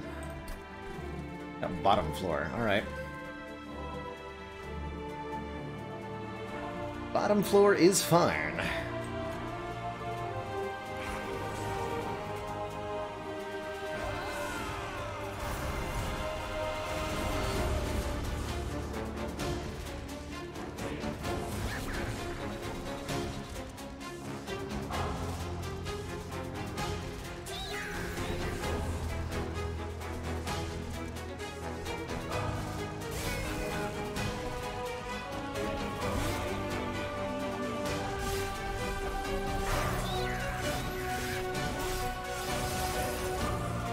We can definitely just do some stuff with the Transcendence up top. Which you might end up doing.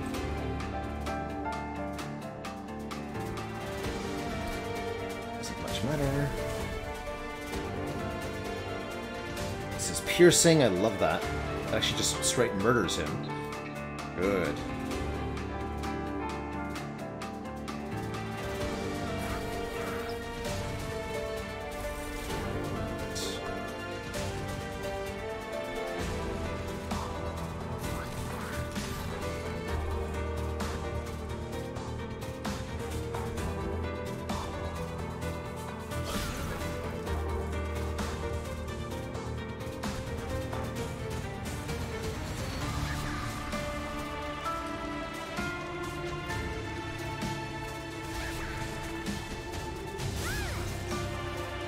Kill the imps.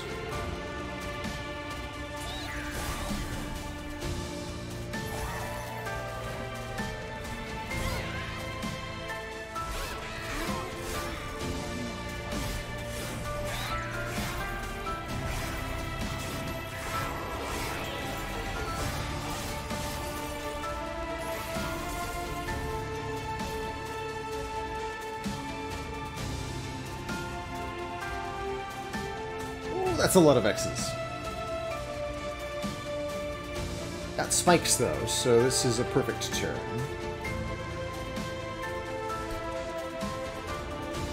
Where's all this damage coming from?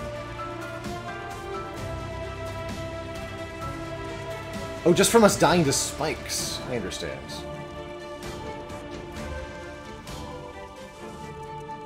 I understand.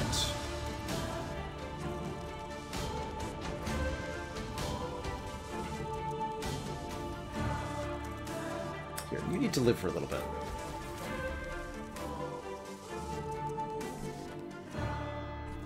That's right, the Transcendums now generate energy because of that one Pyre Chomper, which is super nice.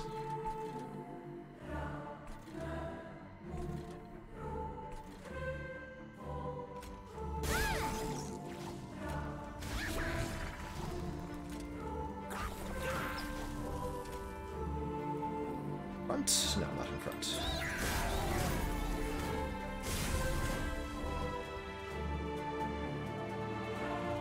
That's more like it.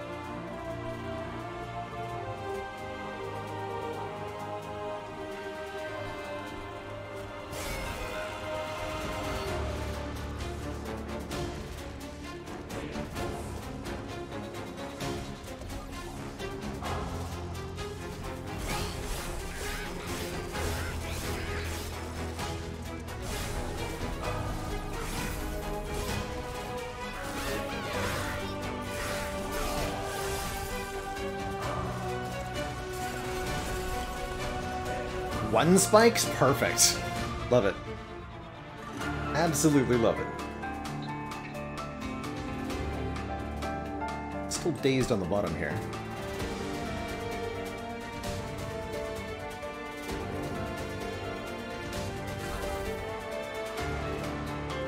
Imp Devastation.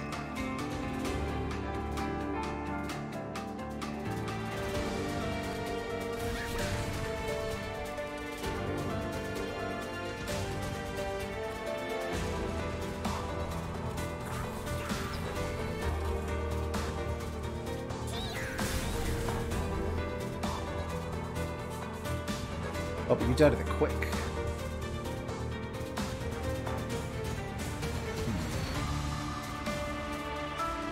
That's fine, I can just kill you with this.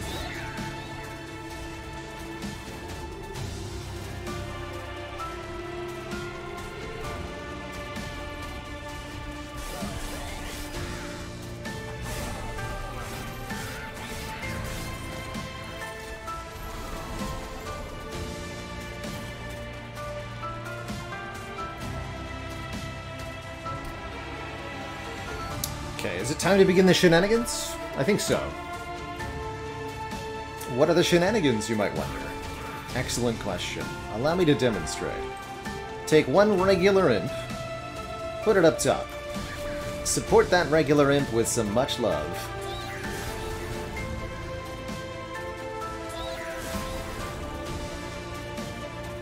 Rinse and repeat.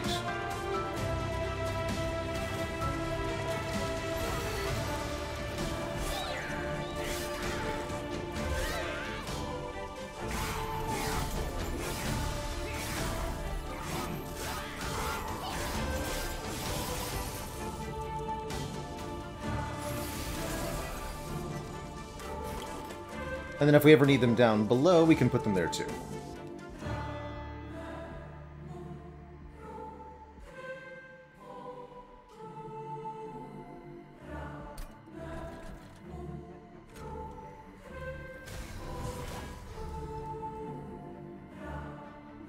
Looks like a good time to do that.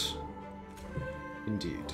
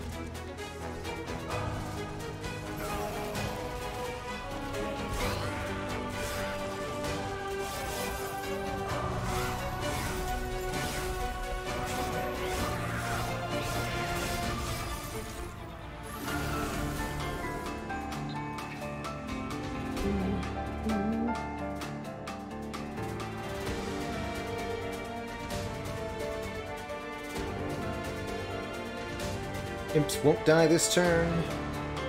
Oh, you have sweep. They will die. Good.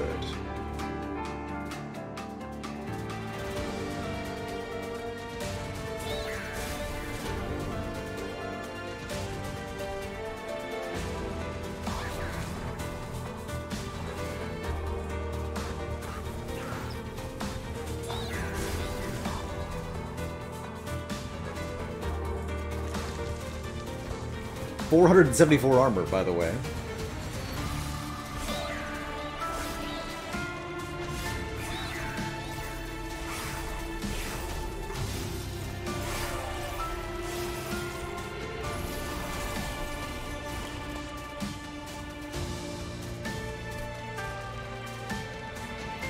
More imps, anyone?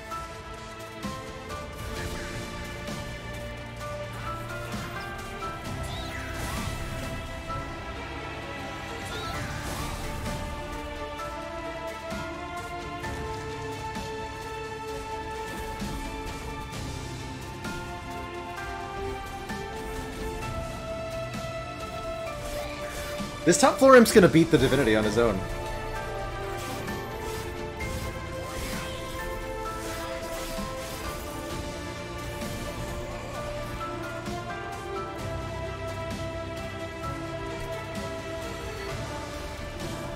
Better believe it.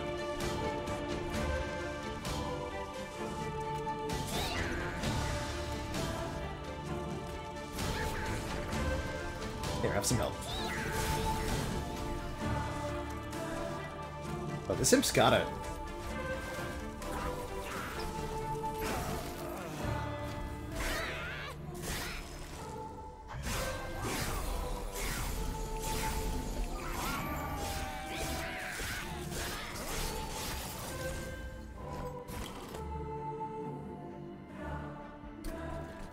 Go, my imp friend, get him!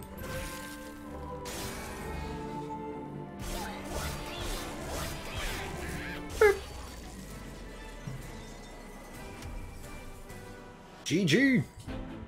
An impressive win, if I do say so myself. GG, everyone.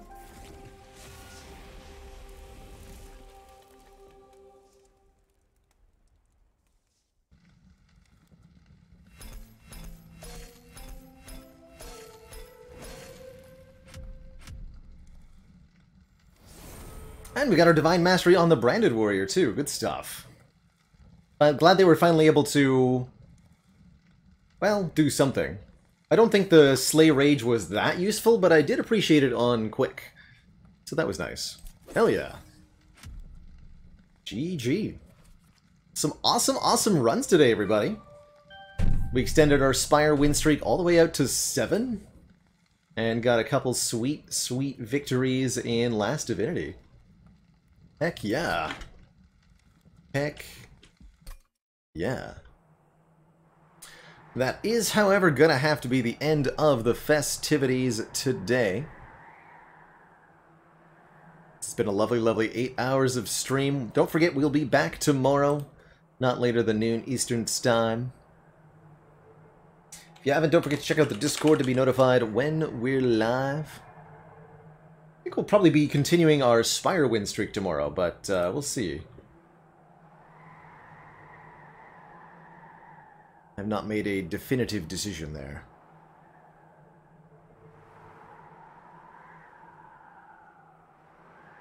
Who all is on today? Oh, First Aid's doing some gaming. Playing some Ascension at 20 hearts. Alright. We'll throw some love over to First Aid. The legendary Fire Dan himself. Hope you all have a wonderful time hanging out with him. I'm off for my evening, but have a great night, everybody. Ta-ta for now. See y'all next time. Until then, toodaloo. And I hope you all have an impeccable day. Bye-bye.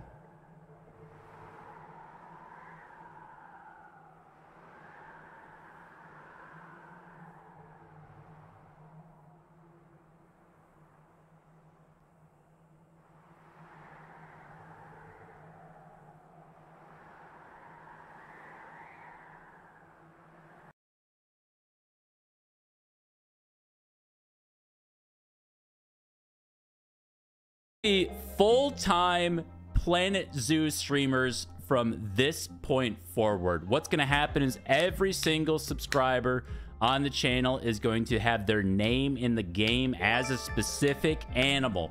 Flamingo, Flannel, Armadillo, Zizzy. We got Crocodile, Omni.